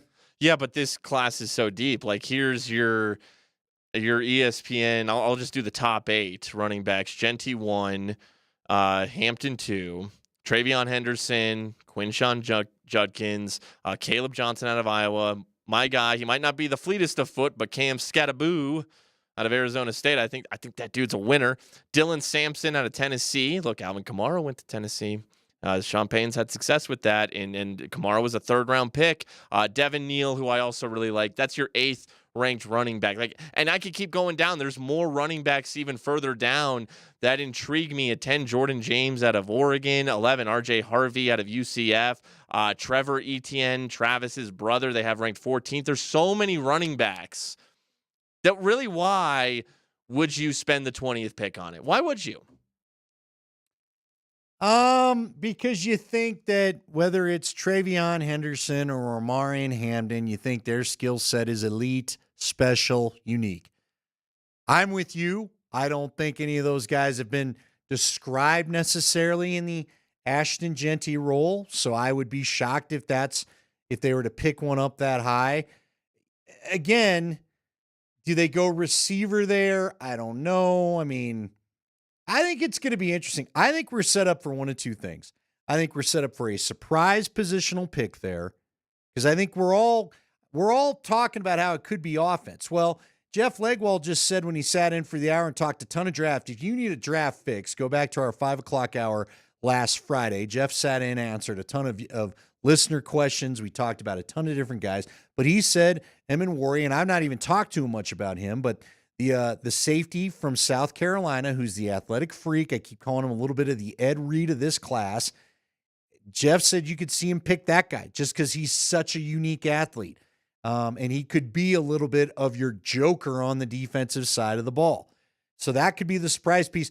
I'll ask you though, Spring, if the board doesn't fall right, like let's say all the tight ends are gone and there is an intriguing receiver there, and even Omarion Hampton is gone, because some people are now tabbing Omarion Hampton to go to the Bears at 10 because they think that Ashton Genty is going to go to the Raiders at 6. So if all of that were to happen, we could be primed for a trade down. They could just trade down, if not out of the first round completely, if they don't like how the board falls. No, I think a trade down is so likely. I think that there's a very real world where, okay, fine, even Omarion Hampton's gone at 20, which, okay, like whatever, because I like Henderson, I like Judkins, I like all the dudes that I listed who are available at running back.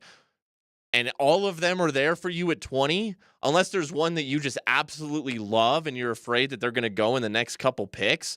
Why would you not trade back and pick up another late round pick? Why would you not? Or you can trade back several spots and pick up maybe a second or third round pick. Yeah, if you're willing, you could get a nice tasty pick if you're willing to trade out of the first round and fall to like the start of the second. And you got to be careful who you're trading with. And look, Leggy kind of hinted at it the other day. Jeff Legwald believes that there's going to be 15 true first-round grades. He's talked to some teams that have said they've only got 10 true first-round grades. So there's not going to be the run on quarterbacks, I don't think, that we've seen in years past. I mean, I do think Jackson Dart has probably found his way into the first round because enough teams need it. But that won't push a lot of the top prospects down, right? That won't give you value at picks. That may make trading hard. And another thing Jeff's told me in the past is the 6th and 7th round are not going to be as popular this year as they've been in the past because of, it's still kind of the last tail end of the COVID stuff. And some older. So we may see a lot of. Don't be surprised if the Broncos, if the pickings are slim, they may try to trade something this year for something next year. It's going to be a real interesting draft, I think, this year. The more assets you can get, the more rookie contracts you can have, the better. So I don't hate at all trading back from 20 and picking up an extra second or a third, whether it's in this year's draft or even next year's draft. I think the more, with how deep the running back crop is, the tight end group is, even the wide receiver group appears to have some depth to it, all the skill positions they need, and nothing at 20 that's probably going to, I don't know, what if Teteroa McMillan's there? Gosh, he's fun. Yeah, he's fun, but there's also some tape of him kind of dogging it on routes, which makes me a little bit nervous. Well, and he has the comment recently where he said he doesn't like to watch film. Yeah. He's said and done some interesting stuff that I wonder how it'll affect him. Otherwise, see, that's the other thing. If he does fall, then it's got to be affecting him because physically he's probably the peak of the class. Look, if you were to get Emeka Egbuka, I'd be all right with that. Mm-hmm. Jeff said he's the polished route runner. I would take that. I think a Bo Nix offense would like a route runner where I'm trusting I know where you're going to be. You're going to be in the right spot because Bo's going to throw to the spot before you get there. So he has to trust you're going to do the right thing. Let's hear a couple cuts from Sean Payton because he had some interesting things to say. So, of course, our favorite topic this year, of course, spring is who? I would say we need a joker. Trying to find a goddamn joker. All right. Well, did they find a joker in Evan Ingram? Here's what Sean Payton had to say. I would put him in that category, that family. I think that he is someone that has those skill sets. I think one of the things that helped us in the process of him making a decision was that role. And maybe you could talk about it, but then historically speaking, having had players like him, I'm excited. Well, so he's excited. They've got it there. This is why Jeff Legwold has told you he believes when the Broncos do go tight end shopping in the draft, and he does think that's another position that they'll focus on, that they may look more for the guy that's the better blocker and still a good receiver, but they may all of a sudden be profiling the guys that are more blocker than receiver because, again, I'm sure you'd like to have a little more options there, too. We all know Adam Troutman's a very, very good blocker. But remember, Chris Manhertz, after the first year, who was the ultimate tight end blocking guy, it was almost like an extra tackle on the line out there. He had left and went to the Giants, and they never really replaced him. So if one of these joker-type tight ends don't fall to 20, as Spring's talking about, they may look for something else. The only one who it could be would be Colston Loveland. Yeah, and I don't love the injury. Given the injury history and the fact that they do seem to be high on Evan Ingram, and I understand why, I think he can cross tight end off at 20. I really do. Well, and it doesn't sound like they'll be looking to trade up too much. Again, I guess if Tyler Warren were to fall to 15 or something, and all of a sudden he's in a realistic neighborhood for you to try to get up without sacrificing everything you got to get him, then maybe they talk about that. But I haven't seen any. Most mocks don't have him coming out of the top 10. I've seen a couple that got him going top 5, so it'll be real interesting to watch. I just don't see them being, even if maybe you're right if he's at 15 and the price isn't crazy, but I just don't see them trading up. No, I'm with you, but that's why it would have to be a Genty or a Warren in my mind that falls somewhere between 15 and 17, where the asking price is a little less egregious to get up there and take a swing on one of these guys. There's also been a lot of interesting chatter about Drake Greenlaw, and it is coming out. This isn't just the Broncos maybe putting out some of their stories about how bad San Francisco liked it. We're finding out San Francisco did not want to lose Dre Greenlaw to the Denver Broncos, so much so they even came in and tried to talk him out of it after during the tampering period we got late word on a show you and I were doing that all of a sudden Dre Greenlaw is going to be a Denver Bronco. Here's what Sean Payton had to say about the pursuit of Greenlaw today. It's their player at that time.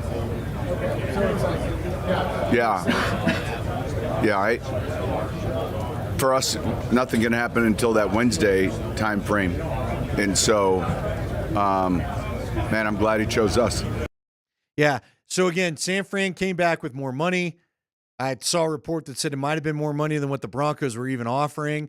So, I will tell you, when a guy is injured like that and the home team in this case, San Francisco, comes back at him hard, makes me feel pretty good about how even the team that knew his medicals, the team that was helping him through rehab and all that, how they feel about how his recovery is going. So I felt good enough about the Dre Greenlaw signing after knowing San Francisco tried as hard as they could to get him back. I feel even better about it today. We'll have more from the combine, or I should say the owners' meetings coming up here. Got to talk a little Nuggets coming up next. We got a couple of injury designations. Did the blowout against Utah help? We'll talk about that as we go along. And again, it's time to turn our eyes to more NFL. Jeff Legwald joins us for a Monday conversation next.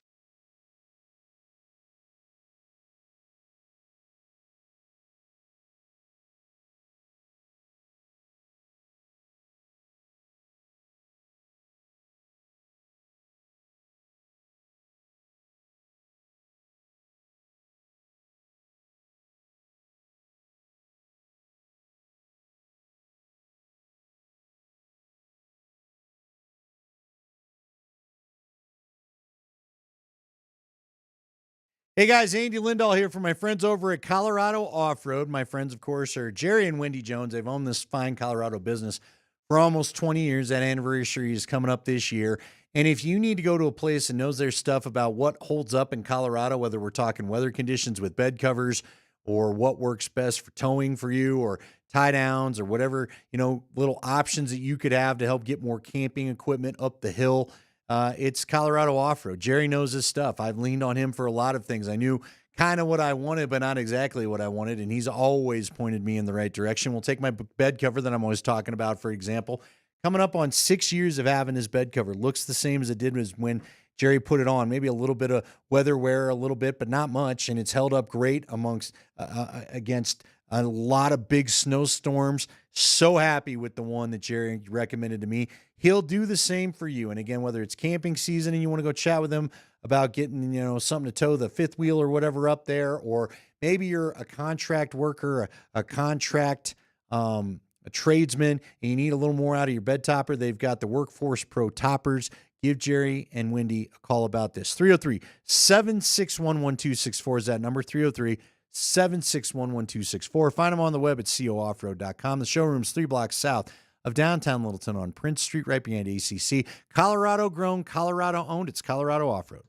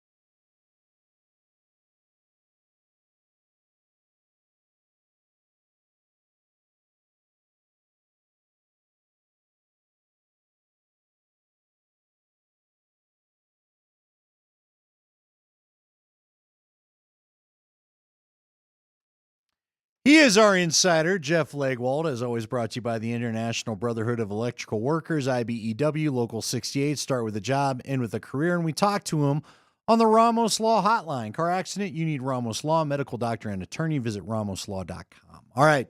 Our man, Jeff Legwald, read his work at ESPN. He always has something spicy to put up there for you. As you know, he's cranking away on draft stuff, but it's owners meetings time, Jeff. I was telling Spring how I will always remember these spring owners meetings where Josh McDaniels had to hold up the ugly brown Cutler jersey and, we're not getting rid of him. Or I guess it was yellow with the brown number. And then I think it was a week later that he was actually off and traded to the Bears. But from all the things we heard today out of all George Payton, Sean Payton, Greg Penner, Damani Leach, what caught your eye or what caught your ear first, I should say?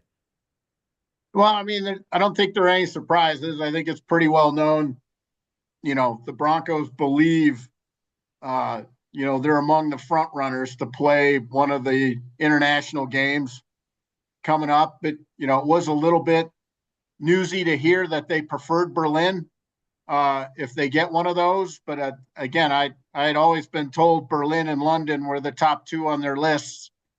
And I think at some point the team's hierarchy would like him to play in Latin America as well. But I think the international game has been something that's been on the front burner here for this season since last season ended. I've heard so many things. And I think they offered a stadium update. I don't think there were many surprises there. I think internally they'd like a downtown location to work out, but they want room to develop around the stadium, which is not a shock. And I think they're willing to entertain the roof idea, which ultimately, Pat Boland's dream of a Denver Super Bowl would be possible if they did build a stadium with a retractable roof on it. But do you want a roof? Would it make your in-game experience more enjoyable? I like the snow, but I like it more on TV. You're old school. What do you think? I think ultimately it's what you want out of it. If you want the home field advantage to be only altitude, then that's and noise inside is pretty good. But again, if you don't want the Denver experience, how much has that been worth through the years, for the Broncos? For a long time, they had the best home record, of anyone, especially during Mike Shanahan's years. So, and even Dan Reeves's time. So I think that's just the consideration, but I think, fans, media, or whatever, I think stadiums now, I think ownership leans to the business side of the equation. And if they really thought they had enough hotel rooms here in Denver to get a Super Bowl, I think that would weigh heavily in the decision at some point. Because usually teams with the status of the Broncos in the league, if you built a stadium that could possibly do it, you would be in the running, for that. So much so when New York built its new stadium, they held the Super Bowl outside, as we know, because that didn't go great for the Broncos that year, but it was a very rare occurrence, and they were one day away from a blizzard Super Bowl. Yeah, you and I were both there. I am curious if Sean Payton, will he influence the desire to have a roof too? Because, let's just call it what it is. Sean's a good coach. He's also built his career playing in a dome. He built his super offense with the Saints playing in a dome. I'm sure he wouldn't be angry if they put a roof on the place. Well, if you're given his past history, his whole tenure in New Orleans, they played between 8 and 11 indoor games, every season. So that can impact what you can do on offense a lot of the time, especially, here. As we all know, living here, you never know what you're going to get. You might get 75 and beautiful, and you might get, snow on Mother's Day. So, you just don't know. But, I don't think you would be opposed to that. But I always hesitate when people ask me about the stadium. I don't think this is on their immediate front burner. I think they see this as a very slow walking decision that they want to be the right one for decades, not just a few years. All right. I've got to ask you, because you've told me about the intense competitive nature of Greg Penner in private. He had the blanket statement of none of us are satisfied. We're all going to keep grinding, and we all got to be better. We got a lot to do. Did we get our little look at intense competitive businessman Greg Penner up at the podium just maybe by accident, by happenstance today?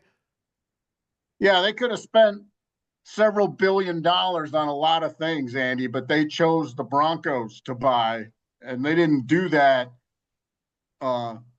because there was no competition in that equation. Yeah, I have no doubt that they want to be at the top of the rung, and you have to be at the top of the rung in the AFC West first, and then the AFC, and then the league. So, they haven't achieved any of those goals yet. And I think he definitely has everyone in the building on notice that his goals aren't, hey, they went to the playoffs, isn't that cool?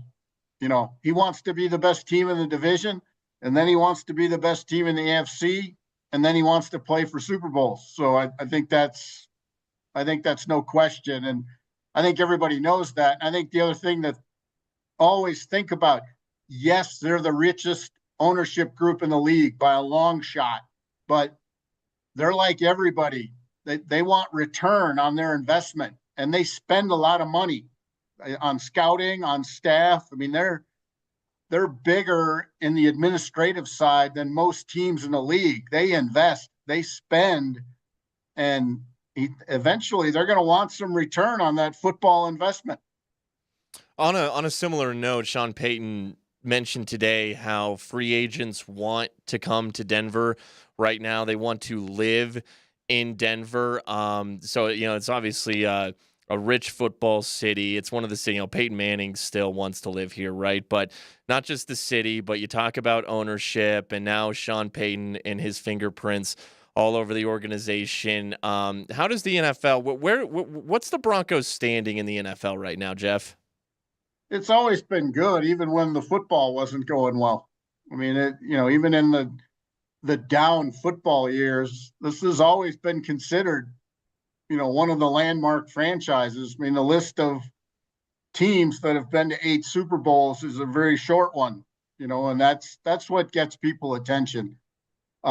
Cash always gets people's attention in the capitalistic world of free agency and hiring coaches and all of those things. The Broncos have more cash than anybody. It's a fact.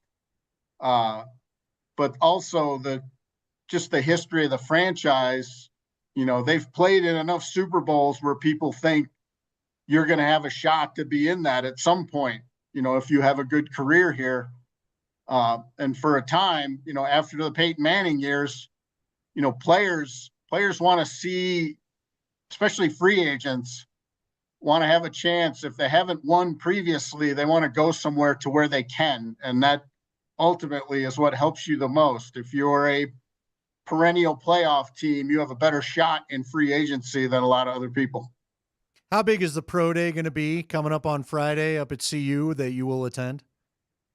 Yeah, I think the assumption is they're going to get to see at least some of, everybody they want to see. I just talked to a quarterback coach today and a couple scouts, and the assumption is that Shadour's going to throw, and Travis Hunter will do, some things. Will he run the 40 and do all the position drills? I don't think we know that yet, but I think the assumption is they're going to get to see a lot of what they want to see. And I think the other thing that's cool about pro days is whenever you have a marquee player or two, that gives a lot of the other guys at the pro day a chance to shine with an awful lot of people in attendance. So Shadour and Travis Hunter will help all of those other hopefuls because they'll have more eyes on them than they would at a pro day without Shadour and Travis Hunter. All right, so let me follow up real quick then, because, look, I like the kid.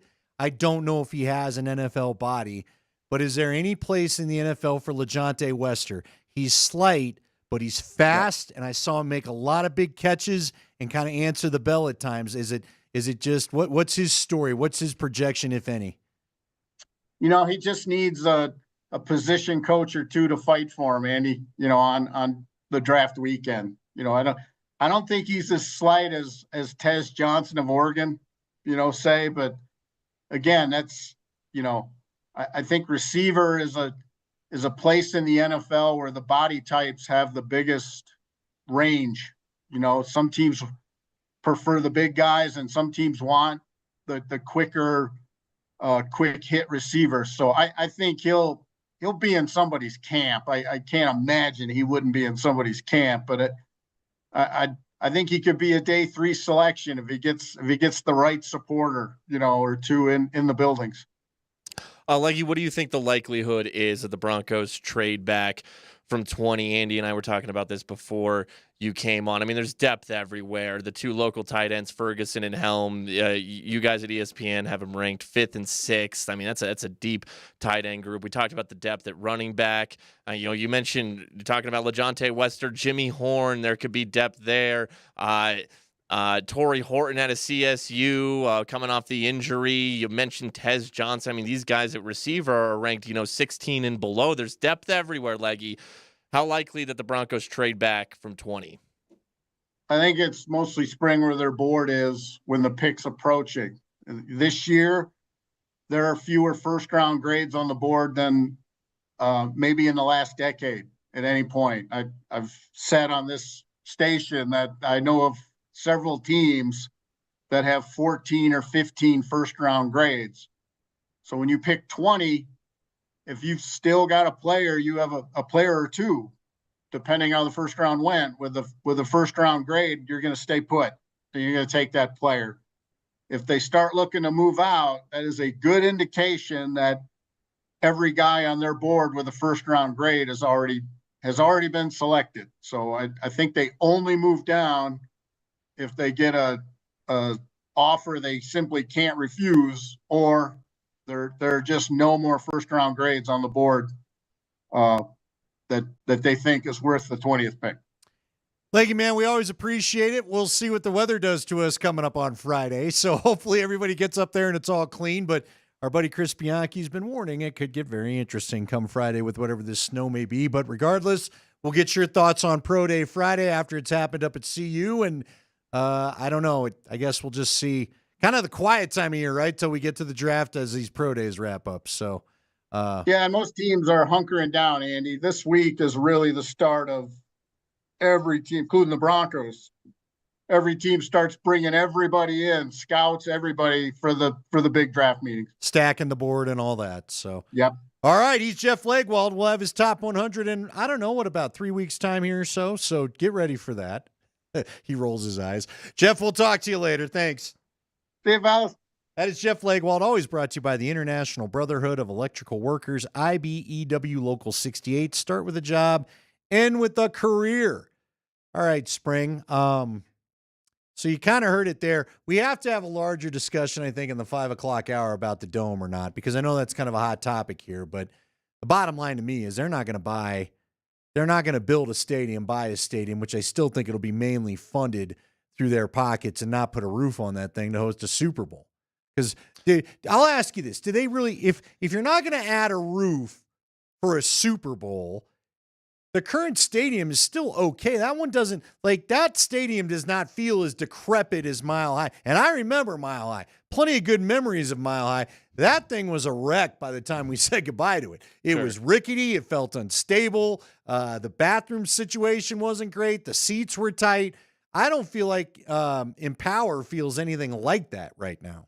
Yeah, I guess just overall, and this is just me as a television viewer, not an actual in-person attendee of the game, but just as a television viewer, I love the snow games.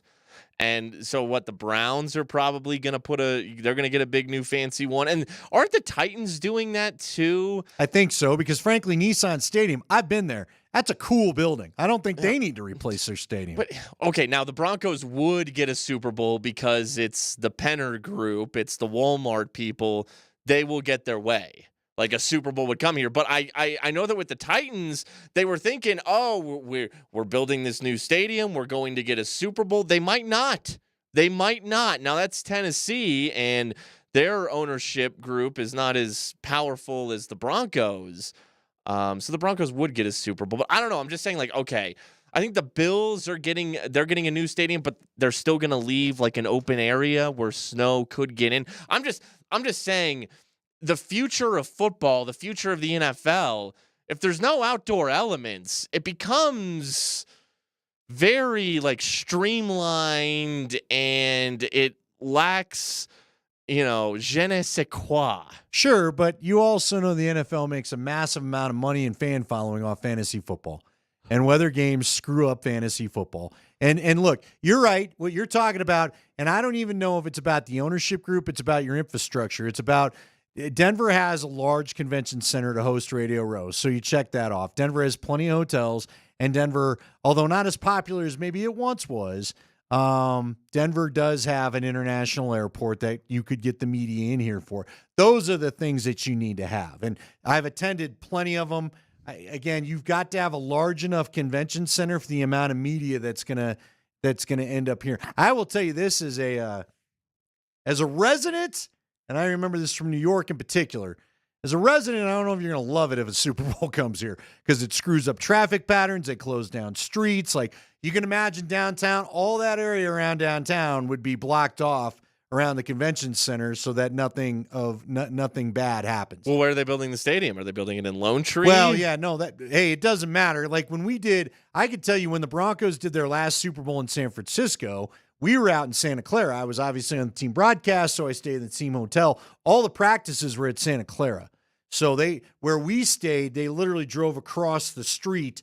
We could have walked to the stadium if we wanted to. I could see the Niners stadium outside my hotel room. Now, the Panthers stayed in San Jose at San Jose State because that's where Ron Rivera has ties. So they stayed out in San Jose, which isn't terribly far. I mean, it's all the Bay Area. Anyone that's been there knows they're all pretty close to each other. But we had to bus every day because I was doing the radio show. I'd have to do a practice in the morning, and then I'd have to get in a rental car, and we would haul, at top speed to try to get down to San Francisco because that's where all the stuff actually was. Neither team was in San Francisco, and neither was the stadium.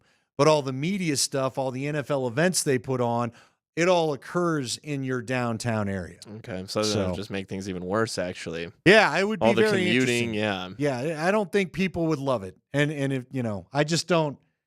A Super Bowl's cool until you try to live in the city while the Super Bowl's going on. Now, the economic boon is a different story, right? Sure. Everybody's big for that, but I'm just saying the New Yorkers let us know what an inconvenience we had been out there in the New York Super Bowl. It is Kreckman and Lindahl. Got to talk a little Nuggets. Again, may sound like a silly question, but I'll explain further. Did you finally get a little sense of peace by whooping the lowly Jazz? We'll discuss next.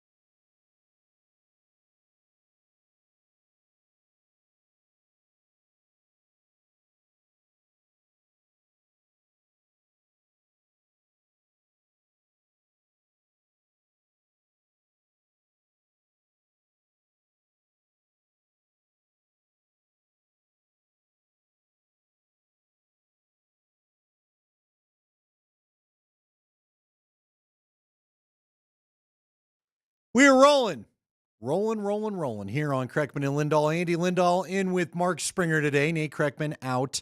Think he'll be back tomorrow, but we'll check. He's just a little bit under the weather. If you heard Friday's show, you probably picked that up in his voice.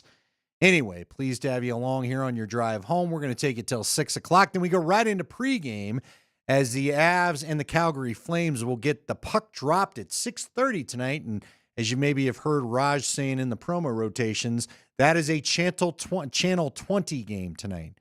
What Chantal is. Chanting? I don't know. Chantal. Channel 20. Chantal. Anyway, Channel 20 tonight for your viewing experience. And again, we had Liam McHugh on. We may bring some of that back because he was fun to talk to. Had a lot of good things. If nothing else, we'll have to at least give you his assessment of how the Avs are looking because they look good. Just, Spring, I'm not psyched they got to play St. Louis one more time. I don't know what is going on with Bennington, but, since the Four Nations, 2 games against them, and Bennington feels like. Now, if you remember, for those that don't remember, they lost to the Blues, so they had that weird weekend startup after Four Nations, right, where they were in Nashville. Yeah. Lost to Nashville, but Coach was pleased with the effort in Nashville. Then they went and Sunday, back-to-back games, Saturday, Sunday, and went to St. Louis on Sunday, and Coach was not pleased with how they played against St. Louis. The other night, just driving me. First off, they did not get a fair whistle. I'm not trying to be a homer, but come on. You called about 100 penalties for St. Louis, and then there was the one where guys are getting – who was it? Someone got clearly interfered with. You called nothing. Well, it was the big one was Zach Bolduc, who's had a good rookie season for the Blues. He tries to check/hit Ryan Lindgren near the benches and blows his lid off. Punches him in the face. Now, I don't know if it was intended, like if that's what he meant to do, and Lindgren was just lower and the way he kind of slid in. But a punch to the face is a punch to the face, and that should be a penalty. Nathan McKinnon was livid about it on the bench. He's motioning like, that was a punch. That should be a penalty. Yeah, it should have been. And especially considering the whistle the Blues got. Yeah, you owed him about 3 at that point. Sure. Refs missed it. That's just... You got to play better. I'm with you. You got to play better. But still, the other one that really bothered me, was this the one they went ahead on to, where the guy basically tripped himself trying to make a move? Yeah, that was McKinnon got called for tripping on Radek Fox. And Fox really tripped himself. Yeah, refs got it wrong. But McKinnon's stick was in the area of the legs. They assumed incorrectly. But see, that's when you should be able to review, Spring. Sure. Let's go back, get it right. If we're going to review things... You should be able to, I'm just talking about if an official missees something, just correct it. Mm-hmm. And you know what? That shouldn't even be a challenge. Leave it up to New York or Toronto, I guess, in this case. Mm-hmm. You know what I mean? Just have someone monitoring the game. If something like that got called wrong, not a big deal. No one's ego needs to get involved. Hey, guys, one a foul. You saw it wrong. No big deal. It happens. Mm-hmm. But whatever. Good news is, it really probably doesn't affect anything. Dallas has won 5 straight. They have an easy schedule. The Avs don't have an overly difficult schedule down the stretch. So, no matter what happened in that Blues game, we're just on a collision course for a 2-3 matchup of Dallas, Colorado. I know. I don't want to deal with it this soon, but whatever. And look, I'm glad they're playing the Blues again on Sunday. It'll be Saturday, excuse me. It'll be in St. Louis. It'll be the 4th of the 4-game set between these two teams this year. Go win that one, get it back, and probably, Andy, we'll be in a situation down the stretch where we look at it and we say, like I said, the 2's locked up by Dallas, the 3's locked up by Colorado. You don't really need to play anyone. They're in Southern California, that and Anaheim, LA swing, I think. It's probably going to be a situation where those games don't even matter. A lot of Wedgwood, like tonight. A lot of Wedgwood, a lot of Jimmy Vesey. There you go. A lot of Jimmy Vesey. Miles Wood's back in the lineup with Vesey, not either or. But they'll have quite the layoff going into the playoffs. I think that, even if they wanted to play their guys in those last 2 games, there's like 6 days off for the Avs between the end of their 82nd game and the start of the playoffs. And then if you rest guys, which I think they should, because Raj and I were talking about this on Between the Pipes, and for me, it's, a couple years ago when the Chargers played Mike Williams in that pointless season finale for the Chargers, and he gets hurt going into the playoffs. Look, I hate rust, The 07 Rockies are the epitome of rust to me. I don't want it. I want you to be fluid and, be in rhythm, in game shape, but I will choose health over rust every single day of the week. Yeah, you just can't afford any rust against the Dallas Stars. Well, hopefully they're in the same position. No, I'm with you. Look, I like this Avs team. I think we do the parade tracker. I feel like the Avs have nudged ahead of the Nuggets. So there you go. All right, here's my question to you. You feel better? I almost feel silly asking this, but I got a reason why. Utah Jazz, as you said earlier, they're trying to make sure they get the first pick overall. The Wizards are going to still be in the driver's seat for it. But the Utah's Jazz decided to hell with it. Yeah, right? they got a healthy ticket for it. They do. Do you feel any better about the Nuggets getting that win the other night for this reason? They came out and they just handled their business, and we finally had a fourth quarter where Jokic didn't need to play, and everything felt relaxed, and nothing felt as tedious and tough as it has in recent memory. Do I feel better? Do you feel better? No. Do you feel at all like maybe the old Nuggets are starting around into shape, or does it not matter because the Jazz are just so bad? But here's why I don't feel better, because I felt fine even before that. I know, look, losing twice to the Wizards, the loss in Portland, the Lakers game where LeBron and Luka don't play and you allow a ton of points and you barely beat them. Fine. I look at, and I have been looking at that win in Oklahoma City, that Monday night.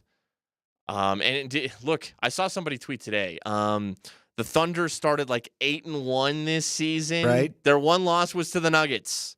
Oh, that's true. The Thunder have won, they only have one loss recently. To the Nuggets. And it's to the Thunder have won 9 in a row. The loss before the 9 in a row was to the Nuggets. Before 1, 2, 3, 4, 5, 6, 7. The Thunder are 15-1 in their last 16. The one loss was to the Nuggets. The Nuggets have a couple of decent wins. The win in Houston, that was the other one. Without Jokic. And they win that game. So, yeah, some stinkers in there, but then some damn impressive wins that a lot of other teams in the league aren't pulling off. So I feel about the same going into that Utah game that I do coming out of the Utah game. The Utah game was nothing. No, I know for the most part, but I was just glad to see them handle business. I feel like we've gone through a month where they haven't really handled business for quite a while, Or maybe it's been a couple weeks. I don't know. It's funny because they win, but the wins don't feel good sometimes. But whatever. I guess we'll see where we are on the other side of this thing. So Tuesday night, that's the one. The Wolves game, that's the one. I asked Scotty, too. I asked Scotty today. I was like, man, you must feel like you've had 3 weeks off. You haven't played in 3 days. That's amazing.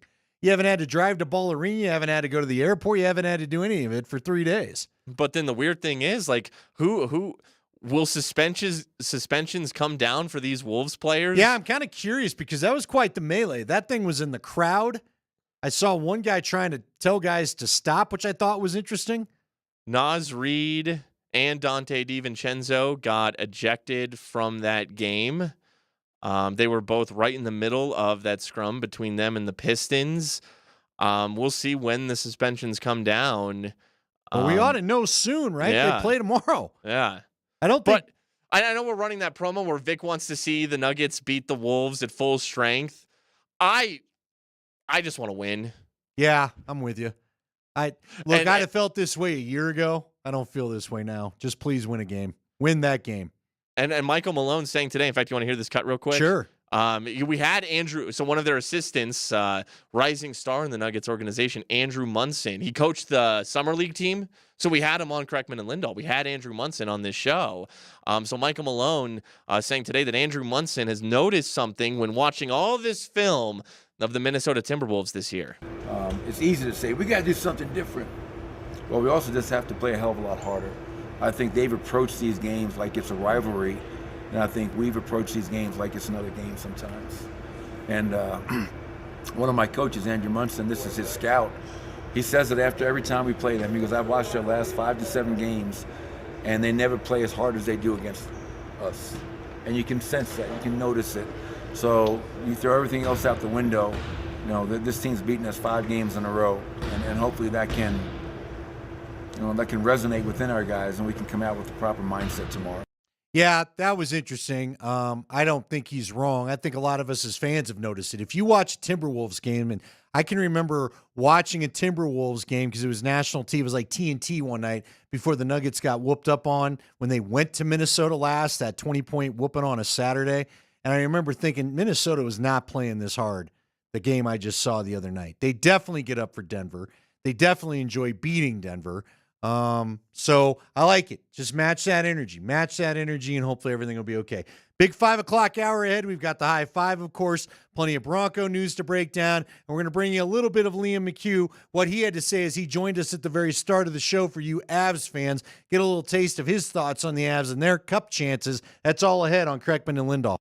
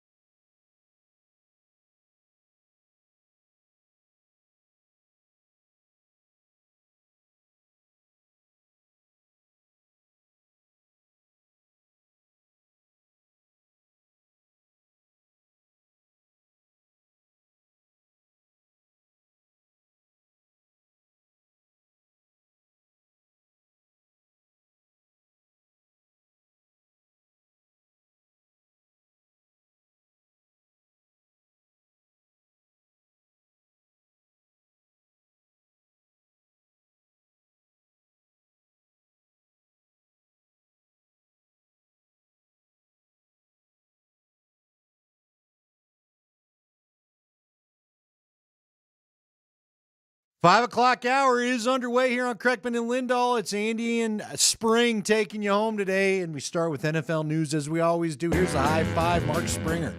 It's time for the high five, brought to you by Bet365. Whatever the moment, it is never ordinary at Bet365. So, Broncos people talking at the NFL owners meetings today. Those people are Sean Payton, George Payton, Greg Penner, Damani Leach. Both are Paytons. Peyton Manning wasn't there. Either way, let's start with Sean Payton.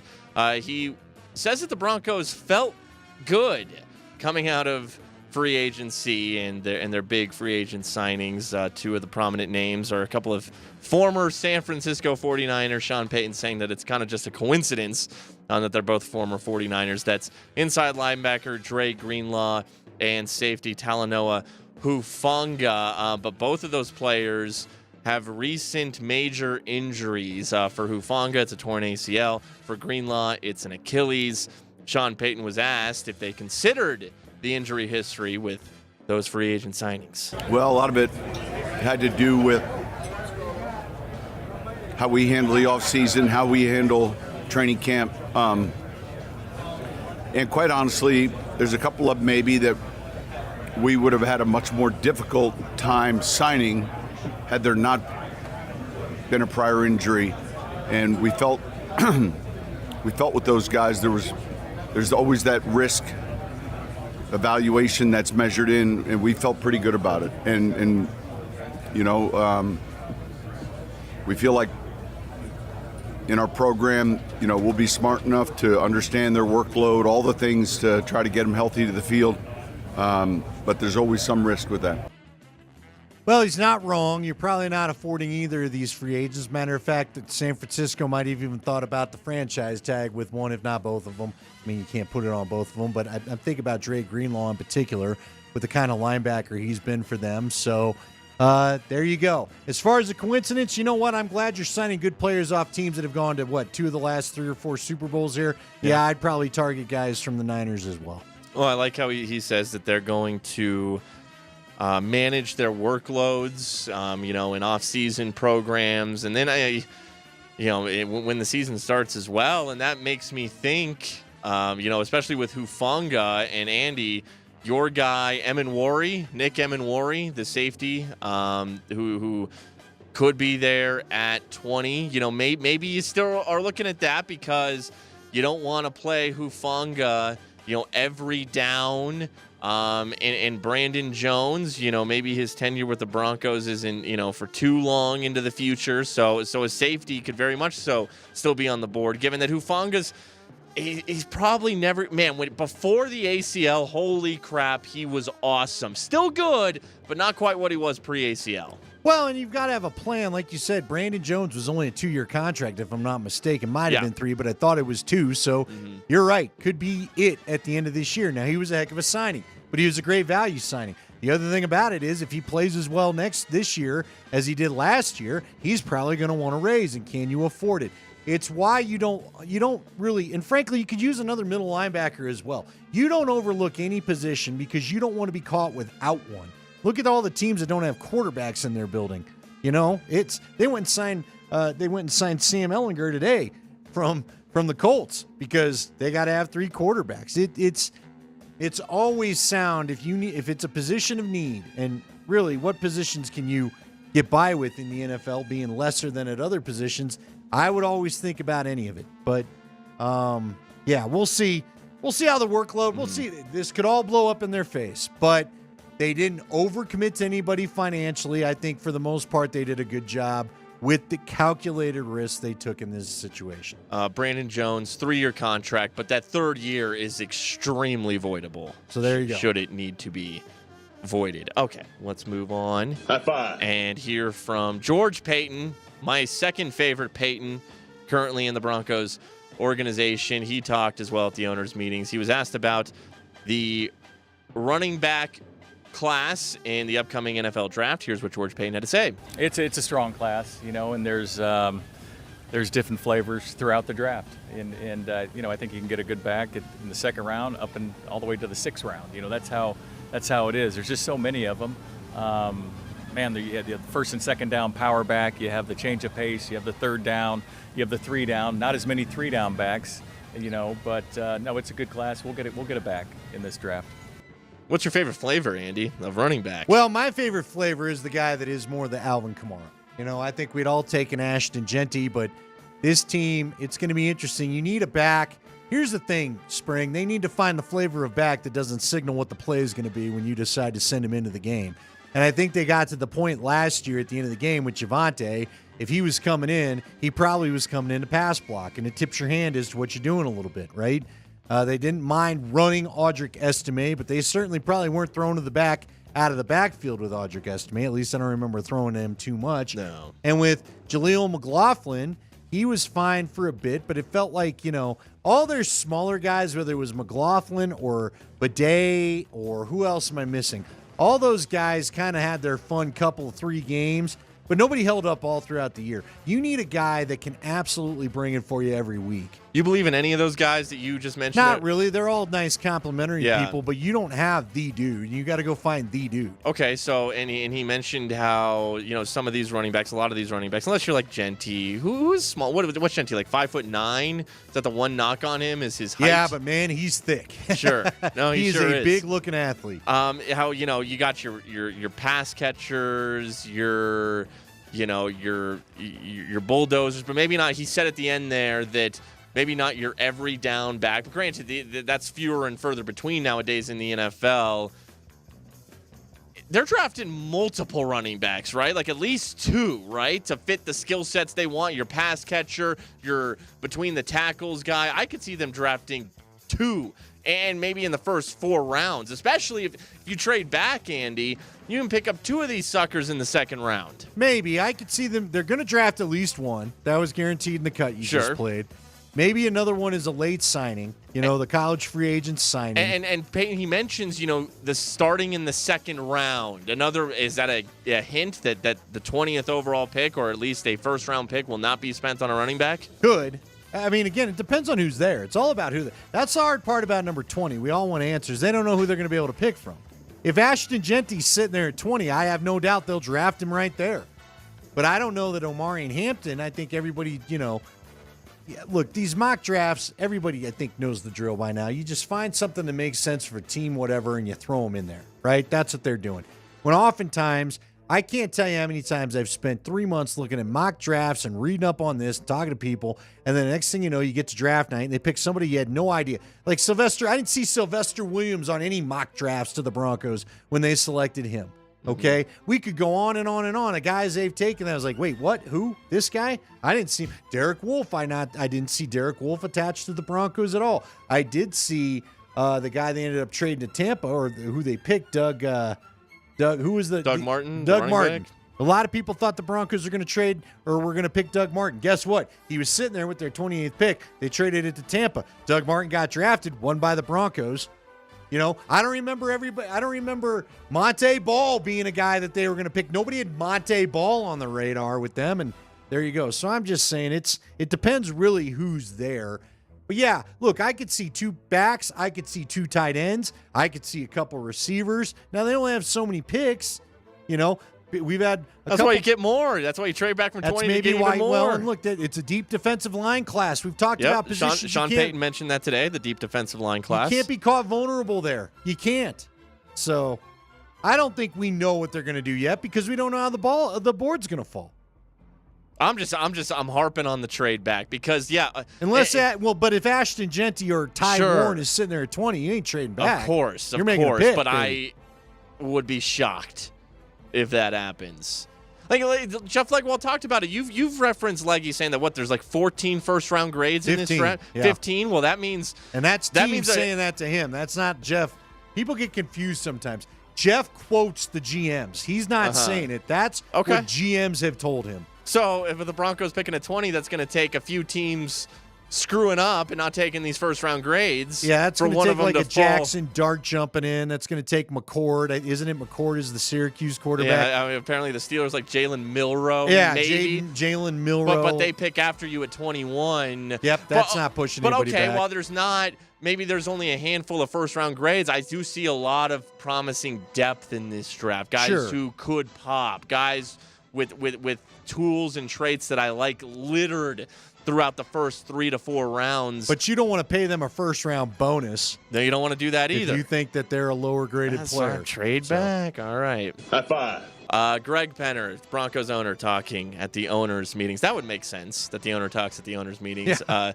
Talking about a possible new stadium for the Broncos. Here's Greg Penner. We're continuing our diligence. You know, as I mentioned before, it's complex. We haven't ruled anything out. We're still looking at the current site, other sites around Denver, Lone Tree, Aurora. We don't have a set timetable for making a decision. We obviously have our lease that ends at a certain date, which is a date that we could focus on. But it could be something that would happen earlier than that. If we needed to, we could be in our current stadium longer. So we don't have a set timetable at this point.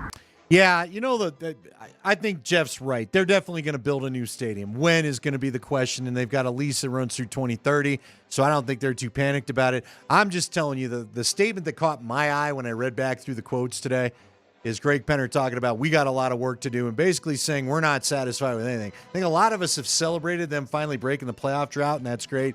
Greg Penner's like, we're not even close to the goals I have for this team. So I think that's Are those on-field goals or off-field goals? I think both. Okay. I think both. Yeah, because Damani Leach said they've done 10 years of work in 2.5 years. That it is 10 years of business, NFL business type work with the renovations, with redoing the practice facility, the uniforms, all this stuff in about 2.5 years. So, yeah, he's trying to get back to being a prominent NFL franchise as quick as possible. High five. All right, and finally, Mike Tomlin, Steelers head coach, saying today that the Steelers are comfortable if Mason Rudolph were to be their starting quarterback. Okay. Over the weekend, Aaron Rodgers had a throwing session with DK Metcalf at UCLA in Southern California. So, I mean, it appears it makes all the sense in the world, despite Aaron Rodgers maybe not being a fit for, Steelers culture. But they need a quarterback. Rodgers is the best out there. You don't trade for DK Metcalf and then have Mason Rudolph throw him the football. Aaron Rodgers is going to be the quarterback of the Pittsburgh Steelers. Yeah, they had lengthy discussions about this today on Get Up, and everyone's trying to figure out how serious he is about retirement. What it appears is going on that could merely make it interesting because, of course, Tomlin talked at the owners' meetings today too, and he was asked, there's reports out there that Aaron Rodgers may retire. What do you think? And he goes, I'm not going to put any words in his mouth. So it looks like he got the script for Aaron Rodgers as to how much he wants his business divulged by those he may come to work for, because Tomlin didn't say anything. But it seems pretty clear, unless something changes, Rodgers is probably going to wait and see what the Steelers do with that first-round pick. I don't know. Now, again, he shouldn't go holding that against them. They need a quarterback of the future. You're not more than maybe a 3-year answer if things go at best. Well, you're just Aaron talking Rodgers. retirement. Like, right. He's a 1-year option probably. But nobody wants to get Kirk Cousins.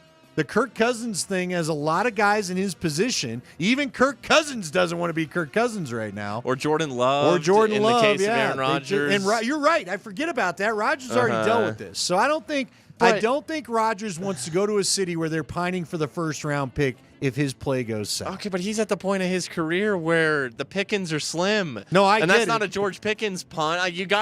The Steelers are your best option. They're really probably the only option at this point, unless San Fran decides to play ball with him or Minnesota circles back around after watching some OTAs. But listen, Rodgers could play that too. I've heard people float the theory out there on the national networks that Rodgers may wait and see if Minnesota really thinks McCarthy's ready to take this thing over, and if he isn't come mini camp, do they holler at Aaron Rodgers? I think that's what it is. I think Aaron wants to go to the Vikings and wanted to go to the Vikings until the Vikings kind of said, no, we're good. Oh, no, they flat out said. They left it up to Kevin O'Connell, who said right now, no, I'm not looking to bring Aaron Rodgers in here. I like having full control of my team. I think he liked that idea, though. I think he liked the idea of playing in the playing in the Packers division. He knows the division. Of playing with Justin Jefferson and Jordan Addison. Let me throw one more reason on the list of not dealing with the conference that has Mahomes, Josh Allen, Joe Burrow, and others in it. Sure, and also there's that. The NFC is more desirable, but we just saw what Sam Darnold did with that team. I think Aaron looked at the Vikings and said, for a number of reasons, that's where I'd want to go. Indoor stadium, Heinz Field is outdoors. It didn't seem like he enjoyed playing in the cold. And I know he did for years, but he's older now. Oh, yeah. John Elway talked about that towards the end of his career. Yeah. He had said when they went and played the Super Bowl in Miami, I remember, he was talking about just the heat, and it doesn't take me as long to warm the old muscles up as we got down here, so on and so forth. Guys will do it. They don't mind doing it if it's home and they're getting paid. But, yeah, I don't think if Aaron has a choice, you're probably right. Pittsburgh always has, it feels like 2 or 3 games where you're just like, I'm glad I'm not sitting in that place today. But it's still, okay, I understand the Vikings probably were preferred for Aaron, but Pittsburgh, it's a hell of a lot better than the Giants. If he wants to play, though. We don't know that. He's got a Super Bowl ring.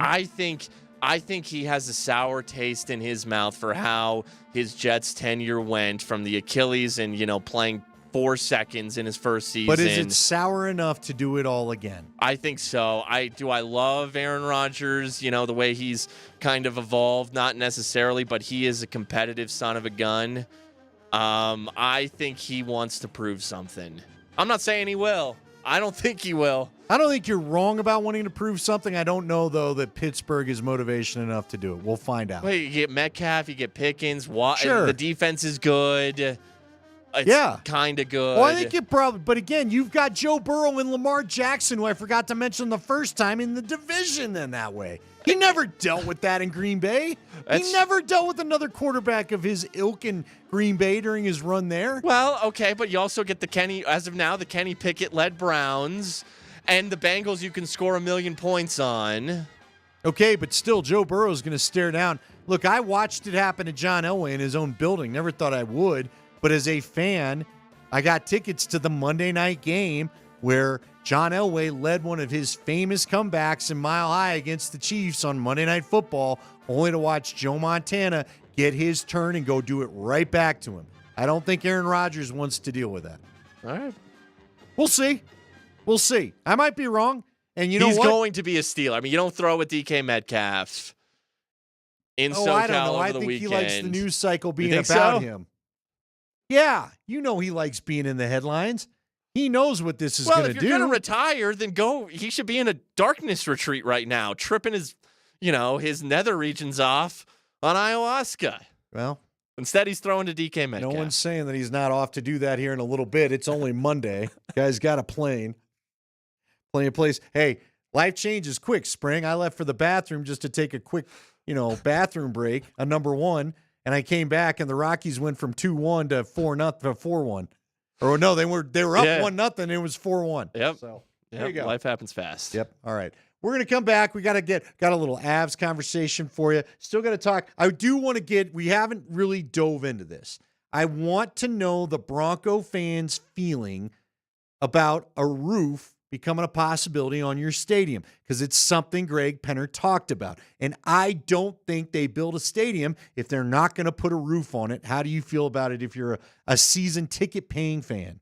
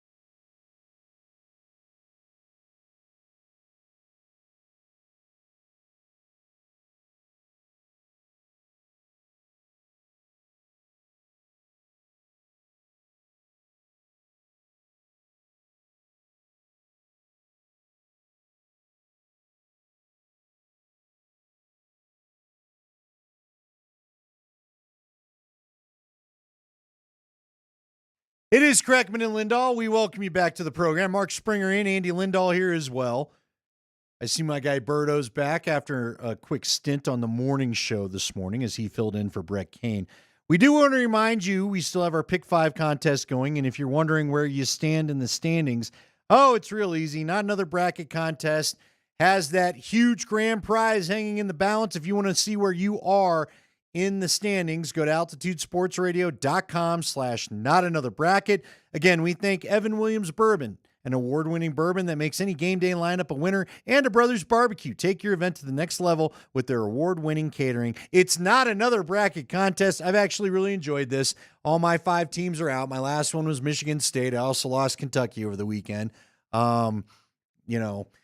That's all right. You know what? It's been better worrying about 5 teams rather than a whole bracket, so that's been a lot of fun. Look forward to doing it next year, and hopefully you'll join us if you missed out last year. But go and see where you stand in the standings. Again, altitudesportsradio.com/notanotherbracket. Okay, let's talk about the Broncos and some of the things we got. The Broncos! Yeah, some of the cuts and info that we got this morning at the owners' meetings. We also have to talk about there's another Makar in the Avs organization, but we'll talk about that in the 45 segment. Makar. Talk a little hockey.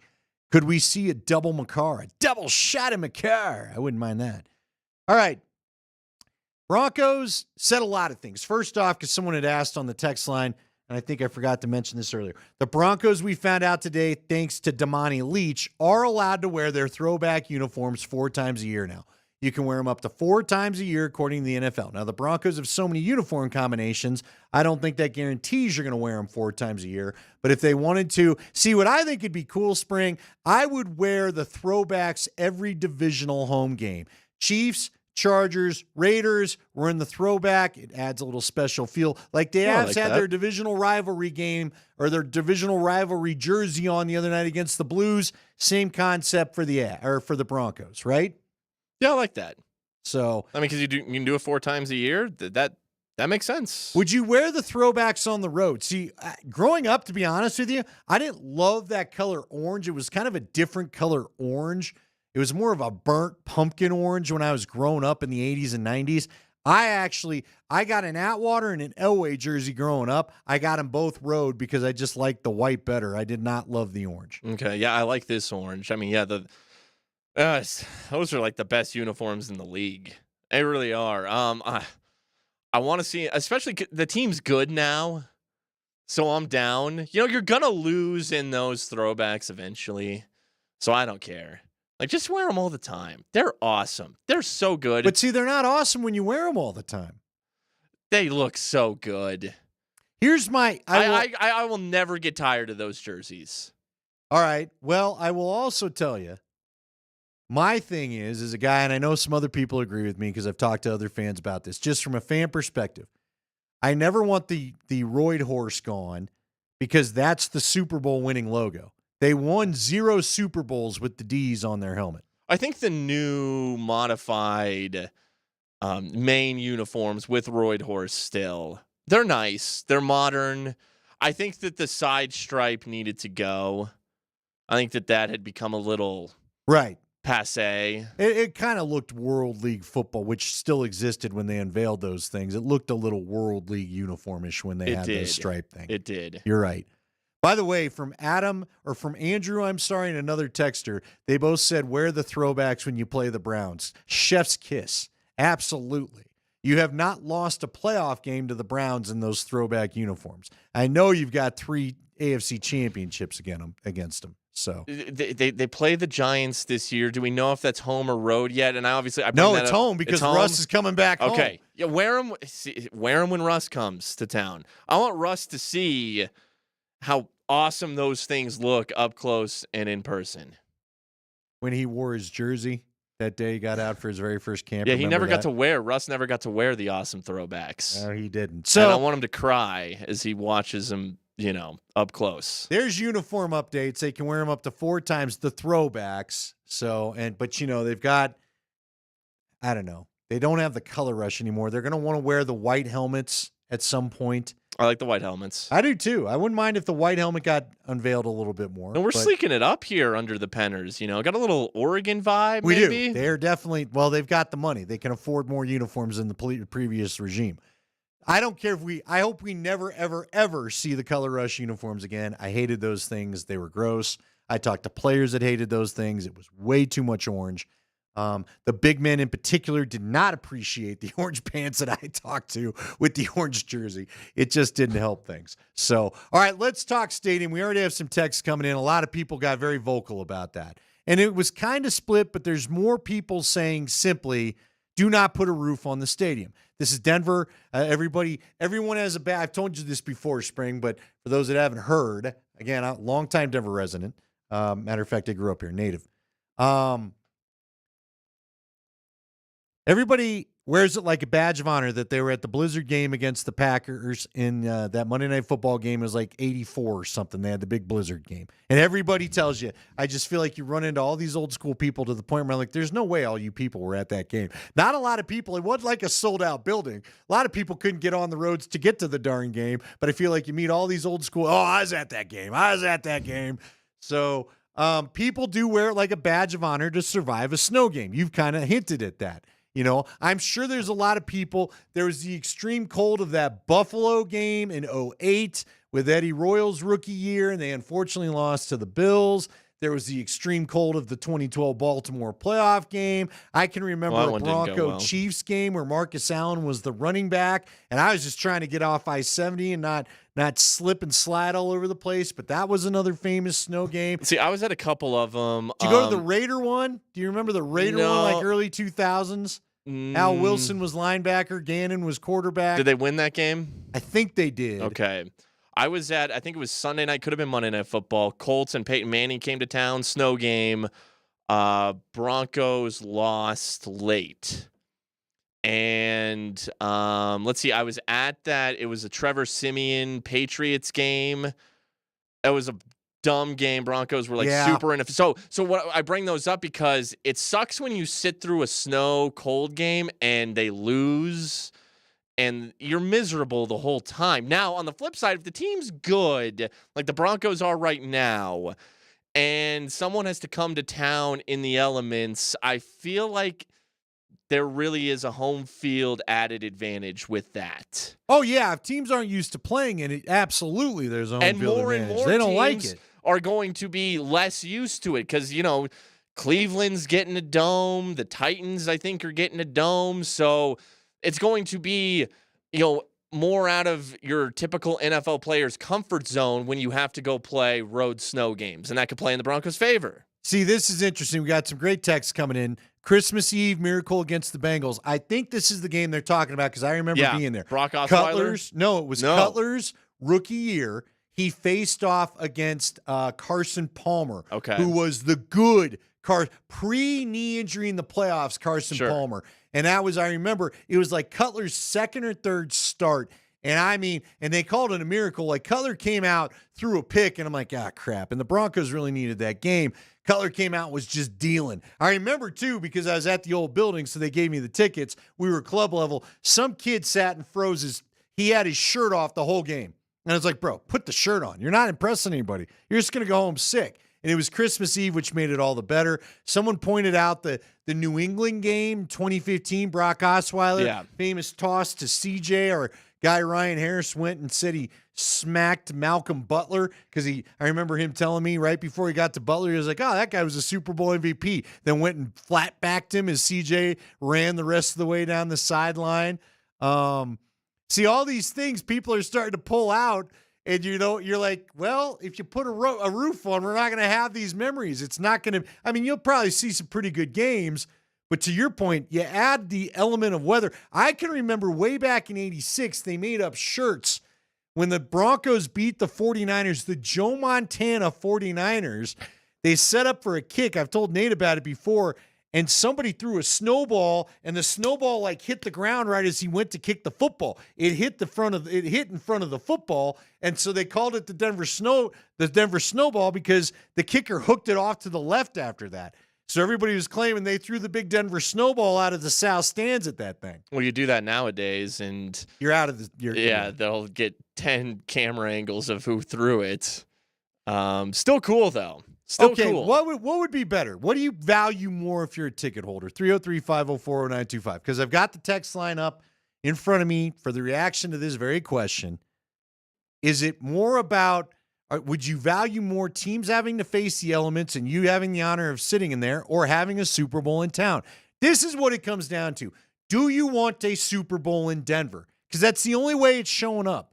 If they build one without a roof and they do it with their own money, like, again, people don't know the story. Ray Wershing, thank you. Thank you, Texter, Tony. People don't know the story so much, but the reason why New York got that Super Bowl was basically the NFL bribed the voters and whoever else in New York, build us the Manhattan Stadium, or it's not even Manhattan. Where is it? New Jersey. New Jersey. Build us that stadium and we will give you a Super Bowl. But because the real estate is so expensive, and it's why there's two teams there, it costs an exorbitant amount to run a team there. So to bribe them into giving them a new stadium that they could play in, this is because the Meadowlands was just, it was a pit, right? They promised you'll get a Super Bowl. And so they gave them that Super Bowl to pay off getting the new stadium built there. So if you want the Super Bowl here, you're going to have a roof. What means more to you? 303-504-0925. Okay, I mean, you texters are pointing out, and obviously it's crossed our minds, you could get a Final Four here, but a couple things with that. Basketball games in big football stadiums suck. Oh, I'm with you. And two, we talked earlier I in don't the know show why about anybody pays to go to a Final Four game where you're way up at the rafters and the court feels like it's like looking at Pikes Peak from the city. It's so weird. And for the players, it must be weird too, because when you have like this weird backdrop behind you, like it makes the shot look weird off your hand. You're right. I never even thought about that. You're right. The behind the basket aesthetics are not the same. Yeah, it's got to throw off the shooters. And also to be a Final Four of all 1 seeds, because that's the state of college basketball nowadays. There would be no surprise as who would play in that Final Four. You could get WrestleMania here. That'd be fun. But look, the Super Bowl, all these events, there's a reason. Like Nashville, they'll probably ultimately get a Super Bowl, but they're thinking about putting the Super Bowl that was penciled in for the Titans back in Vegas, because that's where they want the Super Bowls in Vegas, in LA. Like, I think a big reason why, the Rams moved to LA and the NFL has this big push to get, teams to LA is they wanted Super Bowls in LA. Well, so Miami, New Orleans, that's where they want the Super Bowls. They'll throw Denver a bone because they spend all this money on the big fancy new stadium because the Penners and Walmart has pull. But also think about this, Andy. Okay, maybe you get one Super Bowl. How many are you really getting as time goes on? Because again, they still want them in the nice weather cities. They want them in what is a tourist destination, but you're forgetting what you have to earn that. You've got the ski industry, and the Super Bowl's played in February when there's plenty of snow to go skiing. Okay. So people would, again, Nate, spring, it's about attracting people with extra. You're right. Listen, I'm not arguing with you. Sure. To me, I think for those of us that, and most of us are, that live in the part of the country where the weather isn't great all the time, give me a reason to go to the warm weather. I would rather go to a San Diego, a New Orleans, a Miami, an Orlando, whatever, Tampa, wherever you can fit that's why I've said forever, the NFL should just pay to build a stadium. I know they don't love the Spanos family, but you'd be better off to just pay to build the stadium in San Diego and let that be, again, a host city for the Super Bowl. Because I went to one there. It was phenomenal. Sure. It's a great, I love the city, period. Yeah. It is a place you'd want to go to watch a game like that, right? I think those are the places they should be. But by the way, we were getting a ton of people that basically are saying, I'm more worried, no Super Bowl, don't care about it. And if people feel that way and the commerce, the boon is from it, then yeah, then the roof does not matter. People have said, why not a retractable roof? See, I'd be okay with a retractable roof, but then what happens if snow's coming in? Why would you ever leave it open for snow? Right. I mean, I can make the argument now for look, why Indy you would. does do it, though. I will tell you, Indy, because we were there one time. It was a chillier day in Indy, and they left the roof open because they knew it bugged Payton. Uh-huh. No, yeah, I would do it, but I feel like the decision makers would always close the roof. Always. And the only way you would ever leave it open is if it was like a really nice day. No, I'm with you. Well, you know? But see, this is where I think it's an interesting, we got to hit our break, but the interesting, bigger discussion is how much influence would Sean Payton have on this? You know what I mean? How long is this guy really a 10 to 15-year coach? He's not a young, you know what I mean? I'd be curious to see how much they let him weigh in, because I got to imagine Sean Payton or any offensive coach is going to tell you, yeah, give me a roof, man. You kidding me? Someone brought up a college football playoff or championship game there.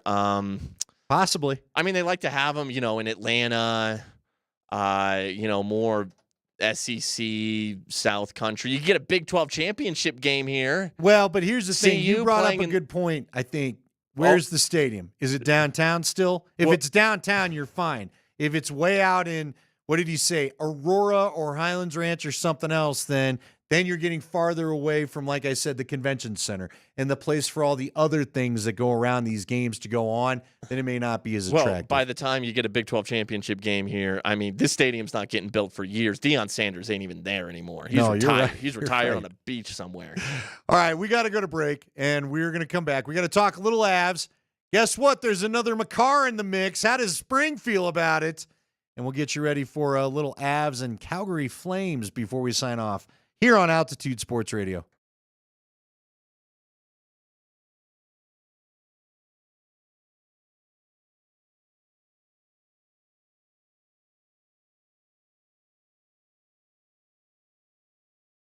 Hey guys, Andy Lindahl here to tell you about the Rocky Mountain Men's Clinic, and let's talk about erectile dysfunction, even though it may not be your favorite topic. When dealing with the issue of erectile dysfunction, you want the right treatment for your specific medical situation.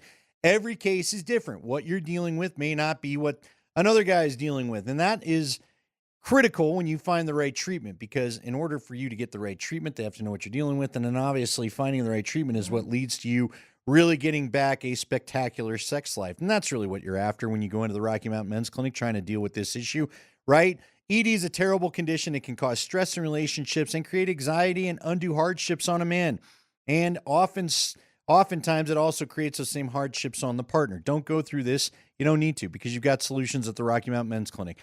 They have treatments that work when pills and herbals fail. They have treatments with success rates well over 90%. Some treatments can even have you lasting an hour or more. And at the Rocky Mountain Men's Clinic, they've served the Front Range of Colorado for nearly a decade, and they've successfully treated tens of thousands of men. Schedule your consult today at the Rocky Mountain Men's Clinic. You'll have your initial visit, which is $99. It includes a medical consult with a Colorado licensed medical provider. You'll get a T and a PSA test, and if medically advised, a test dose. And if the test dose doesn't work in the office, your visit's free. They have an expert staff, and if you're like a lot of men, you could be having sex the day after your appointment. 5 locations to serve you. Call them today, 720-440-7900 or RockyMountainMen'sClinic.com.